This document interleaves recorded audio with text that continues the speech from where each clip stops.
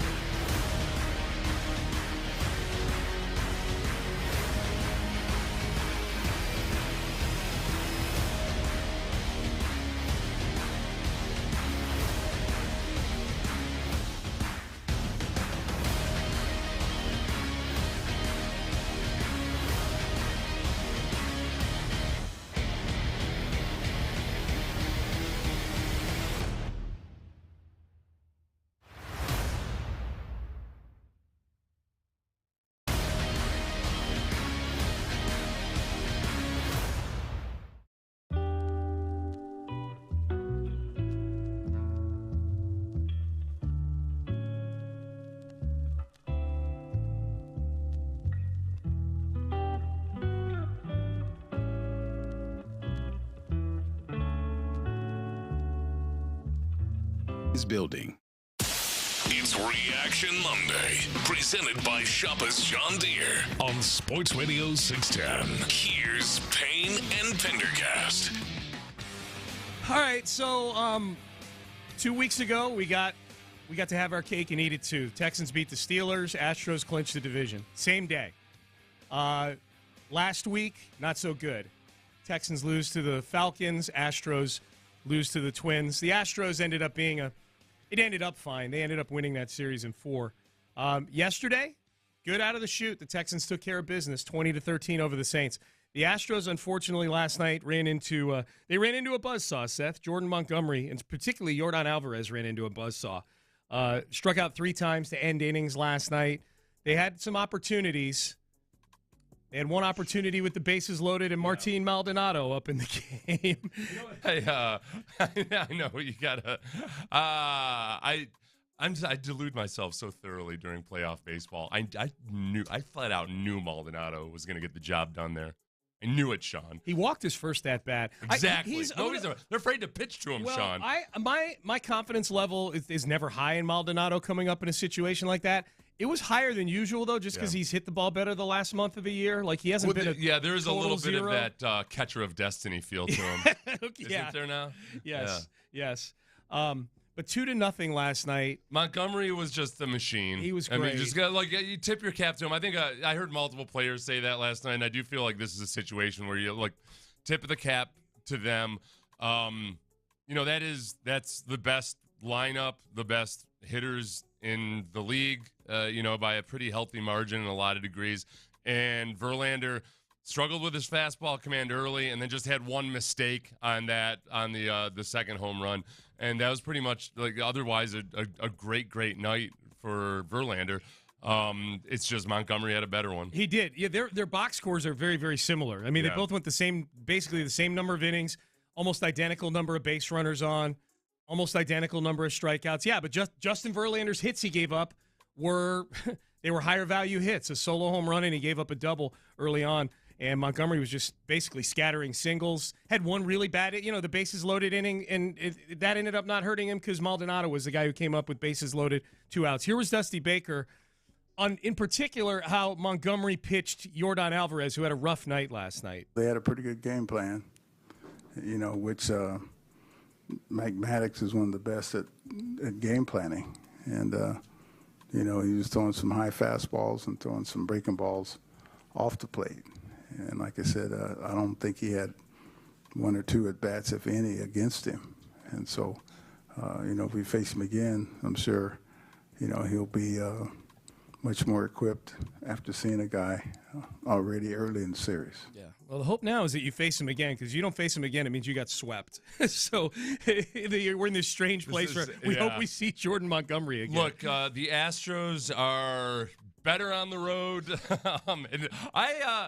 And somebody floated a theory to me, and I don't know if you wanted me to say who it was or not, so I'll ask later. But somebody had floated a theory to me that the Astros home environment has become kind of like a circus pregame, and to the degree that players maybe can't go through their routines like they usually can.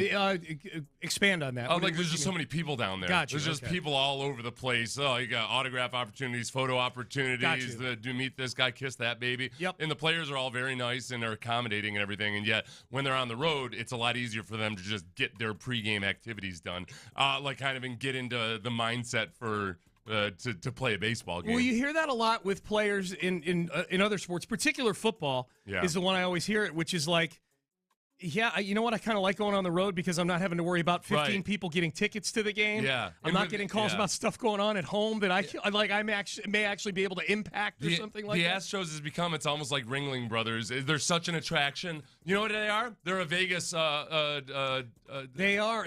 What's it called? They have a residency. Act. They have a residency in Houston. Because there's such a big, there's no coming in for 2 or 3 nights. You could put on a show every single day of the year. We all know the most famous residency acts are Penn and Teller. Yeah. Celine Dion, Houston Astros. And the Tiger guys. And the what are their names again? Well, Didn't one of them get what's mangled the name by of one one of of them, I Tigers? think. Yeah, they made Siegfried and Roy. Siegfried and Roy. and Roy. Yeah, that's right. They're Siegfried and Roy, these Astros at They home. are. So They they go on the road, and all of a sudden they can be, I don't know, David Copperfield or something.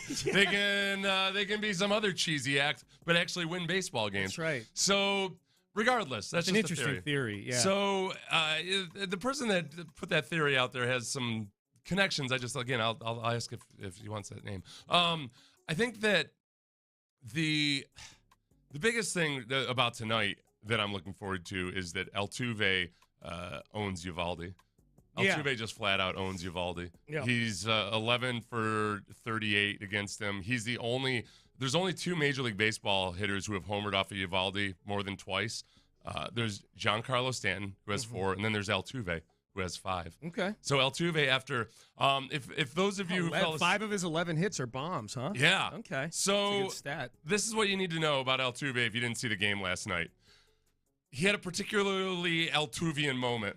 Okay, let's talk about that, Yeah. because it always feels like in these playoff games there's one moment where we're having to dissect because of the rule books or because it's such a turning point in the game. So let's set this up.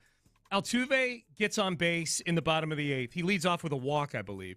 Bregman comes up. They bring in Aroldis Chapman.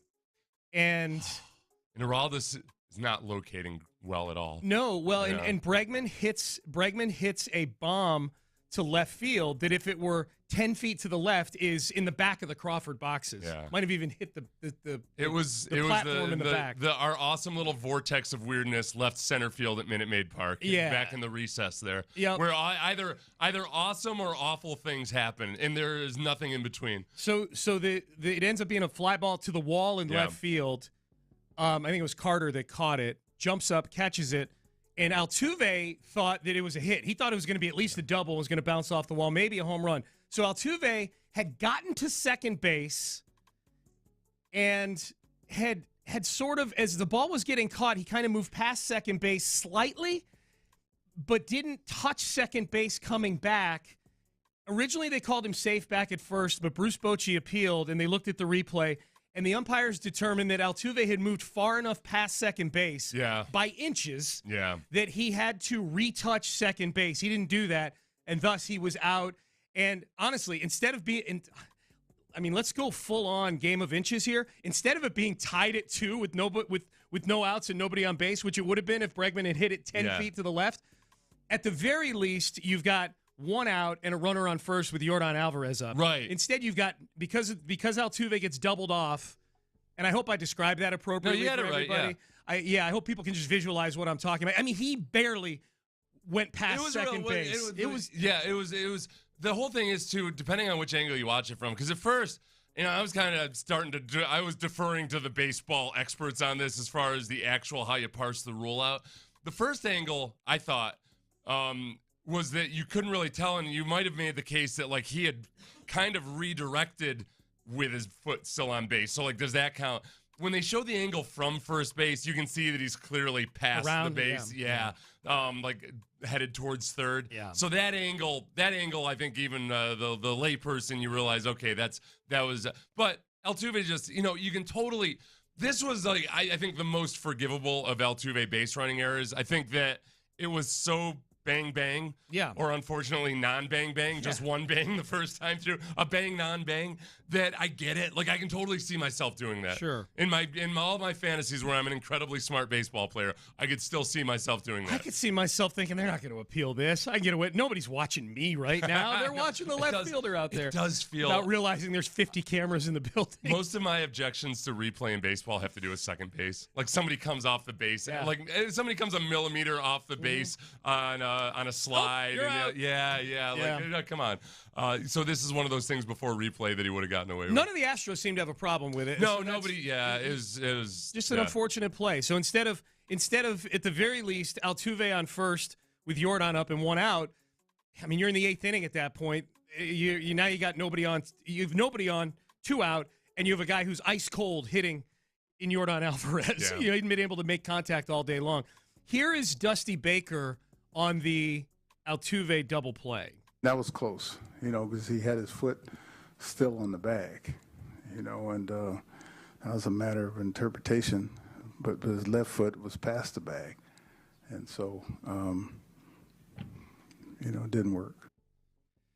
Yeah, that was that's bad luck. It man. was and Evan Carter had himself a game too. He's 21 years old. Yeah, okay, so I gotta hate him, and then I saw him after. Dude, the kid played his ass off. Oh no, he was awesome. The reason they got the lead to 2 was because he busted his ass after that ball went off of Abreu's glove, and he hoofed it to second. Yeah. So he was and it just played great defensively. Dude. It was that was a great play at left center. Left center, honestly, Sean, I have 2 recurring dreams, and they both involve left center field. One a nightmare, and one it's just that little nook. You can keep your Towels Hill. Left center field at Minute Maid, I think, is the most fearsome little. How about when they had both back there? I know. What a nightmare. I need Xanax to play outfield at Minute Maid Park, man. Did I say Cals Hill? I thought you said Towels. I think you said Towels. Earlier, I said Deshaun Watson when I meant C.J. Stroud. So now I'm paranoid that I'm going to mix athletes in sports. Yep, you're good. So the Astros lose last night 2-0. You want to set this up, Seth? You saw this in Altuve's little media scrum after the game. This is a bit of audio right here. So Altuve and I think H-Town Wheelhouse tweeted out this video. Proof Altuve is the nicest person on the planet. Altuve, man, you have to imagine this. You're going to hear some audio here that's hilarious because Altuve is asked a question about what was it like and what was his decision making. What was he thinking when he went past second base and then didn't touch second? And he basically said, he basically answered, well, I wasn't really thinking about it. I just reacted, and that's what happened. And then the follow-up question by this insanely slow-talking person is this. And I guess that in a game of this magnitude, that late in the game of a very close game, it's even bigger of a situation in which you guys may have missed an opportunity. So how do you reconcile that with yourself as a mistake? That's a very long question. I forgot the very beginning. Can you repeat? Yeah. I sometimes do that. Yeah, sorry. No, that's okay. He's the best. It's a mistake, but late in a close game of this importance, how do you reconcile this with yourself for tomorrow? I think I've been doing really good of, letting things behind me, forget about the last game, and go tomorrow and show up with nothing in my mind, just try to win the game. This guy, what a dumb question. I mean, just flat out. How do you reconcile yourself? Basically, are you going to hate yourself tonight? You're going to give yourself 10 lashes? This is a player who's played in nearly 100 postseason games, has had ups and downs throughout the postseason, ups and downs throughout his career. He's a guy who got into baseball at 5'5" on a tryout where he was paid like $5,000 to get into baseball. How do you reconcile making a mistake in a single game? It was barely a mistake, by the way. Yeah, it was honestly it was the most understandable mistake. It was a very unfortunate bad mistake, but nothing of honestly of all the Altuve base running errors that we've seen and witnessed through the years, he's made 1 or 200 in our time. It's that was the most forgivable one. But the other thing that drove me crazy about that guy, whoever the hell that is, I feel he's condescendingly talking slowly to a person with an accent, and yet at the same time says, how do you reconcile yourself? Right. Wait a second. You're not allowed to talk slow because you assume the person doesn't understand you. Right. But then also use a kind of a phrase like, how do you reconcile yourself? Right. I barely knew what that meant until I was 27 years old, and I grew up speaking English for the most part. The call at second base on you was very controversial. Did you find it somewhat capricious and arbitrary? When was that again? But the awesome thing about it is when Altuve answered it, he really honestly was just being polite and saying that was a very long question. Yes. Could you please? He's the nicest person in the world. And everybody else kind of chuckled, but he gave the same look. Oh my God. You know, when people would ask him about, they would try to get him to, talk about how he didn't participate in the being better than everybody else scheme. Yeah.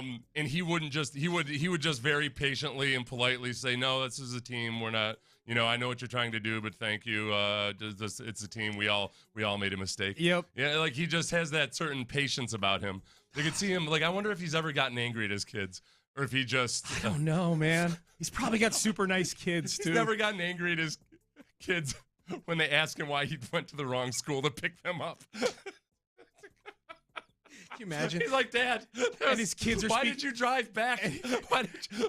And his kids are speaking super slow. Dad, we have gone through this before. You went to.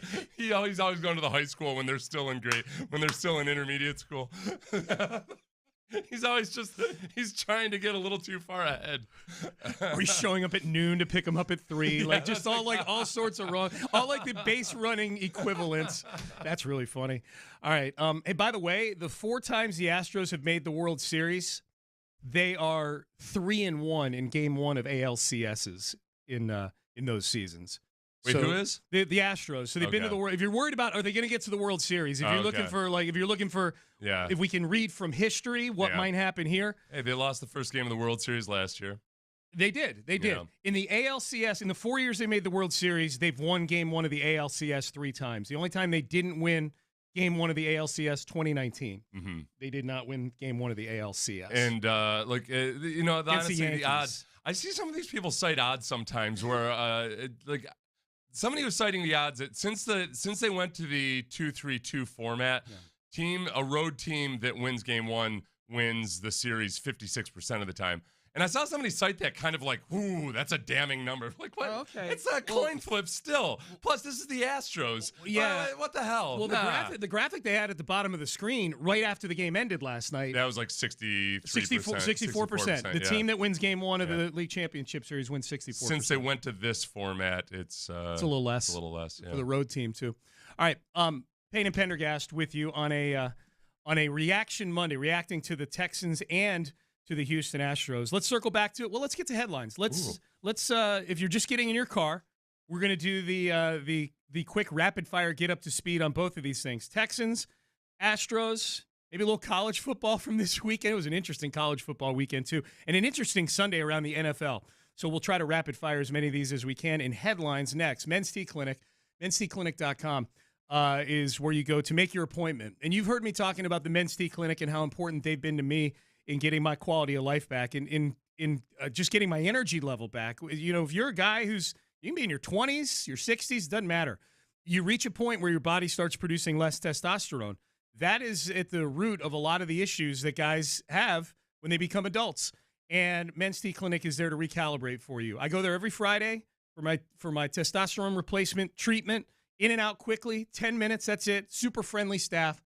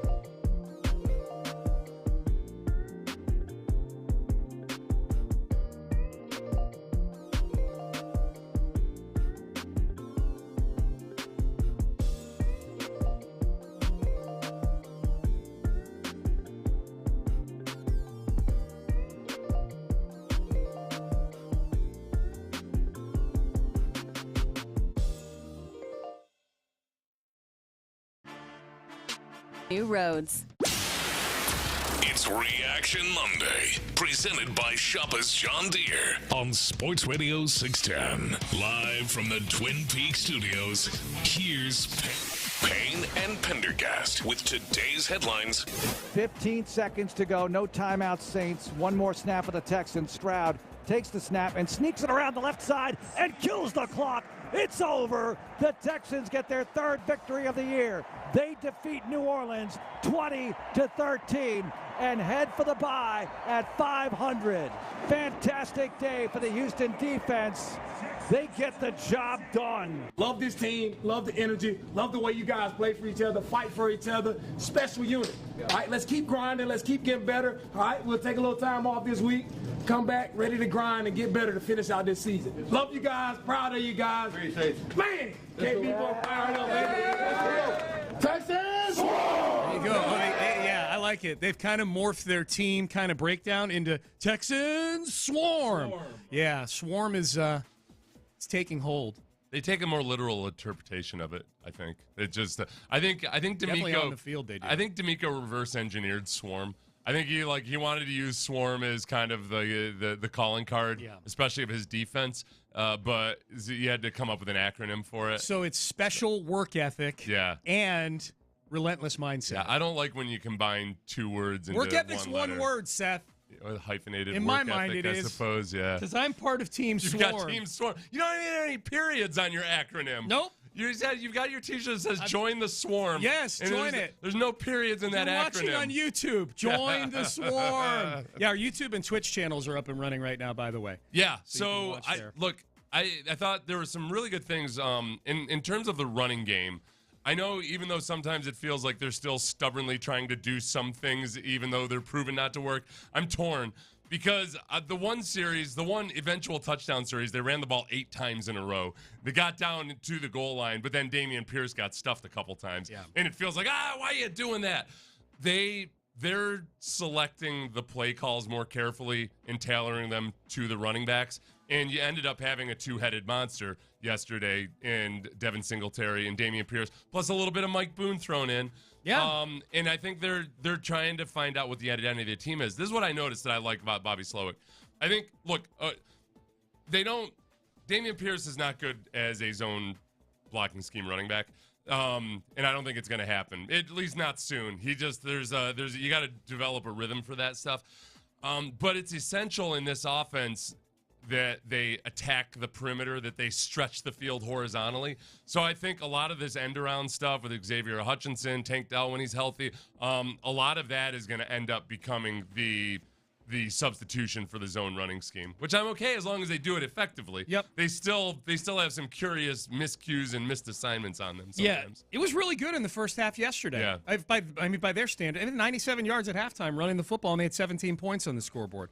So it was good for a half. It was not great in the second half, only 23 yards rushing in the second half. We'll get to the Texans at the top of the hour, go through some of the most important plays from yesterday's win. Astros, they lose last night to the Texas Rangers 2-0.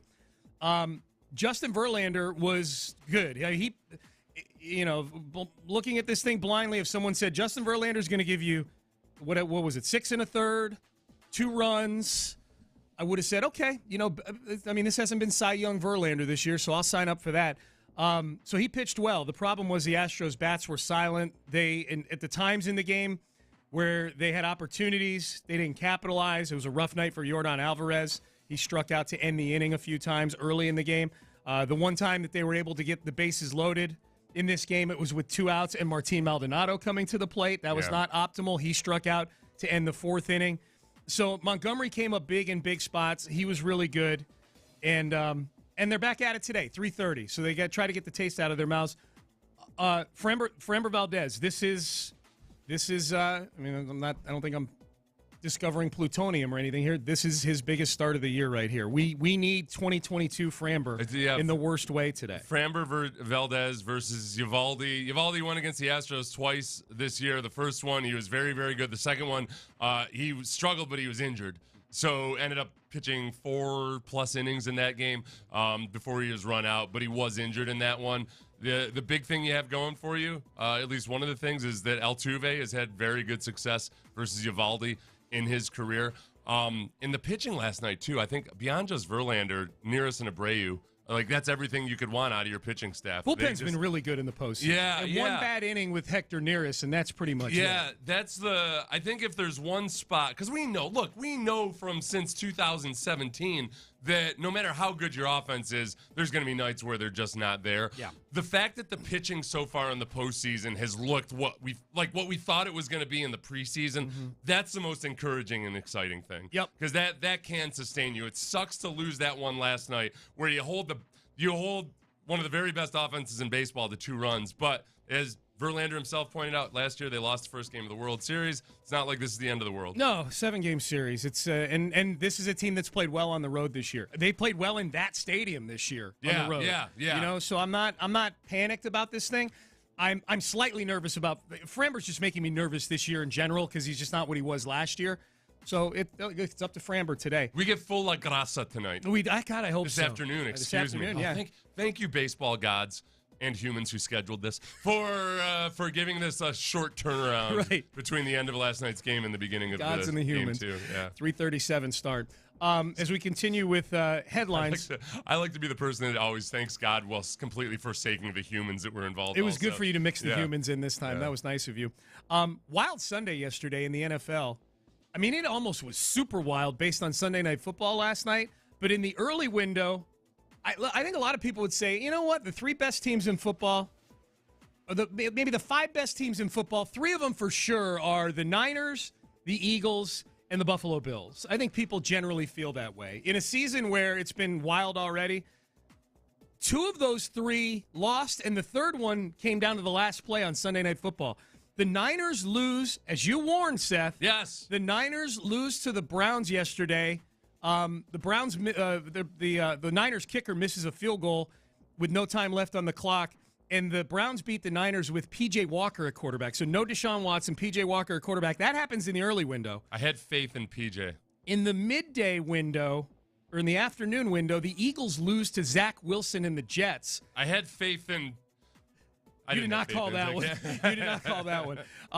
But Zach Wilson and the Jets beat the Eagles in New York yesterday, and then in the Sunday night game last night, the Giants with no Daniel Jones and no Saquon Barkley, Tyrod Taylor, Texans legend, at quarterback, come down to the very final play. They were throwing into the end zone on the last play of the game to potentially beat the Buffalo Bills. The Bills hold on to win 14-12. It was a crazy reminder yesterday that this is just a very strange football season. Even the Kansas City Chiefs, who've only lost 1 game this year, they've not been the dominant Chiefs of the last few years. Yeah. Like, it feels very up for grabs right now. This, and then some of the officiating, I guess that's the one thing, is the officiating blemishes yesterday kind of ruined an otherwise really, really fun day. Yeah.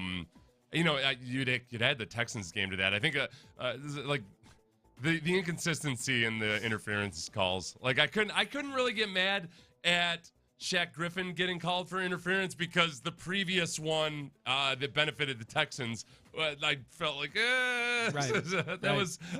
makeup call might make sense there. What'd you think of the Noah Brown interference that swung field position at the end of the game? The Noah Brown one was, I think the people that would argue against it would say that the ball was uncatchable. The key was, though, that it was uncatchable. This is the thing. I don't think Noah Brown would have caught it, but it would have been catchable if he hadn't had his shoulder. I think he would have had a hand on him. Yeah, like it would have been an incredible catch, but that's not what you're determining. You're supposed to determine whether it's catchable or not. Yep.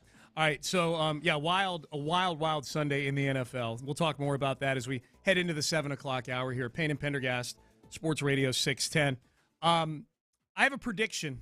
Something that has been routinely happening to the Texans at home the last couple of years will not happen again this season. I'm not just talking about losing football games at home. I'm talking about something else. We'll get to that. We'll get to the 6 most important plays from 6 most important highlight plays from yesterday as well here in the 7 o'clock hour. And we will acknowledge at 7:23. Acknowledge me. We will acknowledge the big performances from this weekend, Texans and otherwise. We will get to that next.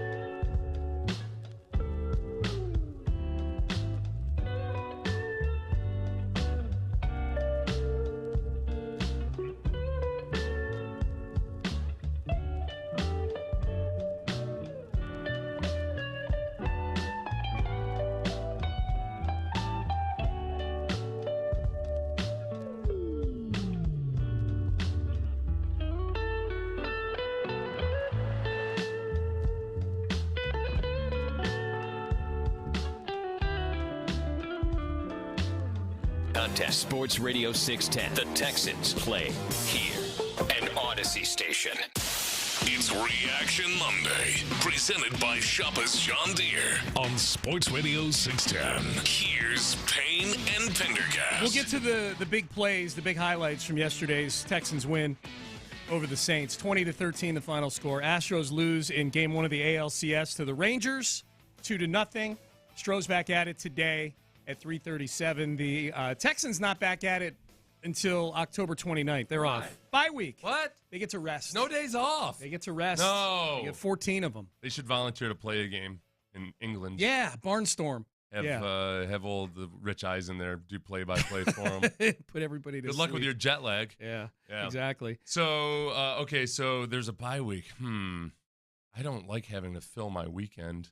I assume the Astros. If the Astros swept the rest of the series, what would that put them at? That would be the series would be over on Friday. Okay. Yeah, game 2 tonight. Games 3, 4, and 5 Wednesday, Thursday, Friday. Oh boy, how much fun would that be to win tonight right and through? then sweep up in? That would be great. Oh yeah, to win it up in Texas, up in Arlington, where they've been phenomenal. Yep. Where they've hit like their every best Astros team ever combined. Yeah, I'm not freaking out over the Astros. I'm not. No, I honestly last night. If they had looked like trash bums last night, then I would worry about it. Like if you look at the hard hits alone, I hate to just say they had bad luck. It's more than that. You got to credit a really good baseball team, but they had 8 hard hits, like classified by Statcast. The Astros had 8 hard hits last night. The Rangers had 4. Yeah. The Astros just happened to just consistently hit them right to where they were. And the ones you're supposed to hit it to where they ain't. They were hitting them to where they weren't ain't. And the couple of ain'ts were singles, not doubles or home runs, things like that. So, as far as the Texans go, we're going to get to the highlights in just a second. Here's my prediction for the Texans, and this is with the caveat, as always, that if C.J. Stroud is healthy the rest of the year, if he is your quarterback in these next 12 games, the Texans have been underdogs at home yesterday against Pittsburgh. Against the Colts, it kind of was hanging around a pick 'em. You know, it was a coin flipper between two teams that in week 2 were thought to be bad football teams. Mm-hmm. And we know what it's been like the last couple of years. The Texans, rare is the occasion where they are a favorite in their own stadium. Generally speaking, really going back over 2 years now, they've been, 21 and 22, they were underdogs pretty much every Sunday in their own stadium. Those days are over. And it's due in part to the fact the Texans are a much better football team. I will admit it is also due in part to the fact that they don't exactly play Murderer's Row at home. They have 6 home games the rest of the year. They play Tampa Bay in a few weeks. Then they play 3 straight games in mid-November, starting in mid-November against Arizona, Jacksonville, and Denver. And then they close out in December and January with home games against the Titans and the Colts. Who knows who's going to be playing quarterbacks for those teams by the time that rolls around. Yeah, the Titans are in a bad spot right now. Tannehill got hurt yesterday. So the Texans will not be a home underdog the rest of the year. Those days are over, Seth. Sorry, I was just flashing back to Malik Willis running around with no timeouts left. Yeah. Scrambling around behind the line. He could have easily stepped out of bounds yesterday. To my point. For the Titans. The Texans, they would need 2 scores to win the game. They had 1 minute and 15 seconds left. They were down on the goal line with no timeouts, and Malik Willis burns like an extra 7 seconds scrambling around within a yard of the sideline. It was amazing. It's good times. And they're 2-4 now, by the way. They're behind the Texans in the standings. The days of the Texans being a home underdog are done. They're through. Wow. The Bucs look like they might be falling back to earth. Baker Mayfield had a rough one yesterday. Yep. Pick in his own 10-yard line 5 minutes into the game. Sounds good to me. That's the next home game. The pass protection is falling apart somewhat. He's got a contusion now, too. So poor guy. Yeah. Okay, so the Texans will be, you predict they'll be favored in every home game. Favored in every home game the rest of the way. They will be the favorite. Okay. And the only one that Jacksonville, you're pretty confident. I do. Well, they beat them once already, and I think the Texans' record is going to be pretty good by the time they get to that game. Yeah. They play Carolina, they play Tampa, Cincinnati will be a tough game, but then they play Arizona the week before. There's a good chance that recency bias will be them beating Arizona at home the week before. Yes, I think they'll be a small favorite against Jacksonville. That could be for the division lead at that point. Who knows? Yeah, we'll see. As far I feel like you might be, but we might be. I don't want to just be flying over Jacksonville like the better version of Jacksonville when they show up. They won by almost 20 points. I get it. That's the one that made me stop and think. I get it, but I will be strong in my prediction. In my opinion here, I think they will be favored in every home game the rest of the way. That is definitely the one that's a coin flipper. As far as the most important plays and highlights yesterday, this was a big one. Let's start here. C.J. Stroud finally threw his first interception of his career. Mm-hmm. But this was a very, I thought, underrated play if you're looking at this game. The fact that the interception literally didn't turn into anything for the New Orleans Saints. In fact, as you pointed out earlier, it turned into a first down for the Houston Texans because Nico Collins made a huge play here. Stroud quickly throwing a pick.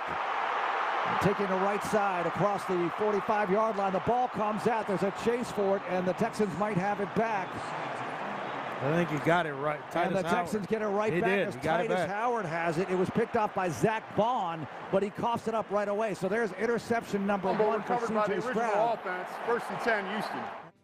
So that's the best possible scenario. And here's what I was impressed by, Seth, is that the C.J. Stroud finally threw that interception. It was a bad interception. It was definitely on him.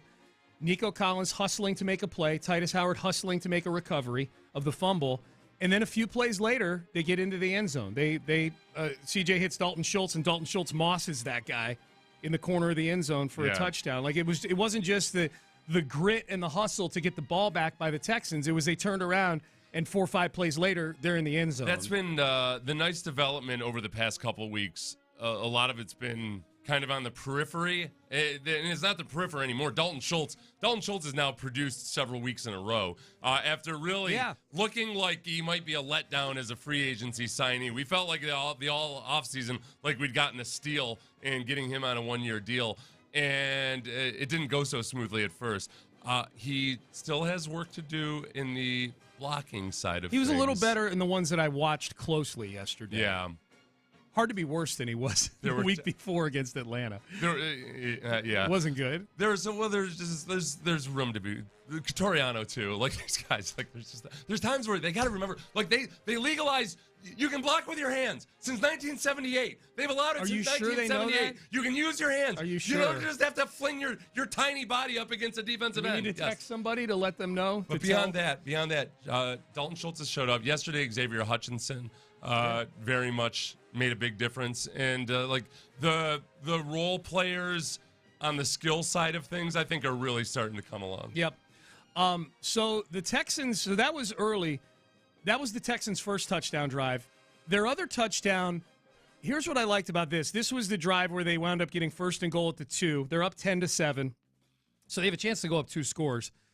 On the first 2 plays from scrimmage, Dameon Pierce is stuffed in the backfield. They go from 1st and goal at the 2 to 3rd and goal at the 6. Mm-hmm. And so now C.J. Stroud just says, guys, just let me do this here, okay? 3rd and goal at the 6.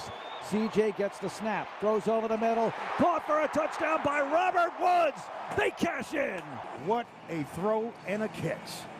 What a quarterback. This is a rookie doing this. It's and that play too, especially, he does such a good job of looking people off. Yeah. Like he really manipulates the secondary with his eyes in a way that, like, so many times rookies who start off with a flash, what you can see coming is, man, they're really staring their receivers down. This is not going to end well. And one of the reasons that he hasn't thrown more than 1 pick so far is just simply that it's veteran defensive backs have not been able to game him the same way they can game a lot of young quarterbacks. Mm-hmm. And you saw it on that play as well as, I mean, you see it all week long. They're kind of next level on that right now. Slowick has talked about how they need to be sure that he's not. I think what Slowick was meaning when he's explaining this, it's like sometimes if you're always looking somebody off, then defensive backs can start to game that. Yeah, of course. When they know that your first look isn't where you're going. Yeah. That's where the second and third levels of some of the chicanery in the NFL is where it's different than college. Like you get a tendency, but then you realize that the opponent knows that you have the tendency, so you get in your stance, like make it look like you're. You know that I know that you know that I know. Yeah. Well, and like guys like Darrelle Revis used to set that up like 3 weeks in advance of a Patriots game. He'd put some stuff on film that he knew the Patriots would pick up on, and then he'd snatch them. Dude, that's really cool. That is next level stuff. So the Texans, they go into the half up 17-10. They had a chance to go up 24-10. Unfortunately, they come away with just a field goal to go up 20-10. Big play, underrated play I thought was Cam Johnston's 63-yard punt. They kind of swung field position early in the second half. Yeah. The Saints got the ball back, went 3 and out, so the Texans start their next drive at the 50-yard line. Yeah, you wouldn't shut up about that one. Because I called it. Yeah. I called it. Shaheed was standing at the 25. I'm like, this guy doesn't know who he thinks Zentner's still the punter. And Johnston, I called it. He drilled it over his head, and the Texans wound up putting him at the 6-yard line. Seth, when I get something right, you're going to hear about it. You would have. Yeah, he probably. It was big. Were you supposed to plant your heels? I don't know if he would have fielded it anyway. That was a hell of a punt. It was a good punt. He's that is the thing that a lot of people are just off waiting at a urinal or something at that point. You pay attention. Just stick around for the Bill Burr lookalike every now and then. It's fun to watch. I'm not here to brag that I was right. I'm here doing a service for the people who are in the urinal. Just know that there was a big 63-yard punt. Yeah. As far as the defense goes, these were the two big plays. Here was the fourth down stop. The Saints had the ball down 20-13. They'd missed a 29-yard field goal earlier in the fourth quarter, which was big because it kind of kept them at arm's distance at 7 points. I thought that play was a little underrated. Groupie missing a chip shot field goal was big. The Saints get the ball back. They're 4th and 4 in Texans territory, down by 7, 5 minutes to go. Here was the play. Carr takes the snap, throwing to Kamara out of the backfield, right side. Texans trying to get there, and they stop it. Turnover on downs.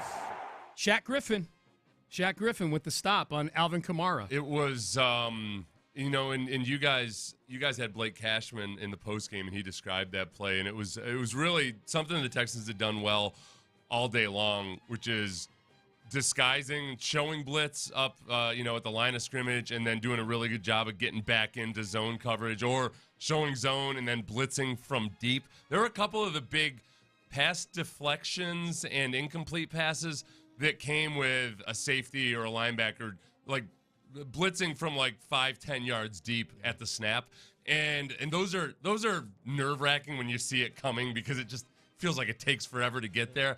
I think they did it versus the right quarterback. They blitzed a good amount yesterday in the second half, and I think DeMeco did a good job of doing it selectively and doing it in the right moments and forcing David Carr into some bad throws. Yep. And then the final play, the Texans get the ball back. A big play that also doesn't show up on the highlight sheet but was huge was the Noah Brown pass interference that kind of got the Texans out of deep in their own territory, got them out to midfield. They didn't do anything with it, but it forced the Saints to have to drive the length of the field to score the game, what would have been the game-tying touchdown, I guess. So the Saints were able to drive into Texans territory, but the Texans got them in a 3rd and long and then a 4th and long situation, and Steven Nelson closed it out. Here's pressure. Carr throwing downfield, and it's intercepted. Houston has the rock. 15 seconds to go. They can kill the clock.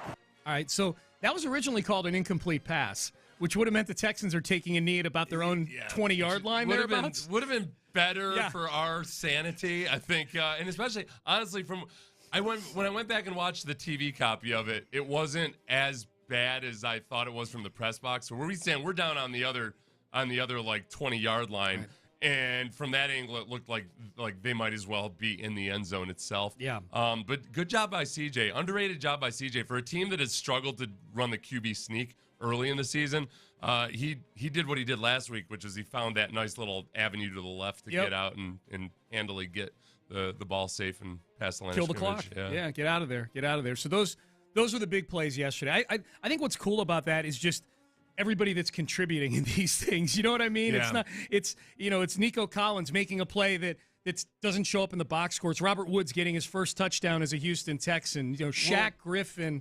And Jimmy Ward, I don't know how early before the game they knew that Tavier Thomas wasn't going, but Jimmy Ward ended up playing a good amount of slot by necessity, and with Tavier Thomas out. And he made some really nice plays out on the perimeter. And after he hard to tell always, but it looked like he might have had a rough go of it in a couple snaps last week. He made up for it this week. All right, acknowledge me. We do it every Monday at about 7:23, 7:25. We acknowledge big performances, Texans and otherwise, from a huge weekend of sports. We will acknowledge next.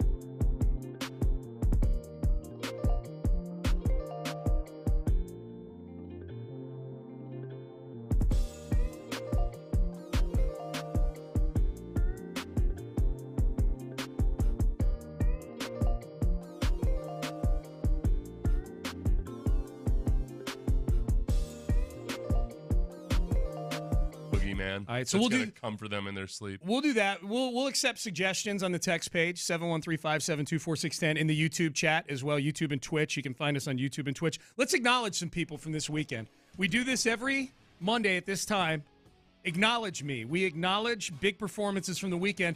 Let's start with the Texans game yesterday. It's a name that's come up a couple times, but someone we had on the post-game show yesterday, and he had more crooked numbers than anybody in the box score. Linebacker Blake Cashman. Acknowledge me. 15 tackles, 9 of the solo variety. 2 tackles for loss. Fancy tackles. 2 tackles for loss. 2 pass breakups. 1 quarterback hit. This is a find, man. I mean, I know he was on the team last year. He was brought in last year to be a special teams guy. Yeah. He's become one of the best linebackers in football. Okay, so far, DeMeco earned a lot of credit and respect as a linebackers coach when he came into the league 5 years ago. And, Fred Warner was his first project at Greenlaw. Neither of those guys first-round picks. And he helped those guys become really, really good players.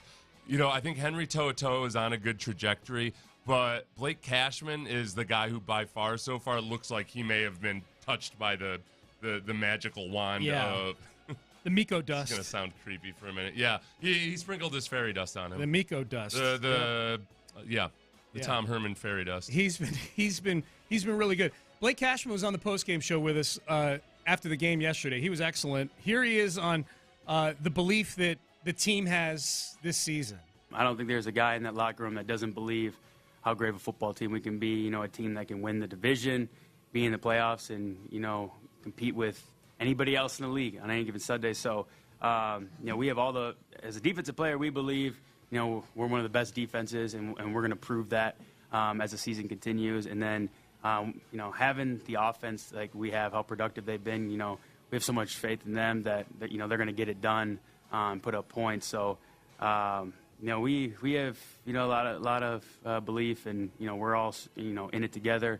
And have a lot of confidence about the rest of the season. I know that this bullet point in this segment is about Blake Cashman, but as you hear Blake Cashman, and as Clint and I were sitting there talking to him and just seeing the look in his eye, like the hire of DeMeco Ryans as head coach could not be going any better right now. Yeah, and he wasn't talking about himself. You guys specifically asked about him and how he's, You didn't want to just flat out say, hey, man, you used to suck, and now you're looking pretty good. You said you've been a lot more productive this year. What's the key?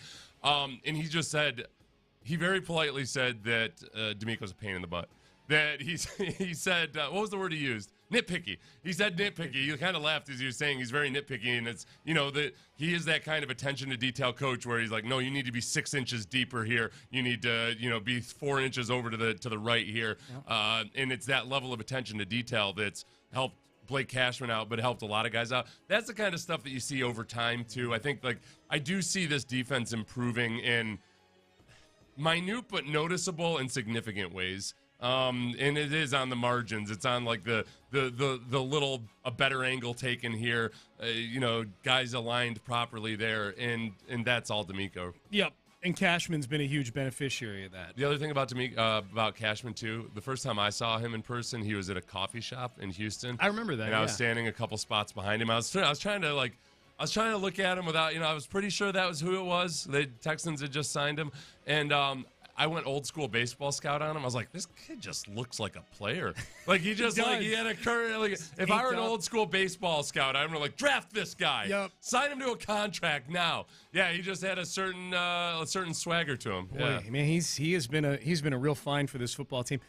We'll get to his take on Pro Football Focus in the next segment. I want to make sure we get all our acknowledgments in. He had a very funny because he's graded very, very high. He's the number one linebacker on Pro Football Focus, at least coming into this week in all of football. I can't imagine the game he had yesterday. Yeah, so he can say with very good credibility some of his issues with Pro Football Focus, and he did. Yeah. So we'll have that for you in the next segment. I hate doing this. There's really nobody to acknowledge from the Astros last night because Jordan Montgomery. Acknowledge me. It was really, really good. Now, as you point out, the Astros had their moments. They hit they ran into some bad luck. But in the big spots where Jordan Montgomery, the starting pitcher for the Rangers, needed to come up big, runners on base, 2 outs, he was able to slither out of the jams. His box score was solid. 6 1/3, 4 hits, no runs, a walk, 6 strikeouts. Other than the runs, he and Justin Verlander had almost identical box scores last. They both pitched 6 1/3 innings. Yeah. Neither of them were super traffic-y other than spots here and there. The difference with Verlander was he gave up a home run and he gave up a double. And the Astros made some very, very hard contact. They had some bad luck. That's baseball. You tip of the cap to them, whichever cliche you want to throw at it. I would add Evan Carter, the rookie, on there too. It's important that the Astros completely destroy that kid's confidence ASAP. I wanted to despise him, but I saw him interviewed after the game, and all right, you know what? This is a hell of a performance by a young kid in a big spot. Never had an at-bat versus the Astros before. But crush his soul. Yes. ASAP. Because you don't want him to become the darling all of a sudden of this series. He's on the hex list. We'll see. Potential hexy? Potential, okay. yeah. We'll see. We'll make our determination in the next segment. Let's keep it moving here and acknowledge me. I didn't think, coming into the weekend, I didn't think this would be an acknowledgement. Stanford Cardinal football team. Acknowledge me. If you missed it on Friday night, look, Coach Prime, Deion Sanders, has been the biggest story in college football this season. Yeah. Even after losing a couple games to Oregon and USC, he's been the biggest story this season. This was a loss where now, this felt like the one. I think people expected him to lose to Oregon and USC. This was the humble pie moment for Deion Sanders. They had a 29-0 lead at halftime against Stanford at home. And they blew the lead and lost in overtime to Stanford. Not a good Stanford team, by the way, on Friday. And here was Deion Sanders following the game, talking about what he said to his players in the locker room. What I just said in the locker room to the team is they got to make up in their mind, are they in love with this game or are they in like with it? Because when you love something, you give to it unconditionally. You give everything you got to it, but when you like it, that's just the button you push. And it lights up in a like. That's what they do on social media. So we got to figure out, do they love it or do they like it? And it's hard for me because I love this. I love it. Without a shadow of a doubt, I am truly 100% in love with this thing. And I just want people to match me. Just match my passion, match my... All right, we're good, Ben. We know we got it, Deion. You're in love with it. Yeah, it sounds like he had a feeling that it might be coming at halftime. If that was the speech he gave at halftime. He did. Well, I watched the whole press conference. Yeah. And he said he noticed, in the locker room at halftime, he could tell kind of some complacency. Now, reportedly, Shedeur Sanders, his son, who is very active in the NIL space. Right, he's got a lot of endorsements. Reportedly, on his social media, on his Instagram, on his stories at halftime, a link to go buy some retail items of his popped up. Oh. Now, there's been conjecture that maybe he doesn't run his Instagram account. Yeah. And there's been footage, I guess, now of him in the locker room not holding a phone. Yeah. And that's proof that it's a long halftime in college. I feel like you should be able to. Honestly, the college halftime is way too long. Yeah. I remember in college, you take your shoulder pads off and everything. You sit in there, you could sit around and just have a rap session with your buddies. Yeah. It's a different deal, but probably not the best. Probably not the best thing. I do think this is ultimately the cult of personality that Deion has created is going to be really, really good for recruiting moving forward if he decides to stay at Colorado.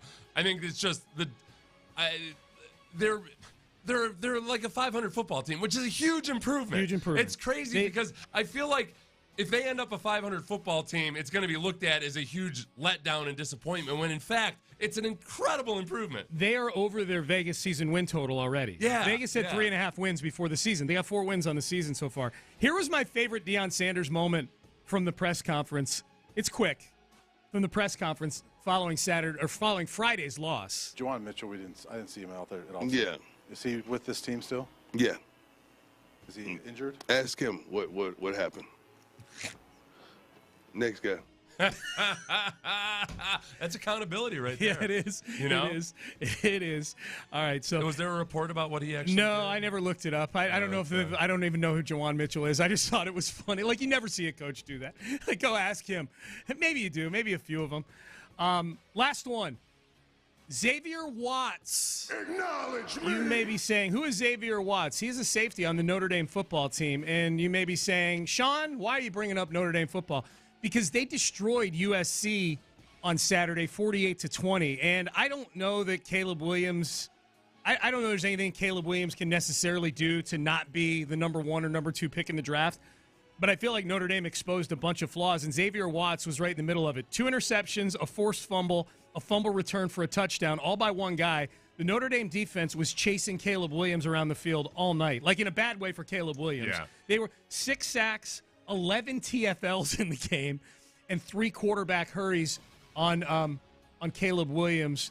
I don't know if it takes a hit to his draft stock, but he looked he doesn't face a lot of pressure in that Lincoln Riley offense in the Pac-12. Yeah. He was running around all night, and he was looking like Zach Wilson, just hurling the ball up. You know what? I mean, he missed an opportunity because, as far as I can tell, the biggest thing that hurt C.J. Stroud was that he played on an offense that was too good, and that. And I remember I joked about it beforehand. Like, it's legitimate, and I understand why scouts are a little bit hesitant when somebody plays in a really, really good offense behind a really good offensive line. Look at Zach Wilson. I mean, Zach Wilson played behind an awesome offensive line, and there were just some things you didn't know about him, and it turns out his brain turns to liquid and runs out his ears when he's confronted with pressure. That's true. So I get it, but so what do you tell a young college recruit? You're like, hey, don't go to that school. Don't go to that school. Their offensive line's too good. You're going to win too much and look too good. Yeah, you'll look too good. And Bryce Young will get drafted mostly because his offense wasn't as good as yours. So be careful about where you choose. That's a true story. I mean, you're right about that. Yeah. Like, hey, Bryce really had to take it on his own this year and win some games by himself. Yeah. I mean, it's all the crapshoot that is the NFL draft. No doubt. All right, Payne and Pendergast with you. That was Acknowledge Me. We acknowledge big performances from the weekend. All right, so the Texans are 3-3 heading into the bye week. Let's take a look around the AFC South. What is the AFC South right now? Because I tell you what, the other 3 teams in the AFC South all have something in common that the Texans, knock on wood, are not dealing with right now. I'll tell you what that is next.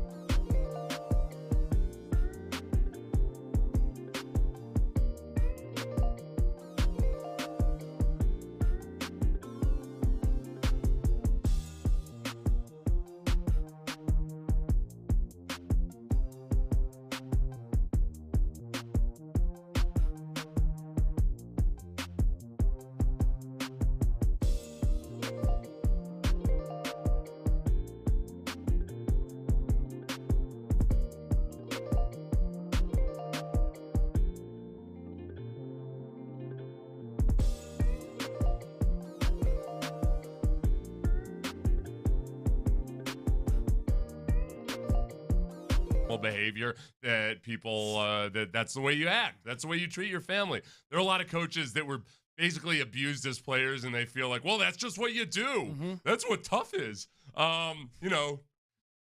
Nonstop whining and complaining and screaming at people is what tough is somehow.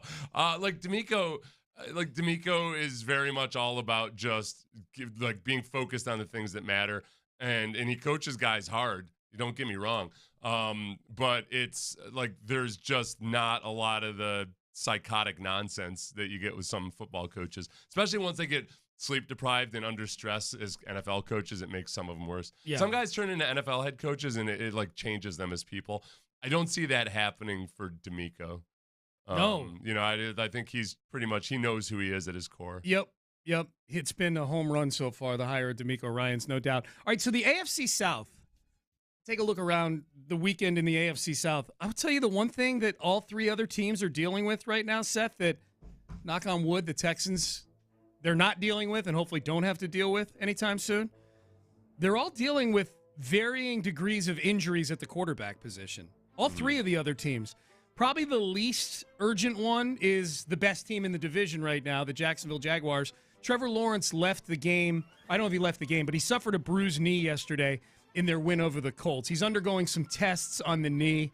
It doesn't sound like it's something that's going to keep him out, but anytime you have a franchise quarterback like that and you've got something involving the knees, It would make me at least a little bit nervous if I were a Jacksonville Jaguars fan. I think right now the Jaguars are a bit Jekyll and Hyde, and the one thing about Trevor Lawrence is I think people made the mistake of looking at him as a second-year quarterback last year, and that, okay, he would take the improvements he made in the last third of last year, and he would just be a complete product this year. Remember, this is really only his second year in the NFL. His first year, he was part of Urban Meyer's warped fantasy about what NFL football was, which including him getting lap dances while the rest of his team was on a flight over the Southeast. He didn't have an actual rookie year. No.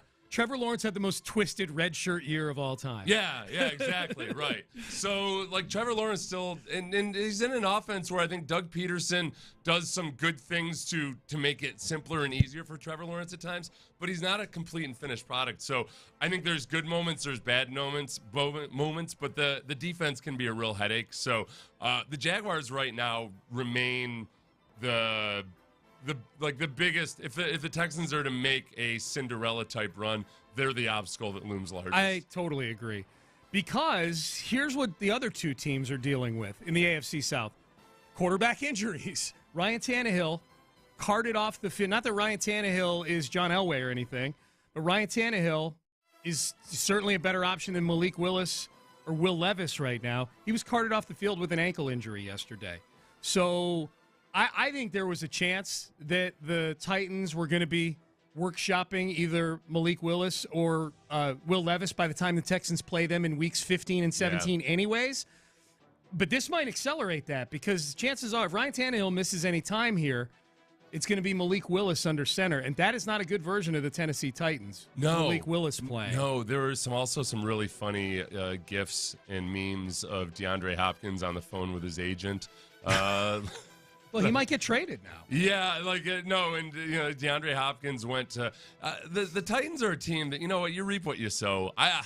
They didn't have really any seeming actual plan to make actual improvement in the offseason. They were just kind of the Vikings and the Titans both were the ones where they're caught in this limbo where maybe they really should think about, if not tanking, at least resetting. But they couldn't quite bring themselves to do it, so they took half measures. And here they are. And what have they been doing with quarterback? It's like they're taking half measures at quarterback. I don't know. Well, Ryan Tannehill's, he's not bad, but he's got a big cap number and he's getting up there in years. So let's draft quarterbacks in the second and third rounds. You're, and who knows? Maybe it's because they're just trying to tread water until they got their stadium funding, whatever the issue might be. But this season for them so far feels like they treated their offseason. Texans are in an infinitely better spot than the Tennessee Titans are right now. I think for 2023 and for the long term as well. Derrick Henry is the guy. When I watch the Texans versus like Alvin Kamara. There's some really good moments. There's some kind of scary moments. I look at some of those Alvin Kamara 8, 9, and 10-yard runs from yesterday, which the Texans offset by tackling him for a loss and tackling him for no gain. But I see some of those runs turning into like Derrick Henry 45-yard runs because he's going to run through that first or second. The Texans still lead the league in missed tackles. Going into yesterday by a pretty healthy margin. The second-place team was like 10 missed tackles behind the Texans. So when I say lead, not in a good way, in a bad way, like missing tackles versus Derrick Henry turn into like highlight reel stiff arms. I'd really like them to get that hemmed up by the time they face them. All right, last one. The Colts. And I don't know what to make of the Colts now. Anthony Richardson is likely to undergo shoulder surgery. He has started and finished one game so far in his career. And now he's out. Gardner Minshew played yesterday. They got destroyed by the Jags. So Anthony Richardson looks like he's going to be out for the season, potentially, with shoulder surgery. So it'll be the Gardner Minshew show. Yesterday notwithstanding, Seth, I think there's a chance Gardner Minshew actually makes the Colts a better team in 2023 than Anthony Richardson does. Yeah. But yesterday was maybe a bit of a wake-up call. Either way, here's another AFC South team that is dealing with a quarterback situation they were not anticipating, but probably should have if you look at Anthony Richardson's style of play and his injury history. Yeah, and his injury history especially, which is the way I know Landry was probably the guy who talked the most about this. Planted the flag in that. There is something, because Landry is upset that more people weren't bringing it up, during the evaluation process.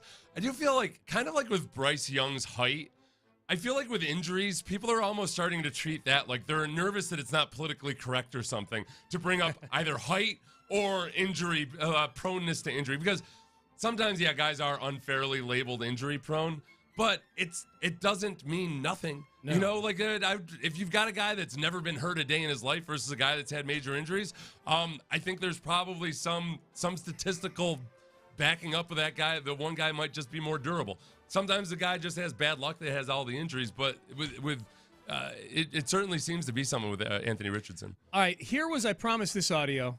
Blake Cashman was on the postgame show with me and Clint yesterday, and coming into this week, according to Pro Football Focus, he was the number 1 rated linebacker in all of football this season so far, and he's been very, very good. So I brought that up with him in the postgame show. Here's what he thinks of Pro Football Focus. You were rated the number 1 linebacker in football on Pro Football Focus coming into this week. You have any nerds that go to Pro Football Focus in your inner circle of friends that texted you that? Were you aware of that? Yeah, I've had some people tweeting at me, showing me that stuff. I think Pro Football Focus at one point, one game a few years ago had me I think it was like week 8 or something. They're like, week 8's worst coverage linebacker was Blake Cashman.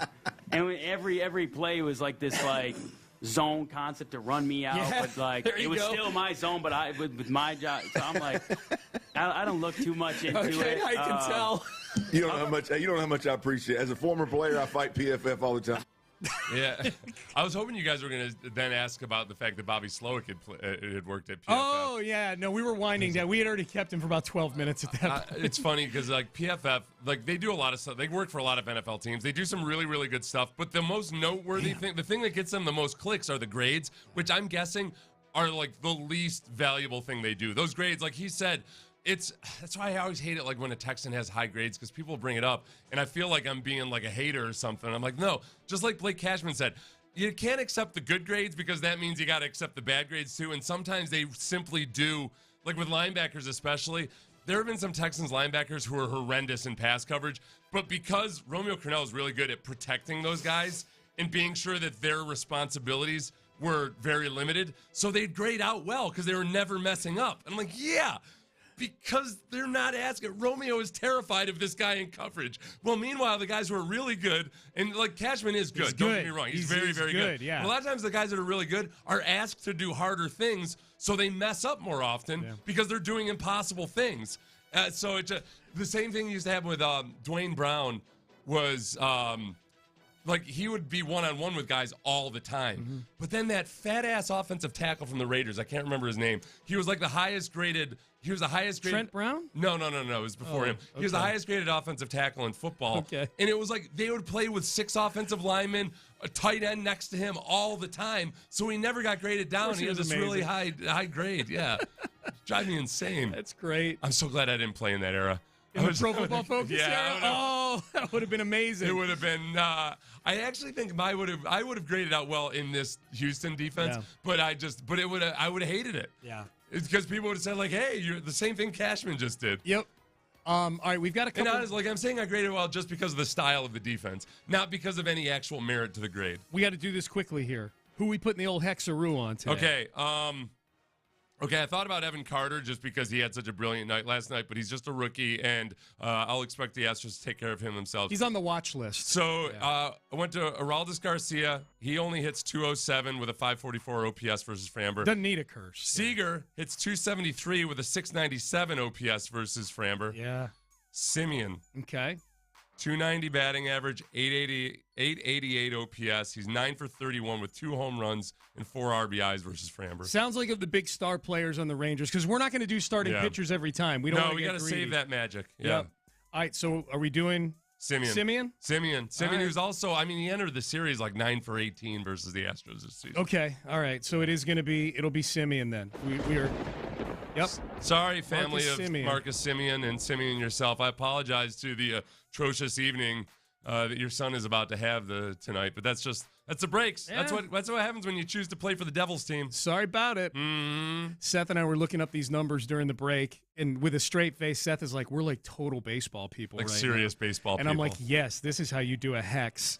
And Seth starts laughing. Goes, "This is our stepbrothers moment." Yeah, this is our Worldwide Unlimited or whatever the name that was. Yes. Yeah, dead serious. All right, we are done. We're handing things over to John Harris and Mark Vandermeer. This will be a fun next couple hours. The Texans playing some pretty good football.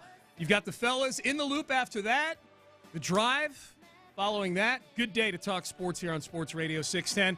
We appreciate all of you tuning in. We are back. Set the antibodies to you, my friend. Antibodies in a hex upon Marcus Simeon's house. Indeed. We are done. John Harris, Mark Vandermeer, take it away. It wasn't always pretty, but the Texans took down the Saints 20-13. And C.J. Stroud isn't taking that for granted. Of course, we didn't play perfect. I didn't play perfect.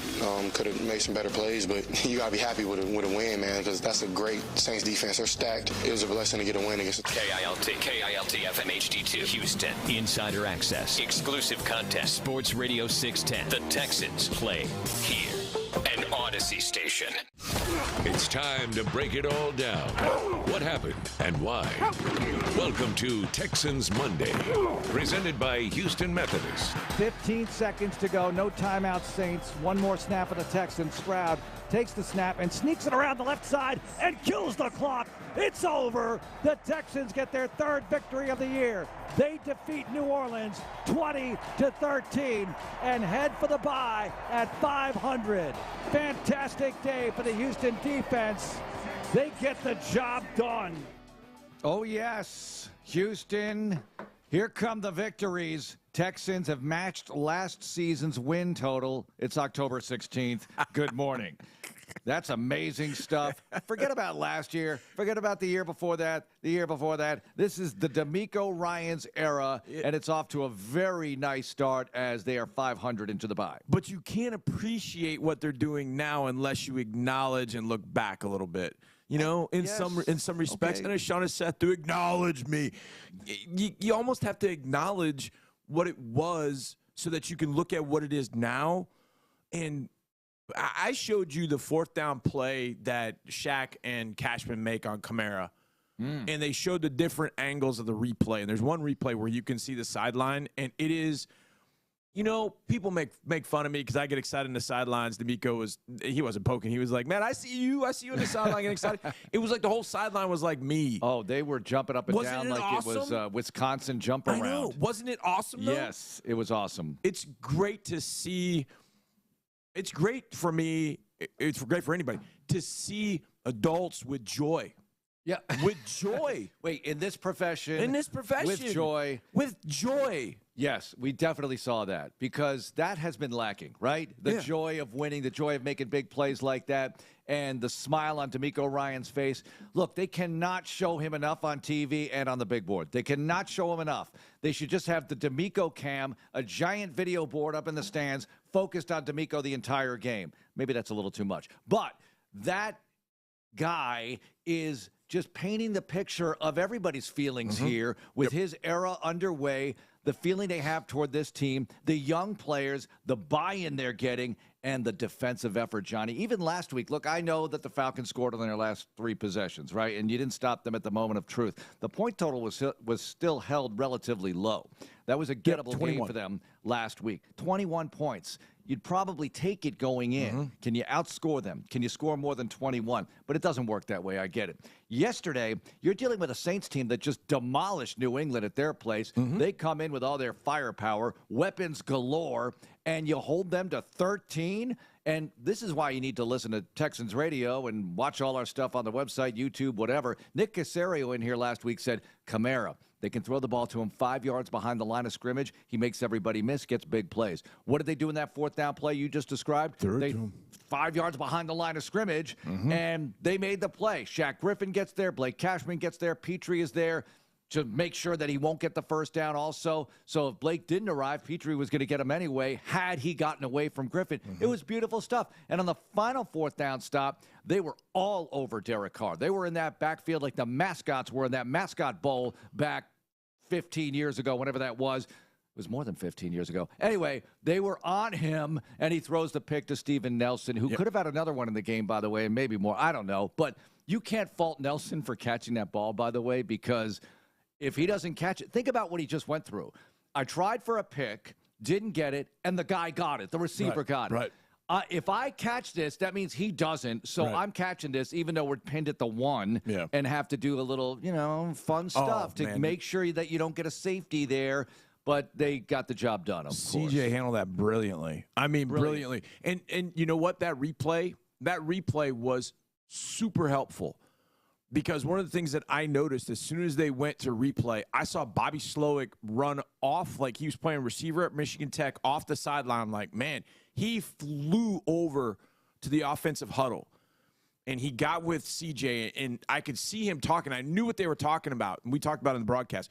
I knew exactly what they were talking about, and that is, look, how to sneak it. This ball's going to be at the 2. Yeah. So this is going to be tough. Yeah. So they were talking about that the entire time because I would imagine that's probably a scenario you're playing for, but maybe it's not one you get a chance to work on in practice. You might not have done that since training camp, and you might have done it once in training camp. Maybe. It's we'll deal with it when we get there kind of thing, right. And they dealt with it well. And they did, and I'm sure it's something that they think about a lot. They think about all these different situations that you're going to go through, and then it's like, okay, well, how logical is it that we're going to get all these different situations? Well, at least we're aware of it. That review actually helped because then they could talk about that situation, and that led to CJ kind of sneaking it as opposed to taking a knee because he got – the first time he took a knee, and it was just a wall of people just kind of laying on top of him. And I saw him get up. I was standing in the back of the end zone, and I saw him get up, and I was like, okay, he's not going to – that's not going to happen on this one. And then he took the sneak. It was brilliant. And the way that he can find an open area for a sneak, I love. Yeah. I don't love the quote unquote tush push. No, because you don't want to get anybody hurt. And look, the Texans with quarterback sneaks in our history I know here. Exactly. We have PTSD from all of that. Yes, injured quarterbacks on quarterback sneaks. I don't want to think about that. I know. That's why that tush push or the brotherly shove. I'm not so sure about using that. But we're going to hear from DeMeco in a little bit. I talked to him after the game, and I tried to phrase this question in a way that because coaches are going to make decisions. In the moment, they're going to prepare all week. They're going to make decisions in the moment. And I knew flying back from Atlanta, I knew because I was thinking it, you were thinking the same thing. We were all thinking about, man, what could you have done in that last drive? Man, should you have heated up Desmond Ridder and given him some pressure and all that? And so I phrased the question such as we're flying home from Atlanta, were you thinking about, man, if I get in that situation again, I'm going to treat it a little bit differently? And you'll hear his answer, and essentially was yes. And they heated him up. But they heated him up all day. Yeah. If it wasn't for Trevor Penning holding on every play and then tripping everybody, John Grenard had 8 sacks. Yeah. And they were taking their turns when they – so – in the defensive end rotation in the game, I noticed this. I want to line up over Penning. I want to. That was exactly what happened. Will Anderson normally rushes from the left side when Grenard's in the game, right? Yeah. Grenard's usually on the right, and Will's usually on the left. Well, I noticed when Dylan Horton came into the game, Will Anderson went over to the right side so he could get a little bit of pinning, too. Listen, Rook. Well, you're a rookie, too. Yeah, but okay, I'm in here a little more often. I have seniority. Yeah. All right, let's get to Johnny Harris with DeMeco Ryans quickly after the game. Coach, this is one heck of a football game. I don't know how you were staying so calm on the sideline. I think I was maybe a little bit more fired up than you were, but you were getting into it. But what was, in this game, what do you think was probably the key thing that you say, Coach, you won this game because? Red zone. Yeah. That was the key. I mean, situational football is what we talked about all week, right? We needed to win the red zone. We needed to win third down. We needed to win in the takeaway battle. And, you know, for us, our offense to go down and score in the red zone big time, and defense for them to stand up the way they did in the red zone versus really tough offense, explosive offense, that's where the game flipped. I want to go back to our flight home from Atlanta. As you're thinking about that game and you're thinking about that last drive, did that play into your mind at all throughout the week that, hey, if we get in that similar situation, I want to do the same thing, I want to do a different thing? How did you kind of think through that and apply it today? No doubt. Definitely thinking about that drive and just for us to be more aggressive, right? Defensively, we got to be aggressive and allow our guys to just make plays, right? So tighter in coverage, guys stood up. I mean, we got – of course, it always doesn't go your way. Got penalties and everything didn't go our way that drive. We end up in the red zone again, but still put the guys in a situation so they can compete and make a play, and they did. I don't know how you do it. C.J. Stroud throws an interception, you get a first down off of it. I don't know how that happens. But it wasn't a great day statistically, but you don't win with numbers, you win with points. And C.J. was able to produce those points in the red zone. Offensively, how did you feel about the day? Yeah, I felt good about the running game, right? Getting that going. I think Motor getting in and getting more touches. I thought that was helpful for us in the running game. DP did a very nice job again. CJ, you know, he threw that first interception, but with the DeMeco, the biggest play of the game, him going in. We talk about the ball all the time, how important it is, and DeMeco proved it. For him going back and get the ball, but also our offense being able, for CJ, I think it's so big for him to bounce back just through an interception, but to, you know, put that away, continue to move forward, press forward for us to go down and score a touchdown in that situation, that's awesome resiliency by him. Does Nico get an honorary defensive helmet sticker? Definitely. We need to get him a hard hat. You got the bye week coming up, Coach. You're 3-3 going into the bye week. After starting 0-2, getting to 3-3 is something else. But now you get a chance to maybe step back, look at the first 6 weeks and all that. How do you kind of feel going into the bye week with a win? Yeah, I feel really good going in with the win. That's something we said we wanted to put everything into this game. Everything we got, empty the tank. That's what our guys did. It took every second of this game to finish it, and we did, even down with the kneel at the end. Yeah. Like everything we got, and they did that. So we'll go through this week. We'll just, you know, scout ourselves, see where we can get better in all three phases, see how we can help continue to put our players in the best situation where they can make plays and how we can grow as a team. Coach, congratulations. Thank you. I appreciate it, John. All right, the DeMeco Ryans show, the entirety of it will be at 5 o'clock today as we will catch up with the head coach the day after and talk about the bye, talk about what's going on with the 3-3 Texans. Nick Caserio, we're going to get him on this week as well as we head into the bye. All the Texans radio programming still running and the TV shows as well. Now, Blake Cashman had a ton of tackles yesterday for your Houston Texans. He had 15.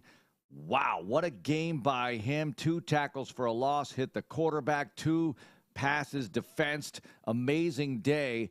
And, Johnny, you were on him early as a guy who could run, cover, do it all. He's healthy. He's playing well. Let's hope he can stay out there because he's making a big difference. And a guy who caught up with him recently on the Texans Huddle Players Program is ND Kalu, and he joins us now.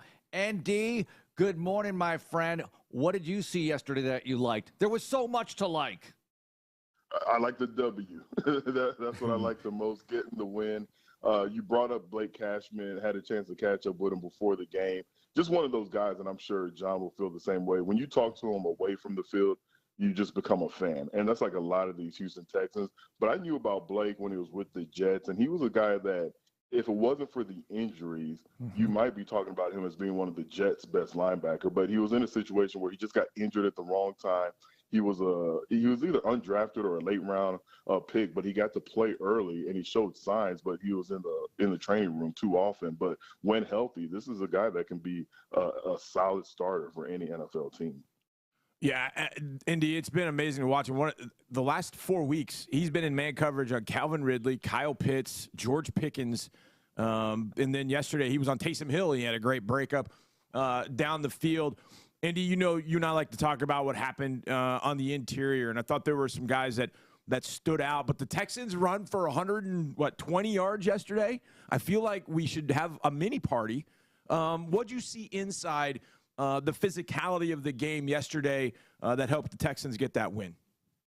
They were just physical. And you see when you're watching the line of scrimmage, when you're watching the trenches, when you see that offensive line get that push and they push that defensive line, even if it's just half a yard or a yard back, that really helps your run game. And you saw the physicality of it. And look, it's the elephant in the room. Devin Singletary getting more carries. He had 12 carries, 58 yards with a long of 17. So what that tells me is that it wasn't a situation where he was able to gain 58 yards because he had one of those 40-yard scampers. If you take away his long, he's still averaging close to 4 yards a carry if you take away that long. So I really like the mix between Devin Singletary, Dameon Pierce, and just the push from the offensive line. Yeah, let's go there for a moment, ND, because Singletary didn't carry the ball at all against Atlanta, carries it yesterday. Pierce still had some really nice runs along the way. The yard per carry average higher for Singletary, but what about those two backs? And as a coaching staff, they have to say, hey, look, this is a team game, and we're going to divide it up. And as long as Pierce gets his, and he'll get his opportunities, everybody should be okay with it, right? When they first brought on Devin Singletary, I thought it was such a good move, and this is what I expected, Mark. I expected – now, this was dang near a perfect split, 13 carries for Dameon, 12 for Devin Singletary. But I was shocked last week when Devin didn't have one carry. So this is what I expected. This is a proven back in the NFL. Devin Singletary – he can catch out of the backfield. He's a shifty guy. He's had success in the NFL. This was the expectation, and I expect this is what we're going to see for the remainder of the season. During this off week, I bet the offensive coordinator is going to be sitting down and saying, hey, how can we put Devin Singletary in more packages? How can we have more plays for Devin Singletary? You want to have two productive backs. You want to have that Ezekiel Elliott, Tony Pollard type of tandem in the backfield, and I think the Texans just have to learn how to utilize these two talented backs. Indy, I was writing last night, and I got to the portion of my article where I was talking about C.J. Stroud, and I wrote the word rookie, and I had to stop for a second and think, whoa, yeah, he's still a rookie. He's 6 games in. Now that we go into the bye, it's not really first half of the season, second half of the season, but he's more than a rookie. What have you seen from C.J. Stroud?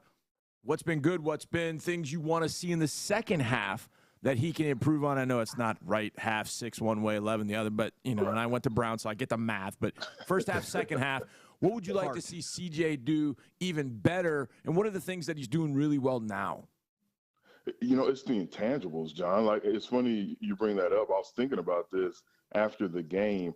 I remember all the pre-draft hype and who's the most NFL-ready quarterback and who should go number one. And, it felt like, and maybe this is the whole woe is us Houston fan base mentality, but it just felt like CJ was an afterthought with when they say, okay, the category of most pro-ready quarterback right now, or the best quarterback who's going to have the most success moving forward. His name was always up in there, but what we're seeing, it's almost like by far he was the most pro-ready, or he is the most pro-ready quarterback when you factor in Anthony Richardson, and I know he was injured and you can't control or predict injuries, but his style of play is going to open him up for that more so than the others.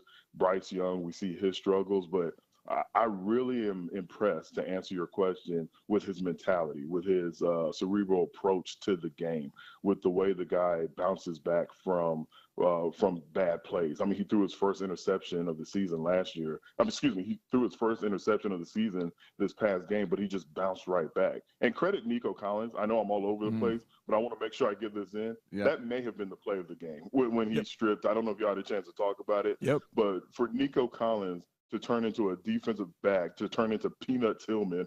I don't know if y'all remember that name from the Chicago Bears. Of course. And get that ball back. That to me was the play of the entire game.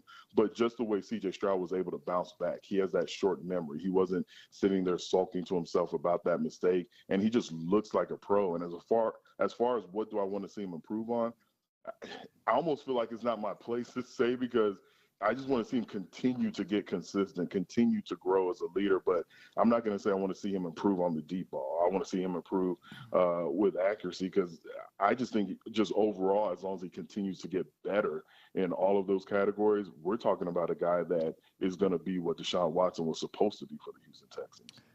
I mean, this was a blood and guts game, and it's going so well for C.J. Stroud that he throws a pick on second down and ends up the next snap is a first down after his interception. Magical. That's how good he is. That's truly the magic you're talking about. Yes. That's magic. I am so good. I'm going to throw an interception and get a first down out of this. Watch this. Hold my and whatever. Score on the series. yeah, and then score. So it's going that well for him, and it's not about the numbers, because guess what? Derek Carr comes out of the game with a higher quarterback rating than C.J. Stroud. That shows you what quarterback rating means, and I'm into the numbers when they suit my argument. But, man, it is a tremendous start for him. Sheldon Rankins, and I'm going to get this audio because it was on Inside the Game yesterday, which is one of our shows on ABC 13. It's Sunday nights at 10:35. I'll get the audio, but when I saw it, I was passing out. But he said, there is no rebuild. We're winning right now. We're going I'm paraphrasing here, semi-paraphrasing. Yep. We're going for it right now. We're going for wins. It's not like we have time. We're going to go out and win. And that's the quest. That's what they're trying to do here. They're 3-3. Look, a lot of teams are right in this mix right now. But, Andy, what do you think of that? These guys are so young. This is a long season. And the rebuild, if you want to call it that, or reload, whatever the is way ahead of schedule, it would appear. You know, and I love that. And I love that Sheldon Rankins said that, because keep in mind, when you say, hey, this is a rebuild year, that's just a nice way of saying, hey, this team sucks, and hopefully they'll be getting better in the next couple of years. Like if you really break down, what does it mean to be part of a rebuild year? It means, hey, this team just isn't the team. So you got guys like Sheldon Rankins, who has a lot of pride. He's played a lot of ball in this league. Then you got guys like Jerry Hughes. Yes, this is a very young team with young stars. When you start talking about Nico Collins, obviously C.J. Stroud, Will Anderson. But you also got a lot of accomplished guys on this football team with Jimmy Ward, Jerry Hughes, Sheldon Rankins, who we're talking about. Those guys aren't waiting around for 3 or 4 years, because a lot of them won't be on this roster. And so they're not trying to rebuild right now. They're trying to win now. And I feel like that's just not talk with Sheldon Rankins, because even the young guys are living up to what he's saying. Henry To'oTo'o, a fifth-round pick, who's a starter in this league now, he's playing like a seasoned vet because he wants to win now. When you're drafted that late, your goal is to make the team. You know, they have a lot of late-round draft picks now. They're not just trying or satisfied with making the team. They're trying to make plays and win this AFC South. So I love that Sheldon Rankins said it. But what I love more, we're seeing it on the field with their play. Andy, we talked about this a little bit, but getting the win going into the bye versus taking an L going into the bye, what does it mean to these guys to get the win as you go into an off week? That is huge. I mean, they're 3-3, so not just going into the bye with the win, but going in and evening that record out. So you're going into the bye without a losing record. If this team was 1-5, but their first win was the Saints going into the bye, we would still be talking about, oh man, at least they got that win going into the bye. Yeah. But now they got the victory and they've evened the record out. We should be talking about, as fans, we should be talking about what they need to do to win the AFC South. Like, this isn't a rebuild year saying that, oh, there's no way they're going to win the AFC South. We just hope that they can compete. No, when you look at what's going on in the AFC South and when you look at what this team is doing, as a fan, and I'm a huge fan just of football in general, but obviously with what the Texans are doing, the expectation should be they should win the AFC South. We'll talk about it more. I'm not predicting Right, it, but I'm just saying that should be the expectation. Well, it's ahead of you, right? You have the opportunities here in front of you. There's no question about that. And we'll ask you more about this next week. But coming out of the bye, what is important about what you do this week as a player and coming out of the bye and getting the mojo back in gear for your next game, which is Carolina 2 weeks from yesterday on the road? This bye came a little early, but I remember when Andy Reid would tell us, go away. Don't even take your playbook, because he understands the mental grind as well as the physical. that would be my, that would be my advice to some of these players. And I'm sure DeMeco, being a former player for as long as he played, he's going to do some resemblance of this. But just to let them just get away, for those guys that aren't from Texas, which is most of them, go home. Don't even think about your playbook for a few days so you come back re-energized. So that, to me, that's the most important part. Excuse me, I got a cough. That's the most important part about the off week is just getting away mentally and phically. So Go ahead and cough. Go ahead and cough. I mean, we'll bury a couple of innings here as I ask this question. Mark Andre and I always have this text on Sunday at about 11:45 when we should be starting the pregame, ND, and we're like, man, I feel like I should be somewhere. This is Sunday. Is it weird when you have the bye to be like, okay, what do I do today? Or as a player where I'm so happy not to be playing and my body getting beat up. I'm resting and I'm fine with that. Or do you get that feeling of, I feel like I should be somewhere today. This is kind of odd. That's a great question. And I could tell you playing, college football, because even though you're appreciative of the time off and, you're expecting it and you plan it in your head, because everything you do is by a schedule, like to the hour. Right. So there's a part of you's like, oh, wait, I don't have to be in this meeting. What should I do? Or I don't have to show up at the stadium. Where should I go? Then you get a chance to sit back and watch the games. That's the one thing I really enjoy during the bye week, because you don't have time to watch all the NFL games. So when you get a chance to just sit and watch the games, watch your guys that you played college with or you played against in college, your friends around the league, that's when it really hits you like, oh, I'm truly off, when you get to sit back and enjoy the games on Sunday. Well, we'll enjoy watching you on Texans Extra Points this Saturday night at 10:35 on ABC 13. You like the way I just plugged that? And tomorrow on the Texans Players Show, the Huddle Show at 6 o'clock. It's going to be fun, you and DP. All right, Andy, thanks a lot for joining us. We appreciate it. All right, appreciate y'all. I'll see y'all soon. I know what's going to happen on Sunday, Johnny. I am going to say, I'm just going to watch Red Zone for like 20 minutes and then get on with my day and do some things. And then 7 hours later, wait, what happened? What happened? There was no commercial break. There was never any kind of break. They hooked me in. That's what they do. It's football crack. Let's be honest. It is. It's like Red Zone, presented by Nino Brown. Right. All right, dated reference, but some of you got it and enjoyed that. Got that. Yeah, some people got that. When I will listen to Sean and Clint on the post game when they go to a commercial. I will click on my phone and put on Red Zone and just listen. Now it's a frenetic listen, because now you got to figure out, because if Scott's not getting it from game to game to game, they're just doing it on their own. Right. So it's like they got their own switcher. So I'm like, okay, what did they just? So I'm not watching, just listening. So it's wild. I was doing the radio. It is wild. I was doing the radio Red Zone during a break in the post game show, and they go from game to game with the radio calls, right?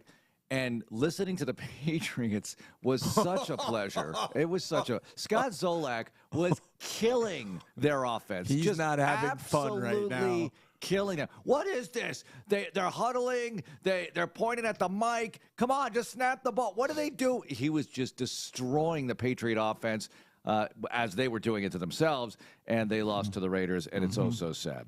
But the Browns freaking won. Oh, man, San Francisco. Come on. You make a field goal. Who's the number one pick for the 49ers in this draft?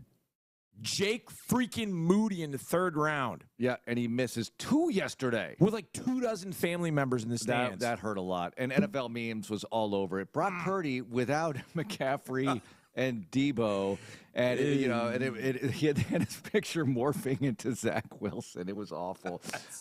Memes does not miss much. All right, let's get to the general next. Get his thoughts, his report card on what he saw yesterday. Texans beating the Saints, going to 3-3 with Carolina up in less than 2 weeks now, heading into the bye, and we'll go around the league as well. Titans lose. Jags looking very good since losing to the Texans. And Texans Monday is brought to you by Houston Methodist. They have sports injury clinics. You have an athlete in your family? Well, on Saturdays, they have sports injury clinics all around the greater Houston area. Get information, get checked out, get your injuries examined. HoustonMethodist.org/athlete for more information on sports injury clinics around the Houston area from Houston Methodist Orthopedics and Sports Medicine. It's the official healthcare provider of the Houston Texans. Houston Methodist leading medicine. It's Texans Monday.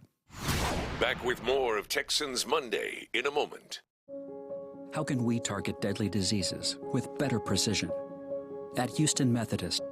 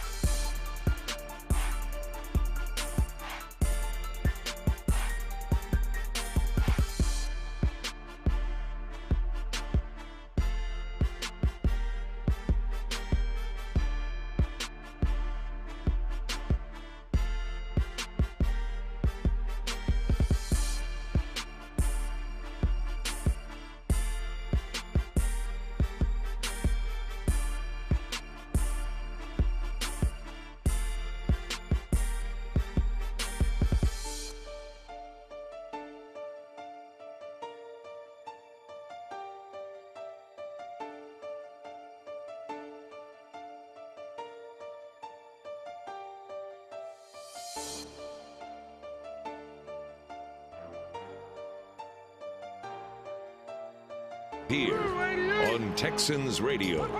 Stroud quickly throwing a pick. Taking the right side across the 45-yard line. The ball comes out. There's a chase for it, and the Texans might have it back. I think he got it right. And the Texans get it right back as Titus Howard has it. It was picked off by Zach Bond, but he coughs it up right away. So there's interception number one for C.J. Stroud. Offense. 1st and 10, Houston. Yep, and Nico knocked it out. Titus Howard fell on it. Texans got it right back, and that's the magic of C.J. Stroud. I throw a pick, I get a first down anyway, and I win the game. And so what about the numbers? But I'll update the passing numbers soon, but the Texans, yardage-wise, have the 9th best offense in the league. Now, they're giving up some yards on D, but they're not giving up a lot of points here. 21 last week to Atlanta in a loss, 13 yesterday against a Saints team that's loaded with weapons in a victory, and they're 3-3. And we've got the General with us, John McClain, the Hall of Famer. General, 3-3 heading into the bye. If I had told you that in July, would you think it could happen? Would happen? Would you have taken it? Thoughts? Would have taken it, but I would have never thought it could happen because this team didn't win its 3rd game to 18th week of the season last year. And what impressed me yesterday was the big plays they made on the last 2 drives, in which Skill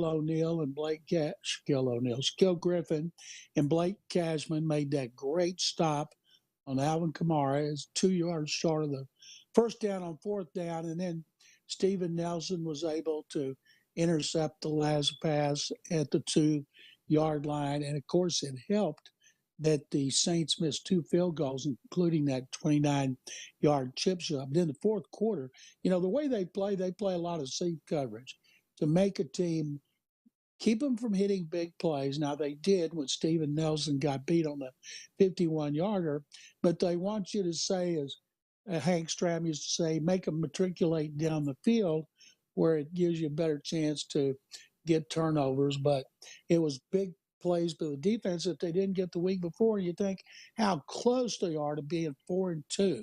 And when you look at the schedule and you look at the division, the only team that seems to be really good is Jacksonville. They hammered the Jaguars. When the Jaguars come here, that looks like it's going to be a big game.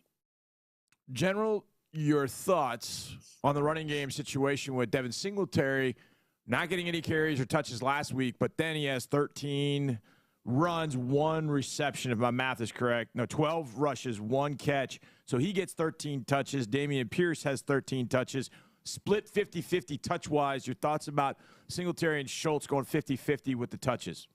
Their running game inside the 5 is awful. 3 negative carries for Dameon Pierce. It's not all on him. It's the line as well. But coaches make mistakes too. Coaches have to learn. Bobby Slowick said this week, he should have gotten Singletary the ball last week, and you wonder if they got it to him a little bit, if it had been enough to help them beat the Falcons. But as it is, they made sure he got it. He looked better. I watched Pierce closely. Pierce, he had that physical run in which he got down, I think, to the 1-yard line. Fans went crazy. That's not what this offense is about.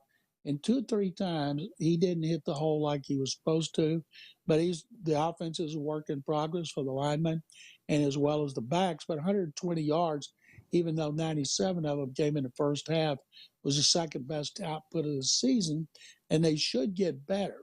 And as the line gets healthier and they decide what they want to do up front, offensive line coach Chris Strasser, when everybody's healthy, how do you want the line to look when they come out of the bye week? And they should have Tank Dell back. I don't know why Xavier Thomas hasn't been active, considering he's full participation in practice. Shaquille Griffin is playing well. How many more games does Derek Stingley Jr. need to miss? I think he's eligible. Did he go on IR after week 2? After week 2, because he played against the Colts. I think he's eligible to come back against Carolina. Then the bye week would be good for him if he's healthy. So they're getting in better physical condition. It's showing on the field, and the confidence that the defensive players must have for stopping and winning that game is through the roof. And Blake Cashman, rated number 1 linebacker in the NFL by Pro Football Focus last week. He should be better after 15 tackles. I went back and looked over his career, and he was on IR his whole first 3 years. Now he's gotten healthy here. He ran a 4.50 at the combine.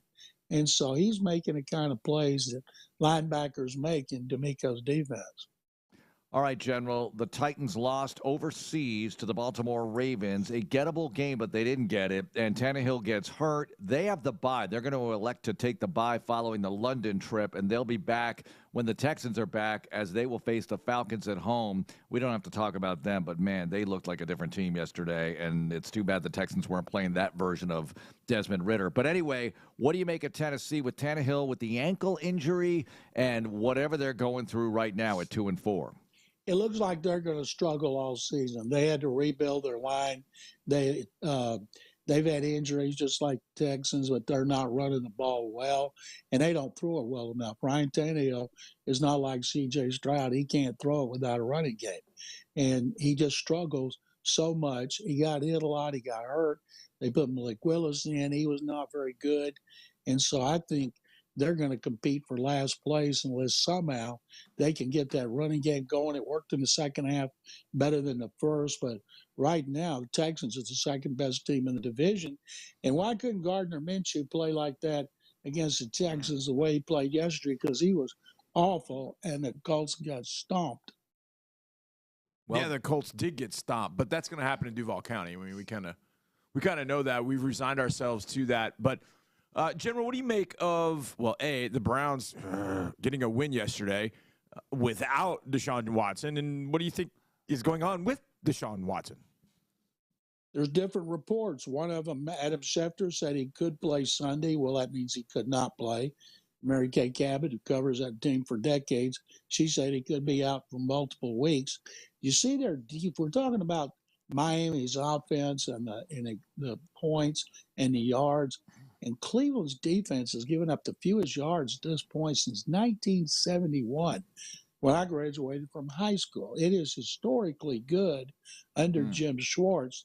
And for P.J. Walker to win that game, to beat the 49ers, mainly on defense, is just almost unbelievable. Well, the undefeated teams lose yesterday. All right, so the 72 Dolphins can finally celebrate. The Panthers have yet to win. They were up 14-0 on Miami. It looks like Bryce Young showed some signs of life early, and that offense might have something for the Texans. But what do you think in 2 weeks when they finally get back, after the bye week, to play Carolina on the road, John? It's interesting because I've been reading some stuff about people think Frank Reich's offense is antiquated. They need to adjust to the way the NFL is played today to try to help Bryce Young. And here, everybody's praising Bobby Slowick's offense, the creativity. And you look at Xavier Hutchinson, got 2 carries yesterday in place of Tank Dell. And so Slowick likes to mix it up. He's creative, and when something doesn't work, he doesn't keep trying to do it. So it's kind of like DeMeco's a first-year head coach, Slowick is a first-year coordinator and play caller, and Frank Reich has all veteran coaches that he brought with him. And we'll get to see the coach who never was here, Josh McCown, who's the quarterback coach for the Panthers, a blast from the past, right? So it's going to be interesting about the styles that each team elected to go. The McNairs went with DeMeco, who'd only been a coordinator 2 years. The Panthers went with Frank Reich, had been up in Indy for 4 years. It's a clash of philosophies, I guess. And boy, right now, people should be really happy about 2 things. Number one, that Lovie Smith went for 2 and beat the Colts in the last game. And then that Cal and Hannah McNair hired DeMeco Ryans to be the coach because they interviewed other people, could have gone in another direction. And boy, did they hit a home run, a grand slam, which is a lot better than the Astros hit last night. General, how many teams in the NFL can you say without equivocation better than the Detroit Lions right now? Ooh. 0. I would have said the 49ers. 49ers have lost McCaffrey and Deebo Samuel. You don't know if it's more than one game, and those are 2 big playmakers. And just like any team, you start missing playmakers, offensive linemen, it's going to hurt, and it hurt them. And, here's the Chiefs, 5-1. We not wrote them off, but just people are tired of talking about them. And here they are. And the Lions, I think right now, I couldn't say any team is better. My God, the Eagles play the bad as they looked against the Jets, and those interceptions that Jalen Hurts threw, it's almost like he had to get them out of his system. But that's what makes it fun right now. After what happened to the 49ers, is not a dominant team. Yeah, Jared Goff completing nearly 70% of his passes. He's outstanding this year. It's just an amazing story. All right, so Johnny said how many teams are better than the Lions? How many teams are worse than the Patriots? Ooh. Sorry I had to do it. It's just too much fun. After the reign of terror, here they are in Vegas. Chance to win, but no sirree. What do you think, General? Right now, there's only one winless team, and that is the Panthers, and the Texans hope to keep them winless. And the Giants are bad. Their offense is bad. They can't run the ball. They're terrible. And the Bears lost Justin Fields. They look terrible again. But, man, there's no team right now that looks more pathetic than the Patriots. And they get no sympathy. And I read a column last week by a longtime writer up there who said, if you think Robert Kraft won't fire Bill Belichick if he believes he needs to go, then you don't know Robert Kraft. So that is a constant subject up there right now, because can you imagine how bad that offense would be if they hadn't brought back Bill O'Brien to coach Mac Jones? And Mac Jones is worse now than he was being coached by special teams coach and the defensive coordinator last season. But I'm sure a lot of people, especially in AFC East, are rubbing their hands in glee at the failure of the Patriots, who are off to their worst start since 1995. Well, they only have the Bills and the Dolphins in the next two games, so we'll see how that goes. Okay. Do the Astros win today, by the way? I'm going to be there, so yes, I'm going to say they still want it home, where they get to go on the road, where they're so much better than they are at Minute Maid Park. Still want it home. Somehow I stole that from Sean Pendergast. Okay. Good stuff. John, thanks a lot for joining us. Thank you, guys. All right, coming up, let's hear from Nico Collins. DB caught up with him in the locker room, and he's making some, turning heads, raising eyebrows, whatever the case may be, catching some attention. Where does he sit among the NFL's top receivers right now in a very important statistical category? And Stroud, too. Let's get to that, and then we'll get to Andre Ware at 9. It's Texans Monday, presented by Houston Methodist. This is Texans Monday. The Boost by Kroger Plus membership is more than worth it.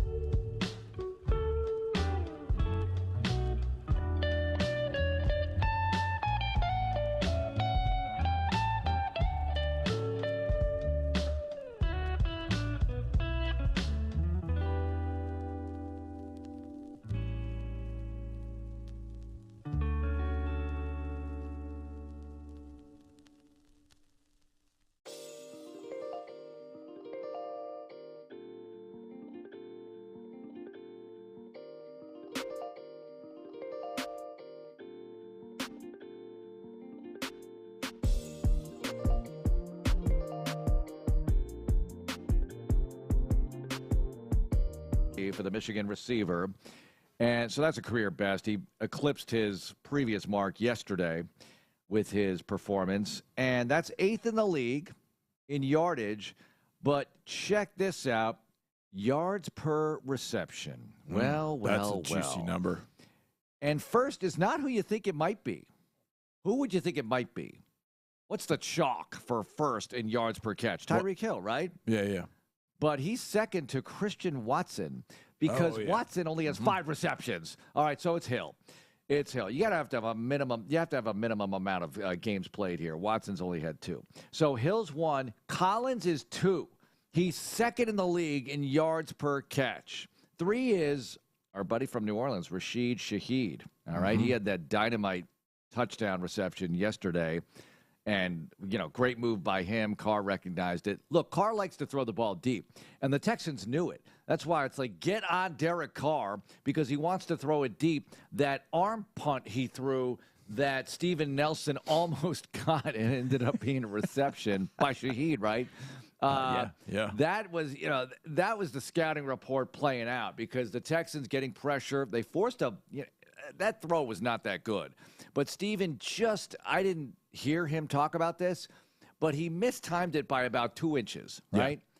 That's all it was. Yeah. Because had he kept running, he's going to break it up at the very least. Right. But he thought, I got a pick here. And he did. Just mistimed the jump a tiny bit, and Shaheed got it over the top. I don't think people understand how difficult that is to judge a ball down a field and you're running full speed. That's really difficult. To your point about Nico, he's tied for 24th in the league with 29 receptions.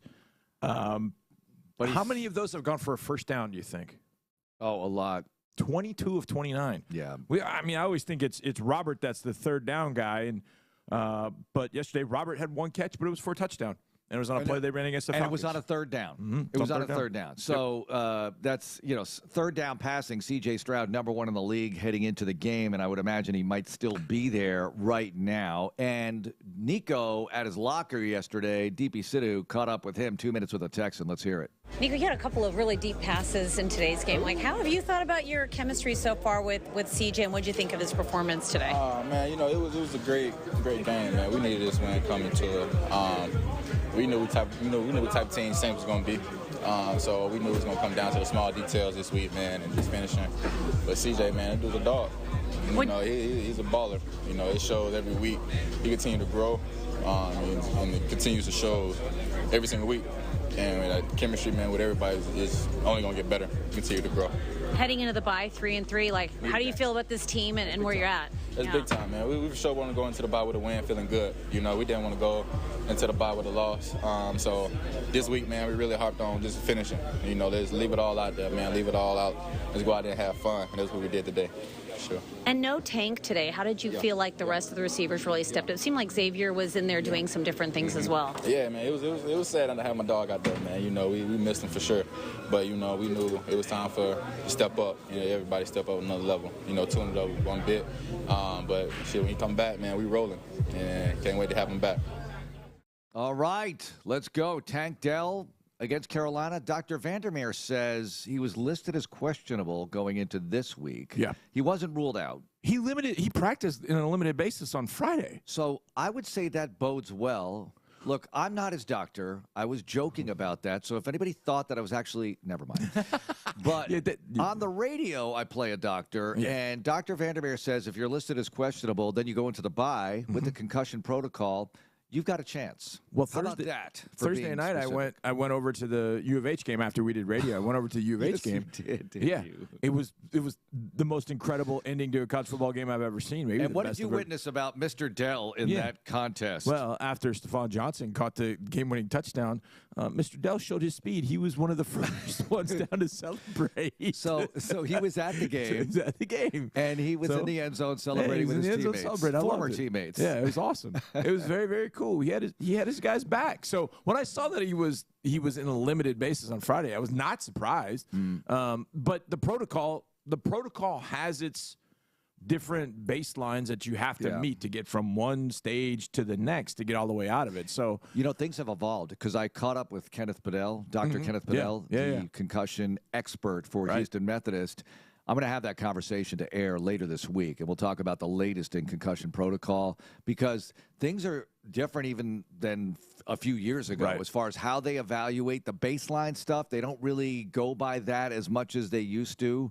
They have different ways of evaluating. It's very cool, the evolution of concussion evaluation and the protocol. Speaking of injuries, how does Dr. Vandermeer feel about this one? You know who plays Thursday night, right?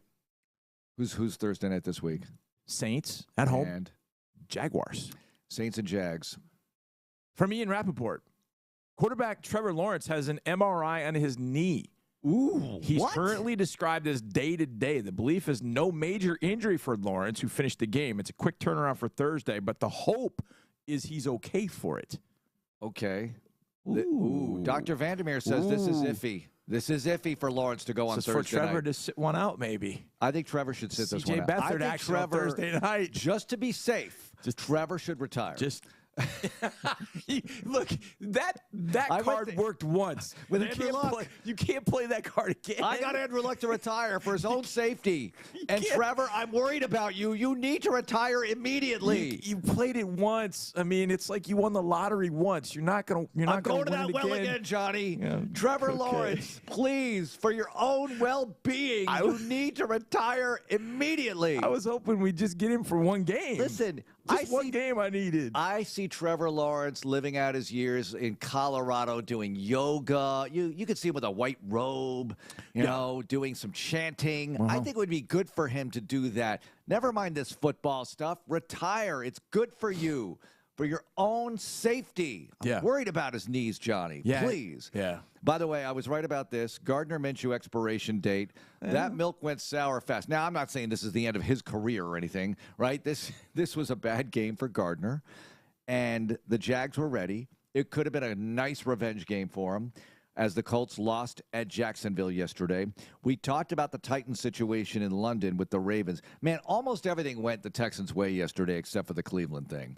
They got the victory. I don't know what is going on with Deshaun Watson, but the fact that they win with P.J. Walker, who I kind of like the story of P.J. Walker because he was a Houston Roughneck and everything. He goes to Carolina. Now he's in Cleveland. And you know what? If it weren't for the Texans having their draft choice and Watson being there, I could, closet pull for the Browns a little bit because of their long-suffering fans and everything in a closet sort of way.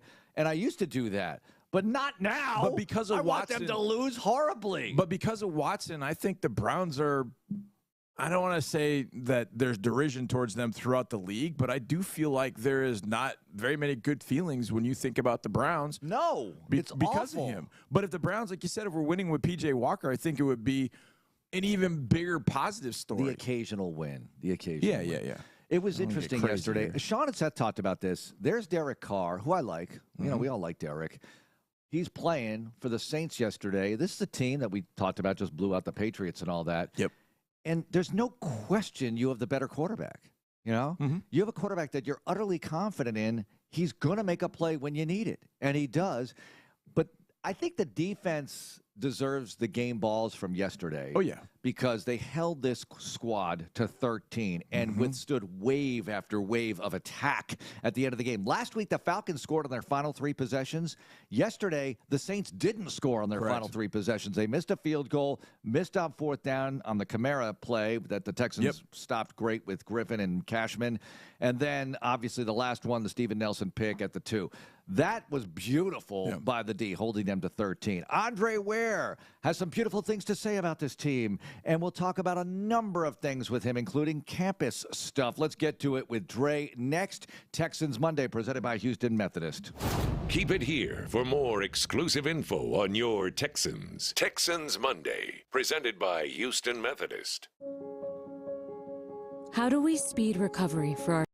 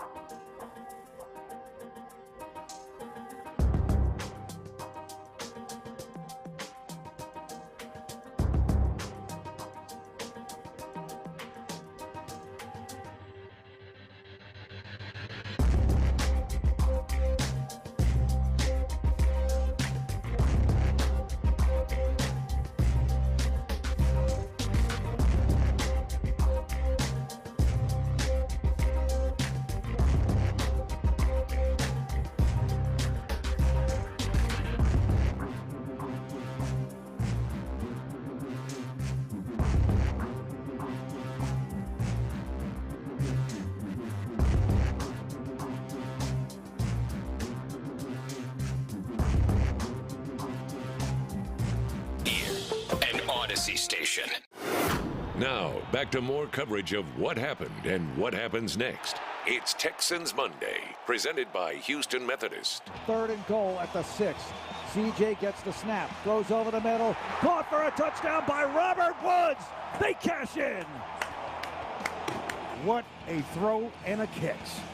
What a quarterback. This is a rookie doing this. Oh, yeah, he's a rookie, but I don't think he's a rookie anymore.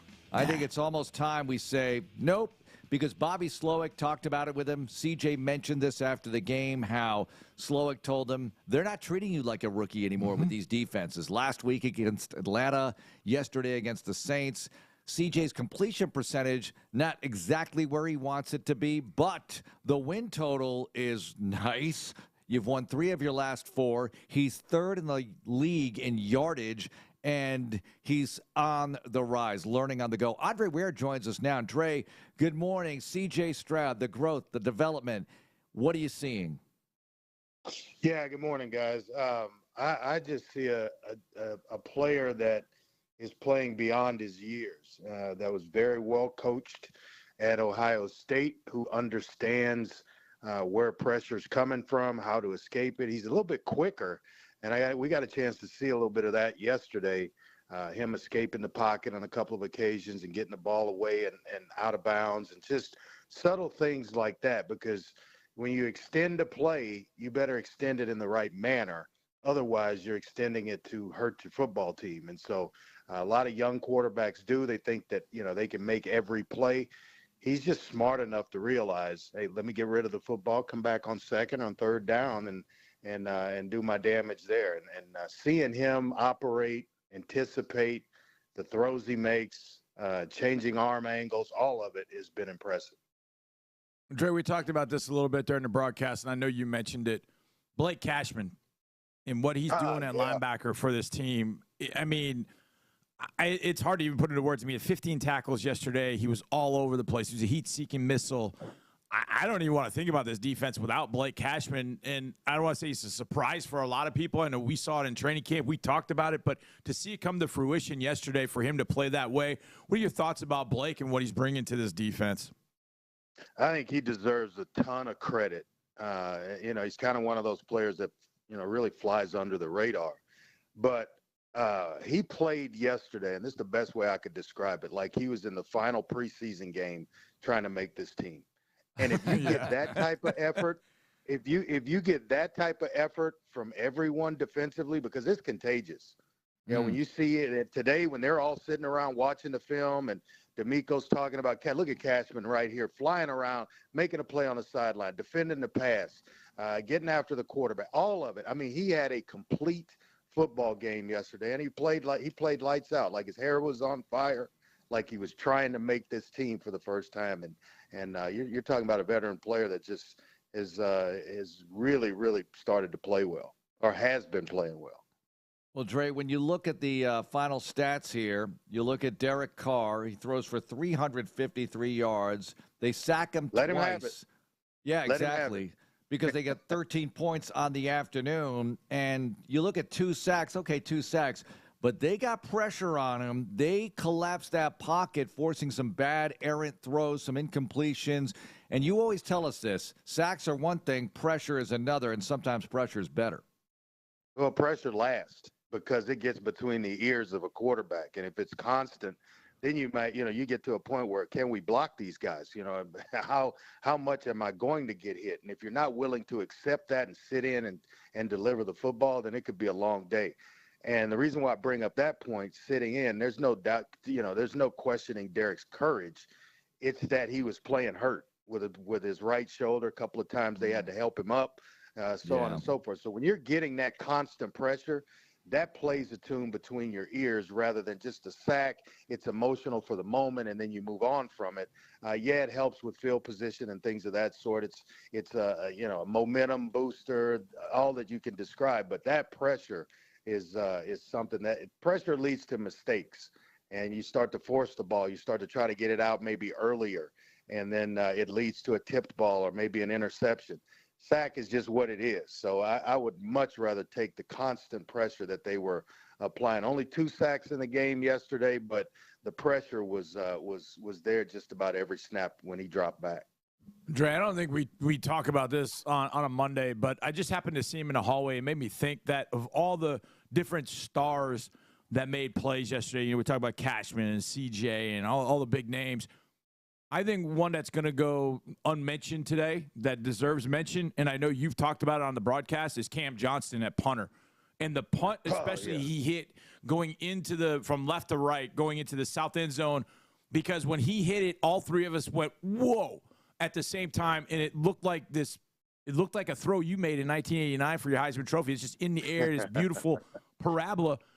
Cam has been such a weapon for this team, and I think he was missed the first 4 weeks. I know it's punting, I get it, but just the fact that he can flip the field the way he does, how valuable has that been to this team? Cam Johnston might be the best punter in the NFL with his ability to just hit a punt like you just described yesterday, his ability to down him inside the 20, his ability to put backspin on it from however long, 65 yards I think it was, and it backed up.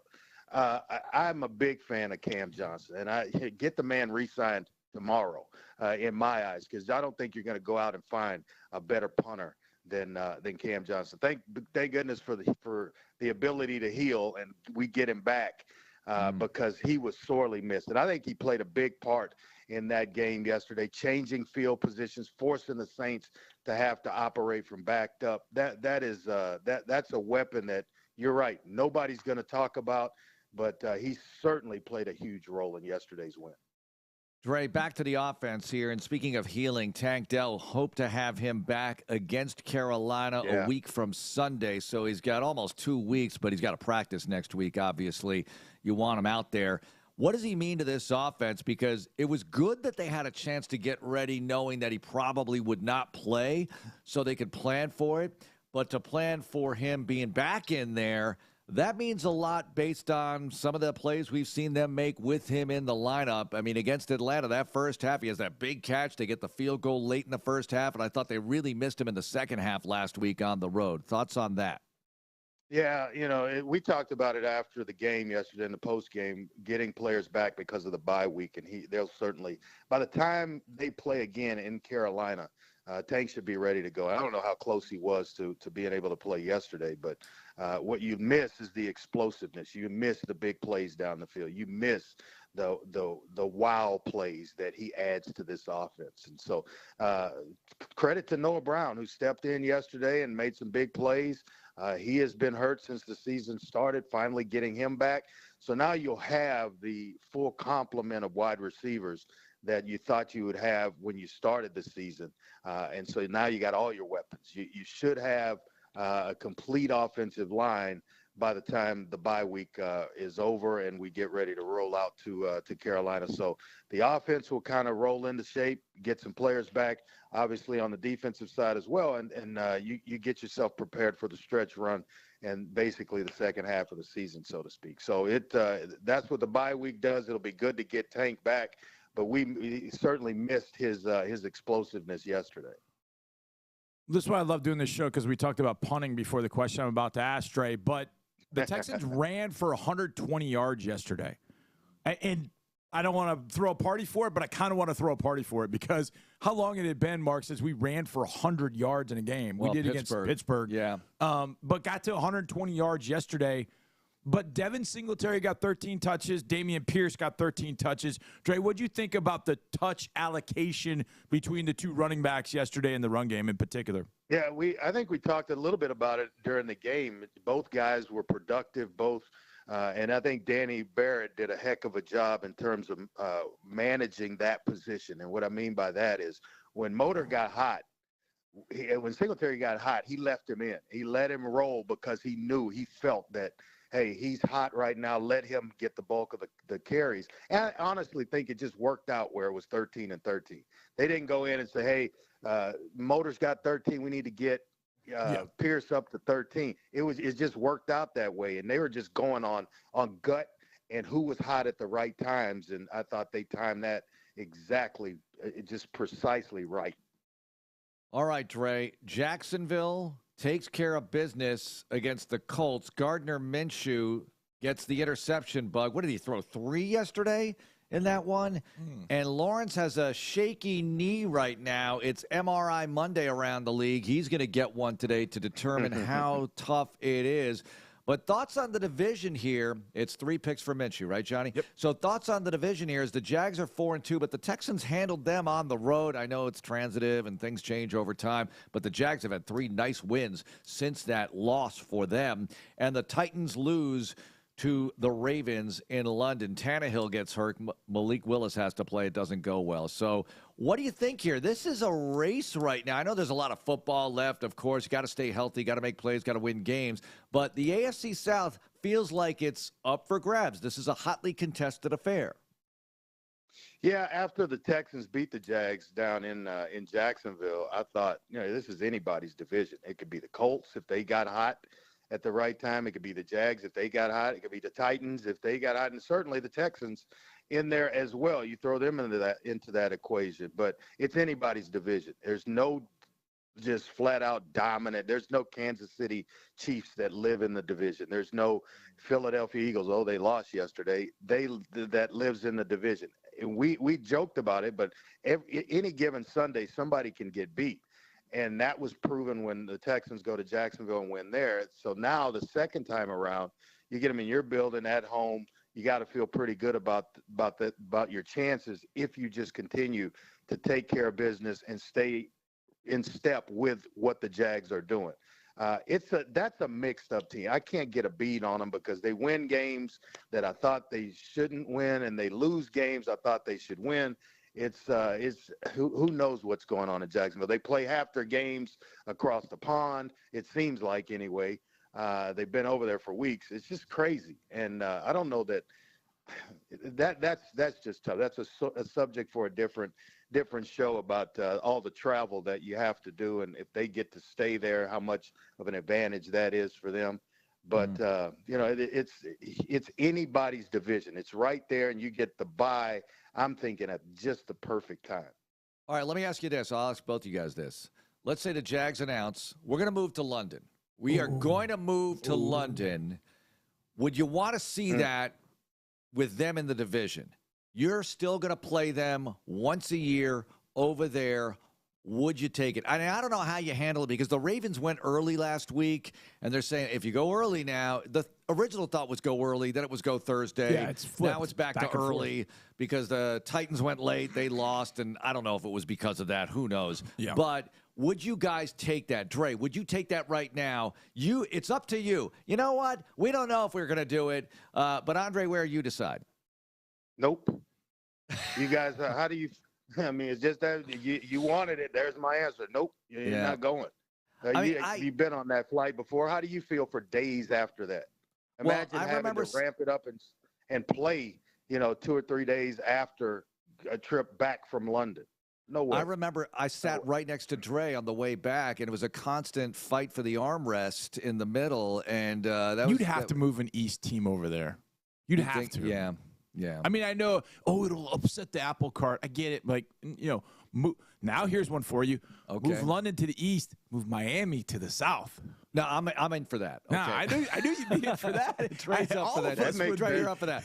For Dolphins in the AFC South. I mean, that. But we need Tua to move on, and McDaniel. We need that thing to die down a little bit now. What they have. Yeah, after thinking about that one, you're taking a lesser team, moving them out of the division, and you're going to move one of the hottest teams in the NFL into the division? No thanks. Yeah. Leave Miami right where they are. Dre, Nico is second in the league in yards per catch behind Tyreek Hill. How about that? I mean, this is your guy. You've talked about him, how big he is for this offense, and he came up big again yesterday. And he also made a play sort of on defense, if you will, because he had a forced fumble after the pick. Yeah, he had, 4 catches for 80 yards yesterday? Yeah, and then he had that knocked. He jarred the fumble. Forced fumble. That's a wild stat line. Yeah. And Robert had a great stat. I didn't get a chance to get it over the air, but it was second in receiving or yards per catch, and then something else was thrown in there as well. But you're talking about a guy. We're watching a player grow up right before our eyes, and it was just health issues, keeping him healthy.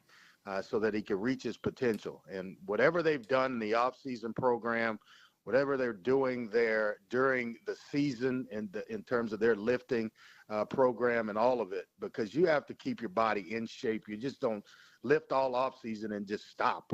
You've got to maintain. And whatever they're doing in that program, the strength and conditioning program, needs to be complimented and recognized, because a guy like Nico Collins has certainly benefited from that program. He's starting to show exactly what he can become at 6'4", 215, the speed, catching the ball, breaking tackles, all of it. He is rounding into this team's number one receiver. You know, one of the things I was reading, Ty Dunn, he used to write for Buffalo. He has launched his website, golongtd.com. He does a lot of long-form stories, and he was doing one on the quarterbacks, the young quarterbacks. And so obviously you want to talk about C.J. Stroud. He was talking to Robert Woods. And one of the things that he noted, I saw the little blurb, and it said, all I remember seeing was, now Woods wants to stay in Houston. And I read that, Dre, and I started thinking the power of positivity, the power of DeMeco, the power of Stroud, for veterans to say, you know what, I want to be here. Yeah, I signed a one-year deal, but I want to keep going. Sheldon Rankins, Dalton Schultz, these guys with one-year contracts. How important do you think it is, Dre, that there has become these positive vibes, that the team is playing well, that you can look at some of those vets that sign shorter deals and say, hey, man, we want you to stay here, and the players say, heck yeah, I want to be here? Yeah, you can point to a lot of variables in that deal, but the one that's constant with players that want to be a part of a certain organization is if they have a quarterback that the players feel like they can win with. And that's what it boils down to. If you've been around, you're a veteran player, you bounced around a little bit from here to there, and he's obviously had a great run with the Rams. But when you find a place where you feel like you can win, and the quarterback is entrenched and he's part of the winning culture and the positivity that you described, that's where players want to be. Look at what Aaron Rodgers did for the Jets. Now 4 games in, he's done with Achilles injury, but everybody wanted to bolt to New York when Aaron Rodgers went there. It's kind of on a lesser scale, kind of the same with CJ now, with the way he's playing. Robert has the ability up close and personal to see it every single day, and the development and the growth. And so you want to be a part of that. And he's getting the football on third downs a lot of times. So that goes a long way in and of itself. But if you feel like you've got a chance to win, and you've got the right guy at that quarterback to win with, especially at receiver, that's where guys want to be. All right, CBS Bowl projection, Tax Act Texas Bowl, December 27th. Oklahoma State against Texas A&M right here. Oh, I'll take that. I take that one. I think I had that game last year, and if that's the game, I've already had Oklahoma State. I kind of know what Texas A&M's all about because I've watched them. It seems like every Saturday I'm peeking in on what the Aggies are doing at some point in time. So that'd be a great matchup, a really, really solid matchup with, the Big 12 and the SEC, and you get, some Big 12 rivalry there. They faced each other and having been in the same conference a few years ago. That would be one heck of a matchup. I'd sign up for that one right now. I get college and football. Oklahoma State travels well. They're going to travel well and sell a bunch of tickets. They'll bring them here. A&M, it's basically a home game for Texas A&M, so that place would be packed. It would be wild. It would be one of the more attended bowl games if those are the two teams that match up of any that are out there. I know it's hard, but – and maybe this is a rhetorical question. Why is it so difficult to win in College Station? I mean, you're there with Camelot as far as facilities go. I can tell you because you get dizzy. I played there. You actually we were told by Jack Pardee, who played his college football at Texas A&M, when we come out of the tunnel, when we come out of this locker room, your eyes don't go up until we come back in here. Because if they go up and they're swaying back and forth and all of the But does it affect the home team? I'm talking about why the Aggies can't win, though, Dre. Because to me, you're talking about the other side. Yes, because that's beyond me. I mean, you got to hire somebody to figure that one out. Why does Texas underachieve every year and they're not in the playoff talk. They are, because they're given that position every year. Every single year, Texas will start the season in a position to contend to move into a spot in the playoff. It's just given to them. It's given to Notre Dame. With the rankings. It's given to Michigan because of the name of the school. It's actually given. They don't earn it. They just give it to them. And they disappoint every year. And you just wonder, why is that? Why can't that program be like an Alabama or a Georgia? There's no reason for it. None whatsoever. But it's that way. And having played at A&M, there's no way they should ever lose a home game with that kind of home field advantage. So let me ask you both. You said Oklahoma State, A&M, and Texas Bowl, right? Yeah. If that finishes out that way, is Jimbo Fisher coaching in that game for the Aggies and moving forward? This is for both of you. They're going to try to get some bags together. You're going to hear of a lot of meetings going on if that's the case. I don't know that Jimbo's coaching in that game. If that's, I don't know. It will all depend on how they. It's 8-4. Get you into that game and keep his job. I don't know, because Sumlin put a lot of 8-4s together, and they ran him out of town quick.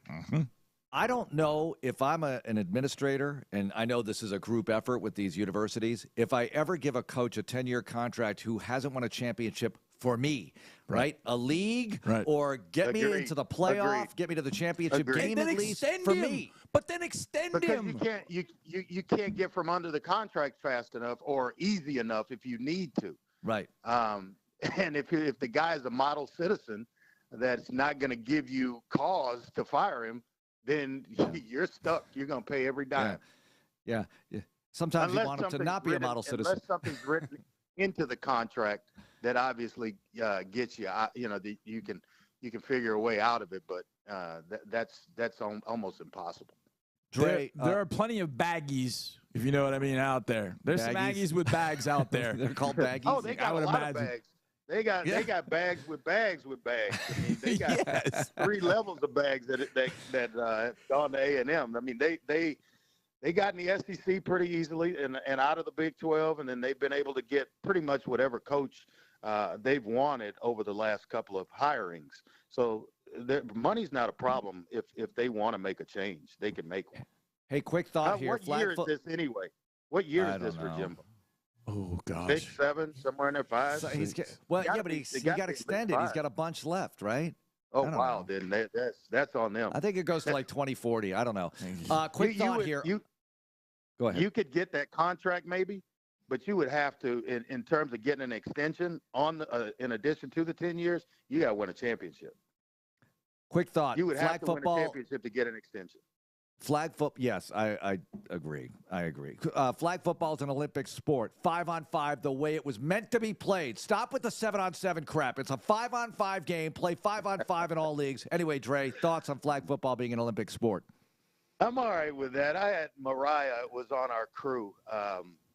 Don't ask me what her job was, but she was a phenomenal, and I mean phenomenal, flag football player. We'd play catch on Fridays when I got into town and things of that sort all around the truck. We'd get all the guys involved, and I started watching some of the games that she played in, and it gets competitive. So I'm all about it. Let's sign me up for it. I loved watching it, and she was in a co-ed league, and so it was the real deal. They would travel all down to Mexico, play nationally. I mean, it was for real.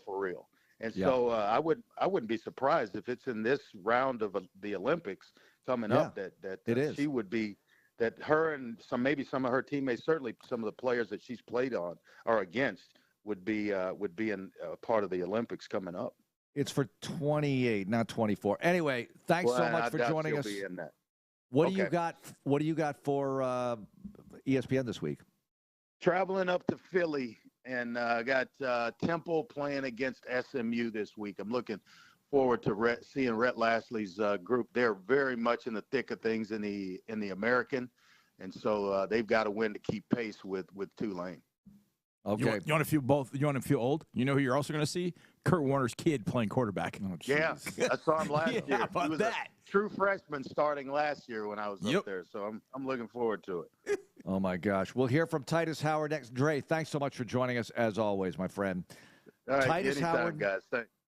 Titus Howard next, and let's reset things as the Texans go to 3-3 heading into the bye with Carolina up next. Where do they stand? How do things look around the league? We'll get to it all here on Texans Radio. Stay tuned for more Texans Radio. How can we target deadly diseases with better precision? At Houston Methodist, we're developing technology that delivers life-saving immunotherapy directly inside the tumor for cancer patients. We're also pioneering an implantable device that administers precise and timely doses of medication to those with difficult-to-manage chronic conditions. That's the difference between practicing medicine and leading it. Houston Methodist, leading medicine. Welcome back to Earth, folks. We hope you enjoyed your 8.5 minutes in orbit. Technology lets you vacation in space, but to get work done on Earth, you need more than technology. You need CDW to design and manage a Cisco hybrid work solution that delivers the same secure network experience to all your satellite offices. And with consistent connectivity that empowers your team, they can collaborate from any space. And no, you can't keep the helmet. Cisco makes hybrid work possible. CDW makes it powerful. Learn more at cdw.com/Cisco. David's Bridal, where brides and bridesmaids get fabulously dressed. We let our friends pick out what we wear, show off our dance moves, obsess over every little detail, hold your hand through it all, smile bravely when it's time to let go. Make your dreams come true. Wedding dresses starting under $200, bridesmaids dresses starting under $100. The things we do for love, only at David's Bridal. The Houston Texans know a little something about H-Town. We know that football isn't just a hobby here, but a lifestyle. When the heat started to rise, you didn't run. You turned it up and supported our growth every step of the way.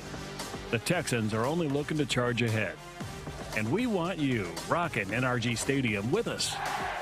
Be in the stands this season and get your hands on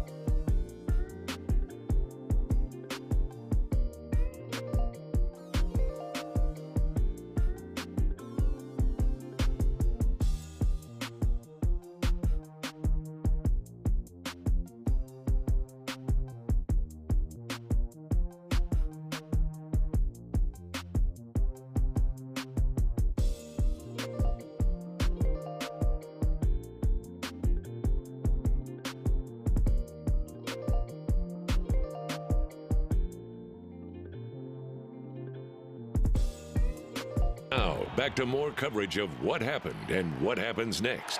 It's Texans Monday, presented by Houston Methodist. Stroud, back to pass, throws right side, and caught, touchdown! Dalton Schultz, the Texans score! CJ to Schultz, the connection pays off again. Yeah, they hooked up late in the game against Atlanta. The go-ahead touchdown. They couldn't hang on to that lead. But first score of the game for the Texans, Stroud to Schultz. Let's go. As CJ just looks so terrific in those situations, man. The later the down, the better he is almost. When the third down magic arrives, you shouldn't be surprised anymore. He's the leading third down passer in the league. Heading into yesterday, I got to check those numbers right now. But I bet it's the same thing, man. The touchdown to Robert Woods, so many good throws. Sub 50% yesterday and sub 60 on the season now, just barely 59 and change. But he's fourth. I said third earlier. He's fourth in the league in passing yardage. Obviously 3-3. Terrific start for the rookie. 6 games. Now you get the bye. Little self-scout, little prep for Carolina, extra prep you get for Carolina, more than the usual, as they'll do a little practicing, DeMeco said. We'll catch up with him today, 5 o'clock with the DeMeco Ryans show, and then have some days off, recharge, regen, get ready for the Panthers. Bryce Young looked good early against the Dolphins. Late, not so much, as they just put it into high gear and ran away from the Carolina Panthers. But make no mistake, this is a team that can beat anybody. It's an NFL team. They're looking for their first victory. Buckle up, get ready, and maybe you get to 4-3 coming back from that. Wouldn't that be nice? Well, remember back in 2019, the last time we played no, it wasn't the last time we played the Panthers, but in 2019 we played the Panthers here. Yeah. We're 2-1. Came back here after the win over the Chargers, and we were gassed up, man. Like, we're going 3-1. Like, here we go. We got Christian McCaffrey that day. Kyle Allen to Christian McCaffrey. Crushed that day. JJ has a sack. He has Kyle Allen dead to rights. It's a sack. It's going to be a field goal. He ducks under it, makes a pass. They score a touchdown. A few plays later, we get beat. I mean, my point of all that is I don't think this team in particular is going to take anybody for granted. Not now. But definitely a team that's got some defensive studs like the Panthers have. Now, could the Panthers be shopping some of those guys before? Because I think the trade deadline is coming up very, very soon. So they could be shopping some of those. But, Mark, some of the things – They have the bye, by the way, as well. They're off Oh, they're this off week. as well. Okay. Yeah. Well, good for them. Here's a couple things to think about. Go back to training camp. It's October 31st, the trade deadline. Yeah, so the game is the 29th. So, I mean, all right, so you never know. But if we went back to training camp, I'm like, okay, we got some of these kind of streaks. It's been 644 days since we won a game at home. We did that. It had been 644 days since we'd won a couple games in a row. We did that. I don't know how long it's been since we've won 3 out of 4. We've done that. We hadn't beaten an NFC team in 1,053 days. We did that. Yeah. I don't know that I believed wholeheartedly that we were going to be able to accomplish all of that before week 6.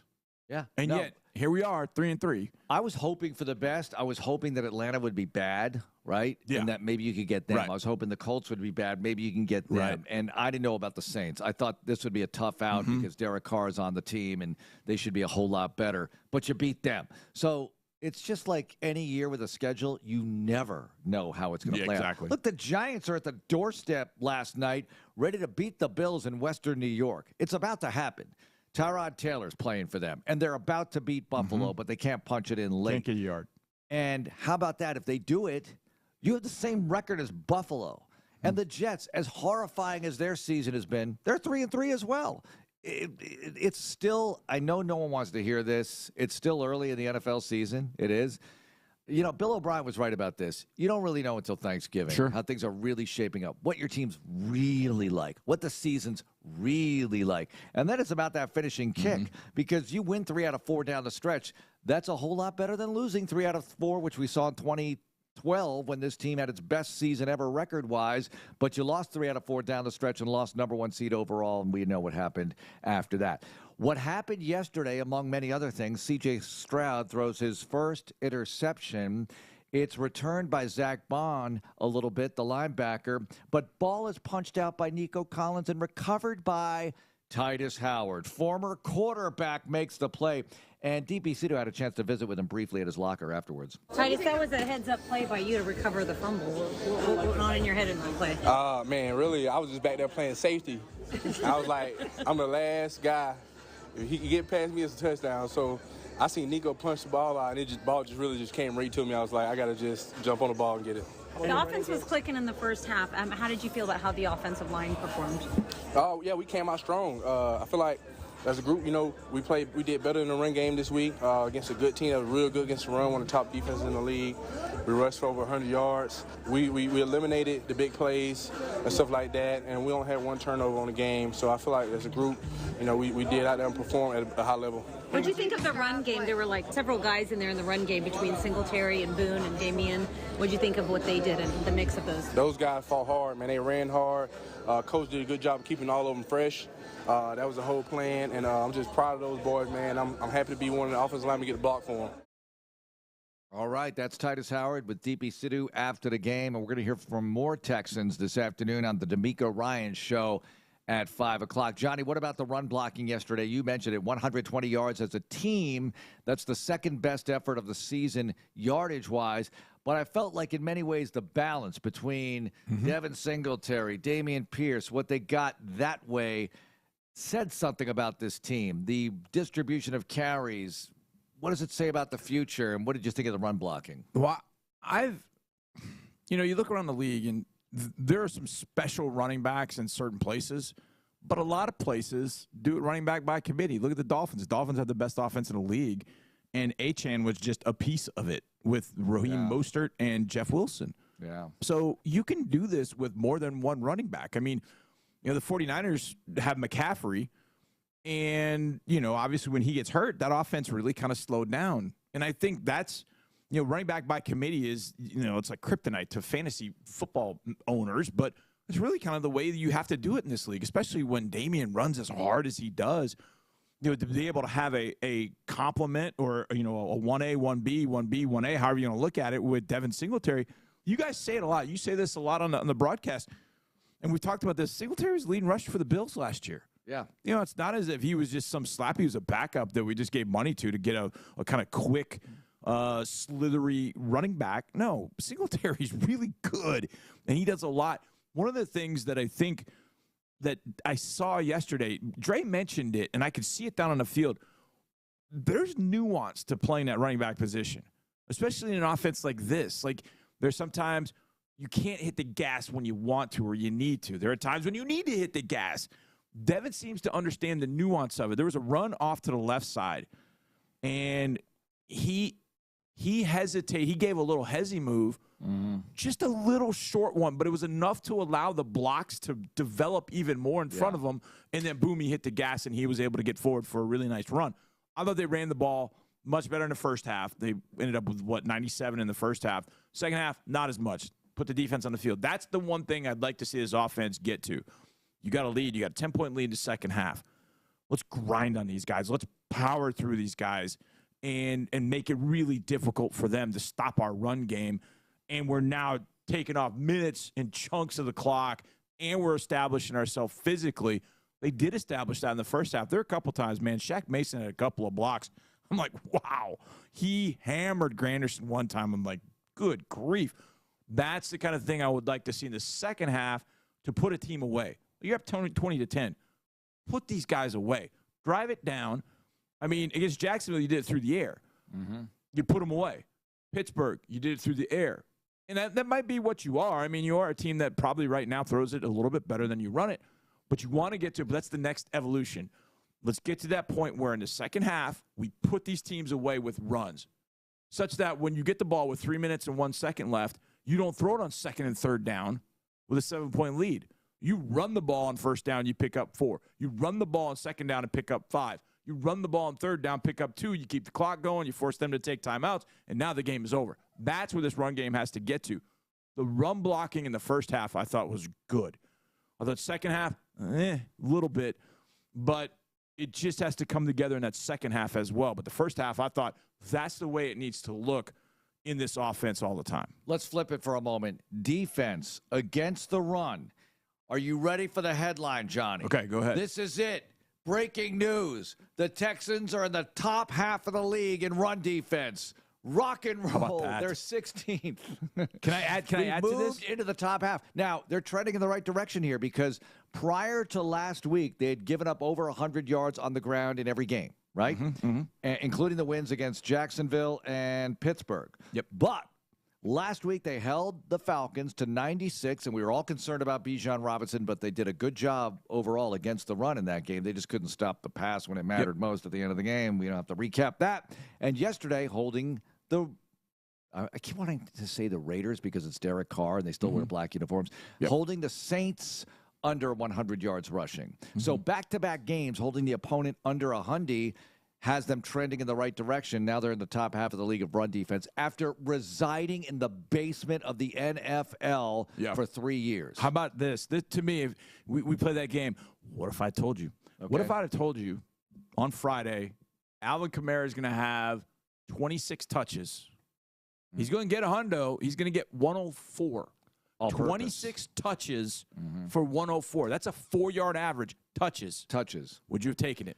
I think I would have, because I would say, what's the distribution? And 100 is, look, you don't want to give up 100 anything, but that's a combined, not him going off, No. Look, 2019 was him going off. He had 20 touches for 169 yards. Right. He averaged 8+ a touch in 2019. Yeah, he's a tough back. Now, maybe he's slowing down right now. He's coming back from the suspension. Maybe he's just not as good as he was. I don't know, right? He's been around a few years, but when you play Derrick Henry and you hold him to 120 on the ground, you feel like it's a win. Yeah, throw a party. So Kamara about 100, I'll take it, especially if it's a combined deal, because we had Nick in here saying, yeah, they throw it to Kamara 5 yards behind the line of scrimmage. He makes people miss, and he gets tremendous yardage. He makes big plays. Well, they threw it to him 5 yards behind the line of scrimmage or whatever it was for that fourth down play, and they stopped him. They were ready for the moment. They made the big fourth down stop, and then the final fourth down stop got the win, held the Saints to 13. Wow. All right. Smoking hot players of the game. Who are they? We have them next, and then it's In the Loop. It's Texans Radio.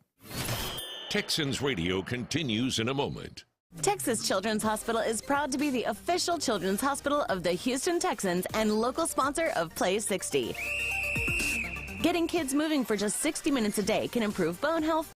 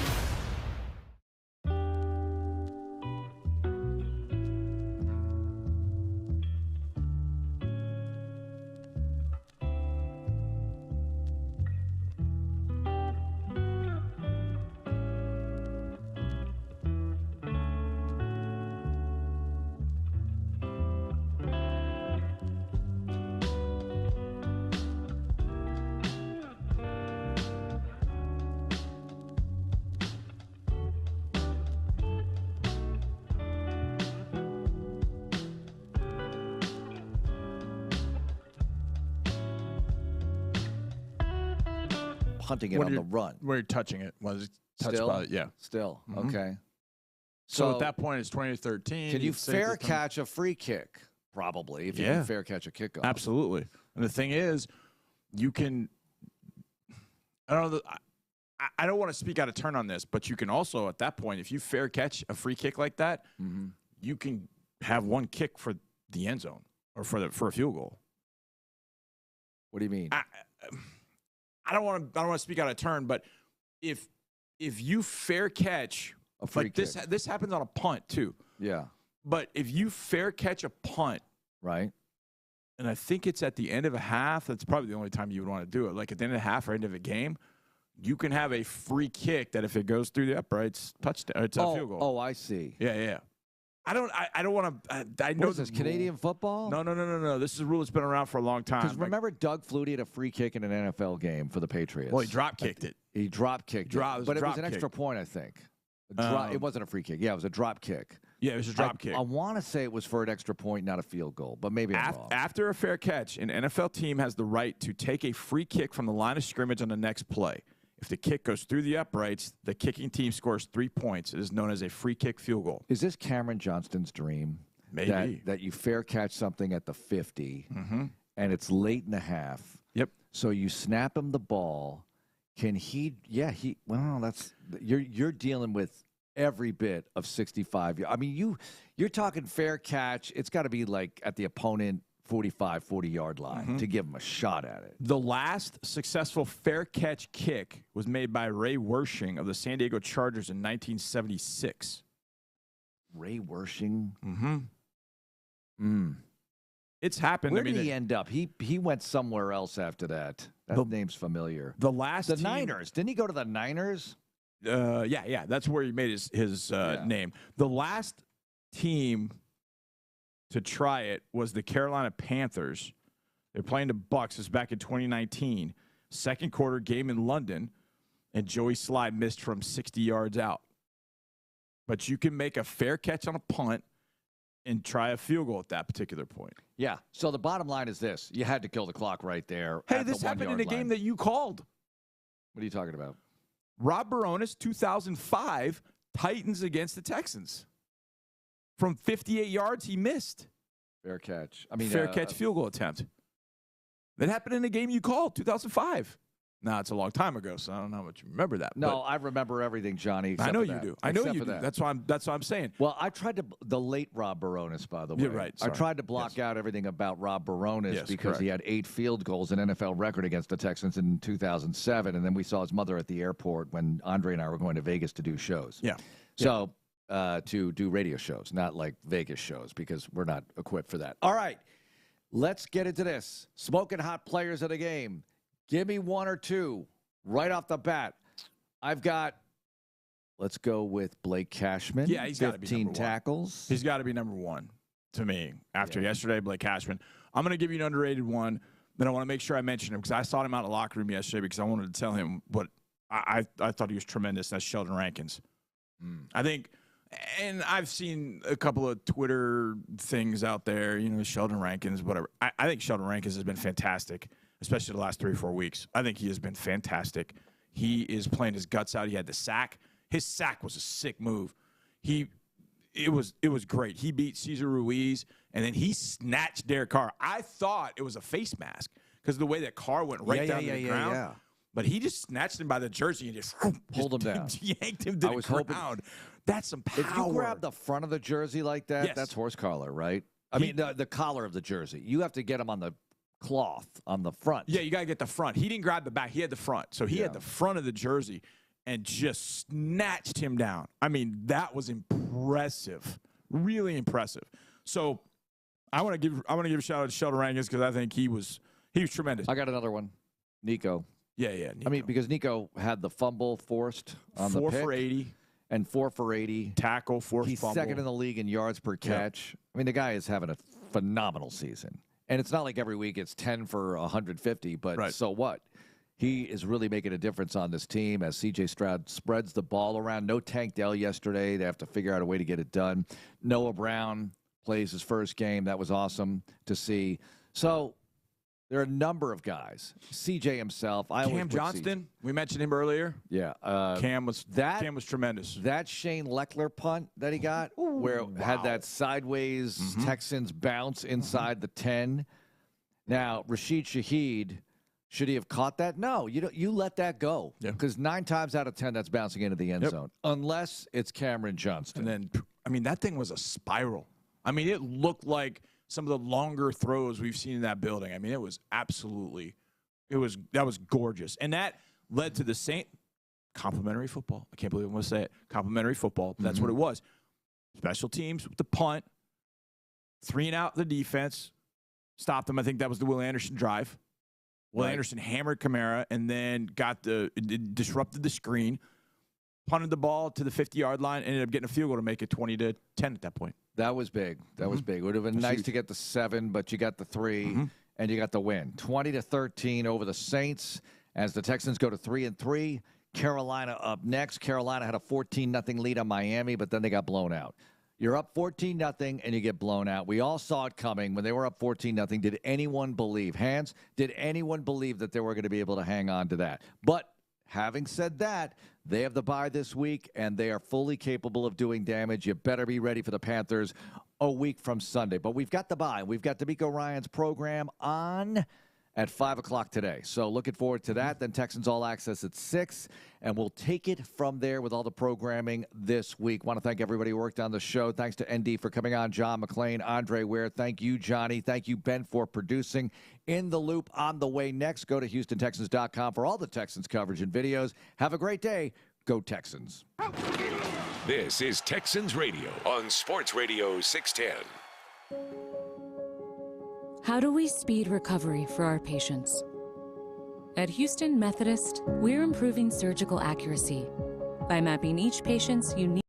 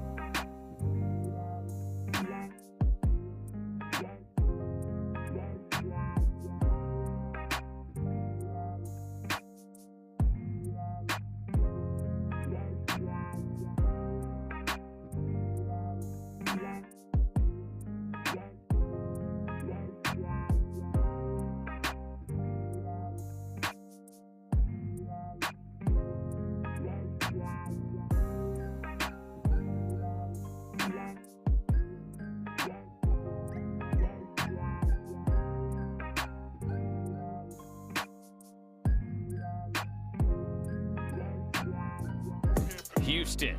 Let's get in the loop. Oh, the jokes are coming fast and furious every time y'all talk about this guy. With Landry Locker. Landry, I mean, you're going to be in midday forever now. And John Lopez. On occasion, Lopez makes a statement that's so ludicrous, it makes me pick my phone up and call you guys. You're in the loop on Houston's sports leader. Your champ, 610. Sports Radio 610.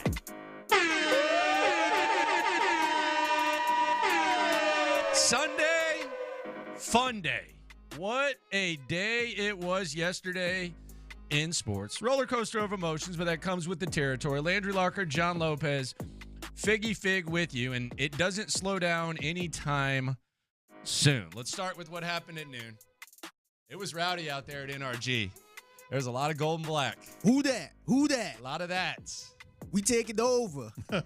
And the Texans, what was that, a Jersey accent? Oh, yeah, it was kind of... That's New Orleans. That's what I heard when I was there. I don't know about that accent. Hey, we take it over. I'll give you an A for effort, Figgy. I'll give you an A for effort. Hey, I'm the accent king over here, man. I know about all this. I don't know about that one. Was that a Jersey Yeah. accent? 713-572-43. Subway to New Street. Orleans. New Orleans. I thought we were talking about the Giants Bills for a second. No, that's how white people say it. New Orleans. No, that's how white people say it. I don't know about that either. So it started out with a familiar situation. Road team trying to come in and invade NRG and send the Texans home packing. And I'll be damned if the Texans, not so familiar, they get the dub. And not only do they get the dub, they do something they've done for the first time all year now. They won ugly. And that's something that good teams have to do. The Texans did it. They won ugly. And I know that, you're style pointing, but when the expectations increase, you're 3-3 now heading into the bye. I think it's very encouraging that the Texans were able to do what they did and win ugly. Well, they won ugly, but a lot of times the people equate winning ugly with sloppy play. That was not the case. I mean, they won ugly by design. They won ugly with red zone stops and key stops and kind of mucking it up, almost perfectly executed. And that's a big difference. I mean, it's not like, we're fumbling around. We're like the Bills and Giants or something like that. It's not the way we want to play. No, that's the way they wanted to play. And that's the way they played. I mean, they used like all the corny little things that you want to talk about, whether it's defense and stops and tackling and the punt game, the special teams and everything else. No, this was a good, well-designed, ugly win is how I would put it. Yeah, and I think that's something that they're going to need to do. Yeah. You're not, CJ Stroud right now, he's a toast of the league. I'm getting texts from people that follow it. Man, you're so lucky to have that quarterback. Man, they're in such good hands, man. This guy's special, blah, blah, blah. CJ Stroud wasn't great yesterday. I thought he was good. Yeah. But 13 of 27, 2 touchdowns, interception. He was in control. But he did not, he wasn't setting records or anything like that. And that's a good thing. Yeah. That's a good thing for the Texans. And they found a way to win the game, and they head into this bye week 3-3. And, oh, by the way, meanwhile, in the AFC South, looks like Anthony Richardson might miss the season, they're saying. And Trevor Lawrence is getting an MRI. And they play Thursday night against that Saints team. So it's looking really, really, really good for the Houston Texans. And one of the best things about it, I'm happy that Mark Vandermeer's excited. Man, he is living his best life. I'm right happy now. Mark Vandermeer's excited. He is living his best life. He's so excited. It makes me happy when Mark Vandermeer's happy. No, me too. Because it's been a rough go for him lately. It really does. But the Texans have already surpassed their win total last year. Mm-hmm. I'll be damned. The Texans are at least matched. Matched it, yeah. Yeah, they've matched their win total of next year, and I'll be damned. Mark Vandermeer getting to use those golden pipes some more. This is after the Robert Woods touchdown. Listen to Mark Vandermeer. I don't want to say this is Houston, you have a quarterback part 3, but it could very well be. Here's Mark Vandermeer right here on Sports Radio 610. CJ gets the snap, throws over the middle, caught for a touchdown by Robert Woods. They cash in. What a throw and a catch. What a quarterback. This is a rookie doing this. That's it. That's kind of the proclamation right there, isn't it? Yes, send that one to NFL Network. Quit ruining his calls with claps, folks. Oh, yeah, well, we know who the folks are. Come on, folks. Yeah, maybe he saw Dameon Pierce on the sideline.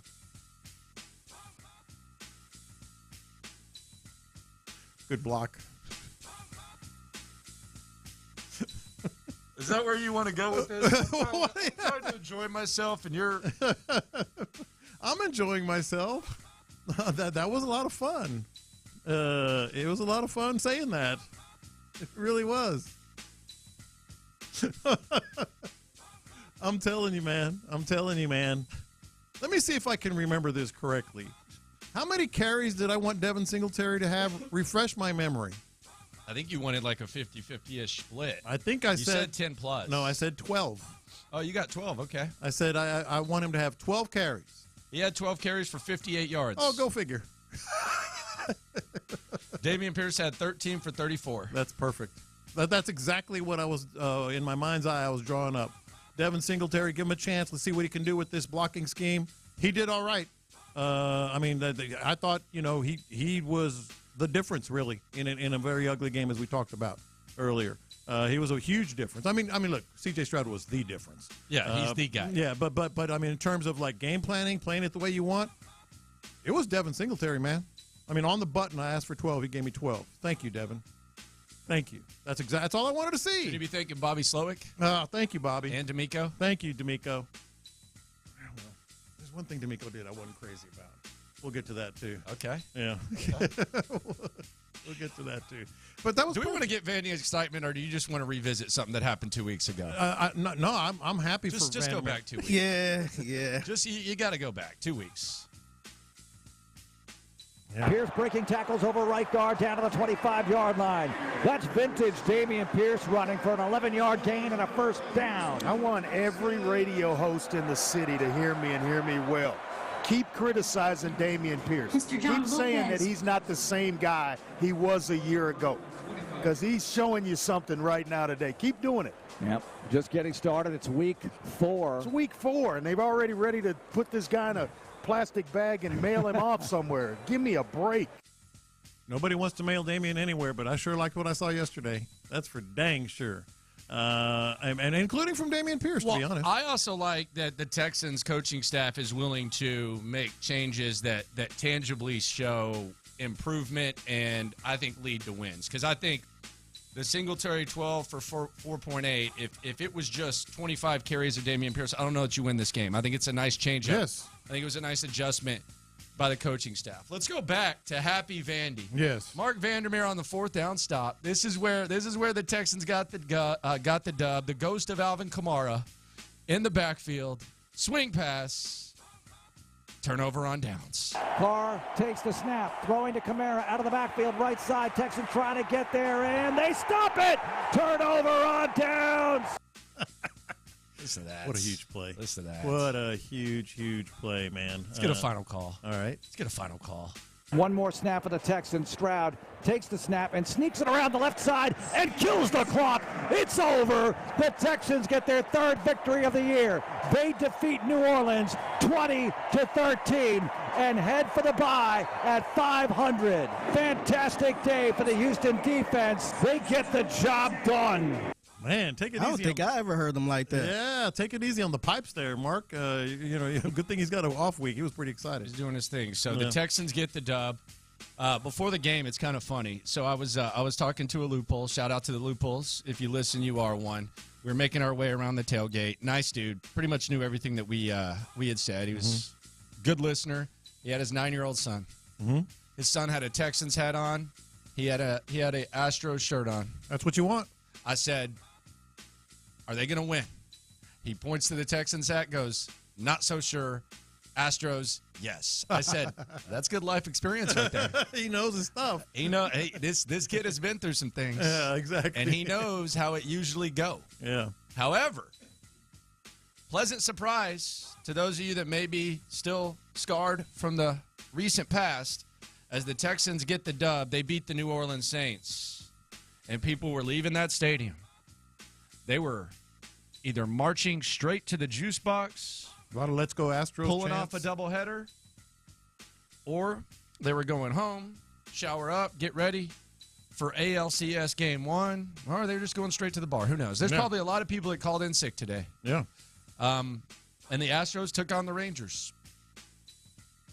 What a performance by Justin Verlander. I got to say, that's why you traded for him. And props to the Astros for bringing back Justin Verlander. I don't know where this team is, quite frankly, without bringing back Justin Verlander. And they brought him back.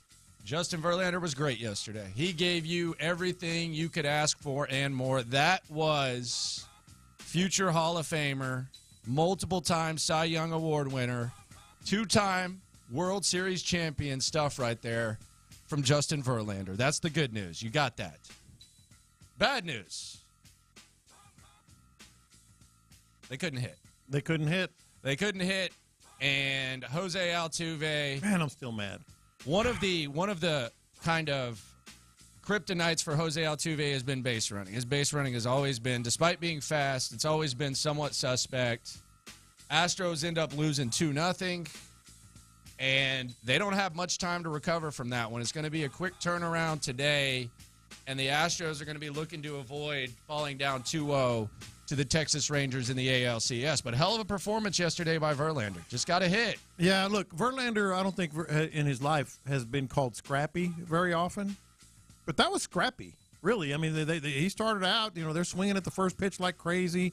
They're getting on base. He's getting out of trouble. Then he settled in. That was a very scrappy performance. Then you talk about the hitting. And one of the reasons I was so confident in the Astros in this series is there's no way. I mean, no way in hell.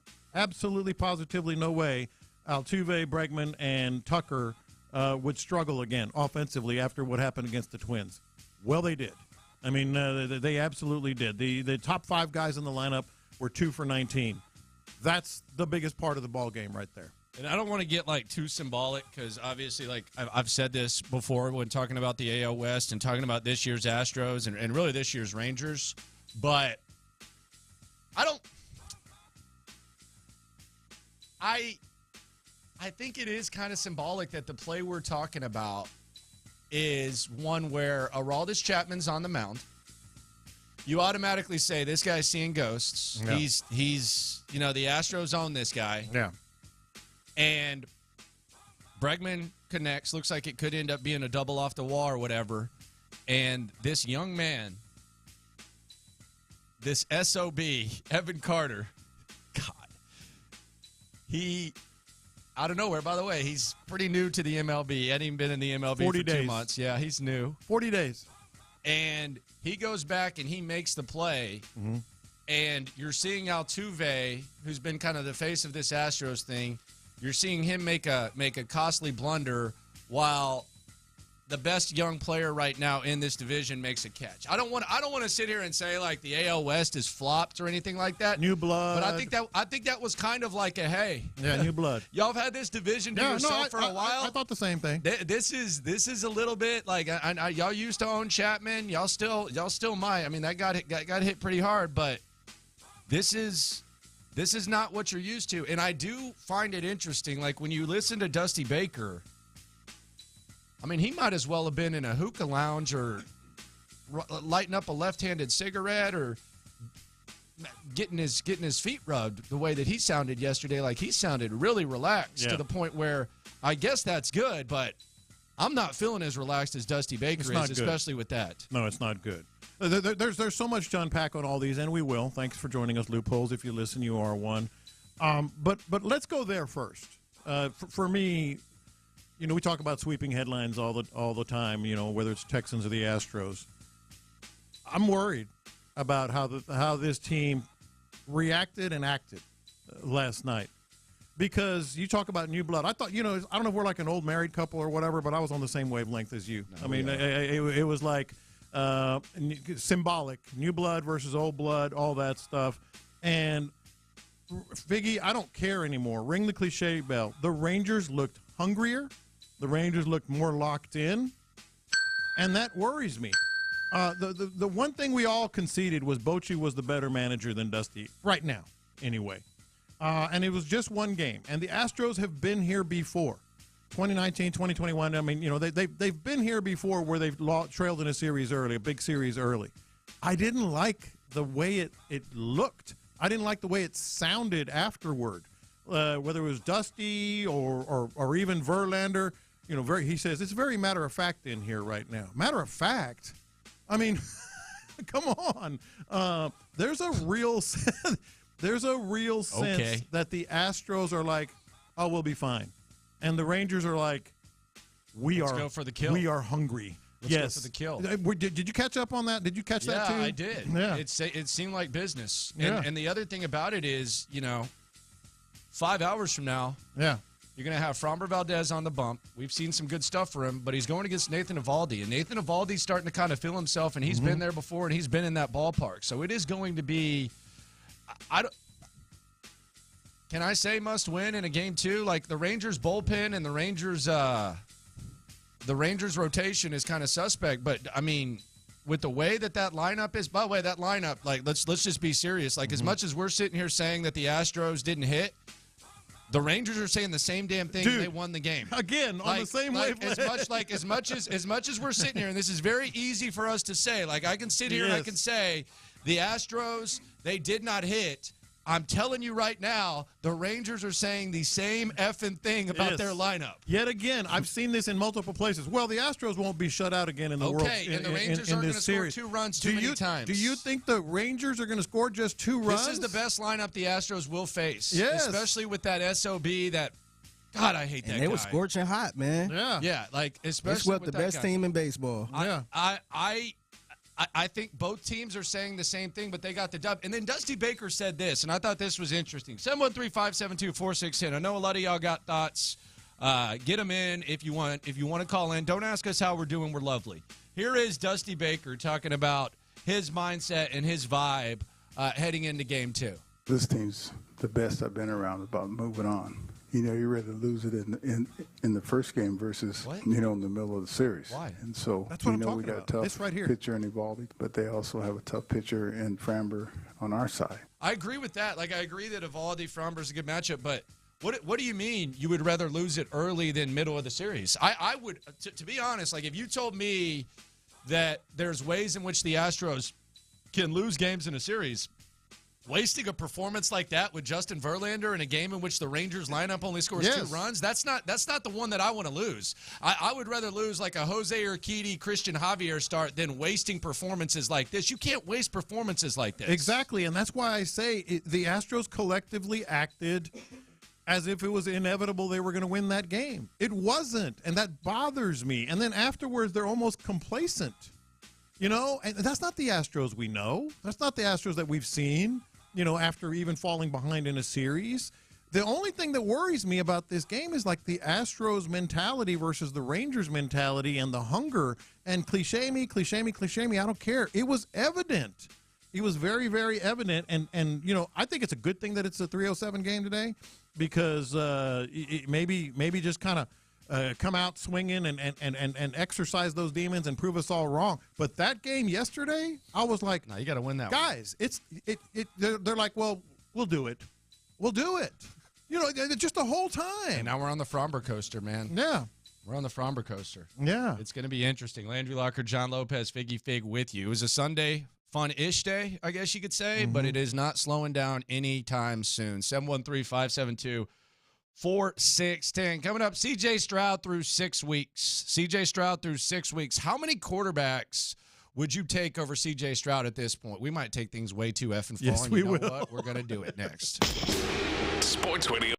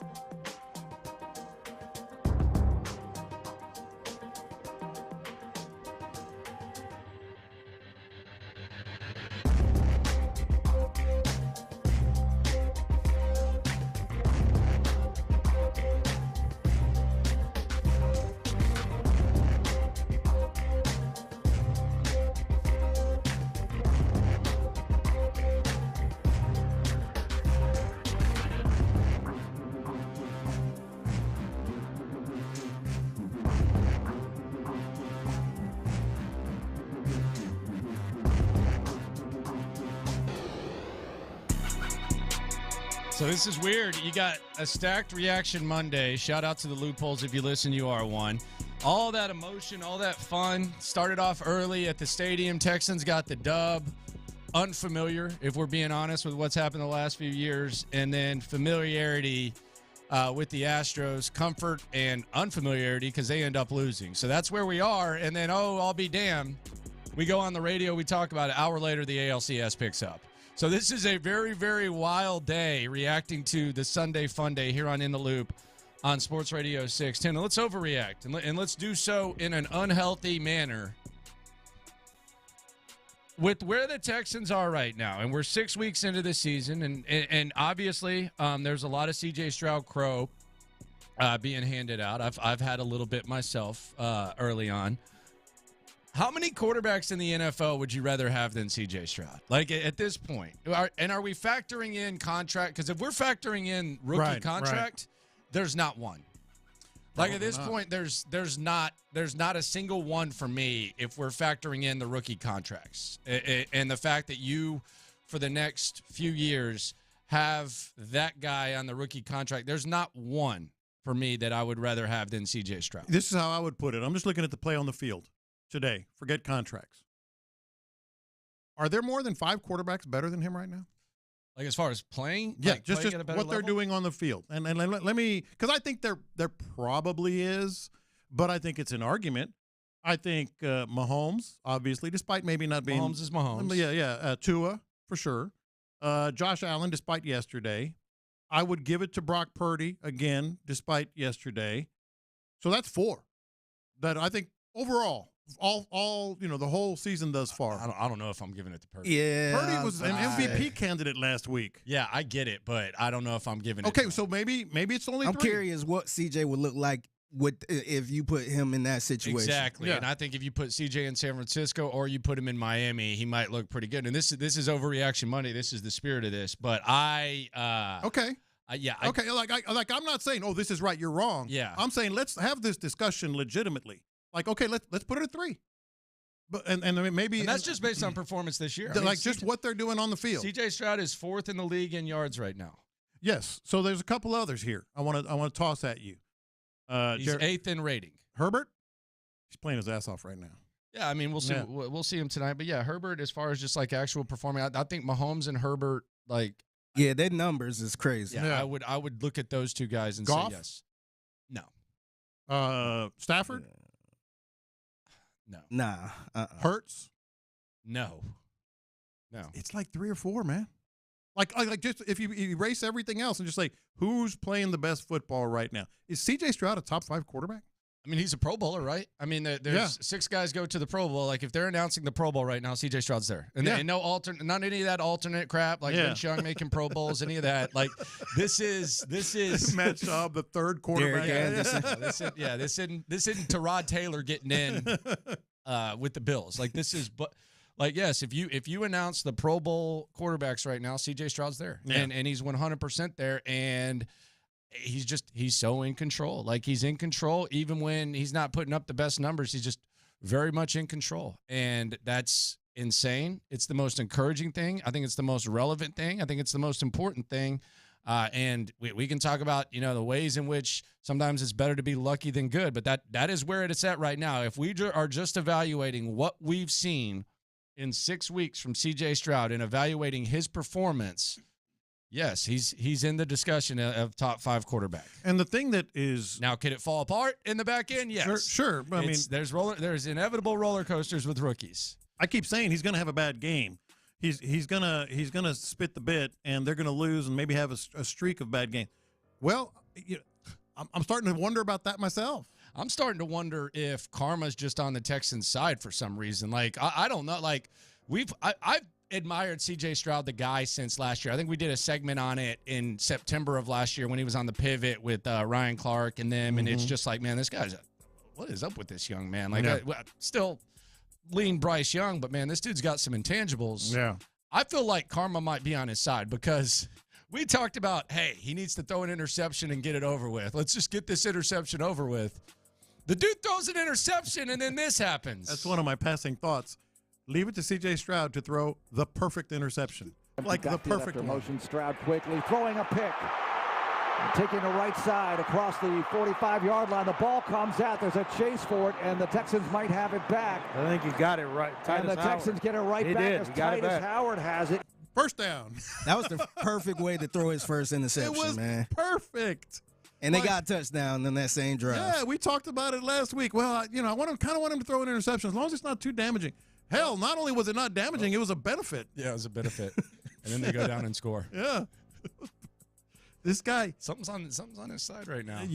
What'd you say? You didn't say karma. You said something. No, I don't know what it is. But the other thing is, you look around the division. Trevor Lawrence is having an MRI today. Yeah.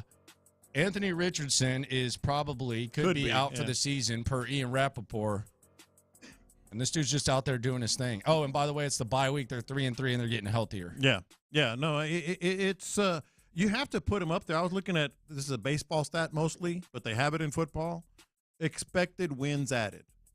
All right? Kind of like when he's on the field, this is the ranking for expected wins added.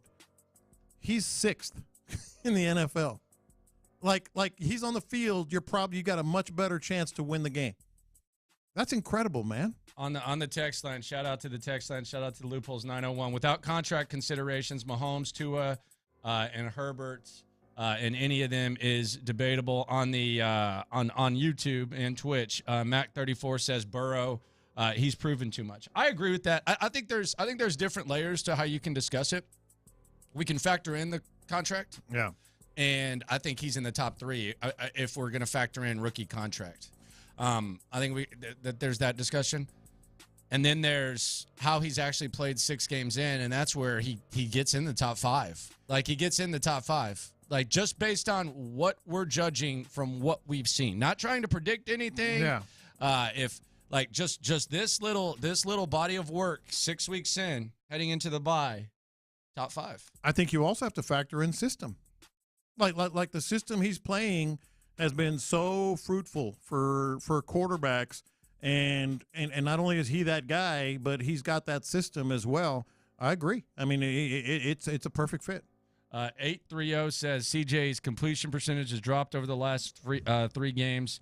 Love him, but a little concerned about the trend. I wouldn't be. I mean, sometimes you're going to have to win ugly and gut it out. And right now you got the defense playing better, and there's just New Orleans is a really good defense. I know that they might not be the most exciting offense. I think Derek Carr's still faking his rib injury. You see where he got hit in the shoulder and then was holding the rib?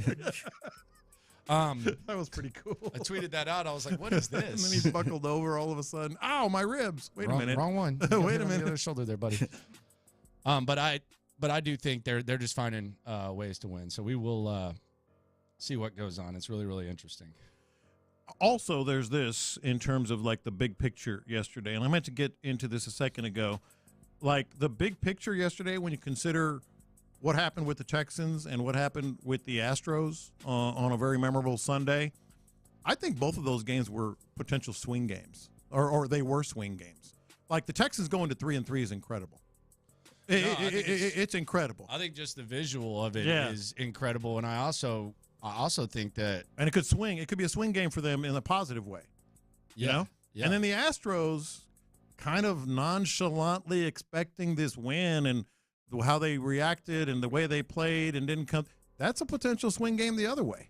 I was the one, hey, man, I'll fall on the sword. I'm like, if they do this, this, and this, I expect them to do these 3 or 4 things. I expect them to sweep. I thought they would just, maul these guys. They didn't do any of that stuff. In fact, they kind of casually went through the game that was very, very important. 713-572-4610 if you want to get in. Astros back on the field shortly. Diego, what's up? Yeah, I'm with you guys. Now that you guys are talking about, pivot points, maybe yesterday we saw a pivot point where, man, the Texans are on the rise and maybe the Astros championship window is closing, man. But we got C.J. Stroud coming in today to the Astros game. Maybe he brings some good vibes, and we take this 1-1 split, man. Yeah, I saw that. Is he throwing the first pitch? Will Anderson and C.J. Stroud are saying play ball. Okay. Yeah. There you pretty go. Cool. That's smart. That's very smart. Smart. When's the last time the Astros wanted some Texans rub? Yeah. When's the last time that happened? Yeah. I know. I didn't see Davis Mills doing that last year. I didn't see Davis Mills doing that either. Not even against the Royals or something. Much less an ALCS. Okay. So CJ will be out there doing his thing. We'll see how and that Will Anderson goes. Will too. Mm-hmm. Coming up, something really weird happened last week, and I think we were on top of it. What does this mean for CJ Stroud's supporting cast moving forward? We will investigate and revisit some shots fired.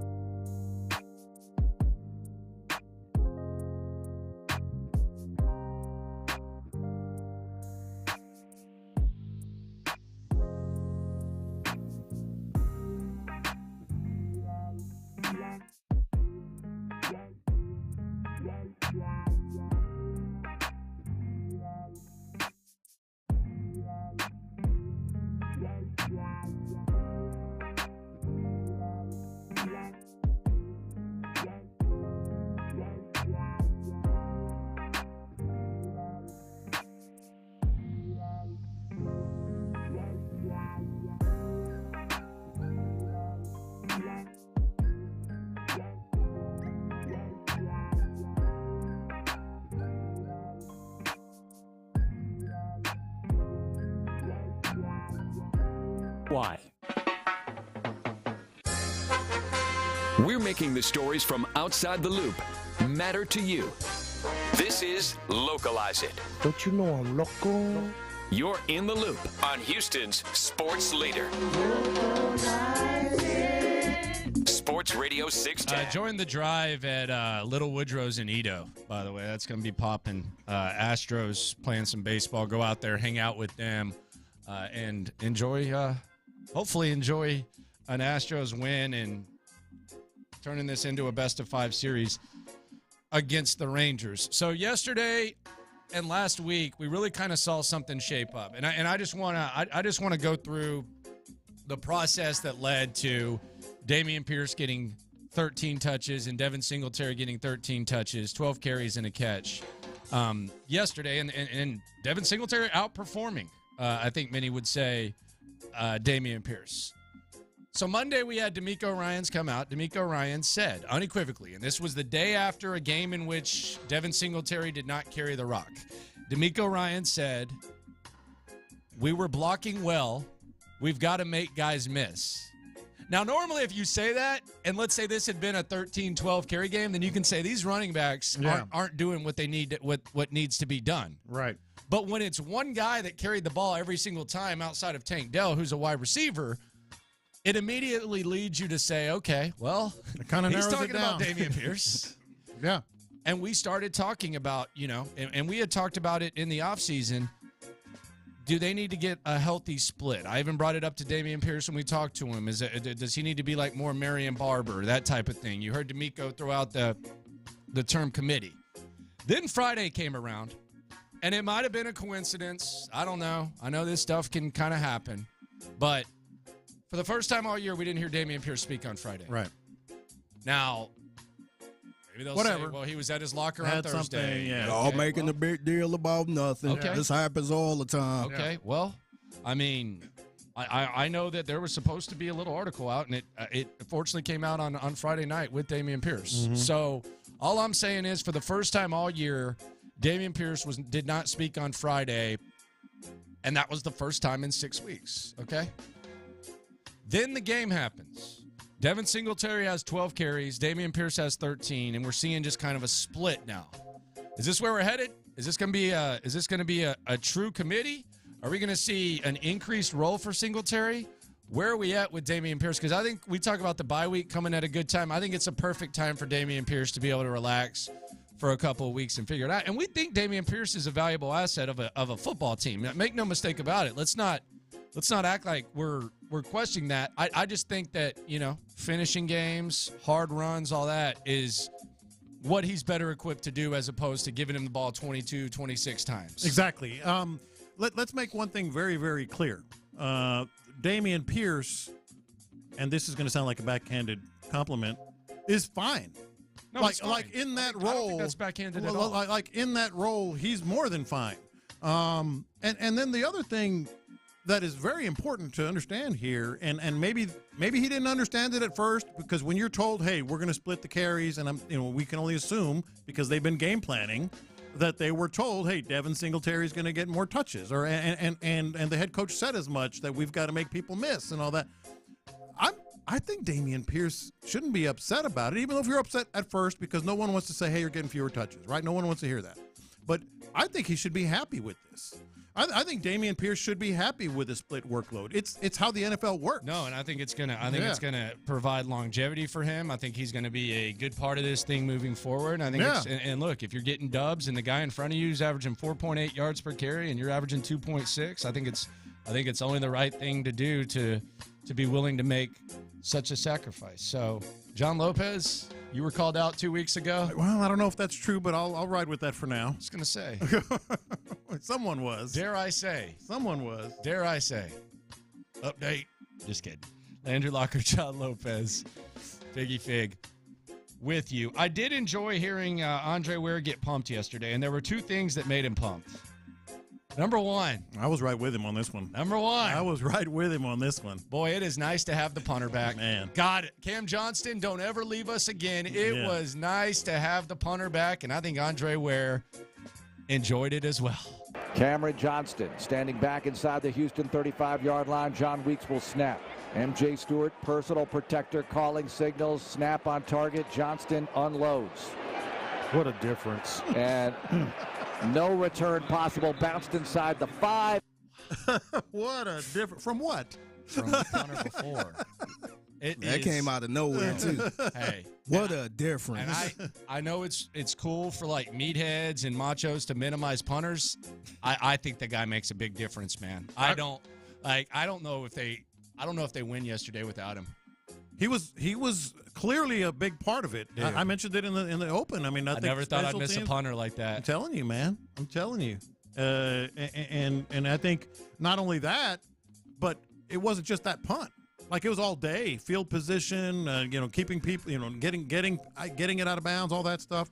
No, it was awesome. He probably saved like 3 or 6 points, to be honest. Yeah, at least. Then we had Brevin Jordan. Brevin Jordan had a nice catch.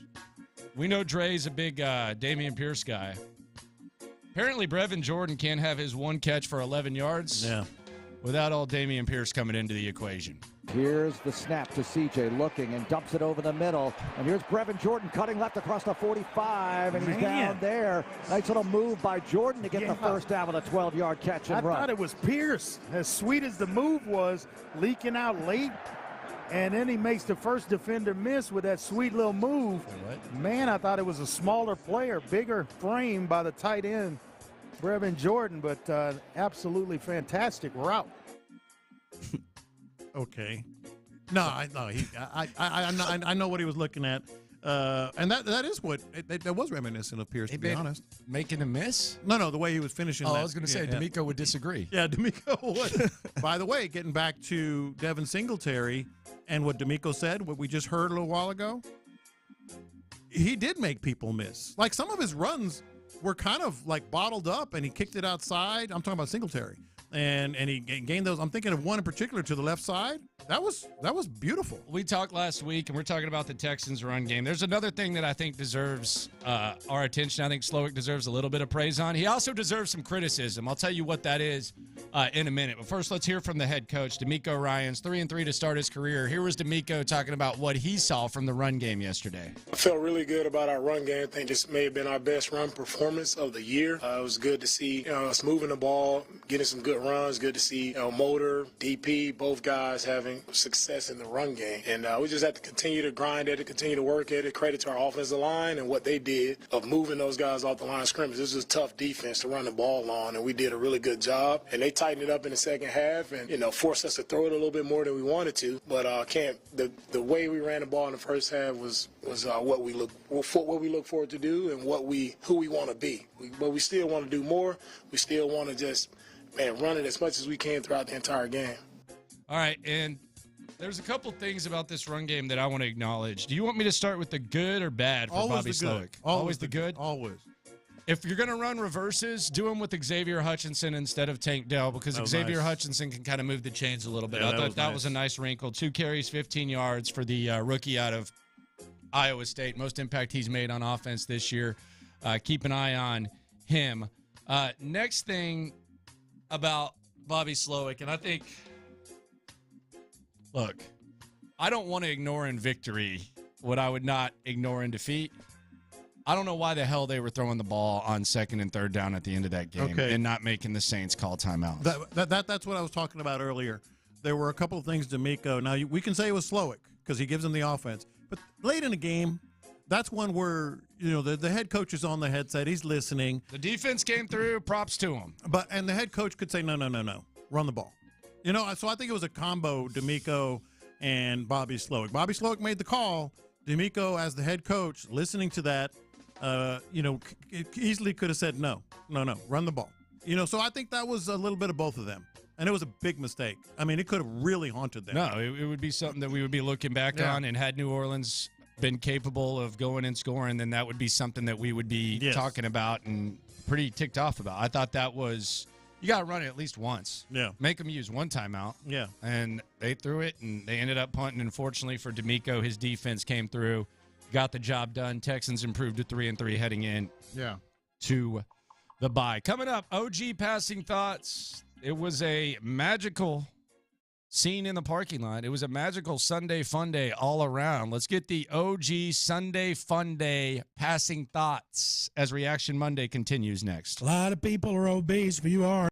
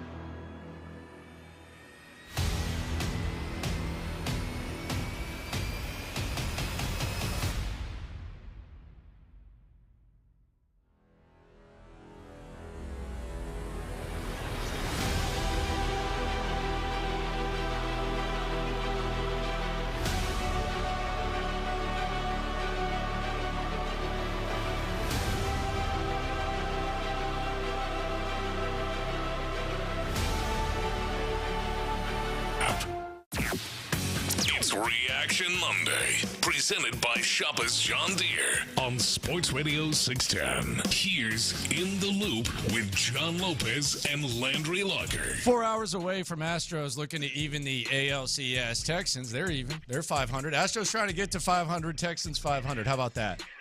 Never thought I'd say that.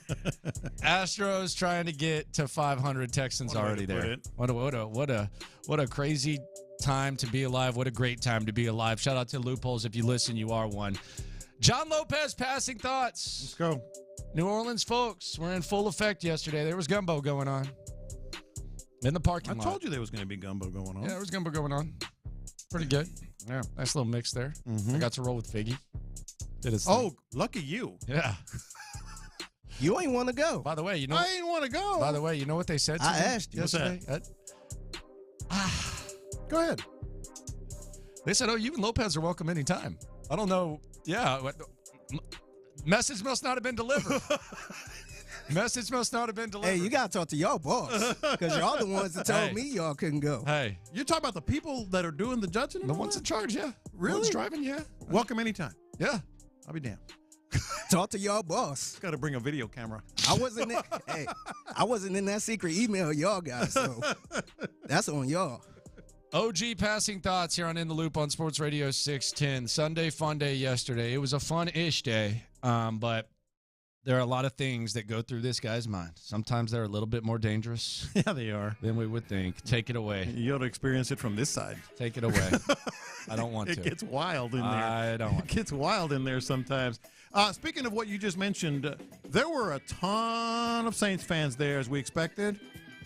But I thought that was the best Texans crowd we've had in a long, long time. Gotten loud, man. Yeah. Texans fans have gotten very loud and proud. It has become the actual volume is becoming loud and proud, and they needed that dub, man. I know, and I've talked to people, and they agreed they needed that dub. If you're 2 weeks out of sight, out of mind, with the Astros doing what they're doing, and you're 3 weeks from going there, they needed that one. Well, think about it this way. Don't you just feel better?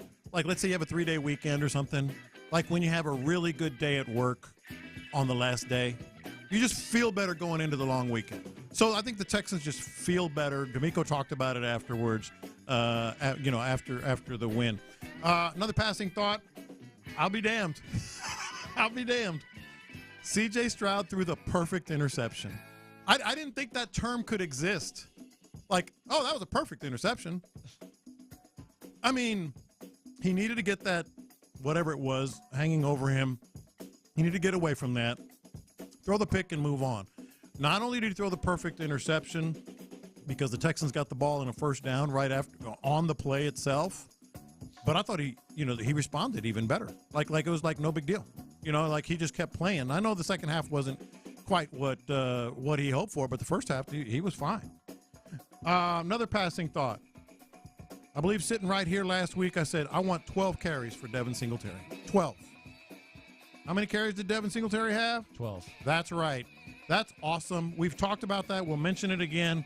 But I thought the big thing with Devin Singletary was he not only got his 12 carries, DeMeco Ryans said, we need the back to make people miss. He made people miss. Yeah, even if you take away the 17-yard carry, he would have still had 11 for 41. Yeah. Which, compared to Pierce's 13 for 34, still pretty good. So a lot of times they'll say, well, you take away that one. Well, we can take away that one. He's still performing at least the same level, and it's just a different look. It's a different style. I think it's good to keep the defense on their toes there. Yeah.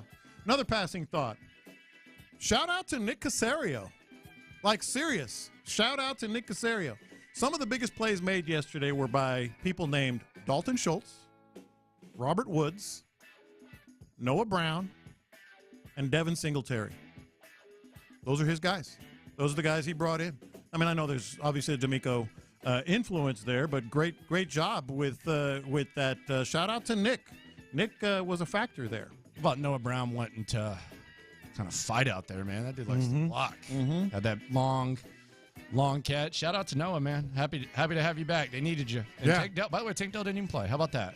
It's going to be interesting to see. How about that? It's going to be interesting to see. There's another passing thought for you. Little mix. How it plays out when Tank Dell is healthy, because Noah Brown is a factor. I mean, he proved it yesterday. Another one. Okay, so ever since they hired DeMeco Ryans, I've been saying, like, who's going to be the guy that gets the DeMeco Ryans pixie dust? Like the defensive player that the defensive player. Yes, you're onto something. That all of it. We were thinking Malik Collins. We're thinking like all of a sudden in this defense excels, and it's a clear result of DeMeco Ryans' defense. You're doing the make it rain gesture, Cash, and you are exactly right. Of all the people we thought would benefit the most from the pixie dust, I never thought it would be Blake Cashman, but it's Blake Cashman. 15 tackles yesterday, 2 TFLs, QB hit. Do you realize he's how many years has he been in the league? 6 years, something like that? Hey, he's been in for a while. You realize he's just 8 tackles away from a career high? Like 8 tackles away from a career high already after the season. Blake Cashman, man, salute to you.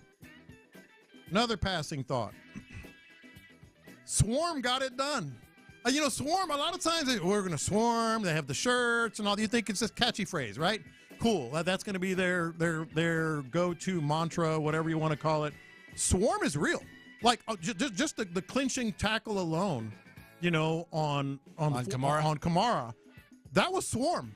And the red zone defense, some of the stops they got, that was Swarm. Swarm is not just a catchy phrase. Another passing thought. It's time we recognize Kaimi Fairbairn as maybe the best kicker in the league. And there are stats to back that up. I mean, he had a little lull a couple of years ago. What are you doing? Okay, listen. Like, what are you doing? All right. You did see Blake Groupie yesterday, didn't you? Missing all those field goals and all that stuff. Yeah, they cost the Browns won because of that weasel. Do you realize that Kaimi Fairbairn has made more field goals than any other kicker in the NFL? Do you realize that Kaimi Fairbairn's percentage on field goals is second best in the entire NFL? It's time we recognize Kaimi Fairbairn. He's having a career year. I mean, it's okay. Yeah, it is. It is. You're not buying that? Sure. Let's recognize the kicker. There you go. Nobody's talking about that for sure. He is doing his thing though. Another passing thought. Bobby Slowick and maybe DeMeco Ryans, but he's going to be fairly criticized for passing. Yeah, the ball. Throwing twice. Yeah, I think DeMeco has share some of the blame there. At the end of the game, didn't make the Saints use timeouts. Threw a couple times. But there's a but. Yes. Okay. I got to hear this. I think you're going to agree. Oh, I want to hear this. You're going to agree, I think. All right, give it to me. The game plan adjustments he made were outstanding. Number one, you mentioned this a little while ago, Xavier Hutchinson on the reverses.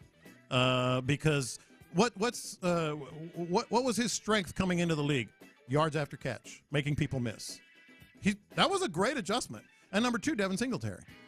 I mean, heeding his head coach's, I guess they've had discussions too, but what he said publicly about we need to have guys people miss, those were two big, game plan moves that I thought Bobby Slowick just nailed.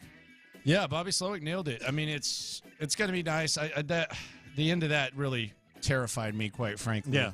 But it was nice. But the other thing is, it's nice to see. And I said this last week when they gave it up to the Falcons. They didn't have any corners. Shaq Griffin going out there and battling. By the way, Steven Nelson, he had good and bad plays. That dude's battling his ass off. I can't blame him for that reception. No, man. that happens. That happens. He mistimed it, whatever. Not a big deal. That was fine. And he wrestled the ball away. And then he came back in and kept fighting. Steven Nelson's been amazing. Those guys get paid too. No, those guys get paid to play. Yeah, he's out there battling. That's all I ask for these corners. I don't do the Texans have an all-pro caliber corner? I don't know, but these guys are out there battling. It is an absolute fight. These receivers are not enjoying themselves, whether it's Shaq Griffin, whatever. Steven Nelson's out there on the island battling. Go ahead and get the race card ready. Dalton Schultz is sneaky fast. Race car! No, he is not. He is. He looks slow as hell. There is nothing fast. sneaky about that. Sneaky fast. There is nothing fast about Dalton Schultz after that catch. He's sneaky fast. You are out. He looks like Jason Witten after the catch, and Jason Witten looked like he makes people miss. He gets yards after catch. Come on. He's sneaky fast. He is not sneaky fast. And by the way, I still wish he would have gotten number 9. That would have looked cool out there. Anyway. I'm going to start calling Cam Johnston something that I'm doing this for two reasons. Both because I think that's what it is and because it triggers eye rolls from you. Cam Johnston, the weapon. He's the weapon. That's a great nickname for him. The weapon? Yeah. Biggie, you down with this? The weapon? Yes. The weapon. I mean, the way Andre Ware was acting, sure. The way you were just talking about him. You're so glad to see him back. I missed him. He's the weapon. Let's hear Andre react to Cam Johnston. I don't know about the weapon, though. I don't know about that. I like it. Signals, snap on target. Johnston unloads. What a difference. And he's the weapon. I'm sticking to it, just like the savant. Okay. And by the way, speaking of the savant, here's another passing thought. I'm not worried. I'm very intrigued by how he's going to implement Bobby Slowick, both Noah Brown and Tank Dell. You can't not implement Tank Dell. I'm going to call Cam Johnston B. Jizzle. And what does that stand for? Ball Ginger. B. Jizzle. I like the weapon.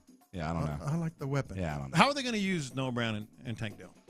I think they're going to mix it up. I think they're going to let Tank do his thing. I think they're going to let Noah do his thing. I think it's going to be a nice mix, man. Mm-hmm. I think, and then who knows how they implement Hutchinson. I think the sky's the limit, man. Well, I don't know that they have like a number one for sure receivers, kind of like the corners, but they have some stuff that they can work with, and most importantly, they have an offensive coordinator who's capable of working with it. Yeah. Final passing thought. Well, actually, I have two more, but one more passing thought here. I think Dameon Pierce should be happy.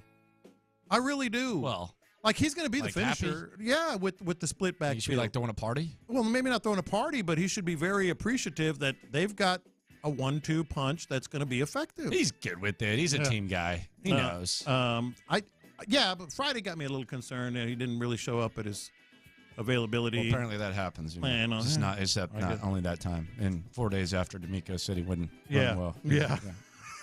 Final passing thought. He's a good dude, though. He'll be fine. After absorbing the game, kind of taking it into, looking at everything going on in the NFL, I think Week 12 at home against the Jaguars is going to be for the division lead. I think Week 12. Wait, what? I think the Texans and brother, you're going up 2 months. You can't just let us. It's really not 3. No. Hold on. Let's look at the schedule. Damn, you're looking ahead to Week 12, huh? Yeah. Well, let's look at the schedules here. Bye week. After that, they're at the Panthers. Okay. Only winless team in the NFL. Bucks at home. Coming off an L, beatable. At the Bengals. We'll see. Tough. We'll see. They're playing better. They're 500 now. And Cardinals at home. Okay. Fight. Then they have the Jaguars at home. Okay. Yeah. I mean, they're going to get 2 wins minimum, right? What if Trevor Lawrence is out? There you go. I mean, maybe. Jaguars got the Saints this Thursday. Trevor Lawrence having an MRI on his knee. I think Week 12 is going to be for the division lead. Okay. You get 2 wins minimum, and you're facing the Panthers, Bucks, Bengals, and Cardinals. Is 3 wins out of the question? They're only 1 game ahead of you right now, today. All right. Right? Sure. Can you imagine? Week 12, playing for the division lead? Can you imagine? Could you imagine? Can you imagine? John McClain, by the way, he normally joins us 24 hours from now. He's going to join us on at noon tomorrow, I guess. He texted me last night. I ignored it. I don't, whatever. I'm not. I ignored Can you imagine? Not in the mood for you, just me having to fit around your schedule because he wants to go talk to Caserio. Well, you got it. You can't miss that. Tomorrow at 11, Nick Caserio. We will roll on it, okay? We will not bring that to you live, okay? We don't need to hear Nick Caserio. We got stuff to talk about. Letting him stay under the radar a little bit. Well, we got to pick the best. We'll play the hits. Yeah, we'll pick the best of what Nick Caserio says. In other words, you might not hear him. I'm just kidding. Nick deserves a lot of credit for what's going on right now. Yeah. For sure. Some of those free agent signings, man. Big factors yesterday. They really were. Let's go to New Jersey. Dominic, what's up? Remember these stats. 2020, week 11. 2021, week 15. 2022, week 18. 2023, week 6. Do you know why I'm reading those stats? Because in those years, that's when the Houston Texans got their third win of the season. So we've been in football hell the past 3 years, okay? And DeMeco has found us, and he's brought us back to life. He's rejuvenated the city. I am no longer the laughing stock here in New Jersey as a Texans fan because the New York Giants hold that card, okay, boys? Landry, you tweeted last week against Atlanta, good teams win ugly games like this. We didn't pull that one off, but we damn sure pulled that off yesterday. That was an ugly win. The Swarm was on. The bye week is at a perfect time. Let's get healthy, and let's keep it rolling, baby. Let's go Texans. There you go. Might have a winning record. You're facing, like right now, and I know you're getting ahead of yourself, and I'm kind of giving you a hard time about looking that far ahead, but you are looking at the worst team in football. Yeah. After a bye and not only that, you want to talk about good PR and stuff, and I said that the Texans, had they lost and been out of sight, out of mind, it would have been bad. Not only are you facing a winless football team, you're facing the quarterback that everyone wanted, including myself, and your quarterback who everybody now claims that they wanted and who's having like a historic rookie season. He's going to be on the stage with him. So this is like the perfect start to the bye week, perfect vibe for the Texans, perfect opportunity in a very, very wild NFL that's getting even wilder, especially in the division. We will talk about that when we play the hits. But coming up next, we talk a lot about the Astros, and there are certain things that we think need to happen in order for the Astros to avoid being embarrassed by the Rangers. There's one that we are not talking about enough. We will, though, next. The Texans.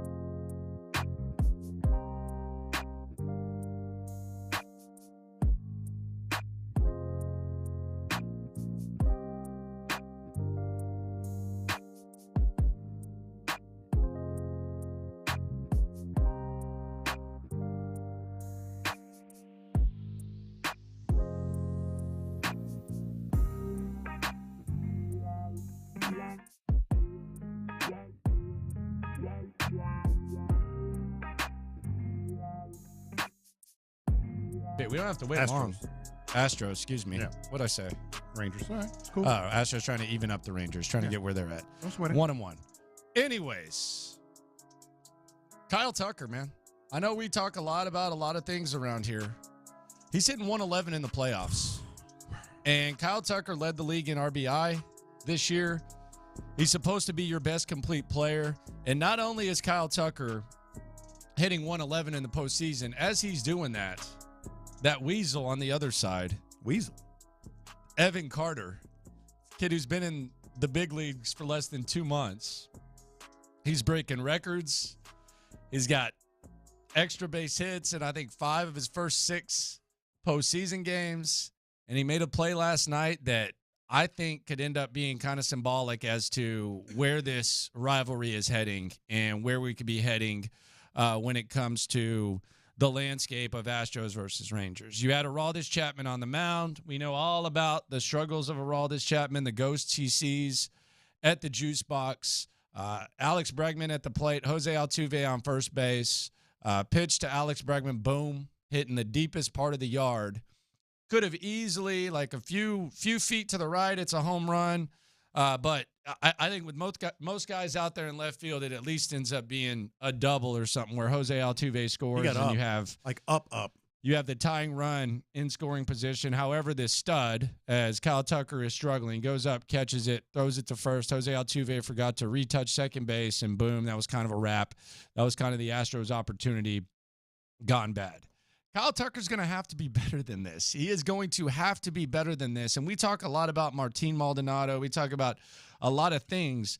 Kyle Tucker right now cannot hit the way he's hitting, especially when you have a 5-tool guy on the other side doing what he's doing if the Astros want to win this series.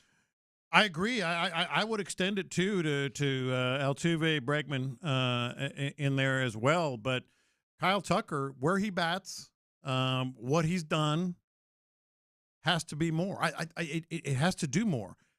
I don't know if it's, the approach that people have with him or if it's the complacency that's really bothering me today. And hopefully by tonight it won't. But he has to be able to change. And I want to say something about the play that Carter made. First of all, incredible. Yeah. I mean, just absolutely incredible. I don't know why you called him a weasel, but because he's annoying. He's not annoying. He's annoying the hell out of me. He's kind of like if we weren't following the Astros in this series and just following an ALCS. Yes, exactly. Yeah, he's bothering me. I would say it's kind of refreshing, that kid. 21 years old, been here for 40 days in the big leagues, and doing those things he's doing. Yeah, not a fan. I'm going to tug on Superman's cape a little bit here. Whose? Jose Altuve's. He's a bad base runner. He always has been. He's fast. He's a bad base runner. I don't care. I mean, that's what he does. He's a bad base runner. He runs into a lot of outs. But in that situation, that's just unforgivable. That's what I'm saying. I get it. He's been a bad base runner. I get it. He's freaking Jose Altuve, the greatest player this franchise has ever seen and probably ever will see. I get all that. Dude, this is the ALCS and you're Jose Altuve. You're the heartbeat of this entire organization.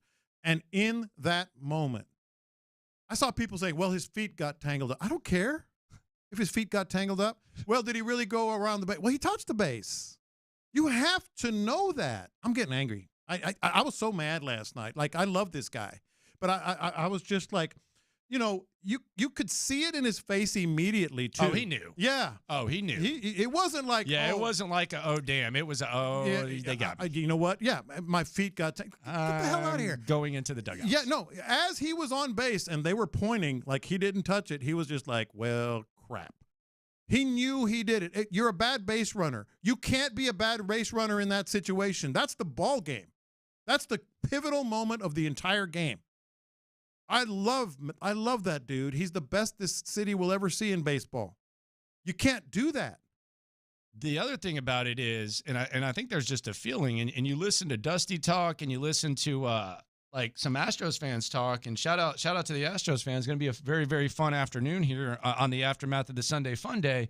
There's a quiet confidence, and I get the sales pitch of it. Like I completely 100,000% understand the sales pitch of it, and who am I to sit here and try to predict what the hell's going to happen in the AL West? But the sales pitch right now for the Astros is, well, you know, we got shut out. We only, you know, that's not going to happen too often. And, well, you know, we got Framber Valdez on the mound, and Framber's been there and done that in the postseason. So this is right where you want to be. And Dusty's even saying you'd rather lose early than in the middle of a series. I don't know what the hell that means. Yeah. Rangers are saying the exact same thing. This lineup is not going to score 2 runs too often. That does not happen. Like this lineup, this is the best lineup the Astros are going to face, especially with this Carter kid in the mix. And it was already a really good lineup. Now this Carter kid is in the mix.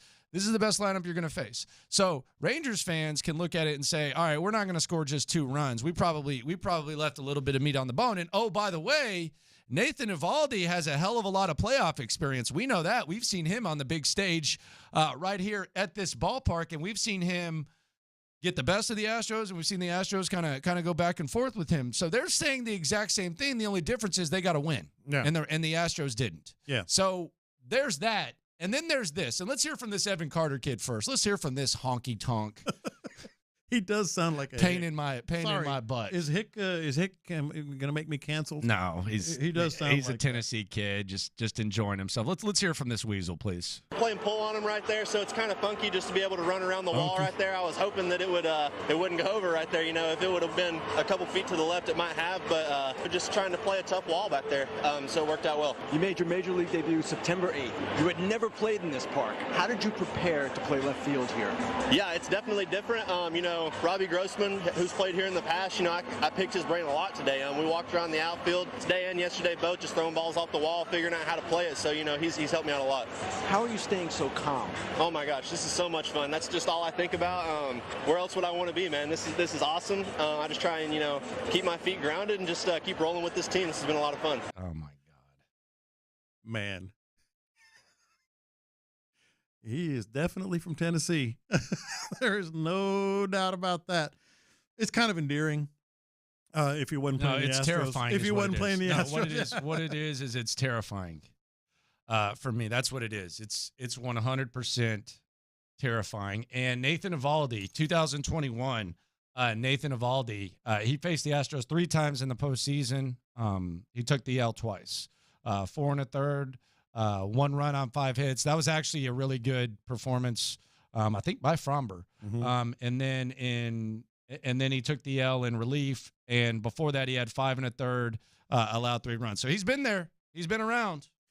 Yeah, I think you hit the main point of this whole Astros series right now, because it was definitely felt like a kind of is uncomfortable, maybe the best word, because everybody's like, well, the Astros aren't going to be held to 0 runs. Do you think the Rangers think they're going to be held to 2 runs the rest of the way? No, 100%. And I don't think the Astros expect that either. And look, what should have been the story is how awesome Justin Verlander was yesterday. Yeah. I mean, that was everything that you could ask for and more from, especially how it started. Your ace. And you don't know what you're going to get from Framber. Those are the type of performances. I know Dusty says, well, you'd rather lose in the middle. I don't know what that's based on. Maybe he's just trying to be positive.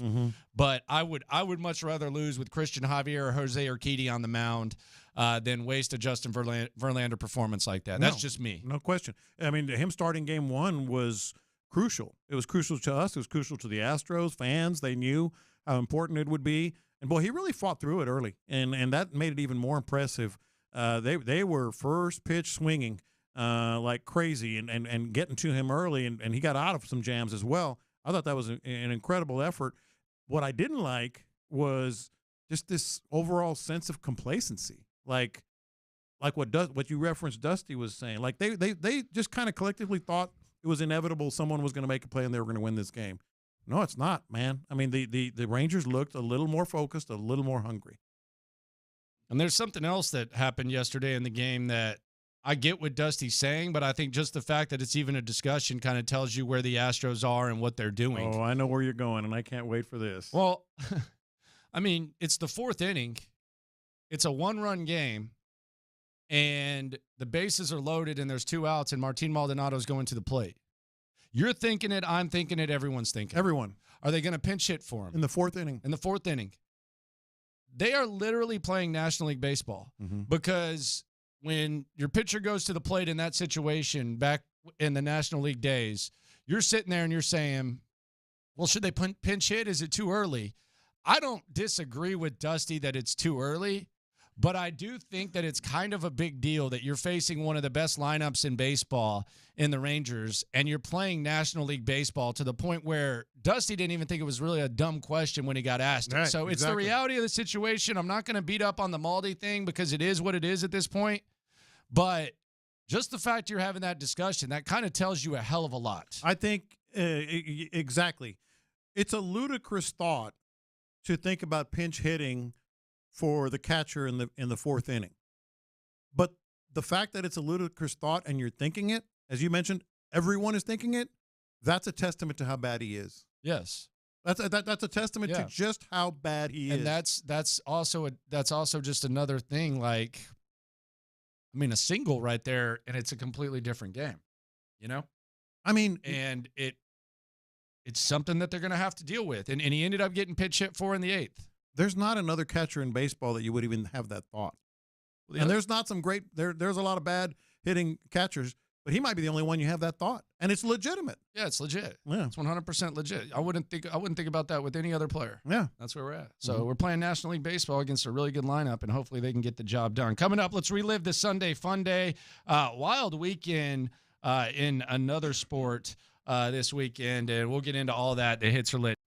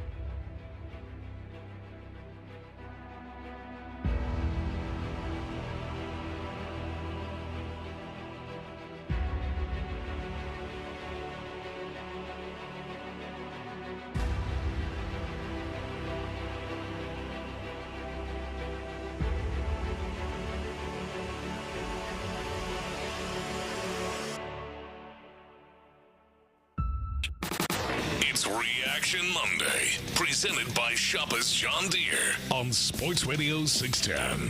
Live from the Twin Peaks studios, here's In the Loop with John Lopez and Landry Locker.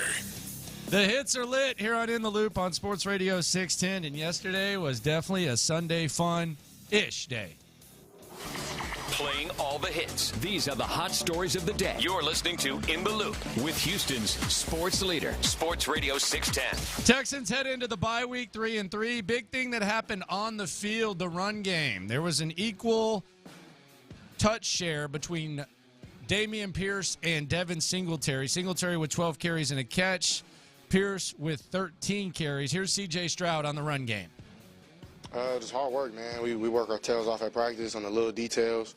DeMeco was up here for 45 minutes showing us the details of all the positive plays we've had. We were kind of like, man, we shouldn't be 3-3. We should be better than that. But we are because we missed details on little certain plays.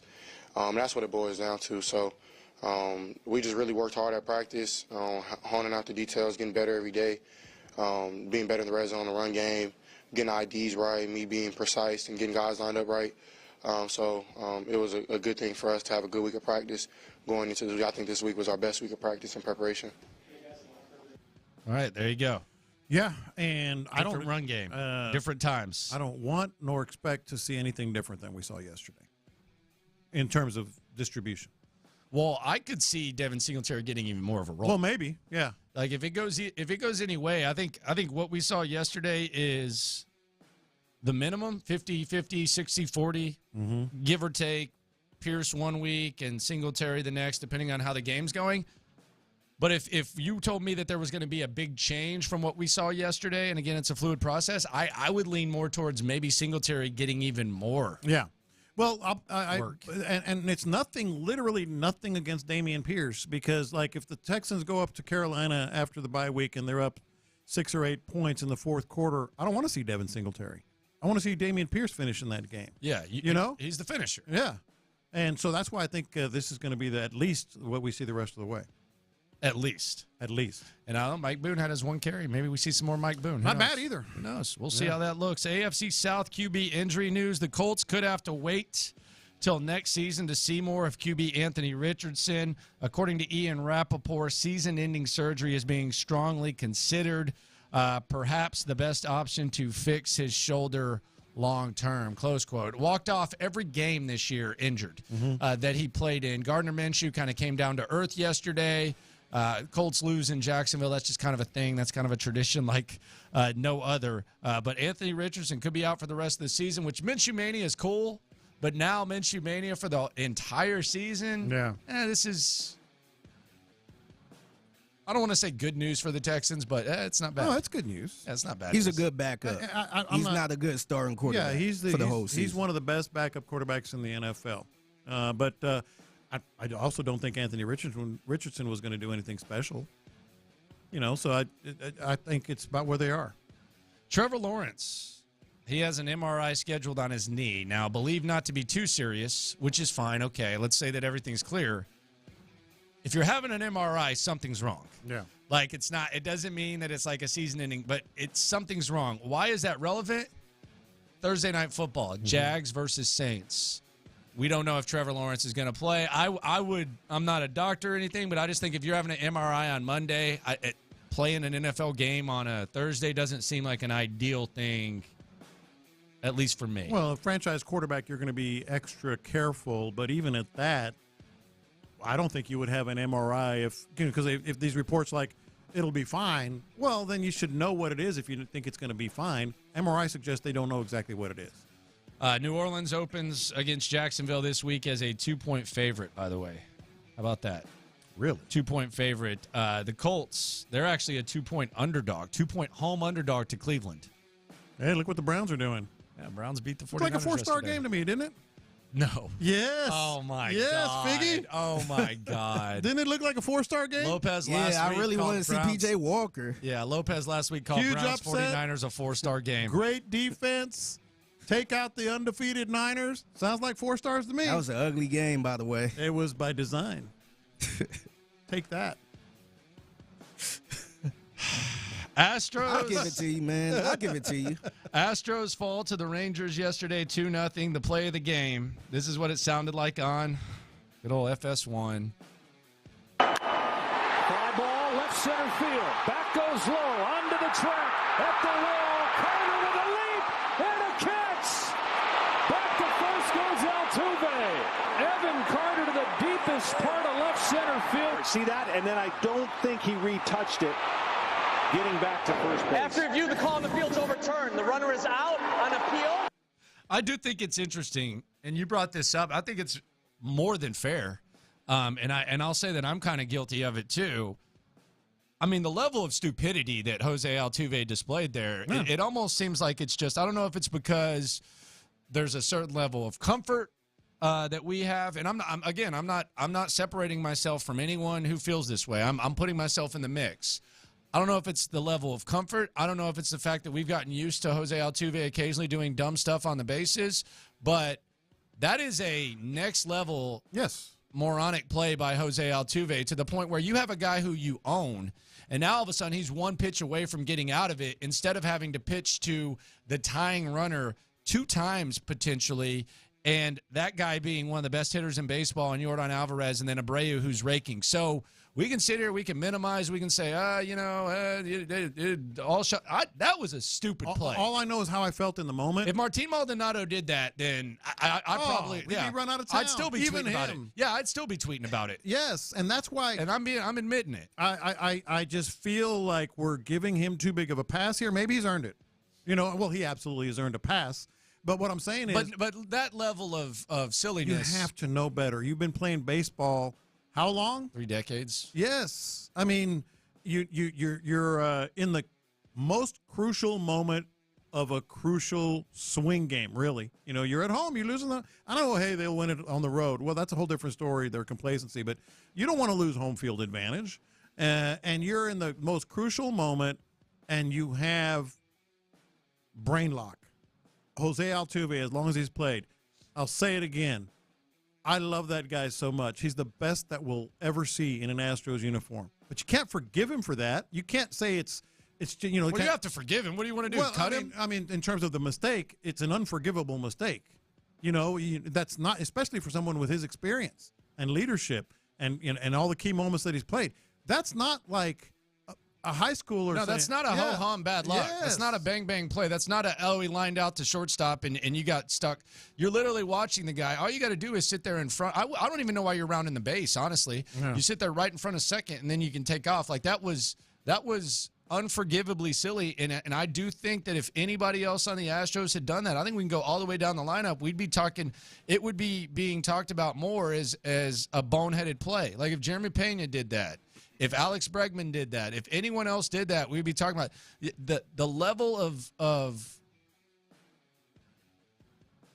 dumb with that play should not be just minimized. And the big tell here, and I know people like, how dare you say anything bad about Jose Altuve? Well, I feel guilty myself, but you have to here, because the big tell, even before they went to the replay, you could see it on his face like, oh crap, I didn't touch the bag. You could see it. That's brain lock. That's dumb. That's an unforgivable mistake in a crucial moment. That's what did it for me. It like I said, you kind of feel dirty talking about it. No, it was but bad. It's real. It was bad. I mean, you got to be honest. That was terrible. Justin Verlander, this was the first time he threw 100 pitches in a start since July 14th. He was 6 2/3 strong. He allowed 2 runs. I mean, where would this team be without Verlander? And I thought it was a good decision to let him go. You ended up getting him at a much more affordable price. And without Justin Verlander, I don't know where the Astros are. And now that brings us to this. And this, you want to talk about a roller coaster of emotion. Holy crap. 3 p.m., Framber Valdez on the bump against Nathan Eovaldi. They've done battle in the postseason before. At one point, we were saying, this is the ace of your staff. Oh, Houston's finally found an ace. Oh, look at Framber Valdez. One of the worst month-and-a-half stretches of his career, up and down, including in the postseason. And you have him on the bump, 3 p.m. I don't know if must win is appropriate or not, but I will say I am nervous. Yeah. I have healthy nerves here when it comes to Framber Valdez. They know him, He knows them. Nathan Eovaldi knows the Astros. The Astros know him. It's going to be a fun baseball game, battle-tested baseball game, but I am not overly confident right now. Yeah, I'm going to use an NBA thought that I have every year in the playoffs. Game 2 is the most important game of the series. I always say that in the NBA because it's hard for an NBA team in the postseason. 64% of the time, by the way, the game one in the best of 7, it's just 64% game 1 wins the series, which is decent. Yeah, but if you lose game 2, you got to win 4 out of 5. Yeah, 4 out of 5. And, oh, by the way, after Verlander and Fromber, you're putting Javier out there and you're putting Urquidy. Yeah. And we've seen them have some success, but we also saw Javier walk 5 guys. He was able to escape against the Twins. Yeah. This is a much different lineup. And, oh, by the way, they are foaming out the mouth, and you have to play there 3 times. Yeah. You have to play against the Rangers 3 times. They have a weird mindset. I mean, this dude, this Carter kid, man, I mean, it's almost like all shucks. Yeah. What did Bochy say? He doesn't even know he's in the postseason? I do wonder, because sometimes the Astros bats disappear. Is there some pressing? Like, the experience can pay off, but is there, some pressing? This SOB might as well be playing in the backyard. Oh, yeah. Next to the cows and horses, wherever the hell he is. Elizabethton, Tennessee. Where the hell is that? I'll have to look it up, but I did look it up last Elizabethton, night. Elizabethton, Tennessee. Elizabethton, Tennessee. Yeah, he definitely sounds, all due respect, sir, like a hillbilly. And he is balling his hillbilly butt off. Yeah, he is. Big time. College football this weekend. Colorado and Deion Sanders, they blew a 29-0 halftime lead over Stanford. They lost in double OT 46-43. How about that? Washington 36, Oregon 33. I think Oregon might have the worst in-game coach in the country in Dan Lanning. I don't know what in the heck he was doing. That was embarrassing. And then Tennessee tops A&M 20-13. Yeah. You have $70 million I can borrow? For what? Just nothing. $70 Is million. that Jimbo's buyout? I think it's 65 or 70. Oh, my. 65 I think million? it's 60. Because remember they gave him an extension. Yeah, but surely the buyout's different now. I don't 65? I'll have to look it up, but I know that's what's left on it. It's a hell of a lot of money, man. Can you spare $65 million? I cannot. 70? I definitely cannot. Those are the hits here on In the Loop on Sports Radio 610. $67 million. Coming up, let's relive the Sunday fun day. Do the Astros have the Rangers right where they want them? Someone says yes. And do the Texans, are they right where they want to be as well? That's next. It's a react.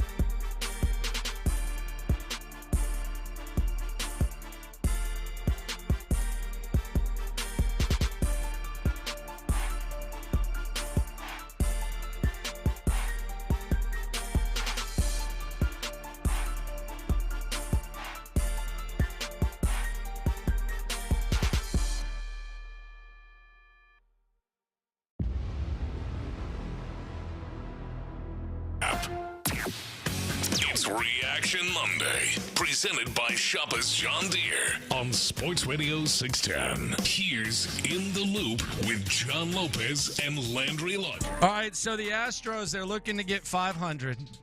0-1 to the Rangers. And the Texans are 500. Now, you want to see how different things can get around here? This is about to blow your mind when you really think about it. We've kind of touched on it, but I just want to lay it out. It's how different things are around here, Figgy. So I said how important this win was yesterday for the Texans. Out of sight, out of mind. Can't do that. Can't have that. And it's wild that on a sports day like that, the Sunday Fun Day, and I was talking to a 9-year-old. Shout out to the young man, Loophole, in the parking lot with his father. How about that? And I asked him, hey, they going to win? He's wearing a Texans hat. He's wearing an Astros shirt. Points to the Astros, says yes. Points to the Texans, says I don't know.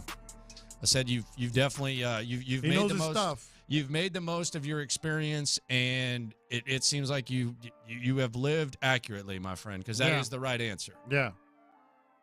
But look where we're at now. The Texans win. CJ Stroud's getting all the love. The Astros lose. I guess there's a healthy amount of calmness. But in order to change the vibes, and I remember last year during the World Series when the Phillies were in town, or the Eagles and Phillies, the stadium was mostly green, and they basically had to awfully turn it into an Astros watch party at NRG just to get people to show up. Every TV was on the Astros game. You couldn't even see the Texans game. It was hard to see. You couldn't even watch it. It was all Astros. Now the Texans win. The Astros lose. What are the Astros doing to change up the vibe today? Who's saying play ball? I'm just asking because usually it's like Craig Biggio, Jeff Bagwell, something like that. Bum B? No. Is Mattress Mac saying play ball? I got your answer. I got your answer. Mattress Mac, he's not? No. Mattress Firm said no. Okay. Let me think about this. Yeah. Who else? Clay Walker? Clay Walker? No. Although I think he's singing. Is he? Yes. Jose Cruz? No. Okay.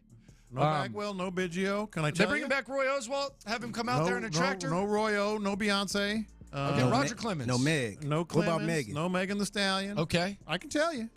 Drake just moved here. How about Drake or 50 Cent? Drake is not doing it. Because I know the Astros, you know how they started the season, right?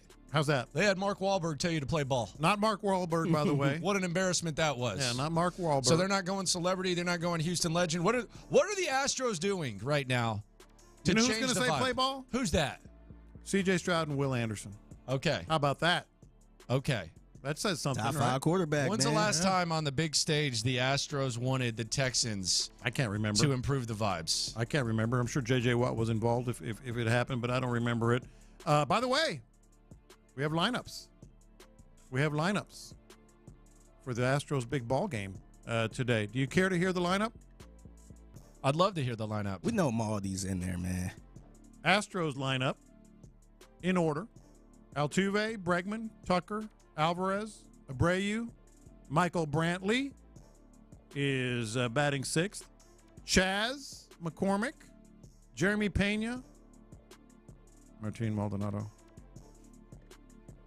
Martin Maldonado is batting 9th, and Fromber's pitching. Well, and how about this for the Rangers? Yeah, and this is a big Bochy's controversy. This is Bochy's big ones. A big controversy with the Rangers. This is Bochy's big ones. You want to talk about analytics? Simeon, Seager, Grossman, Garcia, Garver, Heim, Lowe, and Young. You said Carter, right? Not Garver, right? No.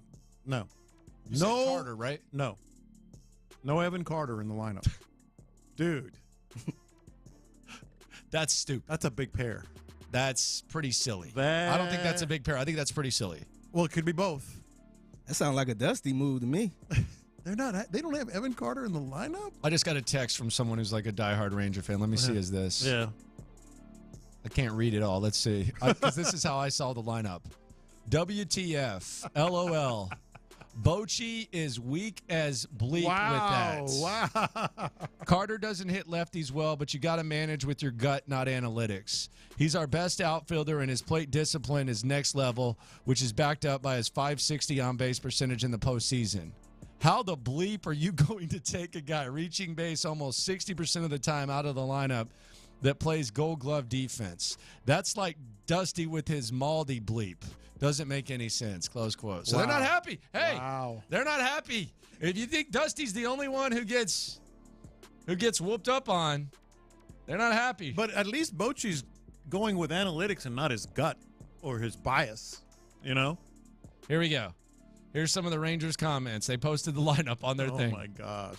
WTF. Carter. Carter needs to play 24/7. So we're going to lose game 2. Cool. No Carter. No Carter equals loss. Where's Carter? This is the rough draft, correct? No Evan Carter. WTF Carter. So Bruce Bochy's taking Carter out of the lineup. I got to be honest. I'm happy. I just do not understand this decision. I don't either. I feel good about it. Yeah, I don't care. I feel better. It makes me feel better. This kid from Elizabethton, Tennessee, that is dominating baseball right now, 21 years old, made the catch of a lifetime already, changed the entire complexion of a game against the team that's been there 7 times. Have a seat, young man.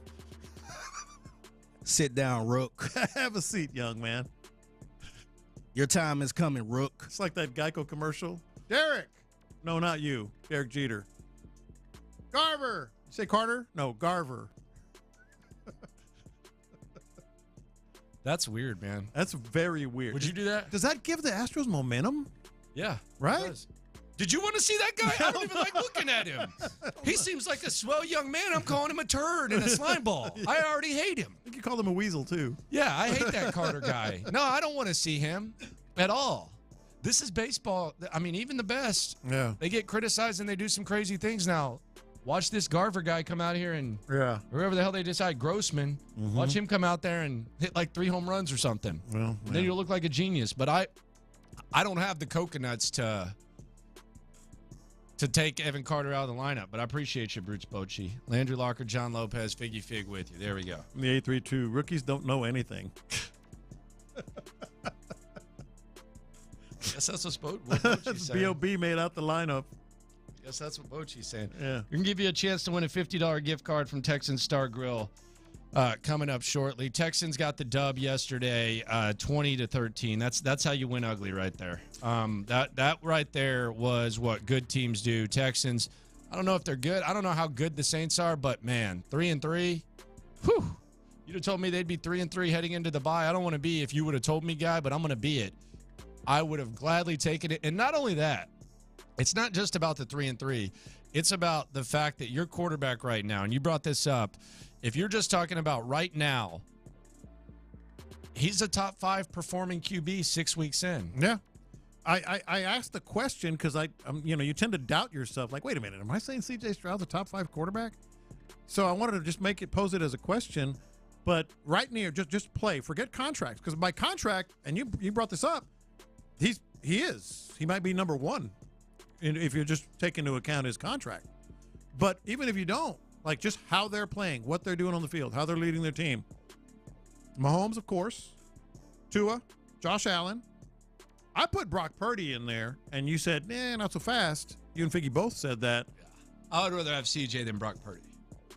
And I'd rather have CJ than Jalen Hurts. So there's your answer. Even for just 1 week, I would rather have CJ than both guys. Somebody texted me, you didn't mention Lamar Jackson. Lamar Jackson's not playing that well lately. Just this year? Yeah. I mean, yeah. Look, I'm drinking the Kool-Aid. Yeah. I'm drinking the CJ Stroud Kool-Aid. Sue me. That's where I'm at. I'm drinking it. Yeah. You know who else is drinking it? Who's that? Mark Vandermeer. Oh, big time. Listen to this. Is he able? I heard him this morning. He was talking. He was doing okay. Mm-hmm. It's called Afterglow. Here was Afterglow. Here was good Lord. Here was Mark Vandermeer. God. Here was Mark Vandermeer after C.J. Stroud found Robert Woods in the end zone. C.J. gets the snap, throws over the middle, caught for a touchdown by Robert Woods. They cash in.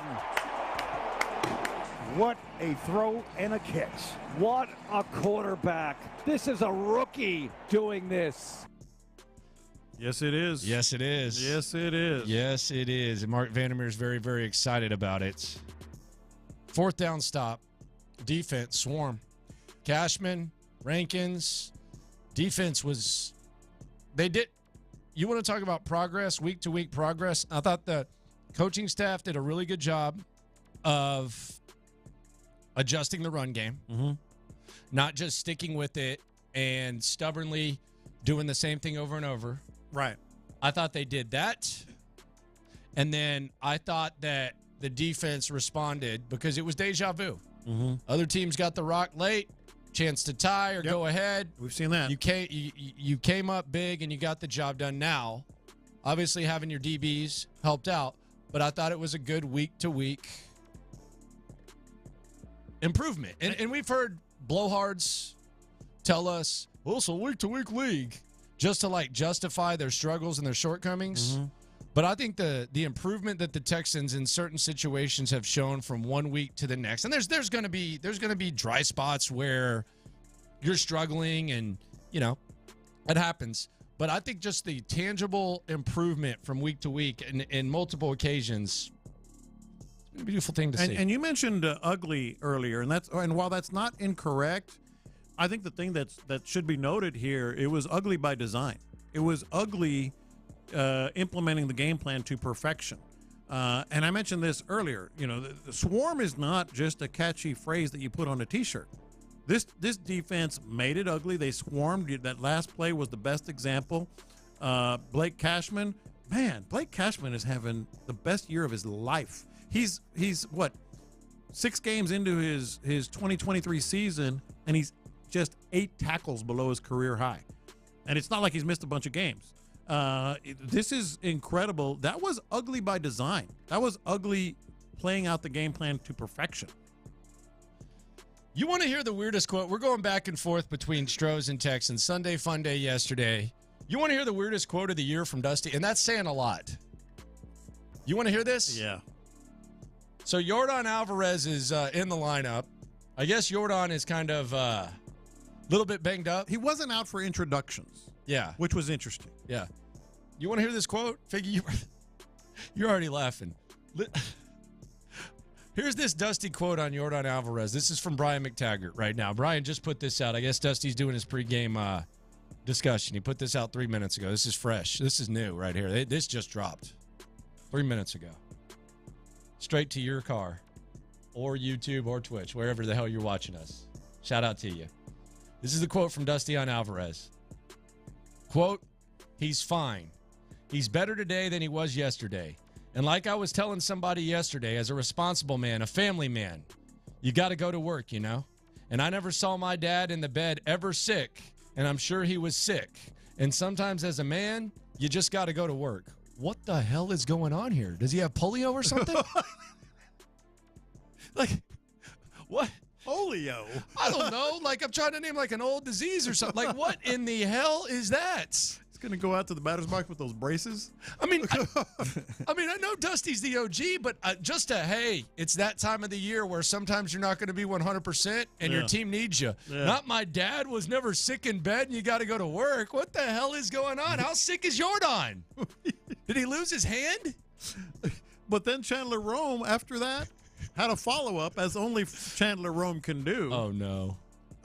He asked if he was, because he just mentioned, you go to work if you're sick. Yeah. Chandler Rome asked as a man, the responsible question. Asked him if he was sick.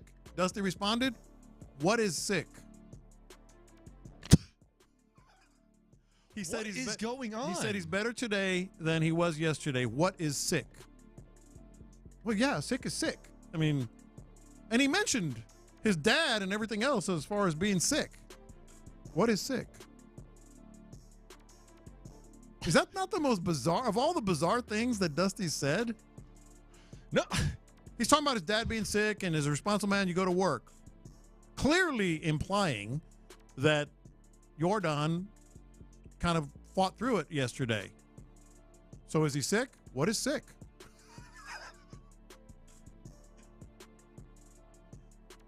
I don't know. So what's the deal? Well, he was sick. I mean, if we're just, Dusty's own words, interpreting his own words, he was sick yesterday. What do you have, 3 strikeouts? And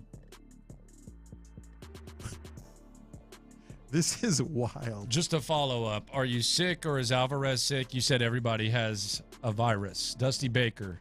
Now, here you go. So this is the full transcript from Chandler Rome right here. This is weird as hell. Yeah. There's a report that Jordan is dealing with a virus. How is he feeling, and what went into consideration to put him in the lineup today? Dusty Baker, his name is Jordan. That's number 1, and plus number 2, the reports about him having a virus. I got a virus. Everybody got a virus. So he's fine. He's better today than he was yesterday. This is after that. Just a follow-up. Are you sick or is Alvarez sick? You said everybody has a virus. Dusty Baker, no. Yeah, my allergies are bothering me. Yeah, like I said, I mean, what is sick? No, I'm serious. I'm not being a smarty. Next question.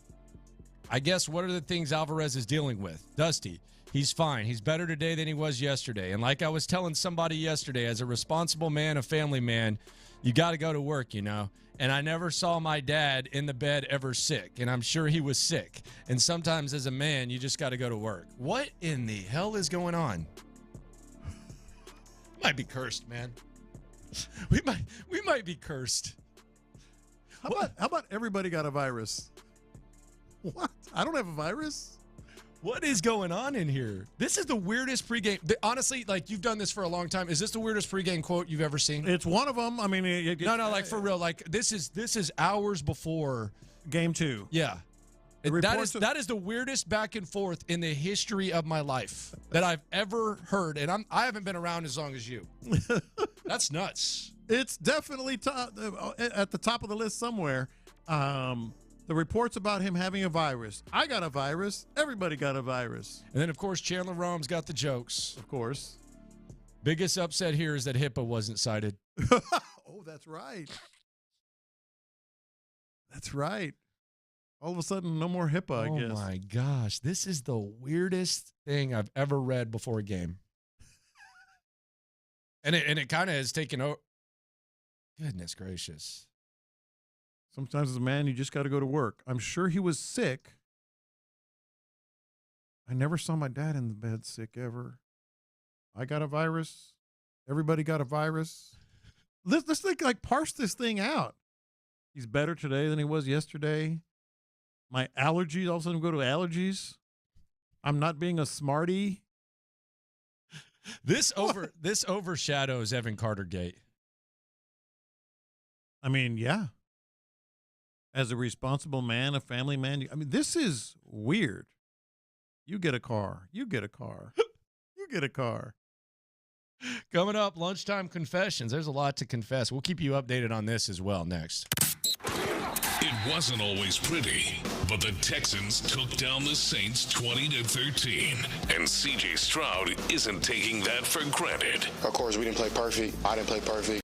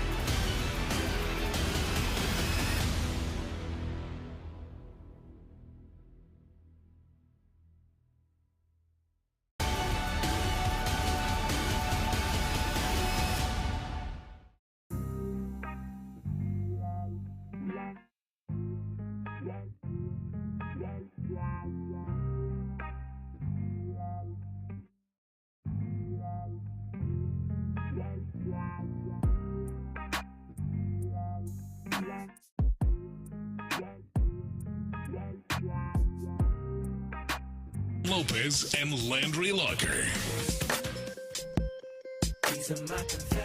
All right, we've acquired the Dusty audio, and we will play it. We will hear it for the first time with you. The most bizarre quotes in the history of ever leading up to a game. We'll play that for you in about 10 minutes. I'll also give you a chance to win a $50 gift card to Texas Star Grill. I am really confused by this. We'll get to that in a sec, but first it is time for Lunchtime Confessions. We confess our sins to you, the Loophole. Shout out to the Loopholes. If you listen, you are one. Some of these confessions have to do with sports. Some have nothing to do with sports. We're transparent with you 24/7. Let it hang a little bit lower during Lunchtime Confessions. It is time to confess. Watch this. These are my confessions. Boy, I got a confession about Dusty, but I'm going to start with a non-sports confession. And I didn't ask you guys this deliberately before the show, so you may have fully enjoyed it. But I feel bad for anyone that did not fully enjoy the solar eclipse on Saturday. It was really cool, man. Like, it was really... You took it too far, though. No, I did not. We embraced it, and we had we tailgated. We had a playlist. We had the glasses. We immersed ourselves in something that doesn't come along very often. So I'm curious. That's the confession part. I feel bad for anybody who didn't fully enjoy it. Did you? And did figure? I didn't watch it, no.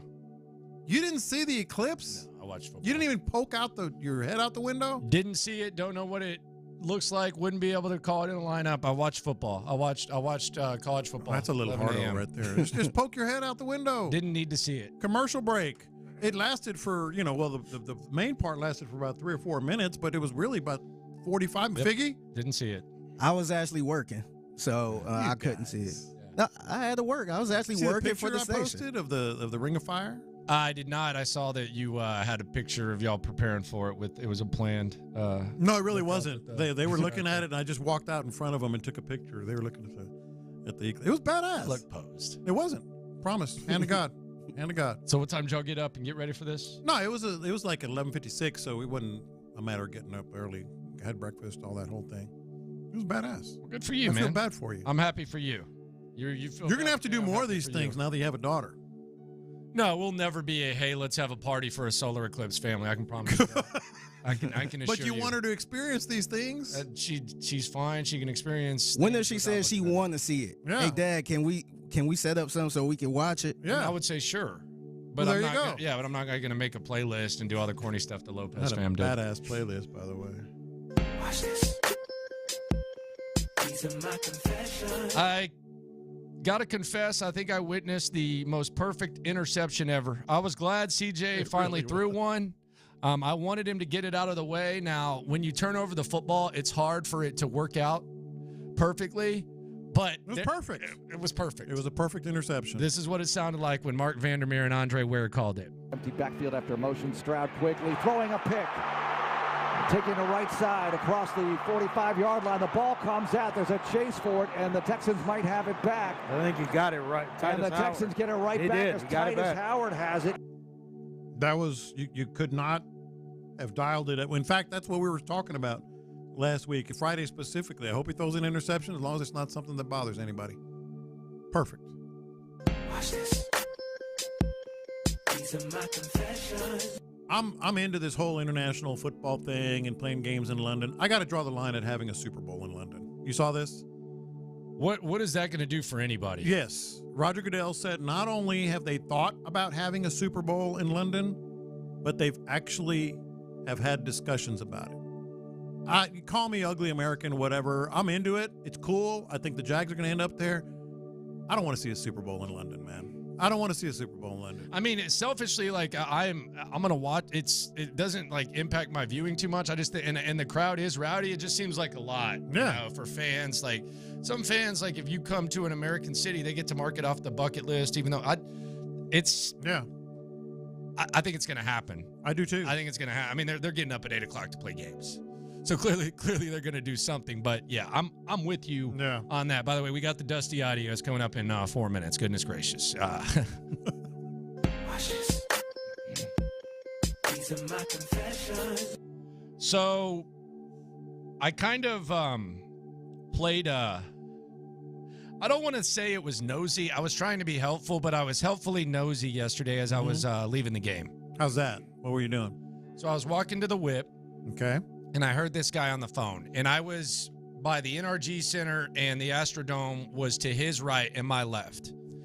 And he's on the phone, and he's trying to meet someone, and he's talking to him, and he's like looking around. You know what it's like when you're somewhere at a stadium and you can't really describe it? Where are you? Yeah, he's looking, and he looks to his left, and he goes, there's an NRG Center, there's an event center right here to the left, blah, blah, blah. And I go, hey, just tell her that ugly-ass Astrodome is right there, and she'll be able to find you, buddy.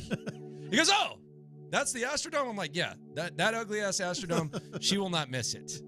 So I kind of got nosy, but I think I helped him out a little bit. You don't need to just say the ugly-ass building, and it's right there. Yeah. Oh, that one. Yeah, I can find you. I'll find you right there. Watch this. These are my confessions. October 16th, 12:31 p.m. Jimbo's got to go. Oh, wow. Jimbo has got to go. Oh, wow. It's clear his recruiting is 5-star. It's clear he loves his players. It's clear his players love him. But I'm gonna equate it to an amicable divorce. Like, it's not you, it's not me, it's not anyone. It's just not working. You're awesome. I feel like I'm awesome. It's just not working. It's just not working.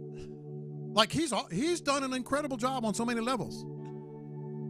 It's 6 years. It's not working. I'll ask you this again. Do you have a spare $67.5 million to loan me? I do not.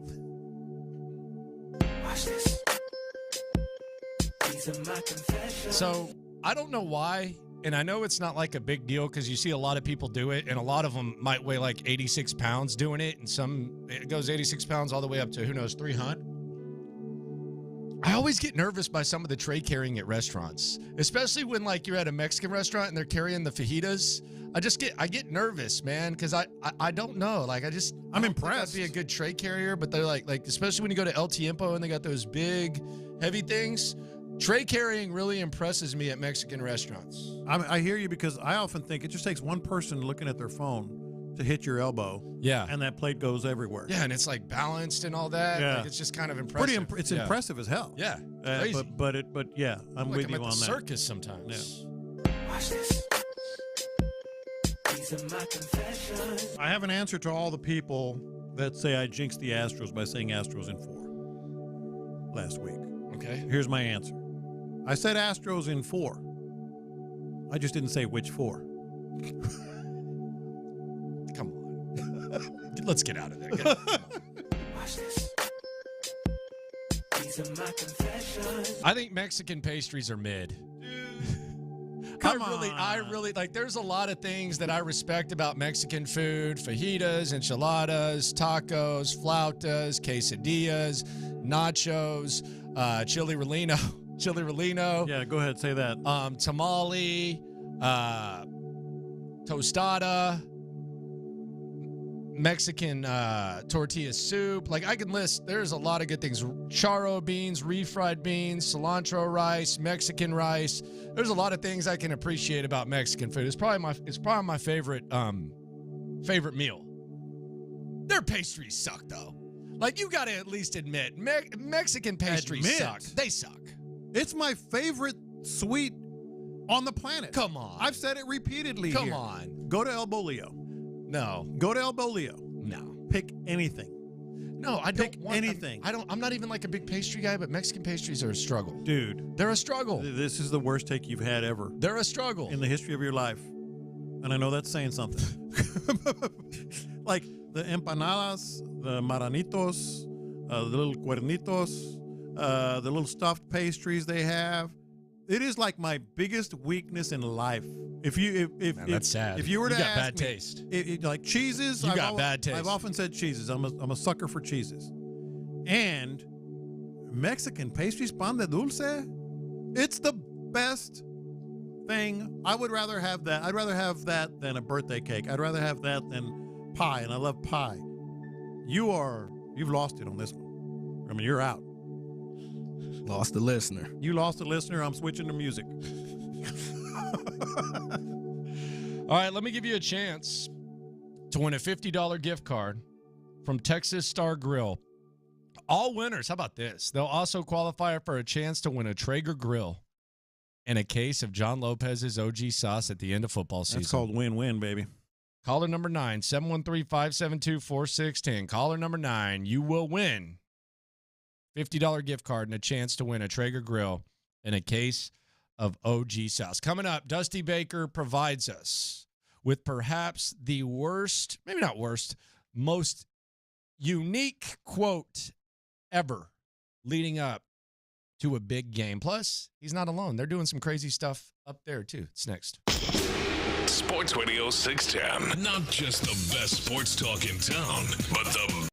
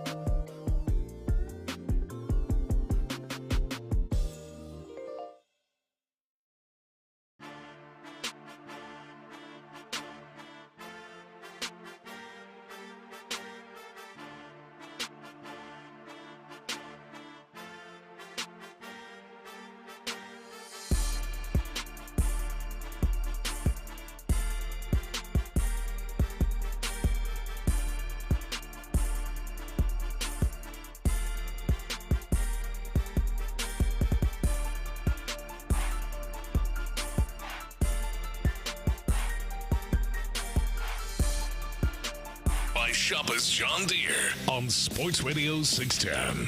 Live from the Twin Peaks studios, here's In the Loop with John Lopez and Landry Locker. All right, so I was very relieved by the news that we started out the noon hour with, that Evan Carter wasn't going to be in the lineup against the Astros. I look, righty, lefty, I don't care. I'm just glad that the Astros don't have to face that kid. He was starting to put off vibes of someone who's just is destined to do something special every time he steps on the baseball field, and we saw it yesterday. So I was feeling good.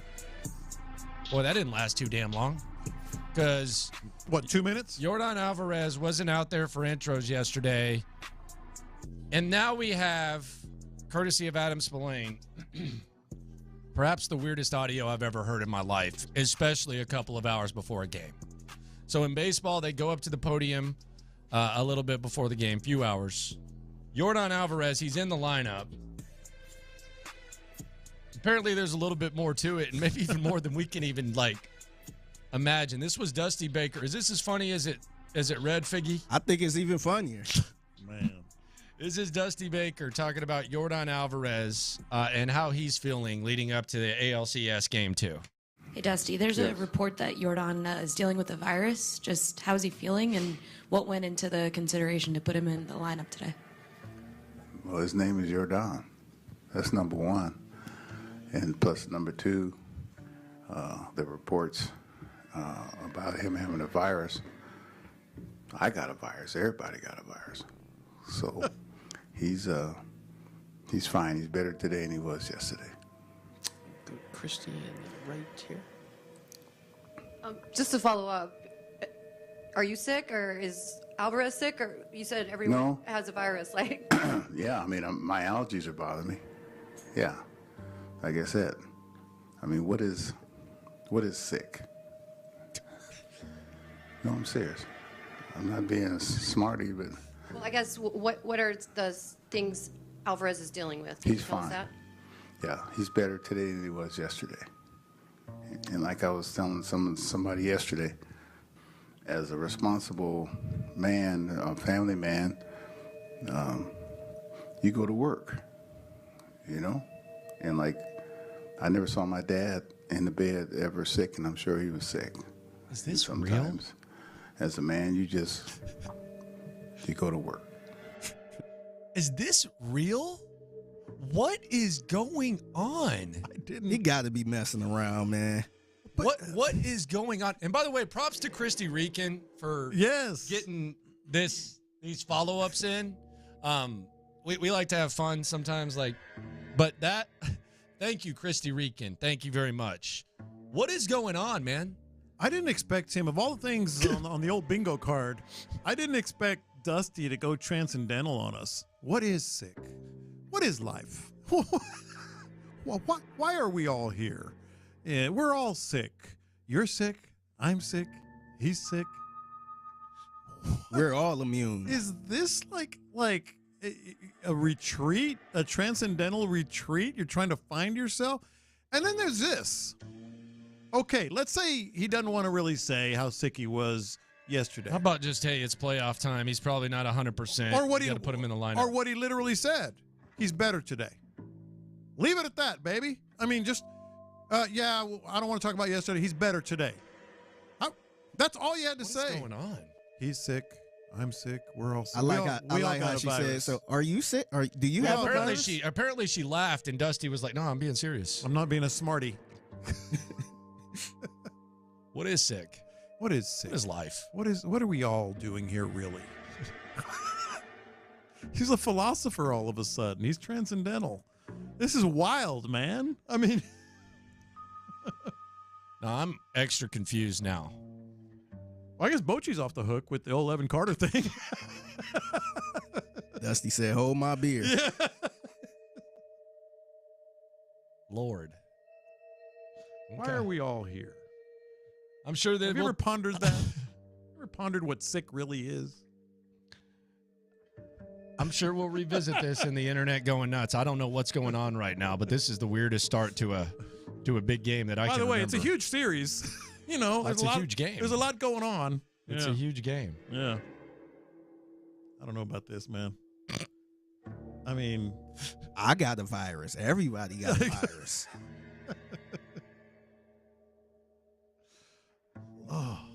I think they need to find Kirk Gibson's corked bat and let Yordan Alvarez swing it. They just need to make sure Yordan is better. You don't think that bat was corked, Kirk Gibson's? Look at the way that hit the baseball. On the other side of the plate. He just flicked his wrist. Went over. Yeah. He did that corny fist bump. Yeah. Goodness gracious. I don't know what's going on. Like he's changing gears in an 18-wheeler. Yeah, that was the worst impression ever. Let's hear from C.J. Stroud. How about C.J. Stroud? Let's feel better. C.J. Stroud action. Dusty kind of confusing you. I think C.J. Stroud's going to enlighten you. This is the best of what C.J. Stroud had to say after the Texans got the dub over the New Orleans Saints. C.J. Stroud, 3-3, heading into the bye. Texans feeling really, really good. Here is C.J. First of all, I just want to give all glory and praise to my Lord and Savior Jesus Christ. Was a hard-fought win. Needed that one, man. Our biggest thing was empty the tank and leave the game 3-3 and going into the bye week. So that's huge for us. Got to have a good bye week and get better there. Rest up, because it's going to be a big time second half of the season that we need to execute better and be better at. So happy with the win and proud of my guys for being resilient and fighting. So. Through your first career interception, how were you able to shake it off so quickly and lead the team on a touchdown drive? It's life, it's ups and downs. My teammates were all like, "Man, you got this, let's go."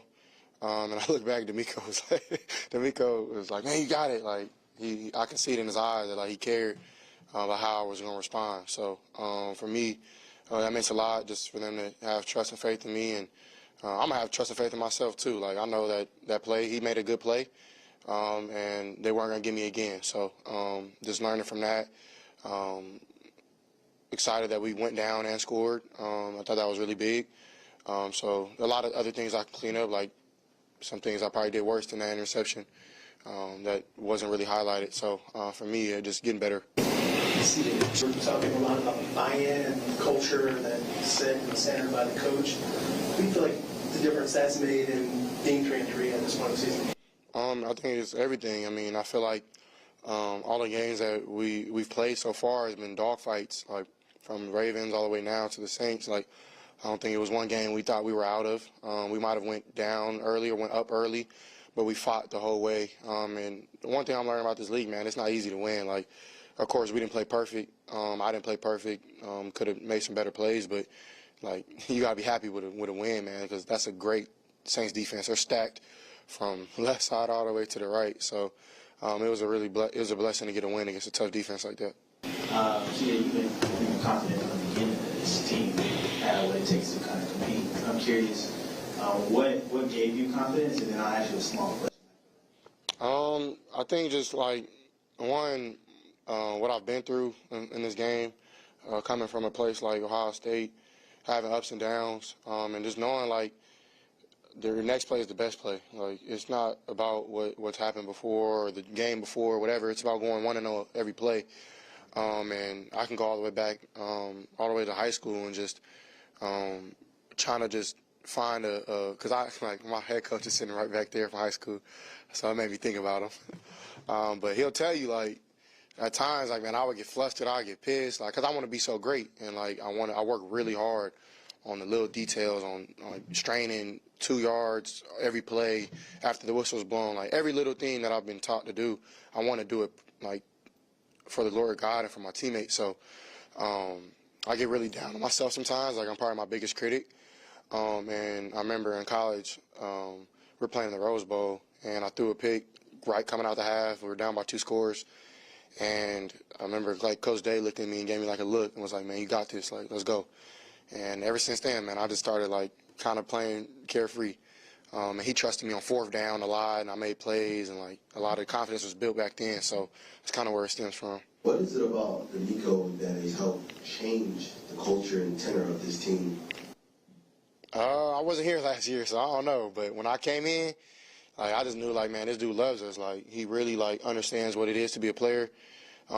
He understands like practicing, building that callus in in August and September. So when November and December, when you're playing to go to the playoffs and big things like that, those are where those games are won, back in August and September. So that's kind of like the vibe I got. And he was just like, the one thing about DeMeco is all about, because he played, and I don't think some coaches that didn't play don't understand this, but like, you can shoot yourself in the foot and like get mad and be like, man, I'm gonna be pissed about that play the rest of the day. But his thing is like, man, just next play, next drive, like next thing, and that means a lot, especially being a young quarterback.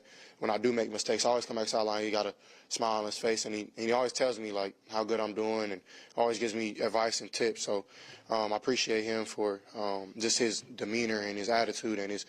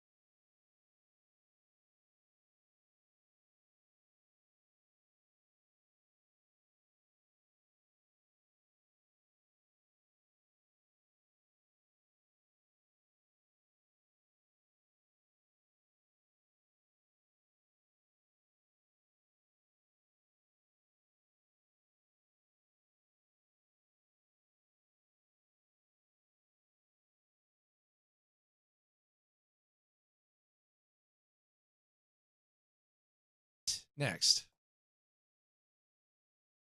First, though, I want to tell you about Orchard. Karma's always on your side.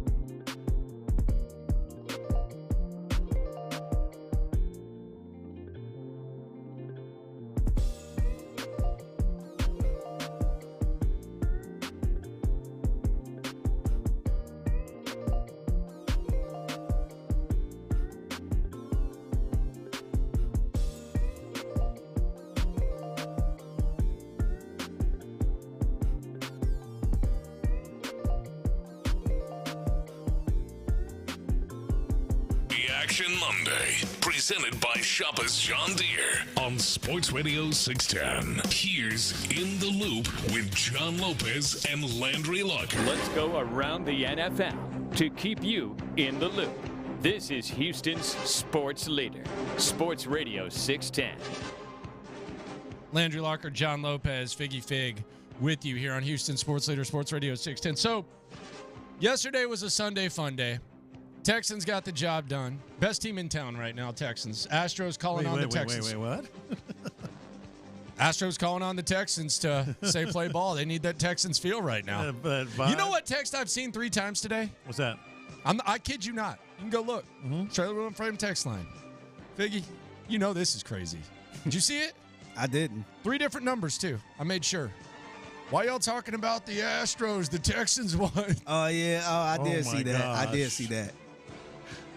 Yeah, this little thing called the American League Championship I'm just Series. saying it's a little different than I'm used to. Yeah. I'm used to why are you talking about the stupid ass Texans? Well, Nobody cares about the Texans. Yeah. talking about them because Hey, guys, the Astros in the playoffs. Y'all know the playoffs are going on? Let's hear the 5 best Baseball plays season. of the day yesterday through Mark Vandermeer, who, by the way, sore throat He had today. a good day, yeah. Sore throat today. Here is the C.J. Stroud, the first interception of the career of C.J. Stroud. Empty backfield after motion. Stroud quickly throwing a pick. Taking the right side across the 45-yard line. The ball comes out. There's a chase for it, and the Texans might have it back. I think you got it right. And the Texans get it right back as Titus Howard has it. Perfect. The perfect interception. I wanted him to throw an interception, but I was even hesitant to say it because usually interceptions are like so costly. Well, not that one. You thought there was no such thing. Well, stand corrected. Dalton Schultz, man, he's been a big part of the last couple of weeks. Here is Dalton Schultz with the touchdown from CJ. 2nd and goal. Tush push. Pierce in the game. Backs in an eye. Stroud. Back to pass. Throws right side and caught. Touchdown. Dalton Schultz. The Texans score. CJ to Schultz. The connection pays off again. Mark Vandermeer getting excited. He's going to get even more excited with Robert Woods. Here's Robert Woods with the touchdown. Mark Vandermeer with the call that almost made this go from PG to rated R. CJ gets the snap, throws over the middle, caught for a touchdown by Robert Woods. They cash in. Clapping over his calls. Throw and a catch. What a quarterback. This is a rookie doing this.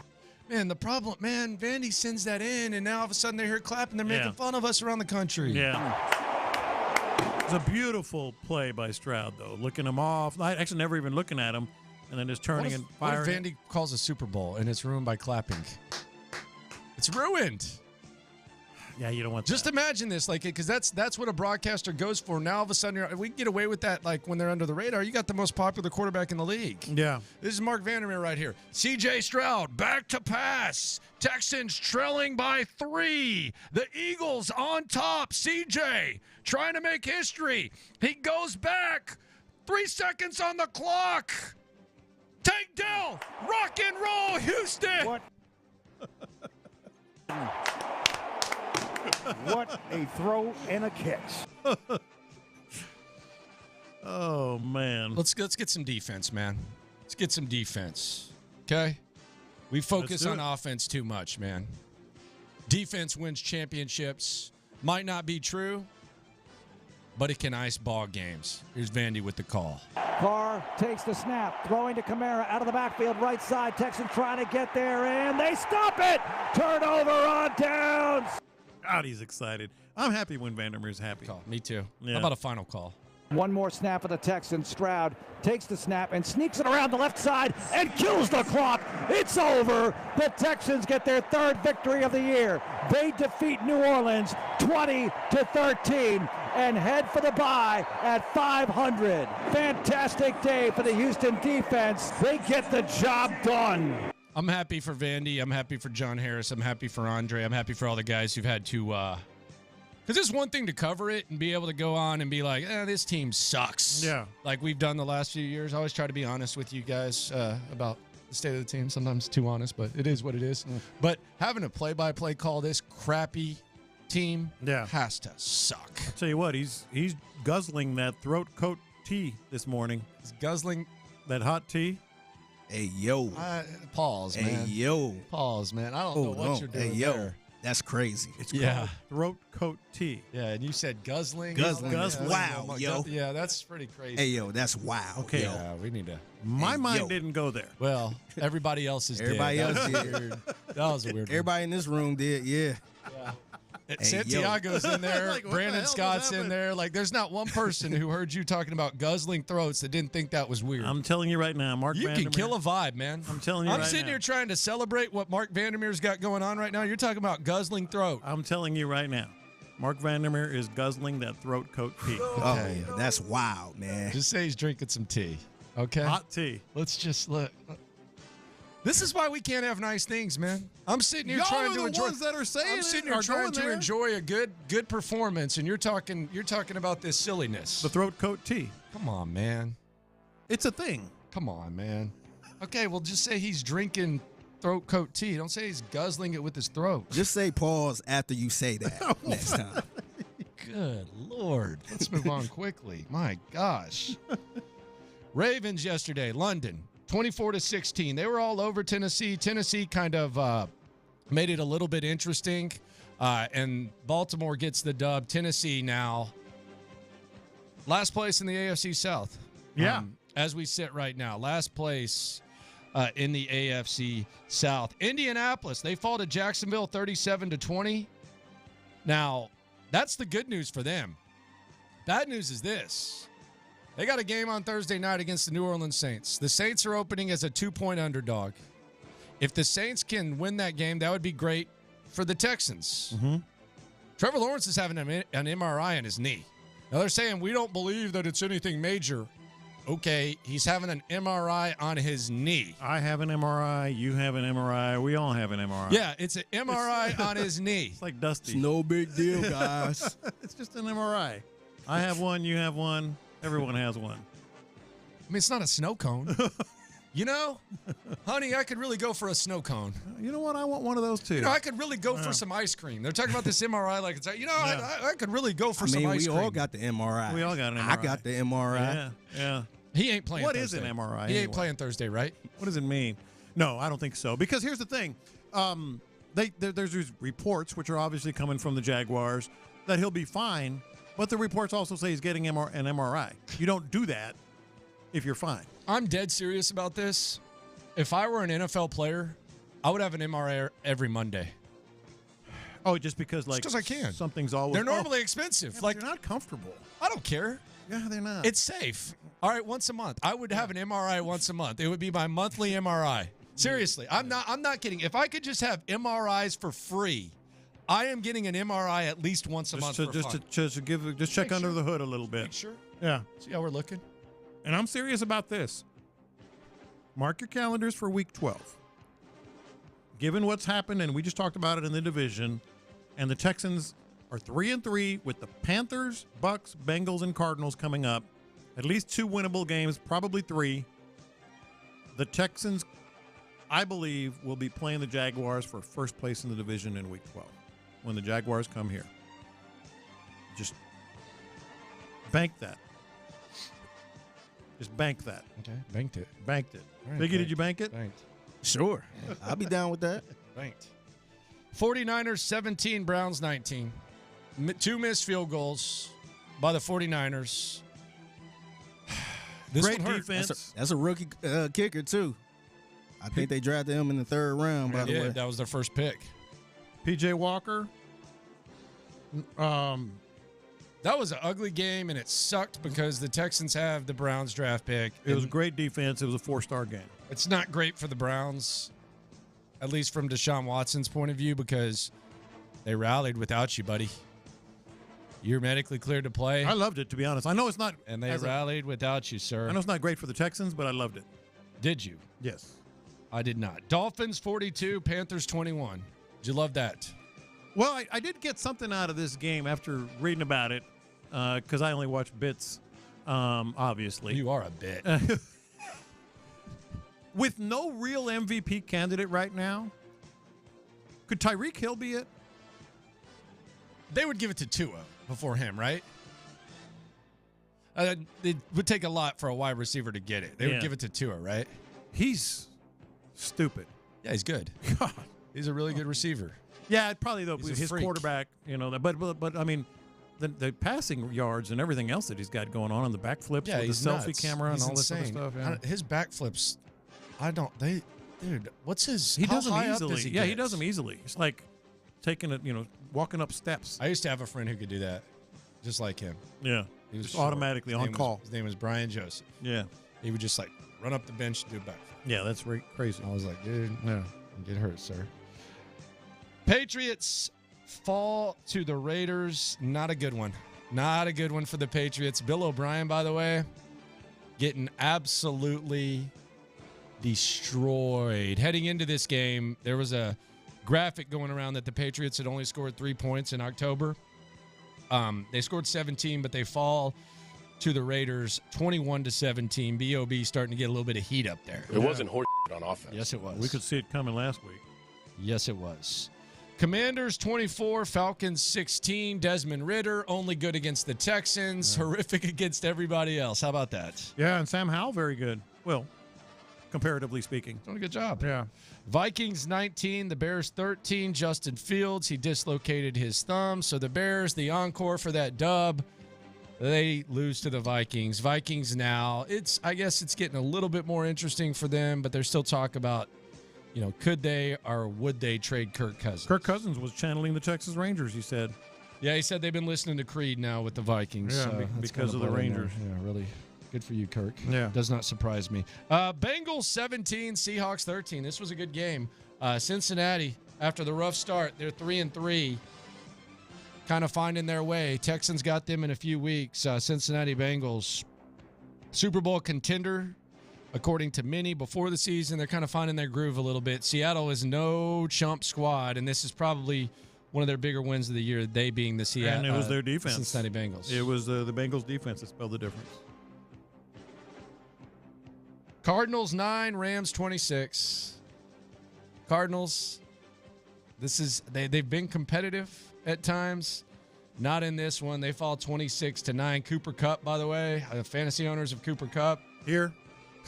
7 catches, 148 yards, touchdown. So he's back. Damn right he is. He's not dead. He's back. Yeah. So good for him. Good for the Rams, man. They just find ways to hang around, sitting at 3-3. Eagles fall to the Jets 20-14. Wait, what? Eagles fall to the Jets. Jalen Hurts with an interception late in the game. Robert Saleh, after the game, asked about his team's success against good quarterbacks. This is what he had to say. Thought defense, per the usual, outstanding. Through these first 6 weeks, we've played a gauntlet of quarterbacks, and I know we haven't gotten all wins, but we've embarrassed all of them. Oh, wow. That was great. That. Little DeMeco type of, that's one of DeMeco's mentors. The Jets, good for them. That's cute, but, let's move past it. I will say this, though. Mm-hmm. Oh, Aaron Rodgers? I was like, nah. Wait, what? Is he going to play this year? He might be back. God. Dude, he's throwing the football. And I watched that video so many times. He's throwing the ball. He's putting weight on it and throwing the ball. It wasn't like striding, but still. Him and J.K. Dobbins are like doing like Achilles rehab together, and he's like walking around with. I'm sure he had something under his shoe. I'm sure he's wearing like some sort of special kit. But he was throwing the ball. He's throwing the football. This was like a month at the most ago. About a month ago. Ish. Actually, I think it was September 9th. 6 games ago. That. Yeah. Man. You think he's coming back? Nah. I don't want to say yes. Nah. I don't want to say yes. Nothing personal. I just have never seen anything of the kind. Lions top the Bucks 20-6 in the NFL. By the way, the Lions, they also got a weapon that I think the Texans wanted before they drafted him a couple of years ago, or 2 drafts ago, I should say. Jamison Williams, first career touchdown. Goff looking deep, wants it all. Jamison Williams looking for the ball. Got it! Touchdown! I did think that the Texans wanted him, and then they traded back afterwards. Who knows? We will never know. But the Lions playing some good ball, 20-6. Giants, Bills. Good God, how many times do I have to watch the Giants on primetime? Confession, Didn't even click over to this game. Maybe 3 times. Watched a total of 2.5 minutes. Yeah. Giants fall to the Bills 14-9. When can we start flexing people out of this? Because this is pretty soon, right? This is enough, man. Not next week. Enough is enough. What star was this game, Lopez? Oh, this was you said 4? No, this was the 1. Oh, okay. Yeah, enough is enough. I got it right, Figgy. Enough is enough with this.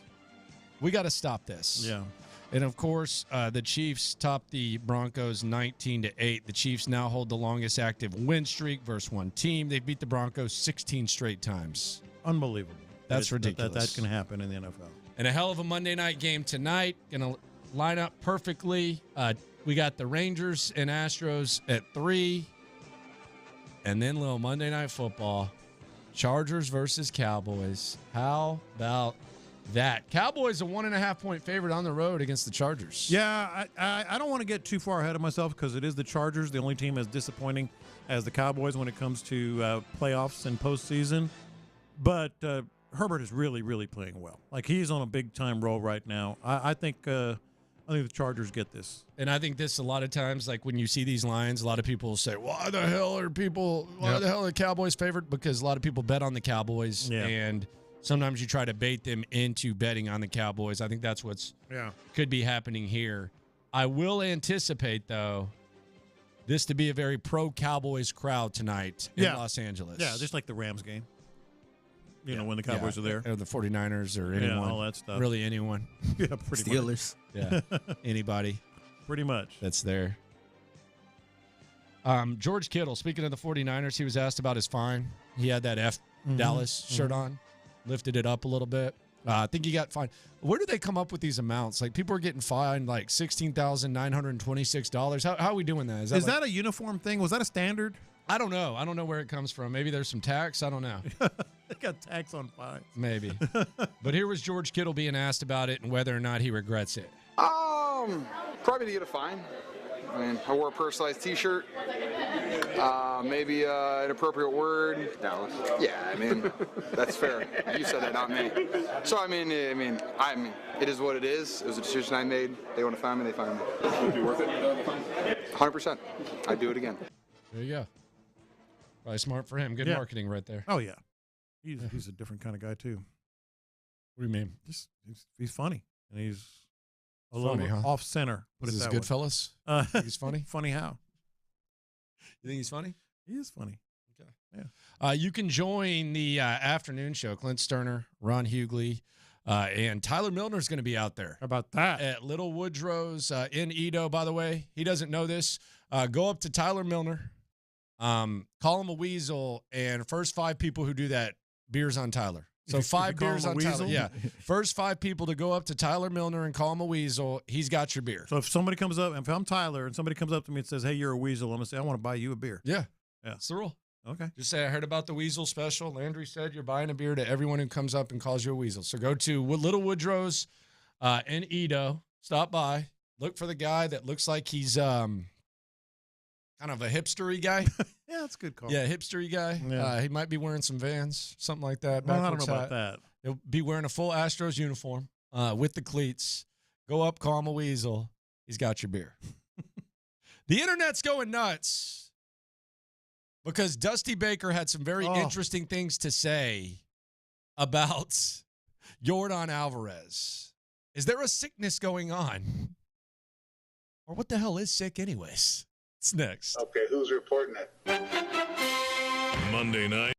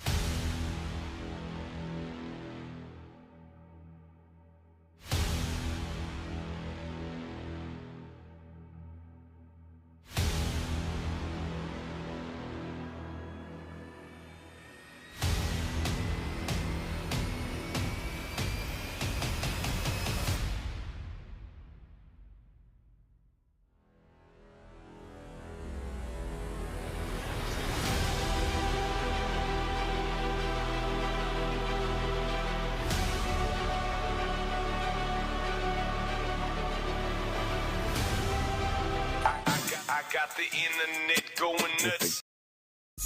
Boy, Dusty Baker's got the internet going nuts like crazy. We'll hear what he had to say shortly here on In the Loop on Sports Radio 610.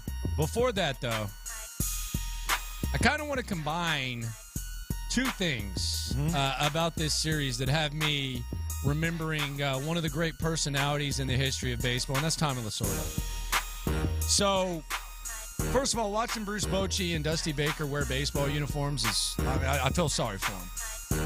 I feel sorry for them that they have to do this. It kind of reminds me of when Tommy Lasorda used to have to rock a baseball uniform. That belly hanging over the belt. Belly hanging over the belt, just looking like someone who needed to be at Luby's, not in a baseball uniform. And then I just got the news that the Game 3 starting pitcher for the Texas Rangers is going to be Max Scherzer. Max Scherzer. In the spirit of that, I'm going to go Tommy Lasorda, and I'm going to say I'll send a limousine for that guy to face the team. He sucks right now. Get him out there, please. Might have to be careful what I wish for. I doubt it. I think the Astros will light him up. Let's remember Tommy Lasorda. I have never, ever, since I've managed, ever told a pitcher to throw at anybody, nor will I ever. And if I ever did, I certainly wouldn't make him throw at a 130 hitter like LaFay or Bavacqua, who could hit water if he fell out of a boat. And I guarantee you this, when I pitched, and I was going to pitch against a team that had guys on it like Bavacqua, I sent a limousine to get the to make sure he was in the mother lineup because I kicked that ass any day in a week. He's a big mouth, I'll tell you that. All right. And I would send a limousine for Max Scherzer. That's how I feel about him. Max Scherzer. Come on. Officially the Game 3 starter, according to Bruce Bochy. What the hell is he going to do? I'm not saying. I'm just going to throw this out there. Oh, my God. No. This is facts. This is facts. Come on. No opinion at all. As a Ranger, he's 4-2 with a 3.2 ERA. Okay. As is a he Ranger. Healthy? Well, he had, what was it? I forget what injury he had. I'm sure it was like forearm or shoulder or something. But 4-2 with a 3.2 as a Ranger, but clearly a disappointment otherwise. Yeah, good for him. I got the internet going nuts. Flag football. Did you see this? The 2028 Olympics officially will feature baseball, which they've done in the past, and then they got away from it. Cricket, a world game, even though we don't do much with it here. And flag football, officially an Olympic sport. Good. I like it. Yeah, it's better than curling. I like it. I think it's going to give us a chance. All these people acting like they like curling. Curling sucks. Curling does not suck. We won't talk about that right now. I think it's going to give a lot of like the Des Bryants of the world and stuff like that a chance to be in the Olympics. What? Retired players that are still maybe, something going. No, I'm 100% serious. Like recently, Des Bryant's on the team? I just used that. You just mentioned his name? That was what you came up with? I just used that as an example. No, I came up with it because he actually tweeted about it too. Okay. But like recently retired or relatively recently retired player. Nah, but it's gonna be cool. But here's the thing, and I'm just gonna let people know, and I think the people that know. You do not have an advantage playing flag football as a former NFL player. Those like really intense flag football players in those flag football like games, it's a totally different game. It's like racquetball. They're lateraling. They got like plays. They got all this type of stuff. It's outrageous. Use those guys to help you. It's kind of like racquetball. Like old crickety old men can kick your ass in racquetball because they know all the angles and all the tricks. Like college kids that know all the tricks can kick your butt in flag football because they know all that stuff. But use them with the athleticism. I'll tell you what, flag football in the Olympics, I'm in. I got the internet going nuts. This was what Dusty Baker had to say about Yordan Alvarez. Now, the internet was going nuts because Evan Carter is not in the lineup for the Rangers with Fromber pitching, which Astros fans were happy, Rangers fans were not. Then Dusty Baker was talking about Yordan Alvarez, and the great Christy Rican went back and forth with them, and the internet completely exploded with what Dusty Baker had to say. Hey, Dusty, there's a report that Yordan is dealing with the virus. Just how's he feeling, and what went into the consideration to put him in the lineup today? Well, his name is Yordan. That's number one. And plus number two, the reports about him having a virus. I got a virus. Everybody got a virus. So he's fine. He's better today than he was yesterday. Go Christy in the right here. Just to follow up, are you sick or is Alvarez sick? Or you said everyone has a virus, like? Yeah, I mean, my allergies are bothering me. Yeah, like I said. I mean, what is sick? Oh, Lord. No, I'm serious. I'm not being smarty, but... Well, I guess what are the things Alvarez is dealing with? He's fine. Yeah, he's better today than he was yesterday. And like I was telling somebody yesterday, as a responsible man, a family man, you go to work, And like, I never saw my dad in the bed ever sick, and I'm sure he was sick. And sometimes... As a man, you go to work. Okay, man. I never knew Dusty did LSD. I'm kidding, of course. Oh, wow. I'm kidding, of course. That is pretty deep. It's pretty philosophical. Very, I don't know what, but what is sick, really, Landry? We need to ponder that question. I'm really confused by... what is going on here? I mean, Bruce Bochy is like, thank you very much. I mean, it's like 2 minutes of, oh my gosh, Evan Carter's not playing. To wait, what? What Dusty do? What he say? Man, it's always something with Yordan. Yeah, it is. Yeah. Yeah, it's always something. We've talked about that. I mean, there's going to be like DL stints and stuff, but now all of a sudden we're talking about playoffs are happening and he's sick. It's this is really, really weird and so avoidable.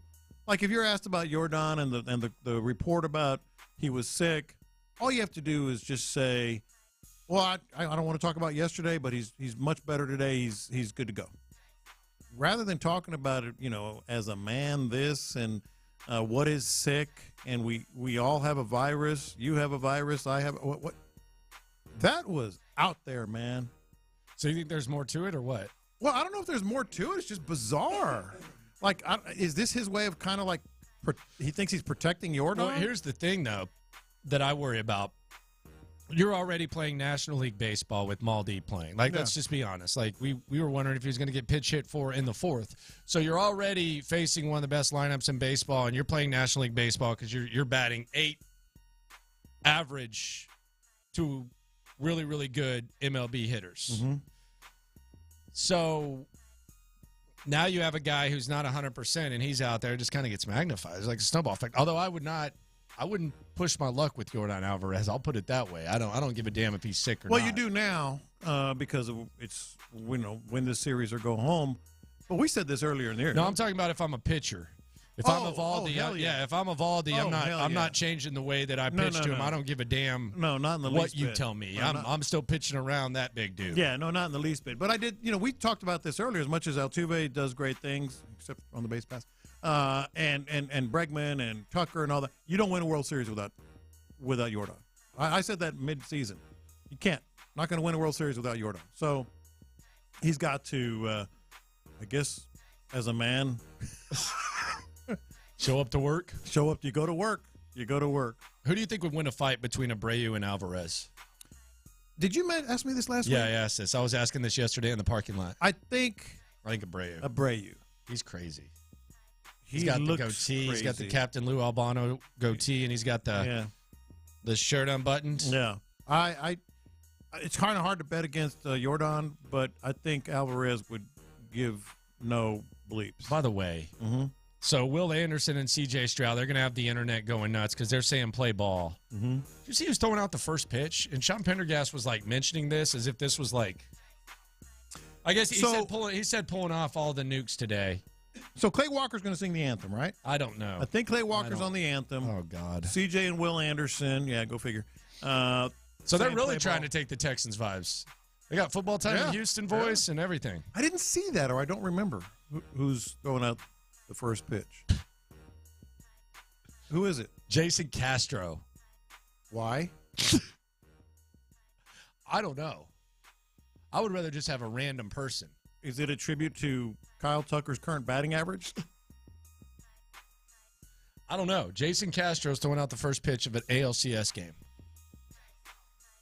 That's where we are, huh? Maybe they hoping to catch a call a good game or something. Well, that's what they think he does every day. That's why he's out there.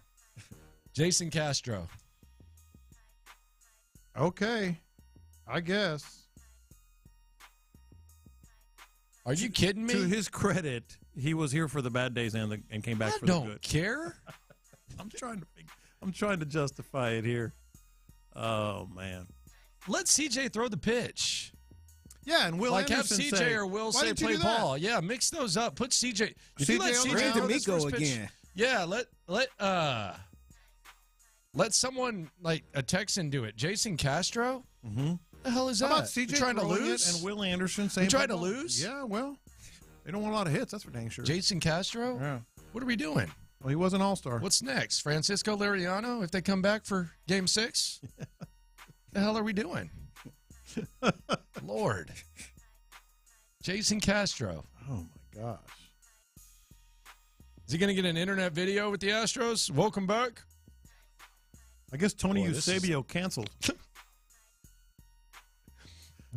Things are getting weird around here. Things are getting really weird around here. I'd rather see Tony Eusebio throw out the first pitch than Jason Castro. So would I. Subi was the best.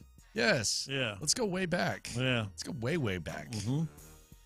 Let Brad Ausmus throw it out. He's here, right? Yeah. Bill Doran. Let Bagwell.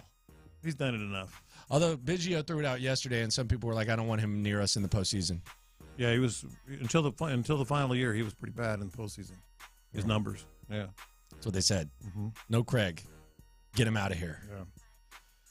Internet going nuts. We are. Hey guys, who cares who throws out the first pitch? Come on. I do. What does that mean? Who cares?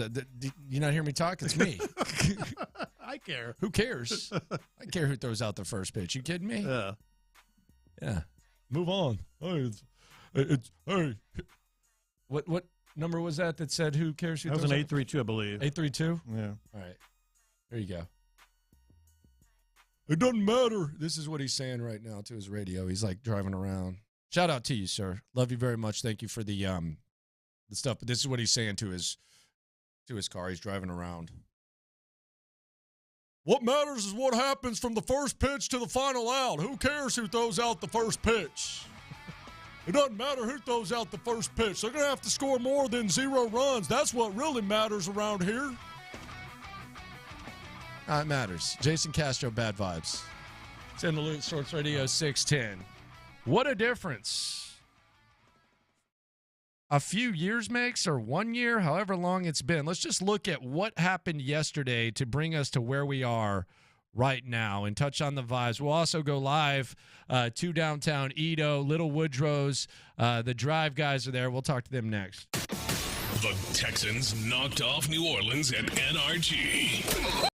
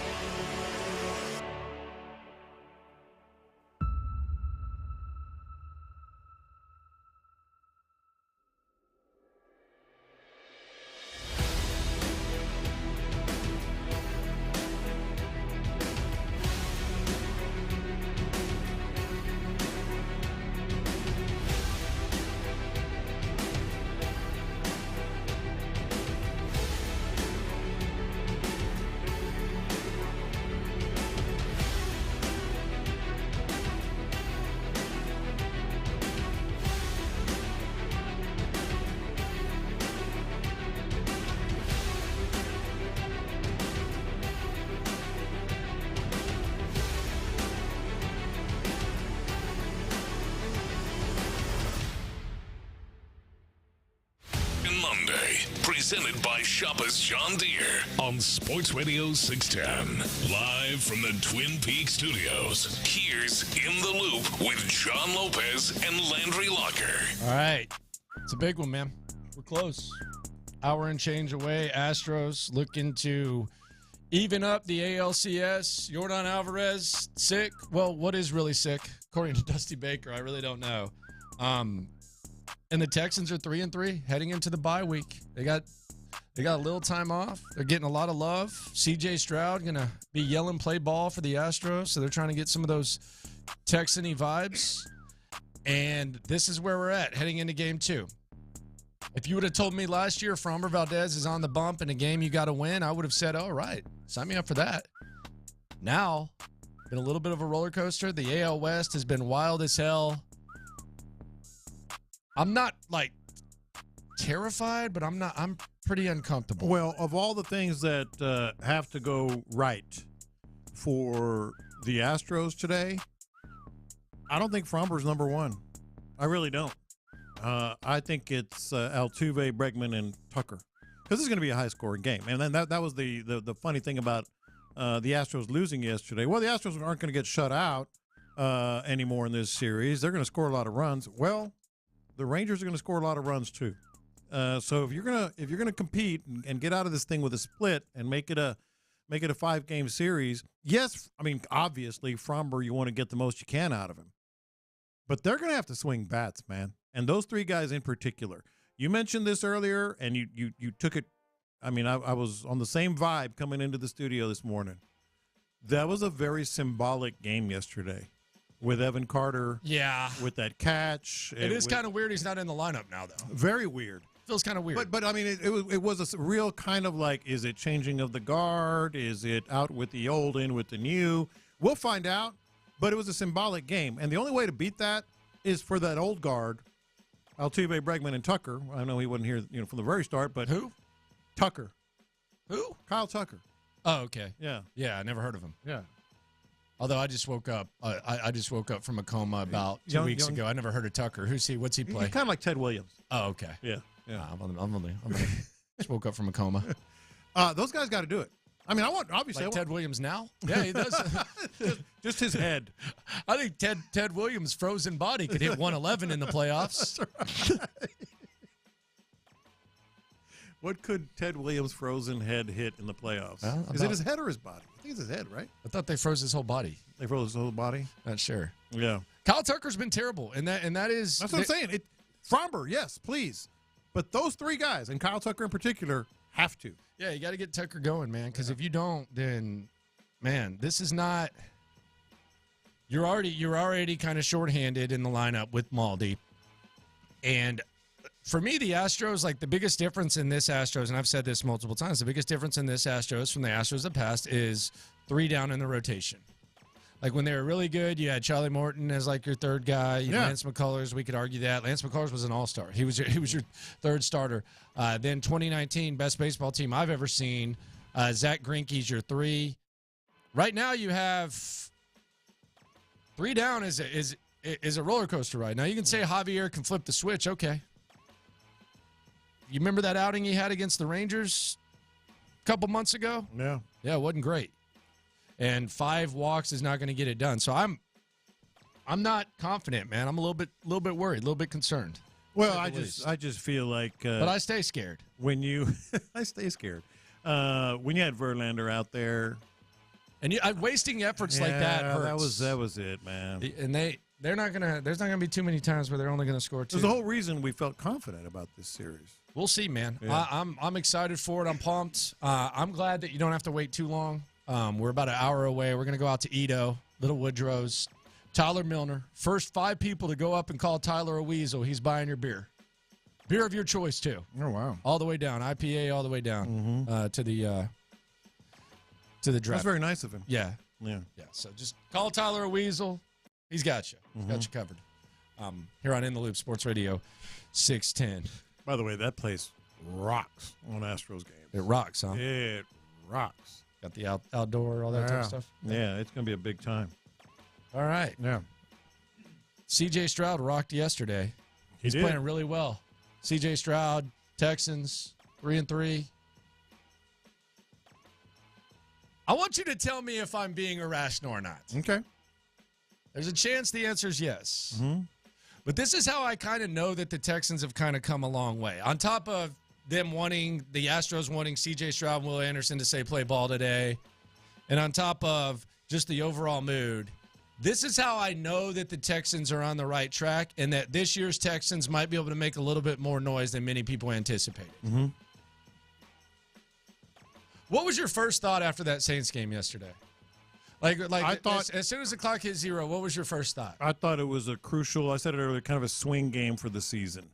Okay. They're 3-3 going into the bye. They're going to start feeling pretty good. Their schedule lines up pretty well. You heard me talking about earlier, Week 12 I think could be for the division lead. Okay.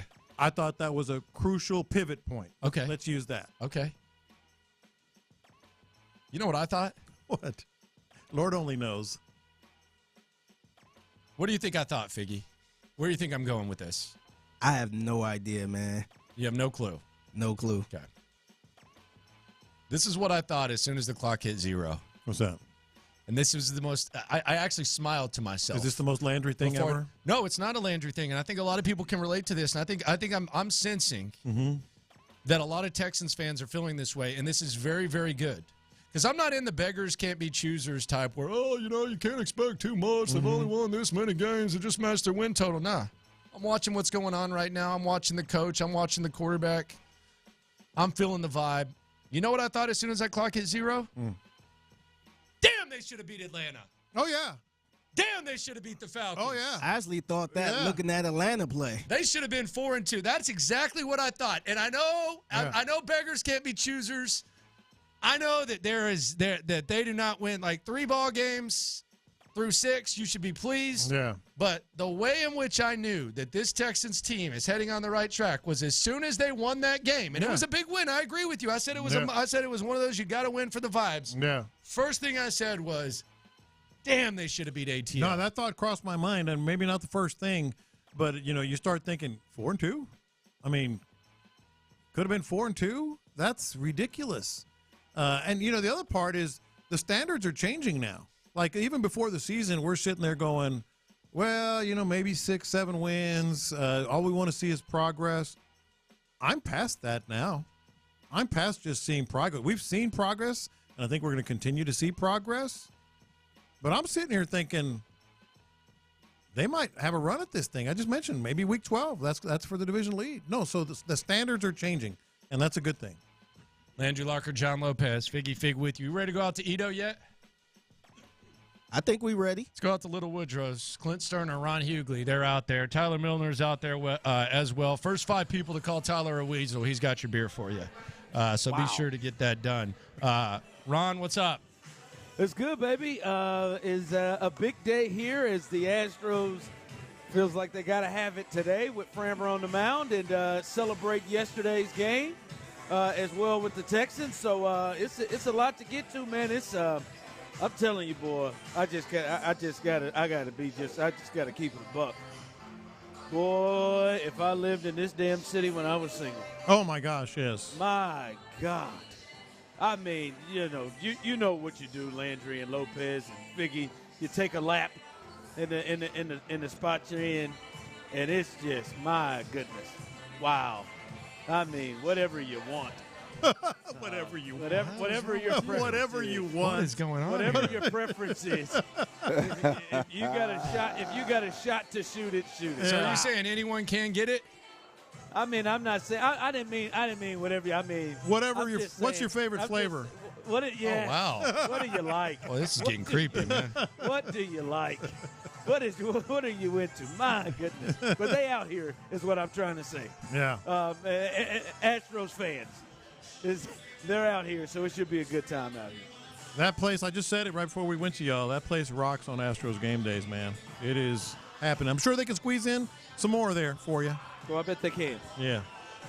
Did y'all hear Dusty's comments by chance? I can't believe you talking about the Alvarez and the sickness? Yeah. Yeah. I can't believe he didn't go grab Hipper. I just can't believe he didn't go Hipper. That was Hipper all day. Hipper. Can't do it, boy. When he got into that, now are you sick? Hipper. Yeah. Hipper. I got to tell you, so we're sitting here and the internet's going nuts because Evan Carter's not in the lineup, and I'm okay with that as someone who wants the Astros to win. I am very satisfied that I'm not going to have to look at that SOB. Good ball player, though. I'm not trying to, just it's sports. Yeah. You called that man a hillbilly. Yeah, he is. I did. I'm sorry. That was me. But I think I called him a hick, too. Dusty basically told Bruce Bochy to hold his beer. Goodness gracious. We're all sick. Yeah, we're all sick, baby. Hey, man, I've heard of the hey, man, everybody's dealing with something around this time of the year. Everybody's got a little something. Now everybody's got little flu symptoms. Got a virus. I think Dusty was in the middle of a cough when he said it. Yeah, I got some. This weather changing on us is getting you. I tell you what, I don't know if it was because Jordan wasn't feeling good, but he sure wasn't touching any of them pitches from Montgomery or whatever his name is. Yeah. Yesterday, That guy. I don't know how much it had to do with sickness, but he sure as hell wasn't touching him. Hopefully, it's a different thing with Nathan. Well, I was real confident going into this series. Everything I thought they were going to do, they didn't do. So where are you right now? Yeah, I'm good. I mean, baseball happens. Oh God. No, I mean, baseball does happen. Oh no. And straight up, you all know this. If those top 5 guys are going to go 2 for 19 with 5 strikeouts and 1 walk, yeah, I mean they're gonna lose. it ain't nothing crazy. I mean, if CJ plays poorly for the Texans, and the odds are they're gonna lose. So, I mean, that's where you look at it. And for me, it is: do I believe that the Rangers bullpen is going to come out no hits and do what they did, and the Astros lineup, especially those top 5 up at the top, are going to go 2 for 19? I don't believe that's going to continue. So, I mean, I'm good. Yeah, look, I mean, here's the thing. At the end of the day, man, It made today what yesterday did. No reason to panic. In fact, no surprise given the way the Astros have played at home. But it made today absolutely huge. I mean, it made Fromber's start tenfold what it would have been had they won Game 1. Obviously, today is a monster for Fromber, and it's a monster for those, like Ron said, that 1 through 5. Man, they gotta show up. Yeah, they got to. What'd you think, Clint? Real quick, I know we're kind of up against it. What'd you think of that carry share yesterday at the running back position? Yeah, I mean, look, you can't argue with the fact that they got more out of the running back position than they have all year long. I mean, I think there's another layer to it. I mean, they clearly adjusted schematically with Dameon Pierce in the game, a good chunk of his carries kind of deal. So I'm anxious to see that as we can dig a little bit deeper, exactly what happened there. But for me, I mean, if the best case scenario for this football team is if they're splitting carries and they're both getting run and they're both effective, it's not going to be a one-man show. So I'm good with the split. I am curious to hear the noise this week with what who should be the starter, what are the Texans going to do with the running back position kind of thing moving forward. All right, guys, you're listening to KILT AM, KILT HD2. The Drive is live. That's right. The Drive is live, and we are live on the road, baby. We're taking the show on the road like we do all the damn time. I feel like we live on the road. I feel like a musician, Ron. That's all right, baby. I feel like I'm out here finding places to park 2-3 times a week trying to get it. But come on out, man. Yeah, come through. Yeah, this is the spot to be. If you're not going to the game, we're at Little Woodrow's in Edo, and it is filling up. They got great space. T-Mill is in the building. I was fixing to say we're at Little Woodrow's and Little T's in the house, man. Yeah, you can. Hey, you got to turn your mic down, cuz. So we can hear you jackass. He is in the building. So just wanted to be heard through y'all's microphones. No, that's all. Well, you were. That was well done. Yeah. So everybody, the whole Drive family is here today. You can continue to follow us on YouTube, on Twitch, and let's get it. Somebody on the text line already said, "Damn, Ron, you need a drink." All right. Okay. I guess I might. I mean, I ain't never shied away. But I do want to tell you, by the way, we are awaiting DeMeco Ryans. He is going to come at any minute. We'll let you hear what the coach had to say right off their W as Chris Santiago is holding it down, and we'll let you know that. But the Astros are here. But, Clint, it is Victory Monday. It is Reaction I was just Monday. fixing to ask if you did. I think this is illegal, but what the hell? I don't give a damn. It's Mad Dog Monday in this piece right here, baby. And damn it, yes. if the Texans get a W, we're going Mad Dog. Pull, pass. Pull, pass, because you only brought one bottle. Pull, pass. I don't know where your mouth was last night, but I'm going to trust you, Courtney. That's right. There it is, baby. Mad Dog Monday. That pineapple ain't bad now.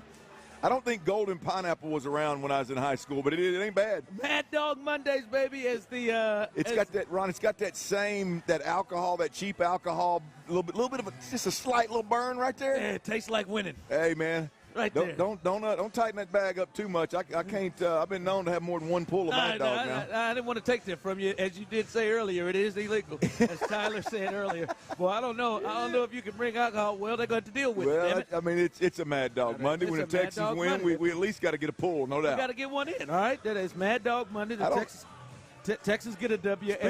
Speaking of it, let's head to NRG as the head coach DeMeco Ryans at the podium. Good about our team and where we are. We're learning who we are, as a team, as we continue to grow and work together. We're learning who we are, our strengths, weaknesses, what we do well, right? Things we need to lean into more, right? Opportunities, we need to give more guys some opportunities. Guys earn their right. So we'll continue to work through that and see where we are. But I like where our team is, headed into the bye, 500. We've done some things really well, but proud of the way the guys played yesterday, proud of the win, but there's also still a lot of things that we can clean up, a lot of things that we can improve on, but I'm encouraged with where we are as a team.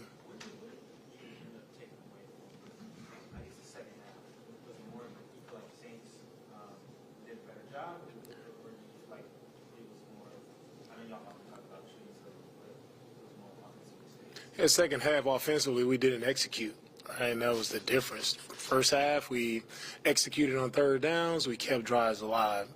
Come out in the second half, it just wasn't good enough offensively from an execution standpoint.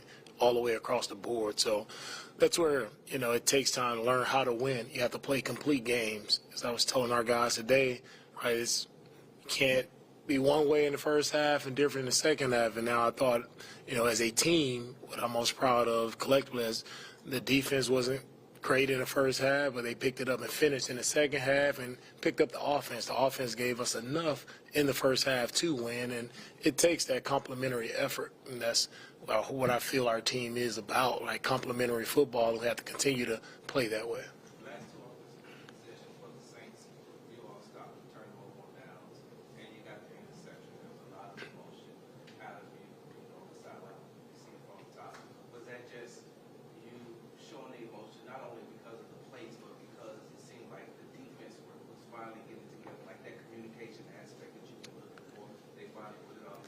Yeah, the emotion for me is just I'm excited to see our guys make plays. As offense, defense, whoever makes a play, I'm excited to see our guys make plays. And I know it's a lot that goes into it, a lot of fine details that a lot of people just outside of ball you don't really realize, right? All of the work that it goes into, making those plays, and for guys to execute efficiently in that moment in critical situations. Like, man, it's somewhere where a place where we've struggled, in the past, and to see guys stand up and make plays. And it wasn't all clean, it wasn't all perfect, but at the end of the day, playmakers have to step up and make plays, and that's what you saw happen at the end of that game. What does the bye week allow you to do from a self-scouting standpoint that maybe a regular game week wouldn't let you kind of look at yourself and your team? The bye week gives us just a chance to decompress, right? See, where we've been, who we are, any tendencies that may popped up for us, and how I've been calling it. I just take a look internally and see,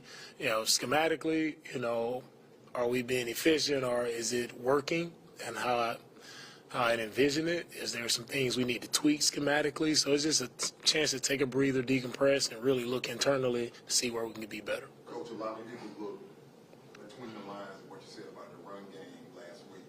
You're very complimentary of the offensive line. You thought that the run game was close. Some people thought maybe that was some motivation for DP. Singletary, not as much action last week. Yesterday, 12 carries for him, caught another ball in the backfield. What did you see from what the Saints presented that maybe gave gave Singletary more of an opportunity than DP? Yeah, our run game was better, especially in the first half. I think we ran for like 97 yards in the first half. And I think it's just that complimentary back and forth between DP and Motor, right? Both guys had really good runs. The way DP finished a couple runs, it had some elite finishes, exactly how he wanted. Motor had some nice runs as well. So we'll continue to give Motor more carries. We'll continue to, just balance those two guys out. I think both guys are really good backs. Both guys can help us in the run game the way our offensive line blocks it. What do you think been the biggest issues? Short yardage runs. You guys got that now. In the red zone, the goal line with DP, got a couple negative runs earlier in the game. What do you think kind of been an issue with that? I think it starts with the communication, like everybody being on the same page. When you see those negative runs, it's just communication. Also targeting, like are we targeting? Is everybody on the same page? I think when something happens and we're going backwards in the run game, it all starts with, first, are we all on the same page? And I think that's where we can be better, just all being on the same page. And when we're on the same page, as you see sometimes in the 3rd and 1 situations, I tell guys, we want a yard, let's go take a yard. And it's about mentality, having your pad level under their pad level, and moving people off the line of scrimmage. So it starts with that mentality, but also everybody being on the same page with whatever play call is called. Other side of the football, with the defensive line getting a lot of pressure, not getting a lot of sacks, is there something that you can pinpoint, or is it just the sacks will come if you keep getting the pressure? No, we have to execute better. And when it comes to the defensive line, we have to execute better. Talk about 4 guys rushing as one. We have to just continue to rush together and make sure our plan is we're executing our plan. We're doing exactly the things we practice. We're doing that on game day. So it's just about guys just doing the little things and being on it, rushing together, and not feeling like they're out there by themselves and nobody pressing to try to make a play.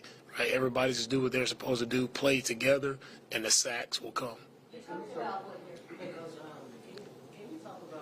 what type of impact did Shaq Kirk made to the secondary when you Shaq did a good job, made some nice plays for us this past week. Stepped up, made some big tackles for us, especially on the fourth down play with him and Cash. Huge stop in the game. We needed it most. So Shaq, physical corner, does a good job in press, getting his hands on wide receivers, and he's done a really good job of stepping in for us. You talked about what you were going to be doing during the bye week, but do you have a message for the players or what they should be sort of Yeah, I really want our players during the bye week to just get away. Physically, just get away from it. Mentally, just get away from ball for a little bit. I think it's coming at the right time. We've had a lot of ups and downs over the past 6 weeks, but it's a good time for our players just to get away and come back refreshed and ready because, we have a long haul ahead of us. So I just want our guys to be fresh and ready to go for that. Are you a fan of the early bye, or would you prefer it to be a little bit later? Whenever it comes out, it doesn't matter to me. You make it happen. We've had them early, had them later. Really, it's no perfect time, I would say, but it's coming at the right time for us this year. The drive where you got him scoring on Robert Woods' touchdown. It started out with Neil Collins on a kind of deep pass there, and then with 7 runs in a row there. Was there kind of a message that you maybe want to send to your offensive line, on the rock? Was it what kind of went to that process before also you guys scored that touchdown? We're trying to score. That's it, man. It felt like we can run the ball, we can move it. So, we were running the ball well. So that was the thought process. It's never, let's send a message to our guy like, we're going to call what we think is going to score. And every play that we call, we want to score on that play. So that's the thought process behind that. DeMeco, that was obviously first year subjective matrix starting off. Now you're at this third mile post. What are you going back looking at you individually as to what you perceived at the start to where you are now? For me, it's all about am I putting our guys in the best position to make plays? And that's what it is. And I always start with me, whether win, loss, it all starts with me. Are we operating efficiently? As coaching staff, are we putting our players in the best position to make plays so they can, go out and be the playmakers that they are? Are we cutting them loose to put them in those positions? So that's what I'll, look at throughout the bye. Coach, take a few more. Coach, you talk about what you think that's what you told the players, being able to get away physically and mentally. You are a big family man, huge family man. You have a daddy doing this, the husband. I'll probably be in the car line a little bit longer, probably more this week, doing drop-offs and pickups. But it's fun. One thing I say is as a father, you cherish those just rides, those 30-minute rides in the car to school and away from school, just hearing about our kid, hearing about our babies, just their days and how they're doing. So really try to take advantage of that. With the buys, the thinking that Tank and some of these other guys will be back to full strength, and for IR guys in particular, Juice Scruggs, do you feel like he's getting closer? Yeah, we'll see where Juice is when we come back from the bye. He's had a good week last week, so we'll see, if he continues to progress in the right direction, and Tank should be back and ready to go after the bye as well. Coach, you guys have lost some tough games, won some tough games yesterday. What do you think you've learned and observed about your team and how they've handled, not the losses, but the wins? Where do you think they're at in terms of that mentality of being able to carry things? Yeah, it's part of being a successful team is you can't get too high and too low, right? And I think we've responded well after losses, right? And everybody has come out with the right mindset. But, how do you handle yourself after a win? I think we can get better in that regard of still preparing the same way. It shouldn't change. Whether you win or lose, your preparation shouldn't change. Your mentality going into a game, it should never change. It should always be the same. You have to be consistent throughout your process. I think we can get better there of learning, what it feels like to have success and how you respond after that success. Two questions. One, Denzel was racetracks. Was that more of him dealing with what he was dealing with on the injury report? Yeah, Denzel is a fighter. He wants to go out there, but with him, with the club cast on and having Christian back at this time, I didn't think it would be beneficial to Denzel to put him out there with one hand. And also, what do you feel like out of the most week one Yeah, I think we've grown the most in learning what it takes, right, to win. And that's the biggest thing you have to figure out as a young team. Like, what does it take to win consistently throughout the league? What does that preparation look like throughout the week? And I think our guys they're starting to see what it takes when you have a great week and what is that result on Sunday. And when the week doesn't go so hot, like, how does it look on Sunday? So our guys are they're learning that. They're learning, all right, individually what their process has to look like throughout the week, how they're prepping, how they're studying, how they're taking care of their bodies. Like, you start to get into a routine, especially with a ton of young players. Right? They have to learn how can they sustain throughout such a long season, and they're learning that. We got a 3-3 right now. One game back in the AFC South. So you guys are in the thick of it. So how do you challenge, not convince your players, but how do you get them to all buy in on just focusing on week to week and not getting caught up in the potential race that you guys could be in later down in the season? Yeah, I always look back, I always go to, right, you control what you can control, right? And as of right now, like, seeding doesn't matter. Like, it doesn't matter. If you're focused on it, now you'll slip and you're not preparing the right way, right? You have to prepare every week. Like, it's a playoff game. That's the game. You have to win this game, and that's the mindset. Like, everything you have for 1 week at a time. And that mentality doesn't change for me just because of what a standing is or what. It doesn't matter. Like, the standings will take care of themselves. If you handle business each week the proper way, then the standings will be in your favor at the end of the season. But you don't need to get caught up in it. You don't need to, as Coach Saban says, buy into the rat poison that's out there. You just continue to, grind throughout the process. Yep. I know you was asked a similar question on yesterday, but after reviewing the film, how great was it to see the production come from Blake Cashman? And what has it been like just watching his growth at the situation? With Blake, I say what I see in Blake is the more he's gotten, the more opportunities that he's gotten. He continues to show up and make plays. And Blake is a guy who's, as most of you guys been throughout training camp, Blake was a guy who was making an interception a day or causing a fumble. He was always productive on the ball, and it showed right in training camp. So it's kind of no surprise he gets in the game and he has PBUs, big-time plays, continues to show up. And Blake has done a great job with what he's been given, right? The opportunities that he's been given, he's showing up, and he's made big-time plays for us, and he's earned the right to get more time. Coach, lastly for me, obviously in this league you got to respect week to week who the opponent is, the circumstance of what's going on, and everything you put into it. But now that we're at the bye, when you reflect back on your thought process coming into these first 6 games, how is the team pacing from a record standpoint and a performance standpoint based on what you thought coming into the season? My thoughts is just 1 week at a time, so I don't look at it in totality like that, like, 6 weeks, where will we be? Like, we are where we deserve to be, right? We've won some tough games, as has been said. We've lost some close ones that we probably, looking back, man, we should have won those, but it doesn't matter. We are exactly where we should be at this time. We're 3-3. That's who we are, right? And for us to continue to progress and do well throughout the stretch, right, we just have to consistently look at, right, those things that we've done well, right, and continue to hone in on those things and be consistent when we step out there on Sunday. All right? Thank you, guys. All right. Appreciate it. All right. That was the press conference, on Monday press conference from DeMeco Ryans. We heard from the head coach. A lot of things there going to the bye week, 3-3. And a lot of things he said similar to yesterday and coming off that big win. So yeah, look, I mean, proud of the team. Should be proud of the team. 3-3 is who you are. The guy just hits the nail on the head every time he speaks. A lot like his quarterback, CJ. And the organization, my man, is trending in the right direction.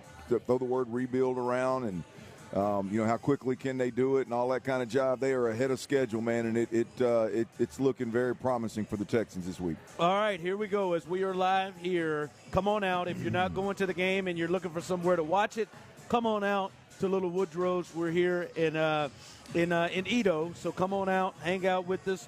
We're in the back. You come say what's up and get ready for this game, and we will get you ready for this game coming up. We'll give you the starting lineups. There is a bit of a change, a couple of changes but a bit of a subtle change I think we need to get into with the lineup from Dusty, and we'll talk about what we're looking for today. All of that coming up next right here live on The Drive. Something big is happening on Sports Radio 610. Your favorite Houston.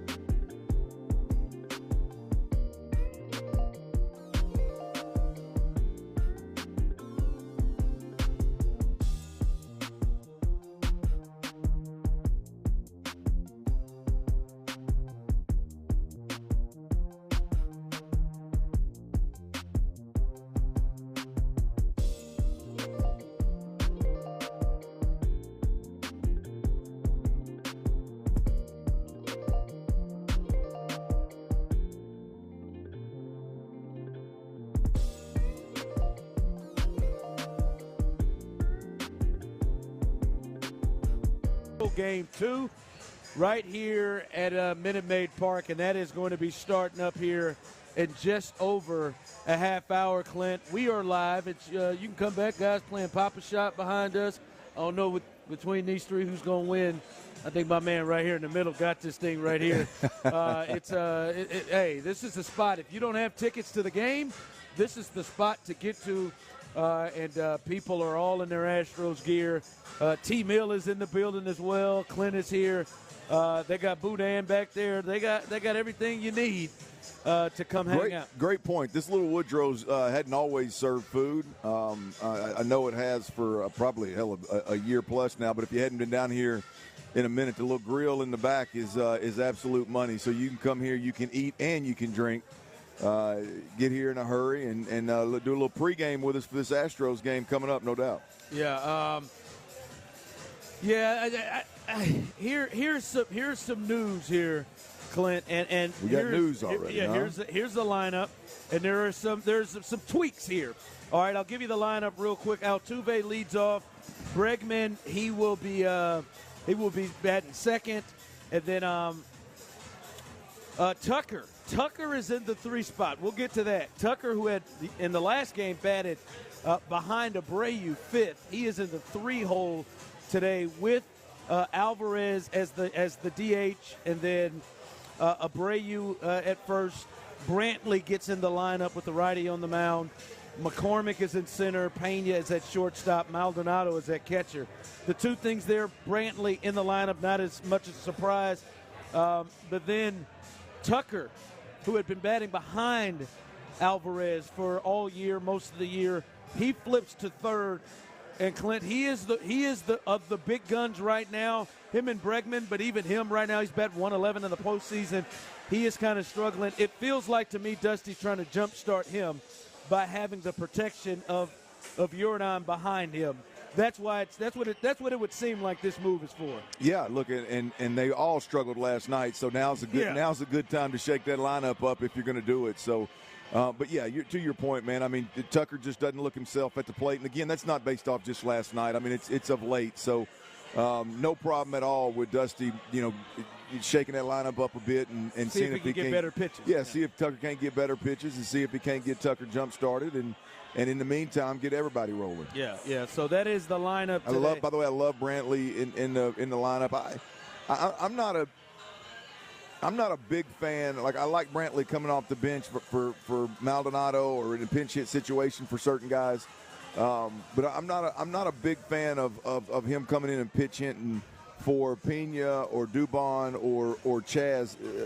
Who did he go for last night? It would have been Dubon. It would have been Dubon. I don't think he never got up to the plate, though. Yeah. He was in the – I'm all right with him pitching for Dubon. Yeah, I don't feel any better. Like, I think Dubon – right now Dubon's swinging it well. Dubon almost hit the damn ball. He yanked it a little bit foul, but he almost hit it. And then his out was loud, too. Yeah, I mean, I just got a lot of confidence in him right now, man, at the plate. And so you got a guy that's been in there, seen the pitcher, been active, has had 2 or 3 at-bats.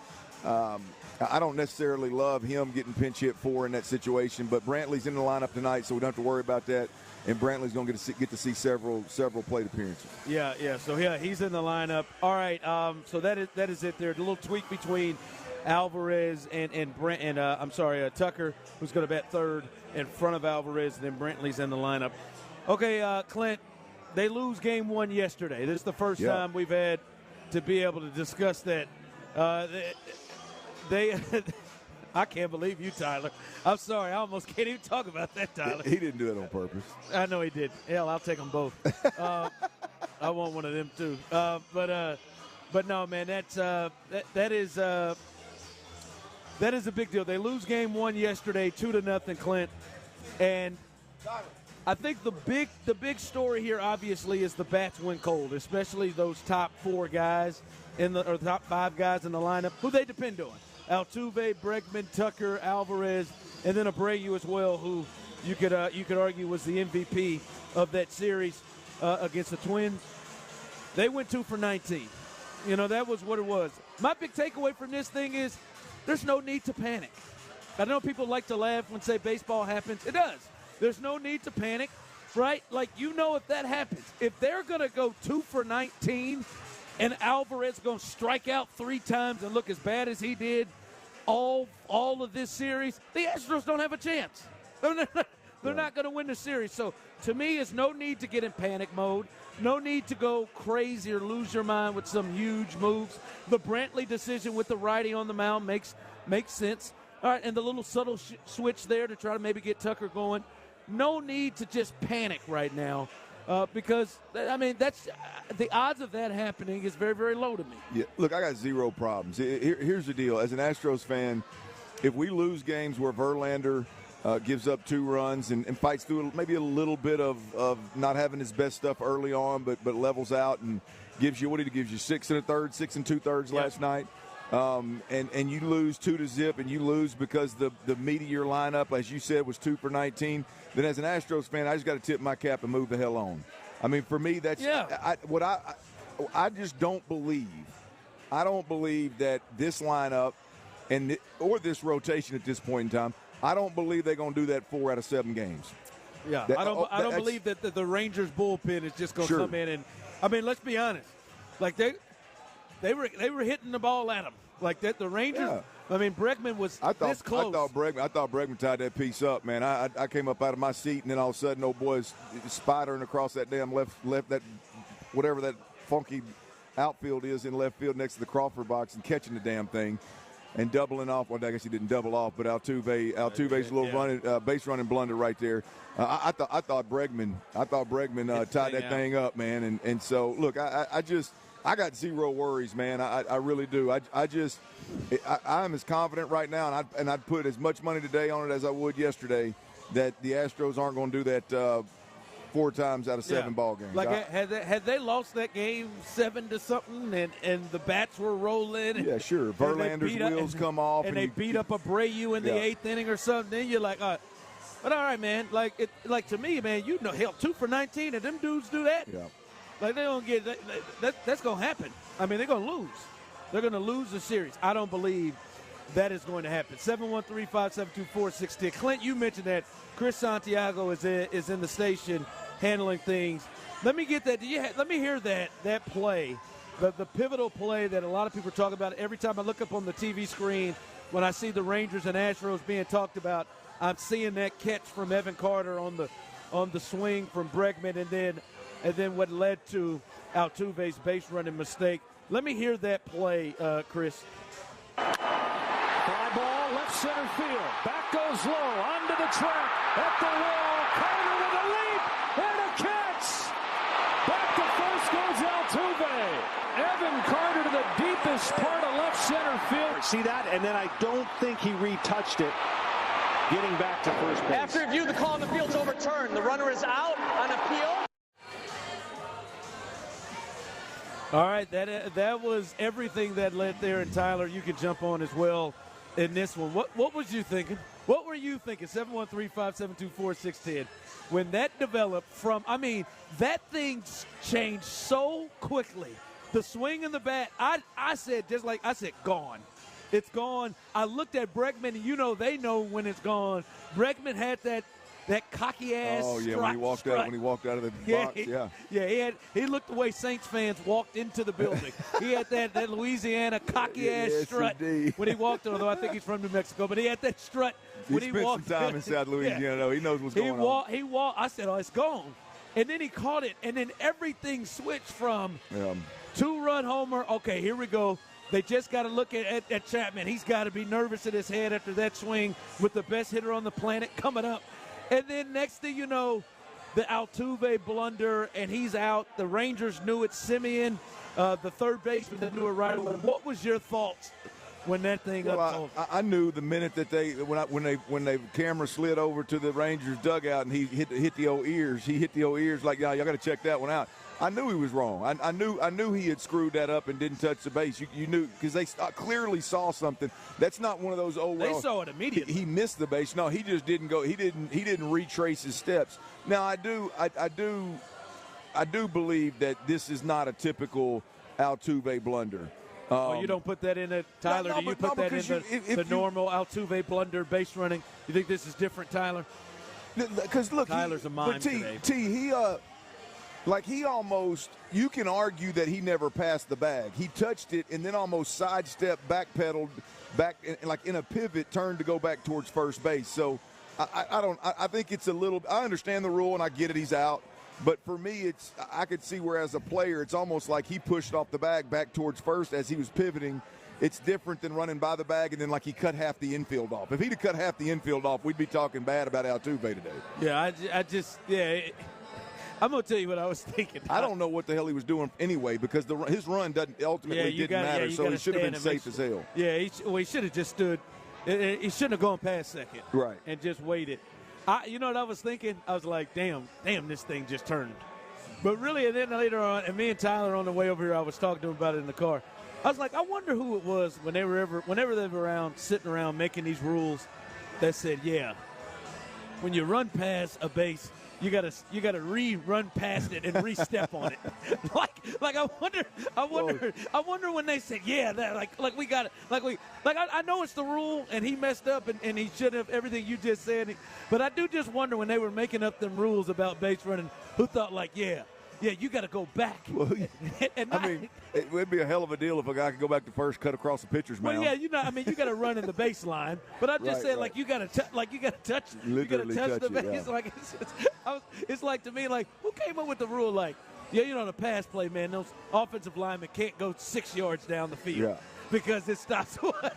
Like, that's what I was thinking. I was like, who made that thing up? But. Boy, as people said, someone on the text line, first thing I thought was, there it goes again, another base running error from Altuve. Look, I mean, let's be honest. That kid in left field made 2 plays last night look, I mean, I think a good MLB outfielder probably makes them as well, but they were still couched as really, really, really good defensive plays in left field. You can argue Minute Maid probably cost the Astros 3 runs last night.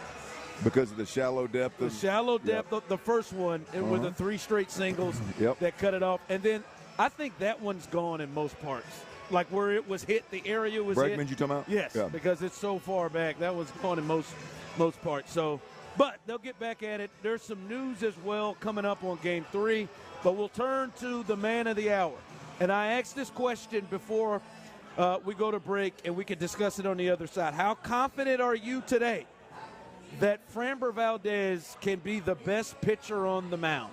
How confident today are you that Framber can be the best pitcher on the mound? We'll discuss that coming up next on The Drive. It's a Reaction Monday, brought to you by Shoppers John Deere. We're breaking down yesterday's win over New Orleans on Houston Sports Leader. The best reactions, opinions, and inside information are right here on Sports Radio 610. When you wake up well-rested on a great mattress, everything becomes clear. I do have a favorite child. Things you miss.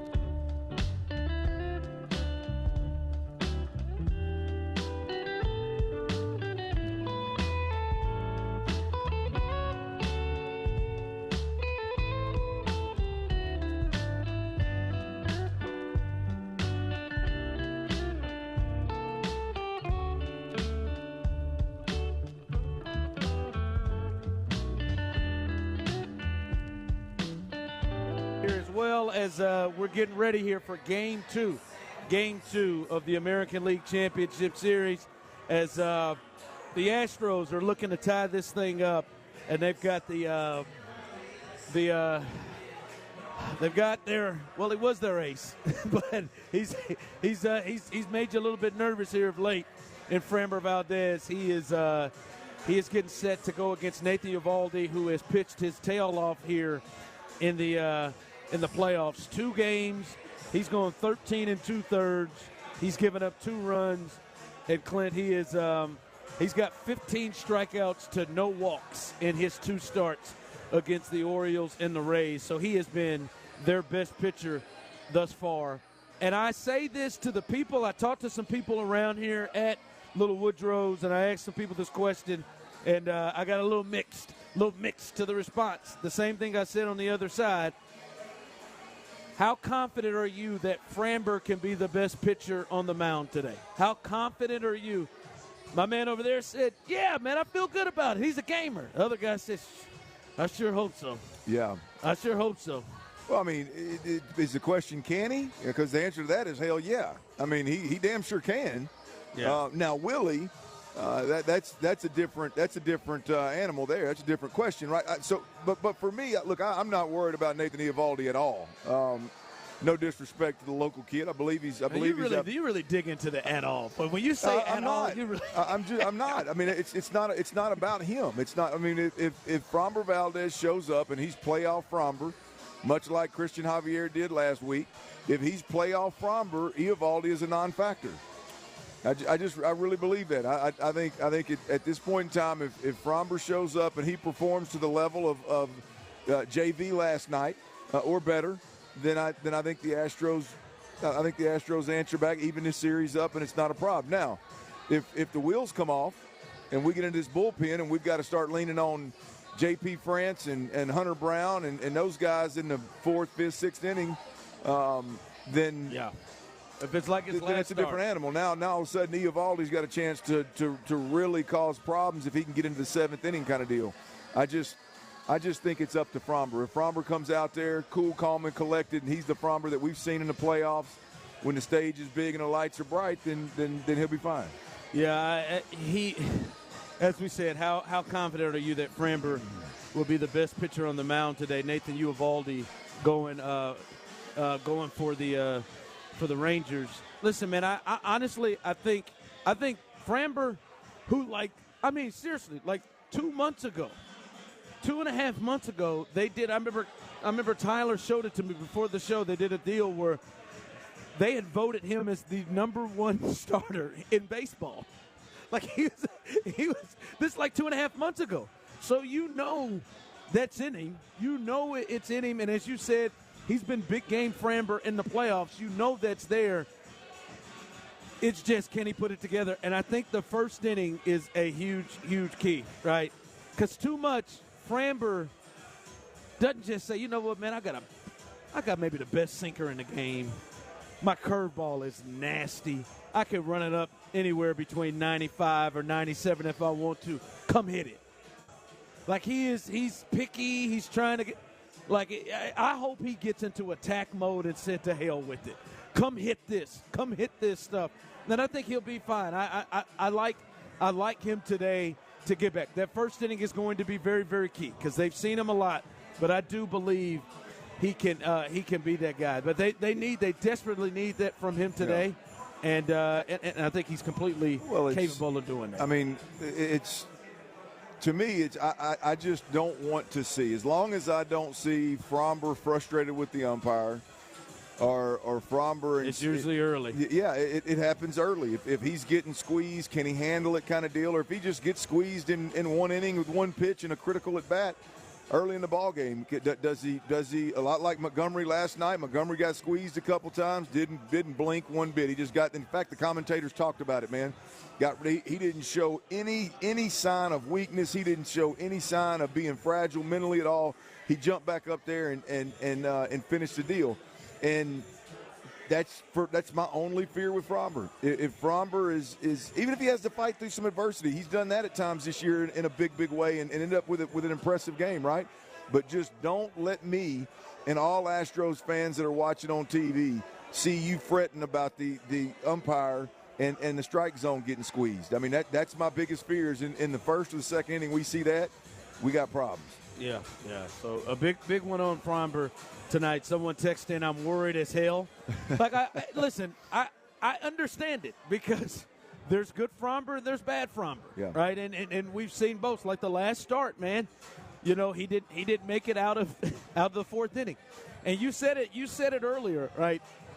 What yesterday did was it put pressure on him. And is this a good or a bad thing? It put pressure on him to have to come up big. He's got to at least give them a chance to win. Well, it put big-time pressure on all of them. Framber just happens to be the best, and he happens to be the one that's up next, right? I mean, because you get a really, really good JV that ends up losing. Now you've got to get a really good Framber to even the series, and then you go back to Arlington for 3. You got to get a really good Javier to keep pace. So by the way, Game 3, Max Scherzer is getting the start. That's been announced for the Rangers. So all likelihood it'll be Scherzer versus Christian Javier in Game 3. So it would behoove the Astros to go ahead and take care of business and get this one. Yeah. Not to say that obviously we know they've been really, really good on the road this year, but it would behoove them to go ahead and take care of business out here. Tyler really pissed me off earlier. What'd Tyler do? I mean, Tyler, he came over here. He texted, anything you guys didn't want anything to drink? Oh, yeah. I said, boy, I wouldn't mind trying that pink lemonade, little number they got over there. He brought over a beer, pink lemonade, and something else. And I thought, I got my mouth real set. I said, all right, baby, this one's coming to me. This pink lemonade joint is coming to me. And then the next thing you know, it's gone. It's gone. And it's for Tyler. And Tyler starts drinking the damn thing. And I'm just like, damn, Tyler. I had got myself real ready for that piece. Really ready to taste that thing, and he just took it right from me. Yeah, I noticed that. And then he came over and said, boy, it's good, too. Yeah, I noticed that. Ain't that the damnedest thing? Well, the best thing about it is I believe I'm the reason he's here. Hey, the best thing is he was like really frustrated because they got 2 of the drinks wrong while he was drinking the one you ordered. Boy, I'm telling you. Told me, I saw that text late. Oh, man, I mean, when he brought it over, it looked good and cold, too. It did. I was ready for it. Pink slushy. I said, damn, I guess he going to share it with me. No, he didn't even offer you half the straw of it. Through the straw. hey, and walked around like he was madder than a hornet while he was drinking that good fresh drink. It's the worst thing, though, man, because Tyler will feel bad all night. Now he's about to just buy a whole bunch of shots or something over here. He's already back over there in the line because he's mad because that line's so long. And every time he walks off, our little waitress walks back over here and asks if we want anything. Yeah. All right. Oh, T. All right, you know what? I don't like to mess with things, and people have said this as well. Clint, the Astros are 3-0 when I do lineups. Well, sounds like you ought to do a lineup then. They're 3-0 you got when your voice I do back. lineups. I got it back right now. We'll see what happens. You know what? Since we are here live at Little Woodrow's and Edo, you make your way on out here. Chris, give me my damn music. Oh, yeah, there it is, baby. All right, man, the Astros, they got to win today, damn it. They got to win today. All right, they cannot go to Arlington down 0-2 with Max Scherzer on the mound. They cannot do it. So here is your starting lineup for your reigning, defending World Series champion Houston Astros. Leading off, Mr. Base running mistake, but he's going to atone for it today. He may be 5'6", but he carries the big stick. The second baseman, Jose Altuve, and batting second. Oh, yeah, and batting second and playing third. Is that my brother's keeper? You're damn right it is. Alex, the real AB. Bregman, and batting third. Now, damn it, come on, Tampa Tuck. Some of y'all might call him King Tuck, but Daddy calls him Tampa Tuck. And if you're wondering who Daddy is, that's me, Brian Hugh. I am Daddy. I call him Tampa Tuck. We need you. We need to see the guy who has led the American League in RBIs, the right fielder, Kyle Tucker. Apparently this fella batting fourth, the designated hitter, is a little bit under the weather. Kiss my ass. You better get your ass some Robitussin or something and get it together, Jordan. Because the ladies love it when they call me Big Papa. They say they love it when you call me Big Papa. The designated hitter, Jordan Alvarez. Get his ass some Robitussin. Something. That's what my mom gave me. Robitussin and ginger ale. Fixed everything. Headache, flu, migraine, Robitussin, ginger ale. And batting fifth, the first baseman, Jose Abreu. And batting sixth, Mr. Professional. He hails from Bellevue, Washington. The left fielder, Michael Brantley. And batting seventh, the center fielder. Some of you may call him Chazzy Fizz. Some of you may call him the Chazmanian Devil. But around here on the drive, we call him, help me out, Clint, White. And Mr. Pelvic Thrust himself. He is gyrating that Johnson right for you, ladies. The panty dropper himself, the shortstop, Jeremy Pena. Damn it, when's the last time you hit a home run, Jeremy? When is the last time? It's been months. You could do it today.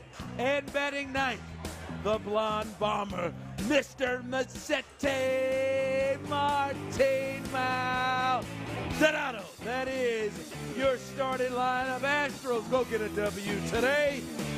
Coming up, we will get you ready for the Astros as they take on the Texas Rangers. Also, we got to get, it's a Mad Dog Monday. The Texans, they got a W as well. We'll do all of that coming up next on The Drive, live from Little Woodrow's and Edo. Before we do that, I got to tell you about Twin Peaks, baby. There's not a better place to watch live sports than Twin Peaks. We got 5 locations around the city here in Houston, and every one of the lodges are absolutely tremendous. We've done live shows from every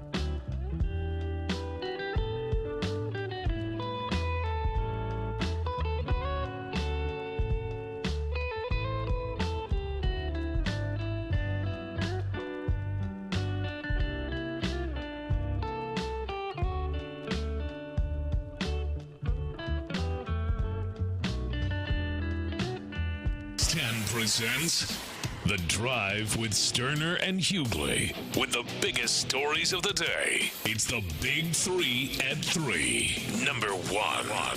Ah, baby, a lot going on here in Houston. Damn it feels good to be in a sports town that has stuff going on, real stuff going on, and stuff to be excited about.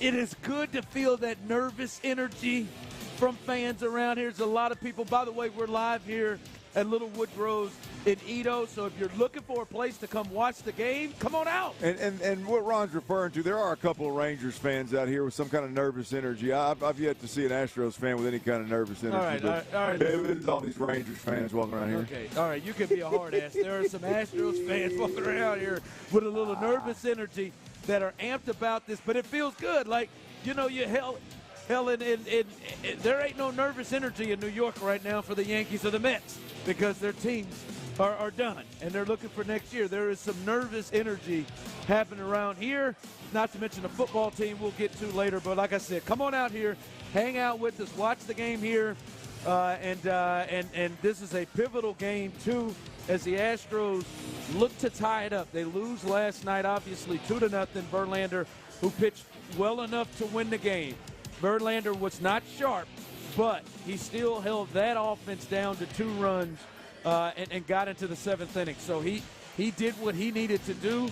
They weren't able to hit in that game. They're 5 big bats. You know them: Altuve, Bregman, Alvarez, Tucker, and Abreu. They were 2 for 19. 2 hits, no extra base hits, no RBIs, obviously, and they struggled throughout the night. And then it was culminated by a base running blunder from Jose Altuve. They've got to be better than that tonight or today, Clint, with Framber on the line. But this is a big one. Your big guns. We said this when the Astros went into Minnesota and they was tied at 2, and that was a game they needed. Your big guns have to lead the way. Cannot ask for your 8th and 9th hitters. They can go ahead and join the party, but your best guns have to lead the way in games like this. Well, look, I firmly believe that the reason that the Astros are the favorite to win the World Series this year right now is one reason, and it's this lineup. It's the dogs they got in this lineup, and if them so-called dogs ain't gonna hunt, they ain't gonna get out of this ALCS. And so there's no doubt about it that regardless of what Framber does, as you can see, regardless of how good JV is or isn't, he was not great but good last night. But look, pitched good enough to win that ball game, the Astros lost for one reason, and you said it: 2 for 19 in them top 5 hitters.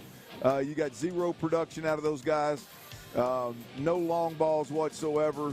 If I remember, hell, the only one that scared anybody in terms of being a long ball was the one that Bregman hit, and I thought it was gone. I thought it was up there a good ways, but it ended up being a long out. So the reason they're the favorite is because of this lineup, and they got to prove that's real right now. Yeah. Again, it starts tonight. You damn sure can't go back to Arlington down 0-2 with 3 ball games to play in Arlington. By the way, I emptied the tank on the lineups in the last segment. If you missed it, you can go on the Odyssey app. Yes, you did. I emptied the tank.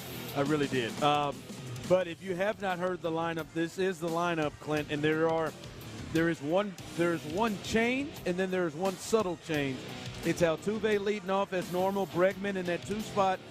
They moved Tucker to the 3 spot. Hell, Tucker batted 5th yesterday behind Abreu with the lefty in the game. And he has normally been 4th behind Alvarez. Dusty has moved him in front of Yordan Alvarez. My thought is to get him going with that. But Tucker's batting 3rd with Alvarez as the DH behind him. Abreu, and then Brantley. He is in left field today with Chaz in center, Pena and Maldonado finishing things off with Framber. And Clint, that's a big thing. That is becoming a developing thing is Kyle Tucker. Kyle Tucker was this team's best offensive player this year. Yeah. All right, he was the player of the year offensively for this team, the hitter of the year. And currently, Clint, he is 2 for 18 in the postseason with 1 RBI and 1 extra base hit. He led this team in extra base hits, and he led all of baseball with RBIs this year, all of the American League, with RBIs this year.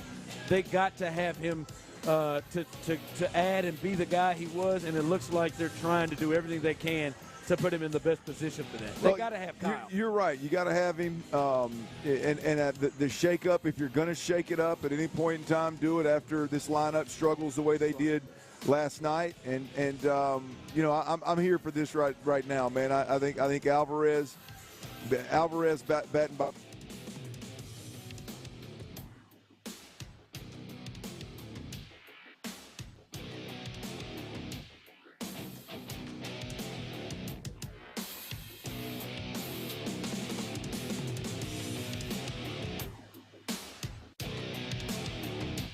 The latest, that is the latest there, as Clint just said here.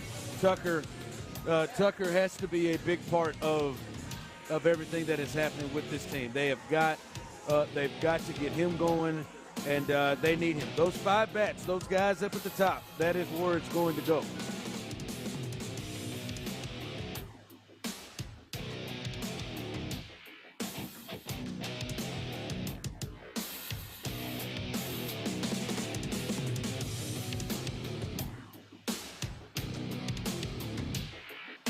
Maldonado came up with the bases loaded there in the 4th inning. Yeah, I get that.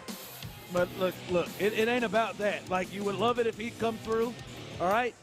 You would love it. Like, yeah, that may be Payne if they had a different catcher at bat ninth or Dubon or something. But it's those guys up at the top, man. Yeah. And they're not. They've got to have it.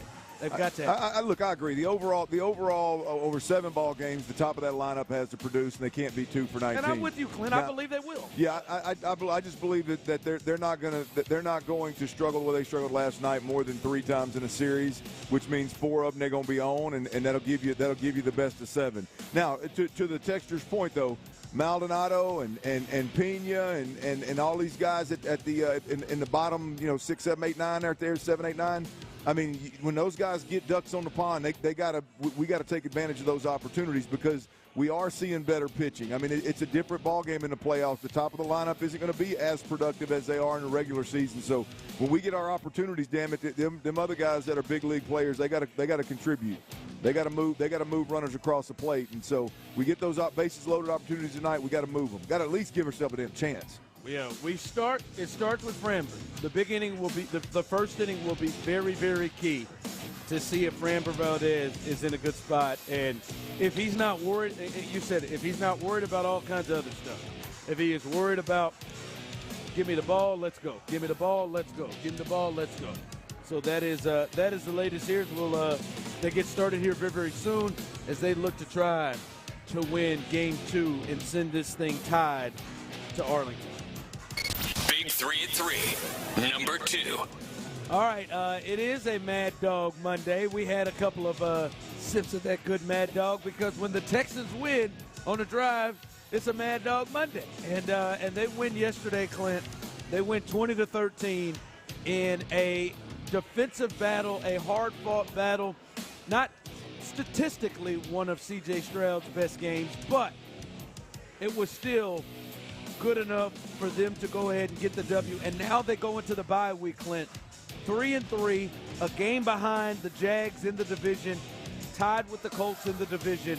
And they're in a really, really good spot after getting a pretty good win. I know for you, Clint, you thought they might be in trouble.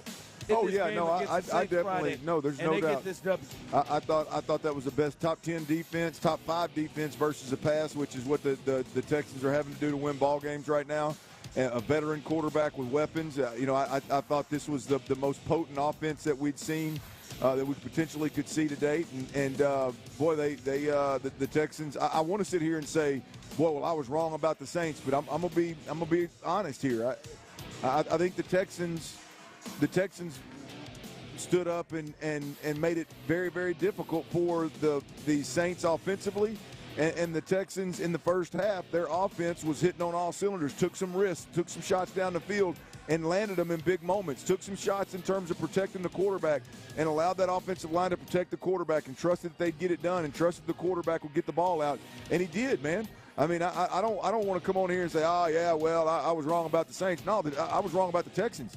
the Texans were the ones This was about the Texans for you. Yes, yeah. To me, look, yesterday is exactly why you hired DeMeco Ryans. Your offense gave you some points in the first half.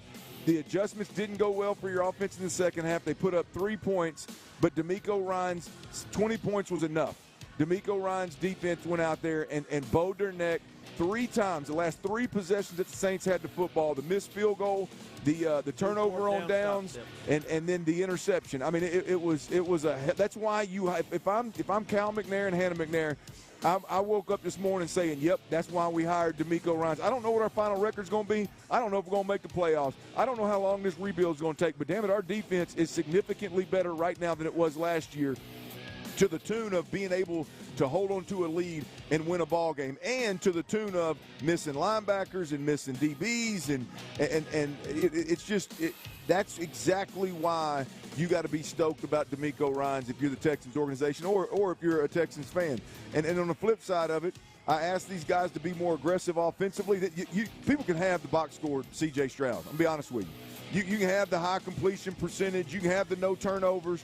Give me the guy that came out there yesterday and the play calling that was out there yesterday. Yeah, the interception happened. That was covered too. That was he didn't see the linebacker. Okay, whatever. It happens in football, right? But a guy that's going to be more aggressive, a guy that's going to extend plays from time to time. Now, he missed a couple of big plays when he extended.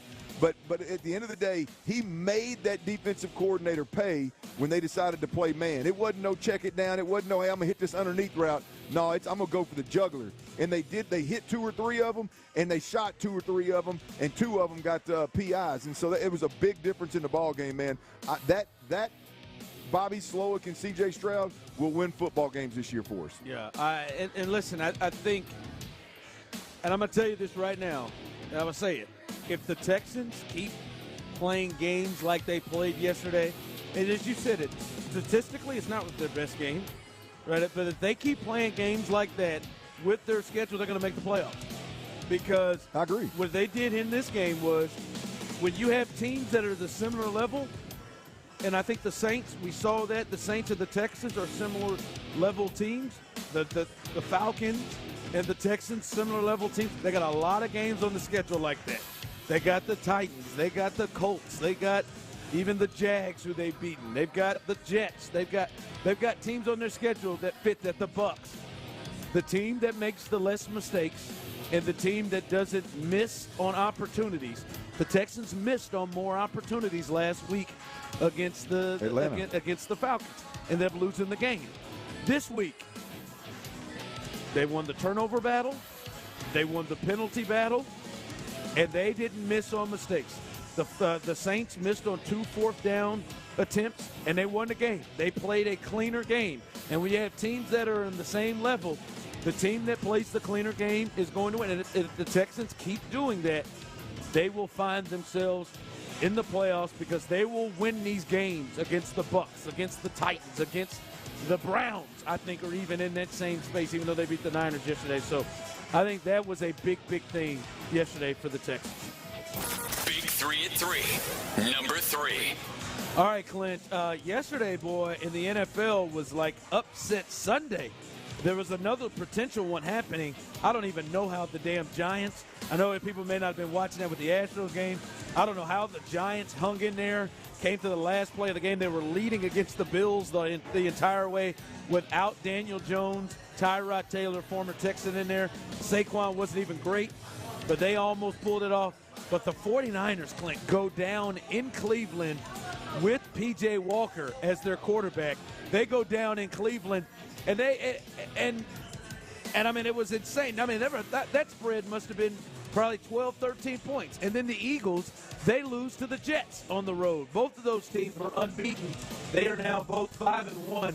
It was crazy what happened in those 2 games and on Sunday. Yeah, it was wild, and then you look up and the 49ers get knocked off by the Browns. Yeah. The Browns, they went in Cleveland and lost. I mean, it's it was wild, man. I mean, you never know what can happen in the NFL. I mean, it literally is. If you know some of these really team record Eagles,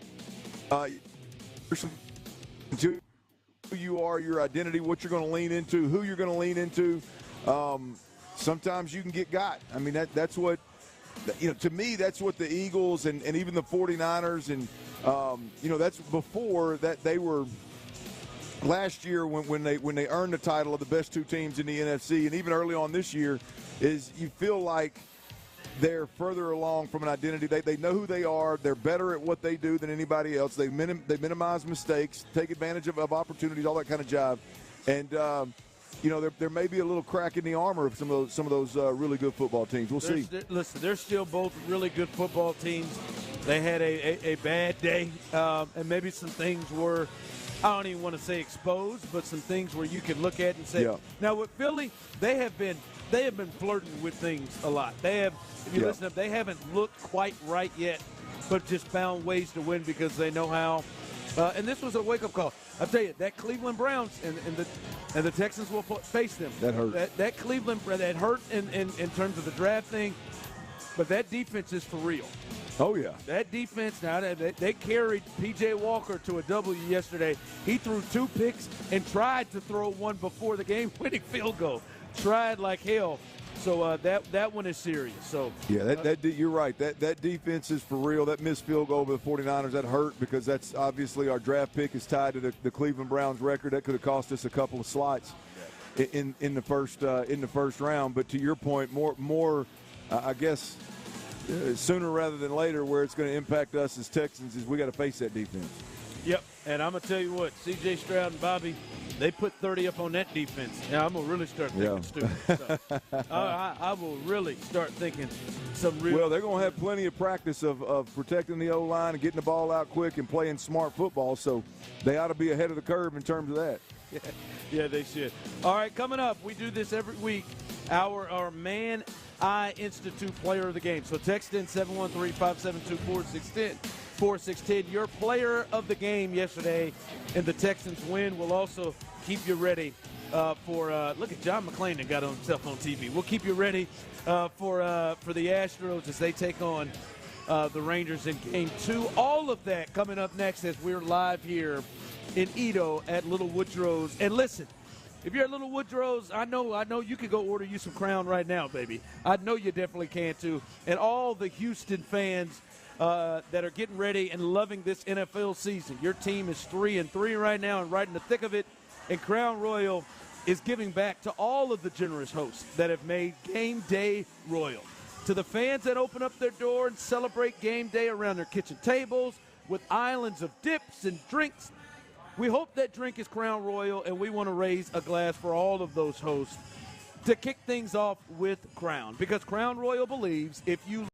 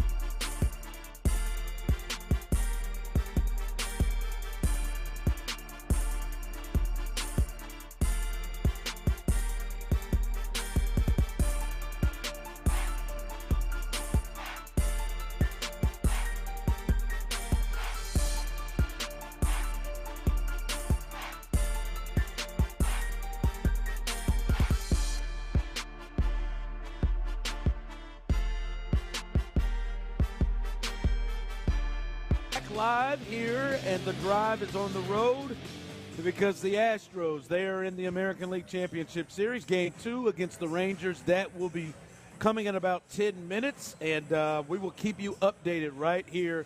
And if you're looking for a great place to watch the game, great drinks, hell, they got food back there. Clint had some boudin.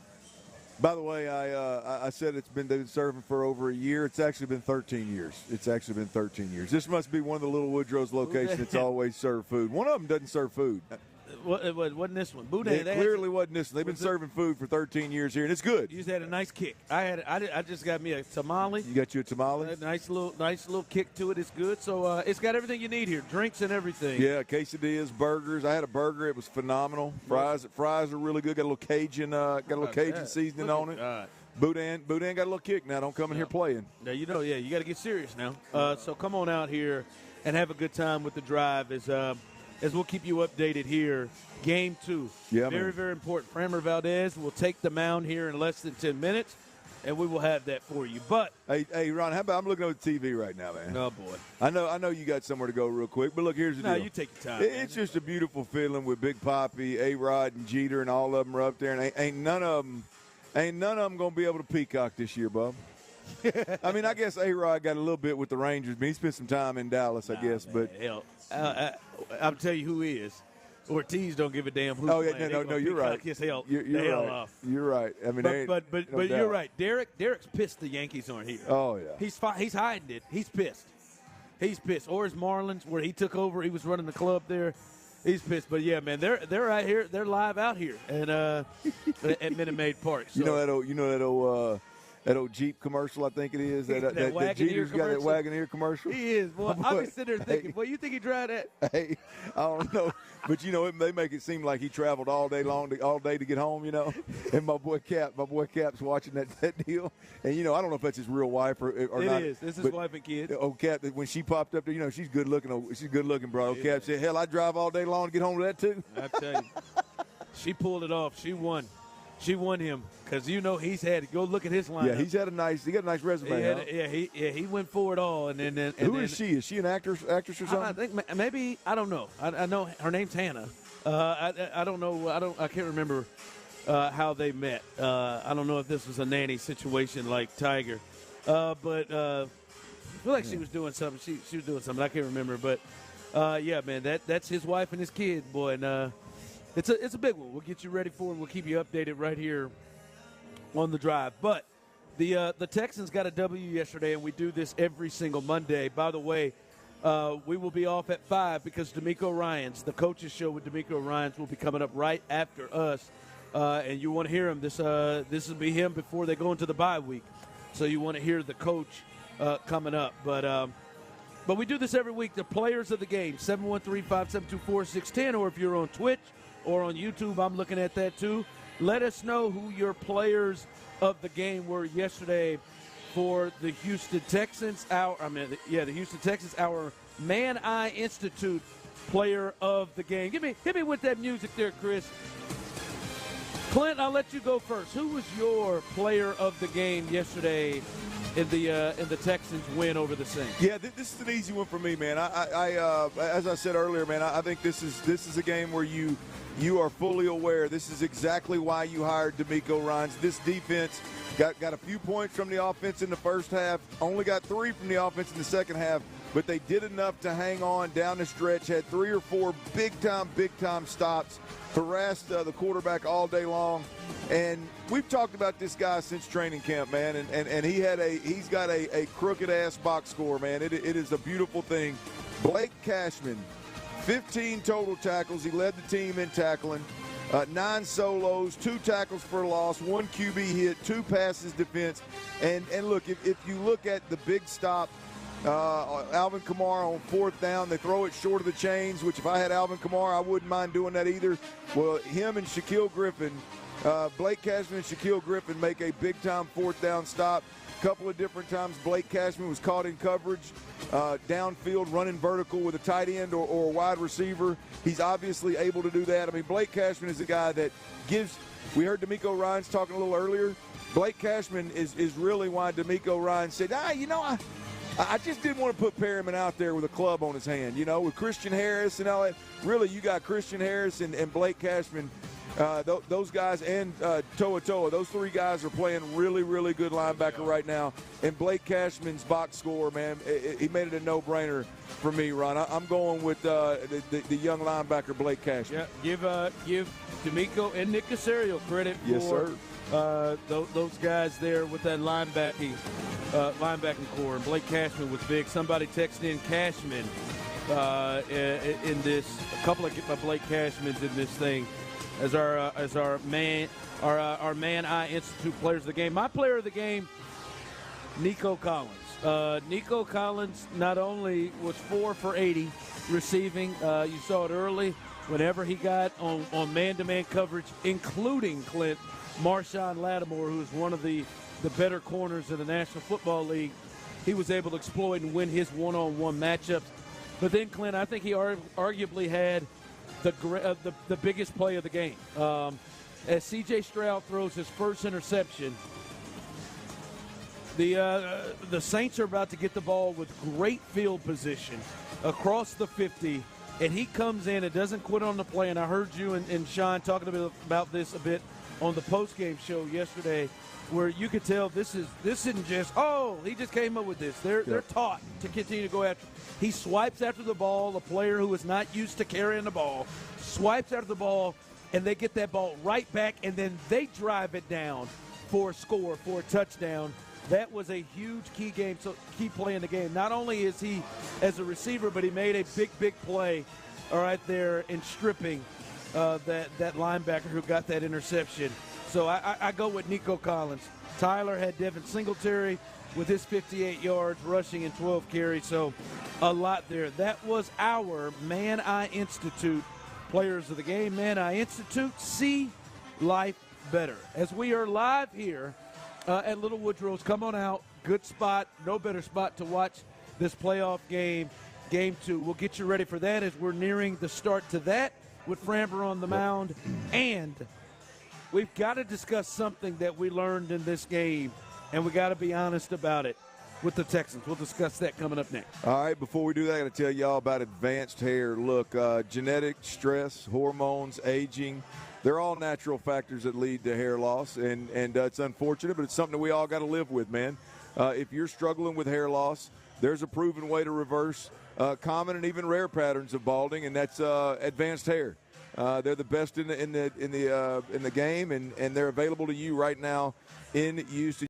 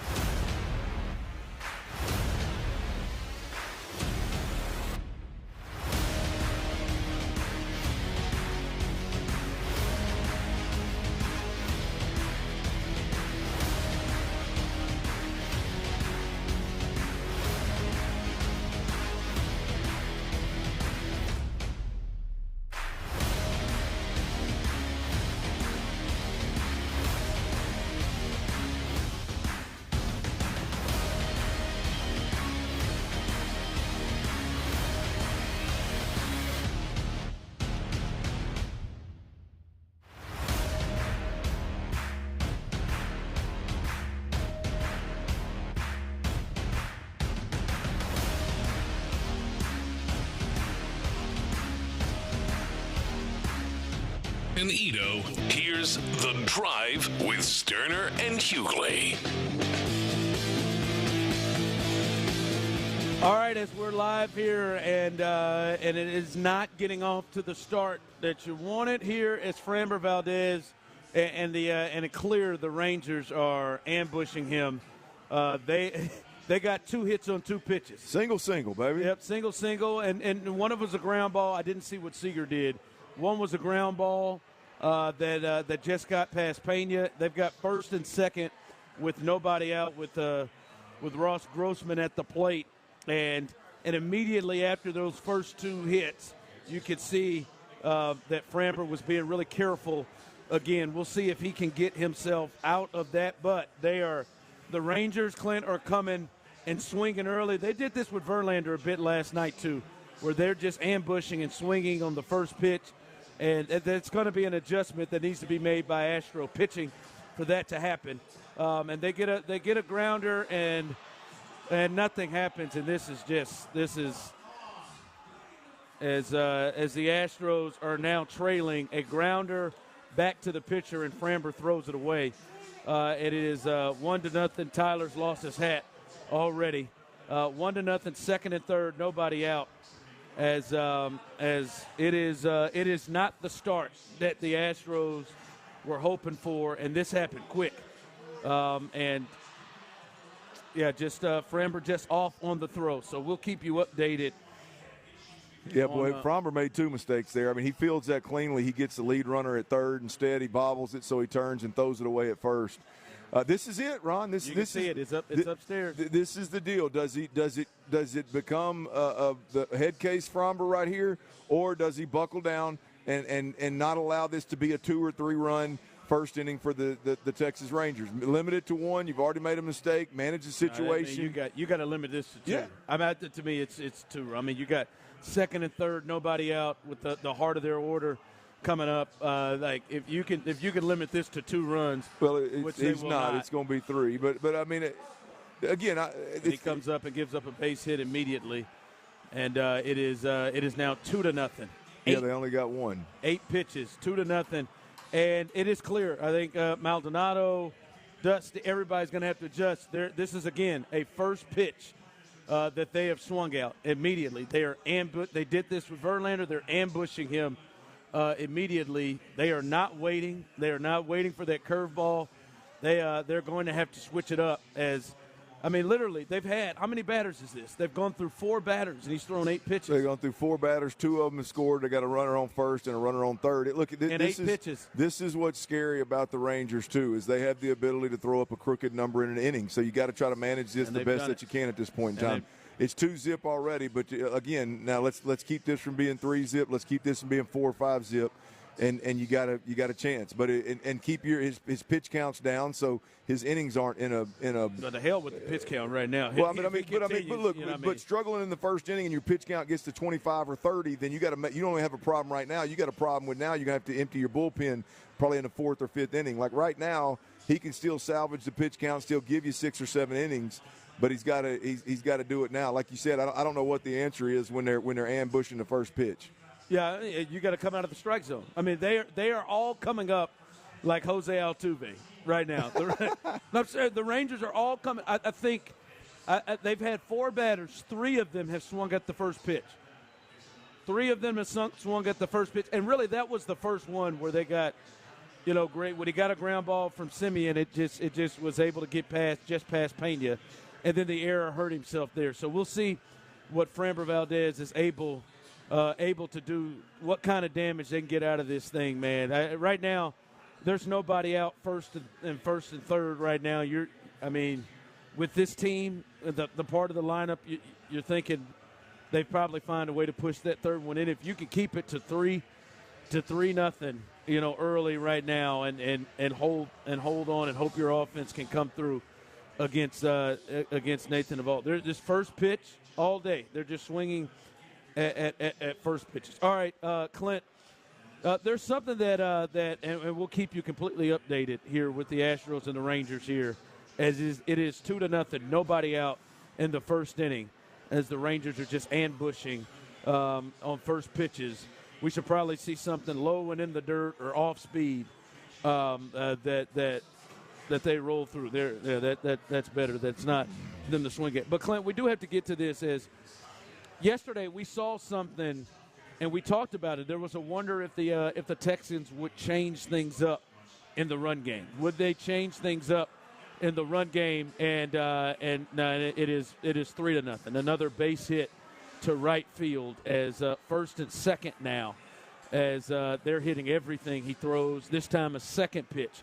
Comes back with the fastball. They're spitting on everything and waiting for the fastball and hitting it. It is 3-0. Texas Rangers, nobody on.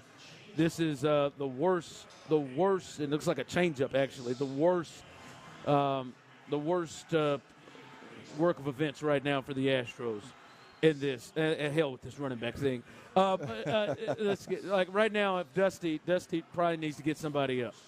But you can't panic, though. He's got to get out of this. 3 runs. It's doable for the Astros offense. I don't care how good Nathan Uvalde has been. It is not the start you want. But if he can get a ground ball right here and get a double play, that would be huge. His stuff isn't looking bad. It is. I mean, they are on it. They're not swinging at the breaking ball at all. They are just coming at anything that is straight. The changeup or the fastball. That is what's been hit. And their top of their lineup has started this thing off. It is 3-0. Nobody out here as they are with their 6th hitter. The Rangers, who struggled yesterday offensively themselves, and he finally gets a strikeout here. They struggle. Go sit your ass down, man. They struggled yesterday offensively. Go sit your ass down, man. The Rangers struggled yesterday, but they have come out. Go sit your ass down, man. God, how many times I say this, man? Throw him out. Go sit your ass down. Probably don't need to go sit down. Is probably why, and that's not reviewable, as we know that.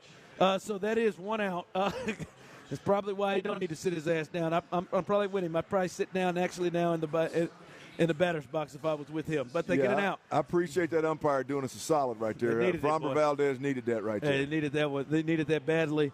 Like you said, 3-0. You can handle. You can handle. This is doable. Not ideal. 3-0. You can handle. But Clint, you talked about it. Where is his mind right now? This is the worst thing, Clint, and it is the thing that you have feared the most. Yep. Is where his mind goes. 3-0. The first 5 batters hit and reach. This is no walks. They're all hits. The first 5 batters, and he's down 3-0. Yeah, look, I mean, the crazy thing is it's all happened so fast that he really doesn't have anything. There's no response other than bear down for Framber Valdez. This is totally different than the umpire squeezing him or something to that matter. He's just getting hit around the ballpark way too early. It's 4-0. It's 4-0. I mean, he's getting. But that one was a ground ball, and there's a hole left there where the shortstop would be. Everybody full out shift, and we throw it low and outside, and they punch it through the left side of the infield. Yep. I mean, it's he doesn't have any choice in this situation but to bear down. I mean, this is not. I was more worried about the umpire squeezing him and pissing him off rather than him just getting hit around the park. But I mean, these are all just little singles, man. Just singles pushing each other around the base pass. That's just 4-zip, and the line moving. 4-zip, and they recorded 1 out. Yep. 3-0, 4 feels different right now, and there's got to be somebody up in the bullpen, which is just the worst. I think J.P. France, you got to start getting him up and ready and rolling right now. He's thrown 17 pitches and given up 4 runs, and they've all been singles. All singles. No bombs.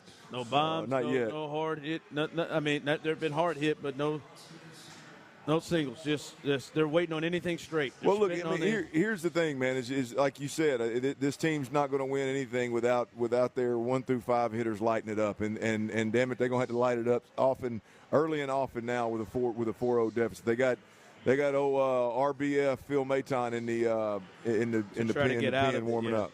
Yeah, you got to get somebody up from the text line. Ron, Dusty is an idiot for pitching Framber today. I knew he would screw up. He hasn't pitched well this year.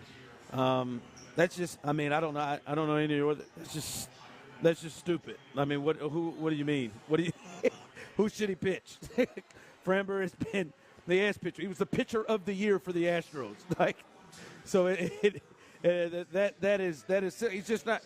I mean, he's had a absolute rough. He's 20 pitches now, rough inning right now, and this has nothing to do with the selection to pitch him. I mean, Dusty would have and should have been crucified if he didn't pitch Framber in this game today. So I don't think it has anything to do with the decision as he strikes out his second one in the inning. Maybe he'll strike out the side and give up 4. But it's someone said it. Someone just texted in, "Be quiet. You're whining too much, Ron. Let the game play." I'm letting the game. I'm just telling you what happened. I'm not whining. I told you 3. Get out of there with 3. Now they're giving up 4. Like, it ain't over. I mean, the Astros have a great lineup and can completely do this to them as well. But this is right. This isn't the start you're looking for. Hell, right. This damn sure ain't that. As the Astros trail 4-0, 2 outs in the first inning, as Framber Valdez allowed the first 5 to get on, and it got on with all hits and all singles, and he has given up 4 runs in this first inning. We'll see if he can get out of this. And as someone texted in, he hasn't looked good since the no-hitter. That's not true. He had 4 or 5 consecutive quality starts where he pitched well down the stretch. So that is not the case, man. He just stunk it up thus far early, and they've ambushed him, and now they're about to bat around. he's a 3-0 on this count, and they're about to bat around right now. He may not make it out of the first inning, Clint. I think if he loses to Veras, I'm not sure Dusty allows him to pitch to Simeon again. Yeah, I mean, look, you turn the lineup over in the first inning, and you're struggling. Obviously, they're seeing you well, and then you want to let the leadoff come, bases juiced. It wouldn't surprise me if Dusty yanked him. I would ride him. I would ride him a little bit longer in hopes of getting him out. I mean, I like him against this whoever's up as much as I like Maton. I know it's hard to say right now, but we've seen guys right the ship and give you an extra innings before. Hopefully, he can do it. Yeah, this game is not over. It is not over, but damn, boy, you can't even get into the stadium good and get to your seat good. And I hope ain't nobody in the line trying to order a beer or something. Well, this is one of those games, Ron, where for all of us watching, but damn sure that the people that are in the stands is right now you're madder than a hornet. You are absolutely pissed off, and looks like he's going to get out of it. He got out of it. As soon as the Astros start chipping away at this thing, boy, all of a sudden your hope's going to come back up. Get ready for a roller coaster of emotions kind of game with these Astros. That's all I got to say, man. There ain't no doubt about it. Well, I asked for one thing last week from Bobby Slowick and C.J. Stroud, and I'll be damned if they didn't do it. I'll tell you exactly what that is. We'll cuss and discuss next. But before we do that, I got to tell you about Generator Supercenter, man. Look, we don't know when. We can't predict when the next storm is going to hit Houston and cause major outages around the city. We don't know. Hurricane, winter freeze. Hell, we just dealt with a drought here in Houston. But here's the deal. You can get a free estimate on a Generac home standby generator from Generator Supercenter, because when you lose power, it is a terrible feeling. The only answer is a home standby generator from Generator Supercenter. Keep your family safe, and you can sleep with peace of mind, man. Generators are all they do. They sell, install, and maintain and monitor Generac automatic standby generators. And look, the financing is available. It's simple. Generator Supercenter will not leave you in the dark. Call them today. Generator Supercenter of Houston, 281-251-6100. That's 281-251-6100. Or check them out online at generatorsupercenter.com. Monday Night Football is on Sports Radio 610. The Cowboys look for a bounce-back win in L.A. against the Chargers. Hear it here tonight at 7 on your home for the NFL on Westwood One. Sports Radio 610. From the Bell Furniture and Beat a Bell Prices Traffic Center, your traffic report is sponsored by RonCraftChevrolet.com. Find new roads. I-45 the Gulf Freeway, northbound at El Dorado. It's a stall that has a right shoulder blocked. 0% financing is back at RonCraft Chevrolet for 36 months on 2023 Silverado 1500s and no payments for 90 days. With a large selection of 23 Silverado 1500s to choose from. Find new roads to RonCraft Chevrolet in Baytown. RonCraftChevrolet.com. It's Chevrolet done done the Baytown way. I'm Laura Reynolds, Sports Radio 610. Your Odyssey Sports Minute is brought to you by Zadig Jewelers. This is Zach Gelb with the Odyssey Sports Minute. It's not surprising that USC lost to Notre Dame, but it's how the Trojans lost that's jarring. All year long, it was expected that USC would eventually drop a game because of their porous defense, but that wasn't the case on Saturday night. The nation's best player, Caleb Williams, was the #1 reason why USC fell to the Irish, and I still can't believe he threw 3 passes to the wrong team and was held to only 199 yards passing. I'm Zach Gelb. Hey, sports fans, this is Ultimate Vegas Insider John Anthony, and I'm on fire. To prove it, I'm releasing your Monday Night Report absolutely free on recorded message line. Call 1-800-244-5506. Last week, I went 2-0 with Las Vegas and the under, and tonight I love this matchup. Dallas, Los Angeles is monster side and total. Critical information confirmed. Dallas, Los Angeles, plus Thursday's early release. That's 5 big plays. John Anthony has you covered. I love to go 5-0 free on a recorded message. 1-800-244-5506. Information wins. John Anthony Sports #1 against the spread. Dallas, Los Angeles is huge. Call 1-800-244-5506. You want the information? I've got it. I love to go 5-0 over the season free. 1-800-244-5506. That's 1-800-244-5506. Or go to johnanthonysports.com. Sponsored by JFSR. This is Seth Payne, and the most important thing I do for my mental health is to exercise in my home on my elliptical. At Johnson Fitness and Wellness Stores, you'll find ellipticals starting at just $599 and treadmills at up to 50% off. See store for details. They have all the home fitness equipment perfect for your home workout. Rowers, strength equipment and accessories, even massage chairs. Now open in Houston with 6 locations. Find the store nearest you at johnsonfitness.com. That's johnsonfitness.com. For the ones who get it done, the most important part is the one you need now. And the best partner is the one who can deliver. That's why millions of maintenance and repair pros trust Grainger. Because we have professional-grade supplies for every industry, even hard-to-find products. And we have same-day pickup and next-day delivery on most orders. But most importantly, we have an unwavering commitment to help keep you up and running. Call, click Grainger.com, or just stop by.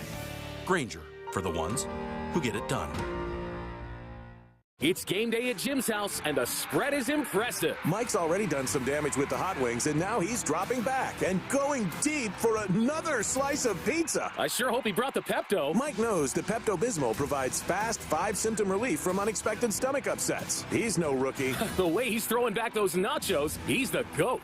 Be ready for game day with Pepto-Bismol. When you have nausea, heartburn, indigestion, upset stomach, diarrhea. Use as directed. Keep out of reach of children. Hey, it's Sean Pendergast from my good friend Dr. Ben Salento at Texas Sinus and Snoring. What a great group of people at Texas Sinus and Snoring, and Dr. Ben Salento leading the way. He fixed my sleep about 5 years ago and changed. February of 2018 is when I went and met with him for the first time, and that's when I discovered just how poorly I'd been sleeping for so many years. I knew that I snored. I knew I had sleep apnea, and yet I procrastinated on fixing it, which is one of the silliest things you can do. Sleep apnea can kill you. Dr. Ben Salento has a comprehensive array of solutions to fix your sleep issues and get your quality of life back, just like he did for me. So crucial for me, and it can be crucial for you as well. He has the Inspire Sleep Apnea Implant. He's done over 100 of these procedures. He is the foremost authority on this procedure in the state of Texas.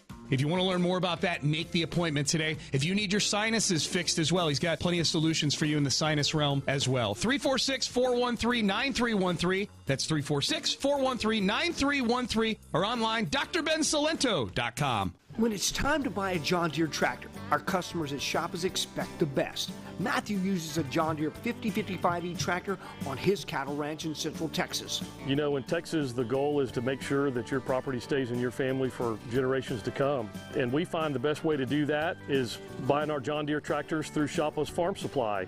They treat their customers like family. The relationship is why I deal with Shoppers. We invite you to come experience the Shoppers difference. Shoppers, tractors for your piece of Texas. It's a Texas showdown in the ALCS, and Academy Sports and Outdoors is your home for Houston Houston Astros gear. Swing by your local Academy store or shop online at academy.com. You'll find official Astros tees, jerseys, caps, and more. All at great prices. Gear up today at Academy. Major League Baseball trademarks used with permission. You're all set with your new Navien water heater. I can't wait to take a shower without running out of hot water. I'm just going to love my Navien tankless water heater. I just want to say Oh, no need to say that, ma'am. You'll always love Navien's high efficiency that will save you money on gas bills compared to other water heaters. I love how I have more space with its wall-hanging design. Please let me say Nope. Sorry, miss. I know you appreciate it, but I can't let you say it. Why not? Because with Navien, it's a tankless job. How long you been waiting to use that? You'd be surprised. Find a Navien installer near you at tanklessmadesimple.com. There's a whole lot of savings going on now at Staples. During Staples Sit-a-thon, you can save up to $150 on select office and desk chairs. And when you buy a chair, you save 25% on desks, storage solutions, and office accessories. Plus, your local Staples now accepts Amazon returns. And when you return an Amazon order at Staples, you receive a coupon for $10 off your next $30 Staples purchase. Now is definitely the time to save at Staples. Chair offer ends 10/28. In-store only. Exclusions apply on Amazon offer.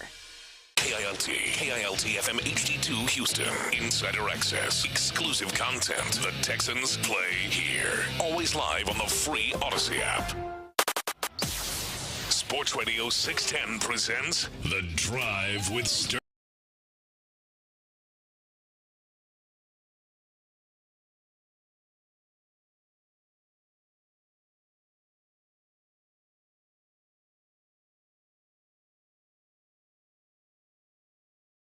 Now with the game going on, great place. They got grub in the back. I've already had a burger. I've had some boudin. It's off the charts. They got, and of course, the drinks are flowing, and they're all tasting really, really good. I think we've sampled everything under the roof at this point in time. Sampled a few of them. So come on through and hang out with us. We will keep you up to date on the Astros game. In fact, one inning is in the books. It is 4-0. Texas Rangers scored 4 in the top of the first. The Astros come back. They go 3 up, 3 down. Ron, I saw Kyle Tucker, who's batting third today. I saw he hit it on the screws, but hit it right at the first baseman. I didn't see the first two. Did they do anything worth talking about? Altuve took it to a full count. Yep. Got some pitches on him, and then he ended up flying out to right field. And then, of all people, Bregman he swung on the first pitch and grounded out to third base. So it's interesting, Clint. You see the Rangers, they're going and ambushing first pitch, and they're punching ground balls, which is what Framber gets with the sinker, ground balls to the perfect spots. Yeah. And then and the Astros hard hit balls. I bet Kyle Tucker's ball was hit harder than anybody's in the first inning, but it found a glove. Yeah, good point. I mean, including the Rangers hitters, and they scored 4 runs. But we'll see how Framber Valdez, how he steps back up here. Leadoff single in the second inning. Another ground ball that's just finding. Yep, between the third baseman and the shortstop. I mean, Simeon, second time, has touched the glove of the shortstop and the third baseman. First pitch swinging. I'm going to tell you, Ron, but that's one reason why, again, Framber Valdez is on thin ice here, but I'm going to stick with him. And we've seen, I think it's been 5 or 6 singles. And they're just, they're ground balls. They're ground balls. 3 or 4 of them have been in between short and second, or in between second and short. So it's the big error in the first inning really, really hurt Framber Valdez. Really, he made 2 errors and one comebacker that could have possibly helped him get out of that inning. But he didn't make the play. So they're not necessarily hitting him on the screws. They're just moving. They're getting on and they're moving around the bases with singles and a couple of errors there, or at least one error by Framber Valdez. But there was a football game yesterday, Ron, and the Texans got another win. They pulled to 3-3, 500 on the season. Who would have thought after 6 games? Not only are the Texans 500, but man, they are really, really, really looking good, showing some real promise down the stretch here to take advantage of that weak schedule that you talked about to possibly compete for the division. And if that's the case, then you got to consider them a fringe playoff team.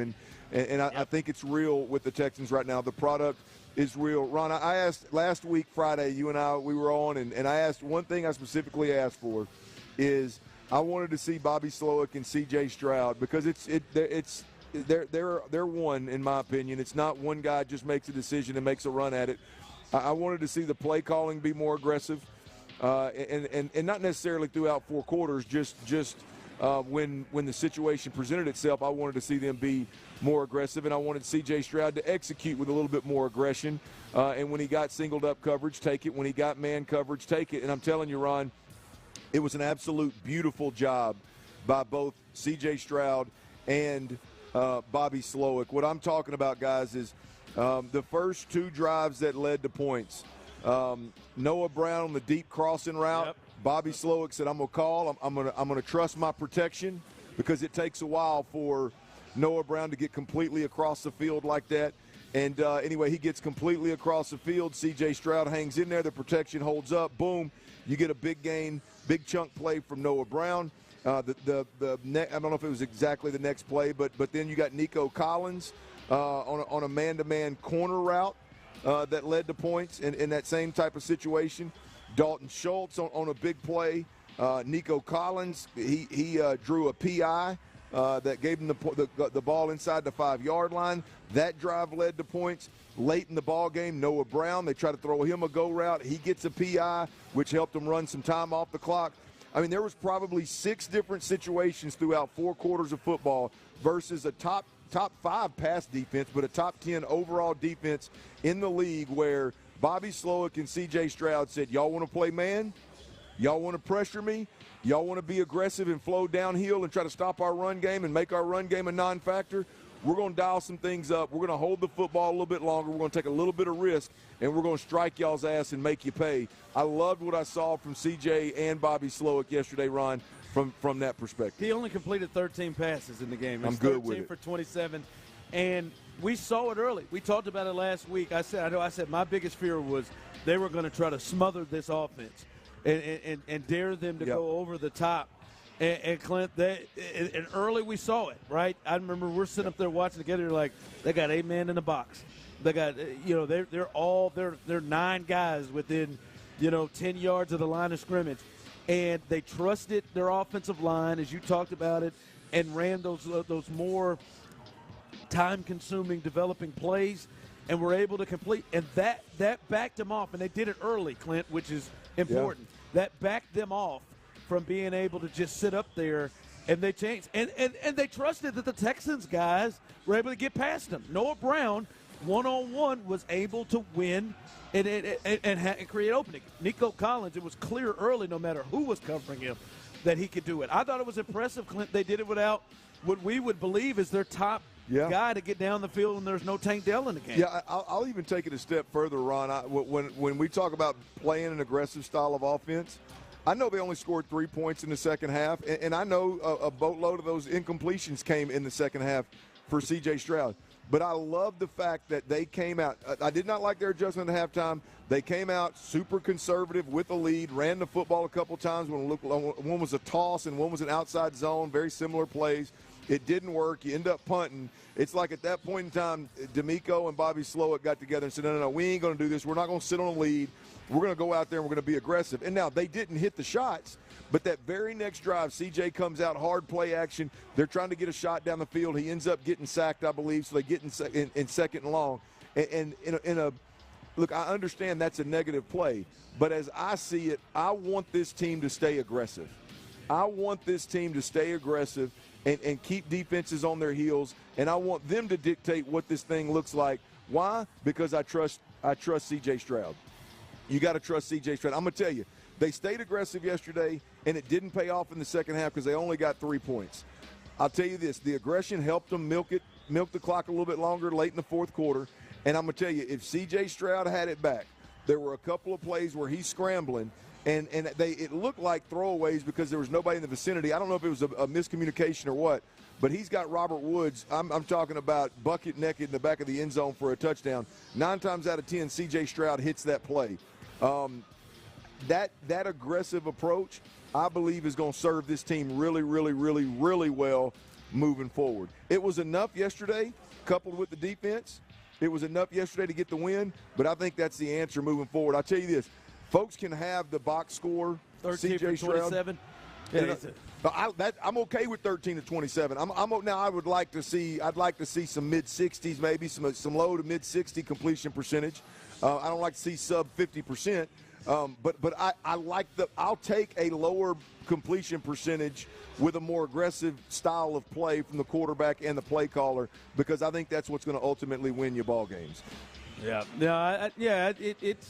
It was what they had to do in this game. Yeah. It was clear early that the Saints were going to try to have everything closed up, and it worked. Ron, I tell you, there's something, again, you and I talked about last week, and we talked about it blindly, just knowing what Atlanta had done defensively last week and playing C.J. Stroud a little bit different, making him be really conservative and check the football down and kind of disguising coverages and doing some different things.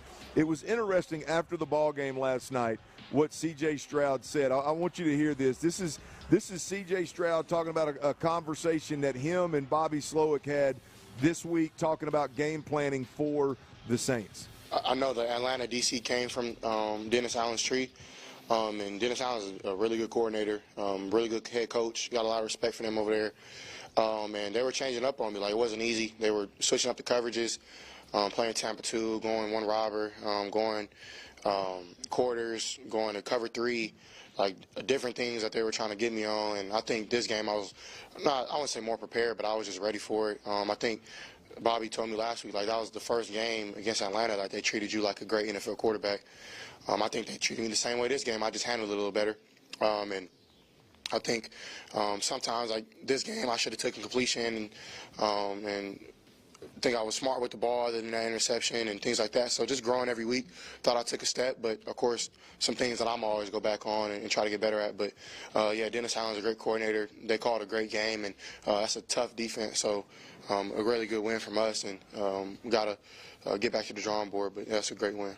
I love it, Ron. The big point there being Bobby Slowick told him that the Atlanta game was the first time that the defense prepared for C.J. Stroud as a big-time NFL quarterback. In other words, what do you think that means? I'm going to tell you exactly what it means. It means that in the past, teams would go up there and they would rely on you to just make rookie mistakes. Rely on the moment to be too big. They could be very vanilla in the defense and just play good defense, and you weren't going to be conservative. You weren't going to anticipate and throw the ball in the second window. You weren't going to have great ball placement. All the things that C.J. Stroud was able to do, it was versus a very vanilla look. And so he did a great job. This is exactly what it's about. He did a great job of kind of picking things apart and being a great rookie quarterback. The Atlanta defense gave him a bunch of different looks, and they're going to make you go, okay, we're going to give you this look on this snap. So the quarterback, you've got to make a decision to be conservative. We're going to take a risk and roll down and play man coverage and leave Nico one-on-one, and C.J. Stroud still looking underneath trying to be conservative, taking the 5-yard throw on 3rd and 8 instead of looking at Nico Collins when he's got the man-to-man matchup out there. And so Atlanta really made him work post-snap. The most difficult thing in football for a quarterback, man, is you give me one look before the ball snap, and when I snap the football, boom, safeties are rolling, DBs are kicking back, linebackers are spreading, they're showing me pressure, they're belling, they're showing me pressure, they're coming. I never get comfortable when that happens. And that's exactly what Atlanta did to him, and that's exactly what New Orleans did to him. And Atlanta, he had a good game. Everybody loved the box score, high completion percentage, a good number of yards, too little, too damn late. This ball game, he came out of the chutes knowing they were going to take those shots and try to confuse him, and he was able to strike, and it ended up working out for the better. Now, we're going to watch the film, and we're going to see what happened in that second half. And I think that's going to tell us a little something about C.J. Stroud as well. It's probably a learning point. Yeah. You can't go silent in the second half. But generally speaking, this is exactly what we talked about last week. Is it's going to take more from Bobby Slowick and C.J. Stroud because defenses are going to manipulate you. Defenses are going to be okay with you checking the football down and taking the safe throw and passing on big-time opportunities when they play man defense. Now what he did against New Orleans, defensive coordinator is going to go, man, we rolled we rolled a man defense, and we leave guys manned up outside on Nico or Tank Dell or even Noah Brown. They're going to take the shot. Yeah. And that's it's just, again, tip the cap to C.J. Stroud. So now teams got to adjust to Slowick and Stroud because they repeatedly took it. Yeah. Well, because they were prepared. They were not prepared to repeatedly take it against Atlanta. What they were prepared against Atlanta was just, hey, check it down. We'll get a good run after the catch. hey, look underneath because Nico Collins is going to break free. Well, Atlanta said, no, that ain't going to be the case all the time. Like, I'm going to dictate when you look underneath. I'm going to dictate when you can take your shots, right? And so it threw CJ and Bobby off a little bit. What they learned from it was when the defense gives you those opportunities, you got to strike. And they struck big time. Speaking of striking, ladies and gentlemen, the Astros are on the board. The big fella showed up. Yordan Alvarez, clearly he got some of that Robitussin, some of that Tussin. Yeah, he got some of that Robitussin, some of that ginger ale. Mama Yordan gave him a little bit of that Tussin, and he just put Nathan Eovaldi in the upper deck to right field. 4-1 Astros, bottom of second, no outs. Let's see if we can't add to this total. Right here. Ron, I'm telling you, as a fan, if you're at that Astros game, you went from an all-time low, hell, a season long low when Fromber gave up 4 runs in the first inning to now all of a sudden you got some life because Yordan Alvarez just breathed it into you with that bomb right there. Hey, real quick, before we jump out of here, real quick, Clint, the 13-27, do you think that is something we should start being prepared to see a little bit? We starting to see CJ, because that is a step back in completion. The number, even though he took shots, he still was under 200 yards passing in this game. Yeah. You think that is something that we continue to see? Well, I think the overall number of passes were down. He didn't throw it 44 times like he did week 1 or week 2, whatever that is. So I like that number. But yeah, look, I think it's something that we've got to be willing to, like the style of ball. Sometimes, and I hope more times than not, is going to be 22 of 27 for 300 yards and 3 touchdowns, right? But you live and die by that sword, right? The hidden yardage is the 2 PI calls, right? I mean, there's well, I mean, Ron, what do you think there was? 60 plus yards of PI calls? Yeah, set them up down there. Right? Yep. I mean, and like I said, he missed a couple of 25 plus yard. One of them I know was a touchdown.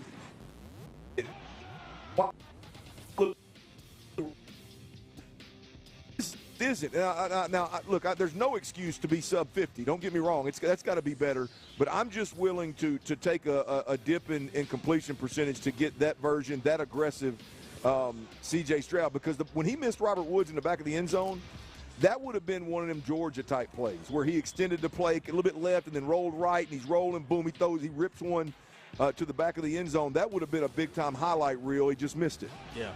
All right, we will keep you updated here on the Astros as soon as we come back, and I'm gonna hit you all with that question again.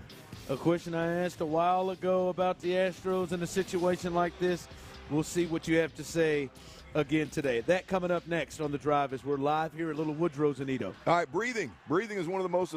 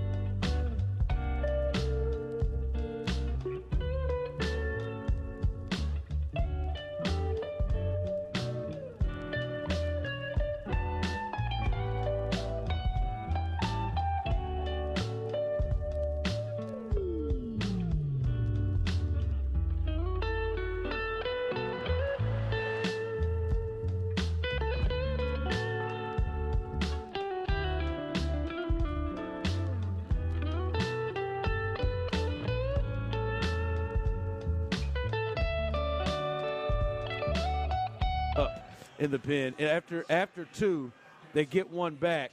And after 2, you're like, all right, 4-1.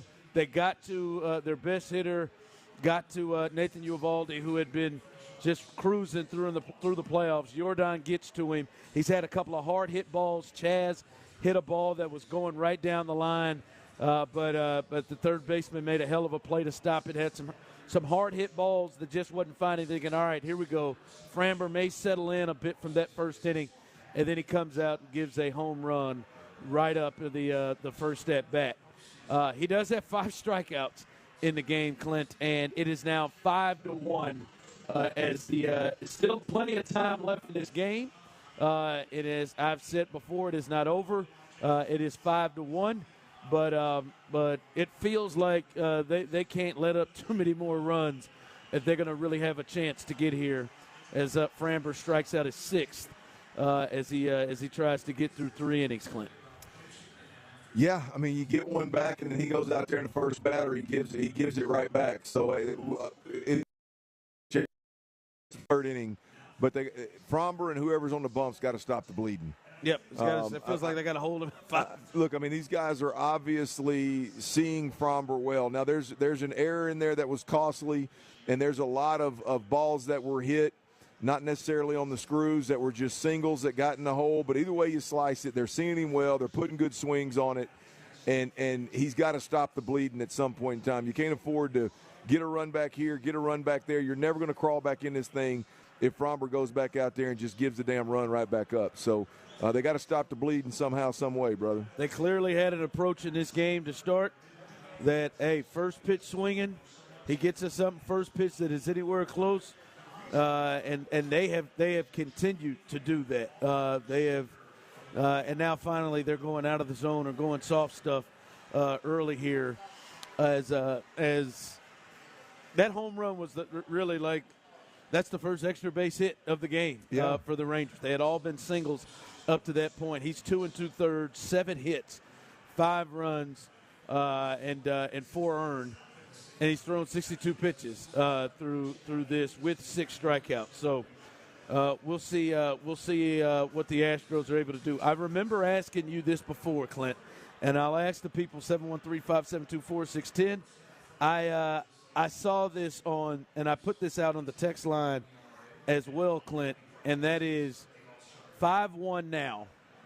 Do you think the Astros ever get the tying run to the plate? Oh yeah. You feel good. Oh yeah. Here comes Dusty, and his night's over. Dusty's seen enough. Yep. He just walked, and he will not let him face Marcus Semien again, and this is a nightmare scenario for the Astros and for Framber Valdez. This may be his last start, depending on what the Astros do the rest of the way of the season. But Framber goes 2 2/3, 7 hits, 5 runs, 4 earned. He had an error himself that doesn't make it 5, and 6 strikeouts, and he was awful today. The Rangers came and got him, but he didn't get it done at all. 60% say no chance, by the way, on the poll that I've done. That what? They get the tie and run to the plate? They get the yeah. It's 5-1, man. You kidding me? It's 5-1 right now. You got the damn Astros lineup. Absolutely. They just got to stop the bleeding. Last time you and I had this exercise, though, the bleeding didn't stop. And before the segment was over, they had put up about 8 or 9 runs. So, I think the Jordan got a good swing on a pitch a little earlier. We've seen Tucker get a good swing on a pitch, man. I think these guys are seeing it. We got to see more. Here's the thing, man. You look at the Astros right now. You couldn't have started the ALCS any worse, obviously, but your lineup goes absolutely stone cold last night. Your top 5 hitters go 2 for 19, as you've mentioned multiple times. And then tonight, your best young pitcher, who at one point, as you said, was nominated the best pitcher in Major League Baseball. He goes out here and messes the damn bed. The ALCS could not get off to a worse start for the Astros. Yep, he got 8 outs. His afternoon is over. I'll be honest. I did not. I'm not saying it couldn't happen. I'm not surprised that it happened. I didn't think Framber would make it through 3. I didn't think that he couldn't get through 3 innings. I did not think that was going to be the case today. In his two starts in the postseason, he wasn't able to get out of the fourth. He had to be pulled early after Correa gave up. He gave up that hit to Correa to get it to 5 runs, and he is unable to get through 3 innings here. And it's somebody you got to really look at, Clint. That was one of the things you've talked about. One of the reasons why the Astros were a favorite in this thing is because of that lineup, but it was also because they added Justin Verlander to what they thought was Framber Valdez. Yeah. They added and thought they had 2 aces. We've had Tony Gwynn Jr. on here saying there are not a lot of teams that are going to be able to run that out against you, Verlander and Framber, and Framber has just not been that whatsoever. And we'll see if, I guess it's Rafael Montero with a runner on first with 2 outs. We'll see if he can get out of this. Who are you? Is this JP France for you? No, for me it'd be Hunter Brown. You go Hunter Brown? I'd go Hunter Brown. You gotta get guys out there that one don't deplete your bullpen that you're going to use consistently. Number one, I think those 2 are probably out. Right. So it's those. So, but I got to have a guy here that's got the potential of shutdown stuff. I've got to have a guy here that has the potential to go out there and give me 3 innings, 4, 5, and 6 of shutout ball and give me a chance. And the one that I believe has that in his tank, the one that I believe has that kind of stuff is Hunter Brown. Now I would be okay. I mean, I would be okay with JP France, but for me, man, it's got to be it's Hunter Brown who's got the special stuff that can quiet this lineup for a few innings and give our bats a chance to get back in the mix. All right, it looks like for now Semien has stolen second base and he's gotten into it was a really good throw down. Great jump by Semien. Good throw down. Looked like it was closer than you would look at. We'll see. And Dusty and them are looking to see if he got him, and he did not. Just got in. To be honest with you, that would be illegal. What should be illegal? I mean, he's got an extra 3 inches on that glove he's got right there. Now that wasn't the difference, obviously, but I don't like it. I don't like being able. I mean, part of the problem of sliding head first into second base is if you extend your fingers, you're going to take a chance of breaking one of them. Now all of a sudden, got a whole bunch of padding. We're going to put these little mitts on these guys and just give them a couple of extra, make their fingers 2 inches long. They started going to the oven mitts. Yeah, get the hell out of here with that, man. That's part of the deal, man. You think should they be allowed to wear gloves? No, like that. To slide? Hell no, they shouldn't be. Just a regular batting glove? You can wear a regular batting glove if you want to, but not like who was that earlier in the year, Ron? It was an Astro. I think it was White Boy Chaz. But he slid into second, and had he kept his fingers straight, now he'd have broke all 4 of them. He would have been safe, but he, you know what I mean? He raised his fingers up in order to get into second base on time, and it was a lot closer play than it should have been. Now these guys got oven mitts on their damn hands out here with an extra 2 inches worth of length. Rafael Montero gets a huge strikeout of Marcus Semien. First time they've gotten him out.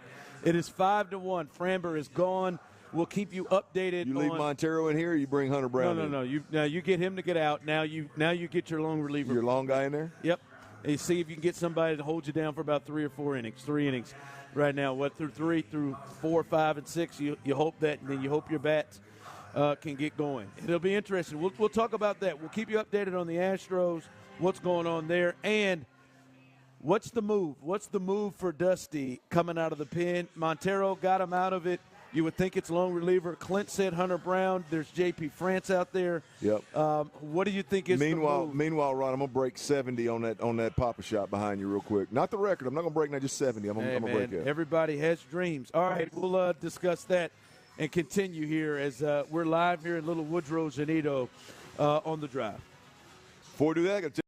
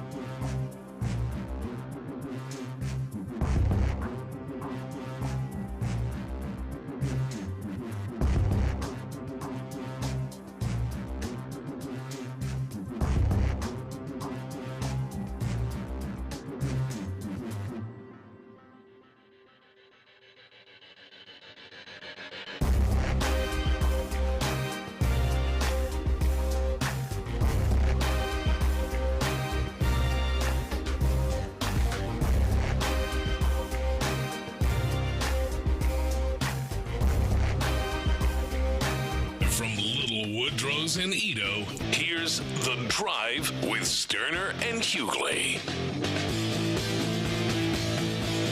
All right, as we're back here live, the Astros, they're trailing here in the bottom of the third inning, 5-1, 2 outs, as Maldonado just strikes out, coming behind a fly out for Jeremy Pena. Altuve coming up to the plate. Framber Valdez has been pulled. Rafael Montero was able to get that last out and striking out Simeon in the bottom of the third. So we'll see another pretty good grounder, and of course, right into the grasp of Corey Seager, first pitch, as the Rangers' balls are finding holes and the Astros are not. And the Rangers also have one that found the seats as well. It is this 5-1, and the Astros are through 3 innings. Excuse me. We will see who comes out, Clint. That is the interesting question. Behind us, as we'll get done here at 5 o'clock on Mondays, Texans Coaches Show, DeMeco Ryans follows us. But, Clint, that's going to be the interesting thing. 713-572-4610. What would you do as Dusty will have to go with what looks to be a long reliever? Who is it that you would go with there? You said Hunter Brown. Hunter Brown is probably an option. I don't think Jose Urquidy is an option. I believe that's where they want to go in Game 4. Well, hell, potentially they might have to go Justin Verlander on short rest. We'll see on Game 4. So I think everybody's an option. But realistically, it looks like potentially J.P. France and Hunter Brown. You go Hunter Brown. To me, J.P. France has clearly been the better starter of the two. Yeah. But, boy, J.P. France has not pitched in a long – I'm going to see the next time. I'm not sure who is coming in. Let me check online. But you said Hunter Brown. J.P. France has not pitched in quite some time. Yeah, look, I'd be okay with either. Those are your two options. I mean, ultimately, that's the best the Astros can roll out there at this point in time and still give themselves a chance today and as well as give themselves a chance in future games, so they don't just blow their bullpen wide open right here. But I would go with Hunter Brown simply because if he did wake up on the right side of the bed, if he does have his best stuff, then he's got shutdown ability. He can go out here and throw 3 shutout innings versus the Rangers. I trust his A pitches, his A game. I trust can shut these guys down better than anybody else. I would personally go Hunter Brown. It's definitely a roll of the dice because late in the season he wasn't good, he wasn't consistent. But I would go Hunter Brown here, bro. Yeah, and I you know what, you're thinking stuff. Yeah, stuff over and to me it's been a long time since J.P. France. I'm looking up. I'm not seeing any reports of anything on who is warming up. I guess we're going to see. It may be Montero. Maybe Montero comes again, out for another inning. You talk about stuff. I mean, I think one of the most, to me, mind-boggling things about the Astros season as a whole, it's just Montero. Like every time Montero goes out there, he's staying out for this inning. He looks like, I mean, his stuff is moving. He's got multiple pitches. He looks like he's got electric, great stuff. But then he throws a ball that just sits right about belt high. And like he walked up there and put it on a tee for him multiple times. He's the one I said during the season, it feels like he's doing it on purpose.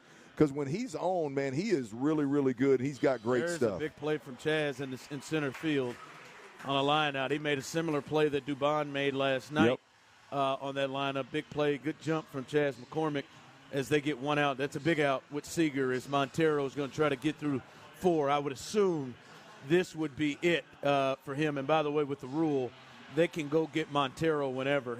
Since he got the last out, he doesn't have to face 3 batters. So they can go get him whatever. I would just assume Hunter Brown has – nope, I don't think he has. I would assume they would let either Brown or French start a new inning fresh as opposed to inheriting runners or coming in the middle of an inning, which is unlike what they normally do as starters. So that would be – well, look, if Montero can run through quick innings here and keep that pitch count down, right now he's got 9 pitches. He can give you extra. I mean, he's not if he's throwing it well and they seem to be struggling at the plate, getting a good look at his pitches, then hell, he's a guy that can give you a couple of innings. So I mean, what is he? He went one out in the third, and then he's got the fourth inning here. Struck out. Yeah, he's going through the top of the order. Yeah. He could give you some length here if he's on righty, man. So I pop up to left field. I mean, this is what you're looking for out of Montero right here. Yeah. And I think the big story right now, and this will be what hopefully is it the number one thing that we're talking about tomorrow, Clint, is Framber Valdez. I think a lot of people had fears. A lot of people had concerns. We had people before the game started saying they're nervous as hell. They're feeling shaky with him. There was some major concerns about what Framber would give today, and I think everybody's fears, Clint, came to fruition. He goes 2 2/3, gives up 7 hits, 5 runs, 4 earned, and it is really only his error that led to it. So it wasn't even an error from somebody else. It was himself. He just threw a ball away that led to it, that gave him an extra out in the first. And it was clear that the Rangers had the strategy of ambushing him. They were just swinging first pitch. I mean, he had given up 4 runs in the first inning on 8 pitches. Yeah. And none of them were homers. Right? They were jumping first pitch as they were just ambushing him repeatedly, and he pitched poorly.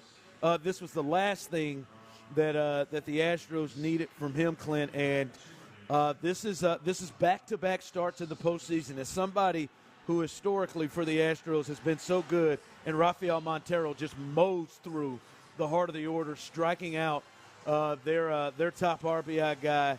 And here it is, Bregman, Tucker, and Alvarez, who already has a home run. You feel like this is a big inning for the Astros to try to tack something on here. And these guys got to get going, man. They got to match. They can do exactly what the Rangers did as well. But Framber is right now the story of the game for the Astros, Clint. And you wondered how things would go if he had some adversity early, and he got adversity early, Clint, and it went that he couldn't get through 3 innings. Yeah, I mean, it wasn't the adversity that I expected. I expected more of getting squeezed by the umpire, so he loses his cool and gives up a couple of runs, or walks a guy that he shouldn't, loses his command, kind of deal. I didn't think they'd go out there and get beat around the park to the tune of 5 runs, 4 earned, and I didn't expect him to go out there and make a bonehead error that cost him runs and cost him outs as well. So a little different frustration from Framber than I expected, but nonetheless it was a terrible outing. So. It couldn't be any worse. We talked about it, man. I mean, yesterday the lineup that in my opinion makes you the favorite to win the World Series right now, they go absolutely stone cold and produce nothing. Yesterday in the first game, you lose 2-0, and now you come out here and your young gun who you expected to be the ace this year and moving forward. Hell, we were talking about ace money and paying him big money, and at one point he was voted the top pitcher in the AL kind of deal during the regular season, and he goes out there and messes the bed. And so it couldn't be a worse start for the Astros in this ALCS. That's for damn sure. Yeah. This is going to be one to come back, right? This feels like an inning. If they could just put something up, yeah, you know what I mean. Right, get this thing up, 1 or 2 runs. They get this 1 or 2 runs where they just start every time somebody gets on, you bring the tying run to the plate. That is a big one. That would be big. So these guys got to hit. Alvarez has already shown, and Clint, like they're going to be careful with him. Anybody gets on, like that's a big. If somebody can get on base, they're going to be extremely careful with Yordan Alvarez, which means they probably are going to put him on in some form or fashion. And now Abreu and Brantley have shots to. That's the power of Yordan right now. He's already scared the hell out of him and hit a home run, and they're not going to. Bruce Bochy's not going to let him beat him. But if there's somebody on, that means they're more apt to put him on, and you got a chance to give yourself. I mean, you get 2 runners on, you got a chance. With Abreu or Brantley, you got a chance to throw up something here. Yep. So, and you want to get to that bullpen. So this is not over. It is not over at all. Nathan Uvalde is going to be aggressive, and that means the Astros needed to start putting some good swings. They've hit the ball hard a few times, and they've hit it to two guys, which has been a difference in this game from the Rangers, who have hit some grounders that just seem to be out of the reach of guys. Well, they're going. Here's the deal. They're going to have to get to him in a big way. He's thrown 36 pitches, I think, if my eyes aren't failing me. 36 pitches through 3 innings. I mean, this is a guy that's rocking and rolling. I mean, the bullpen has been the biggest problem for the Rangers. And last night, Montgomery rocks and rolls deep enough to make it a non-factor. And now Eovaldi appears to be doing the same here in this game 2. The Astros are going to have to knock him off the mound. He's not going to leave because of pitch count. Yeah. All right, Astros trail 5-1. We'll be watching it as sure as you will. Be talking about that tomorrow. Coming up behind us, the Texans Coaches Show with DeMeco Ryans. He'll talk about that big win they had yesterday to get to 3-3. For everybody that helped us out here, Matt, our engineer, Chris back at the spot, Tyler out here, Clint, great job, everybody who was here. I am Ron Hughley, as always, Houston. We love you, baby. Come on, Stroud. Seemed impossible to face. It's a Reaction Monday, brought to you by Shoppers John Deere. We're breaking down yesterday's win over New Orleans on Houston Sports Leader. The best reactions, opinions, and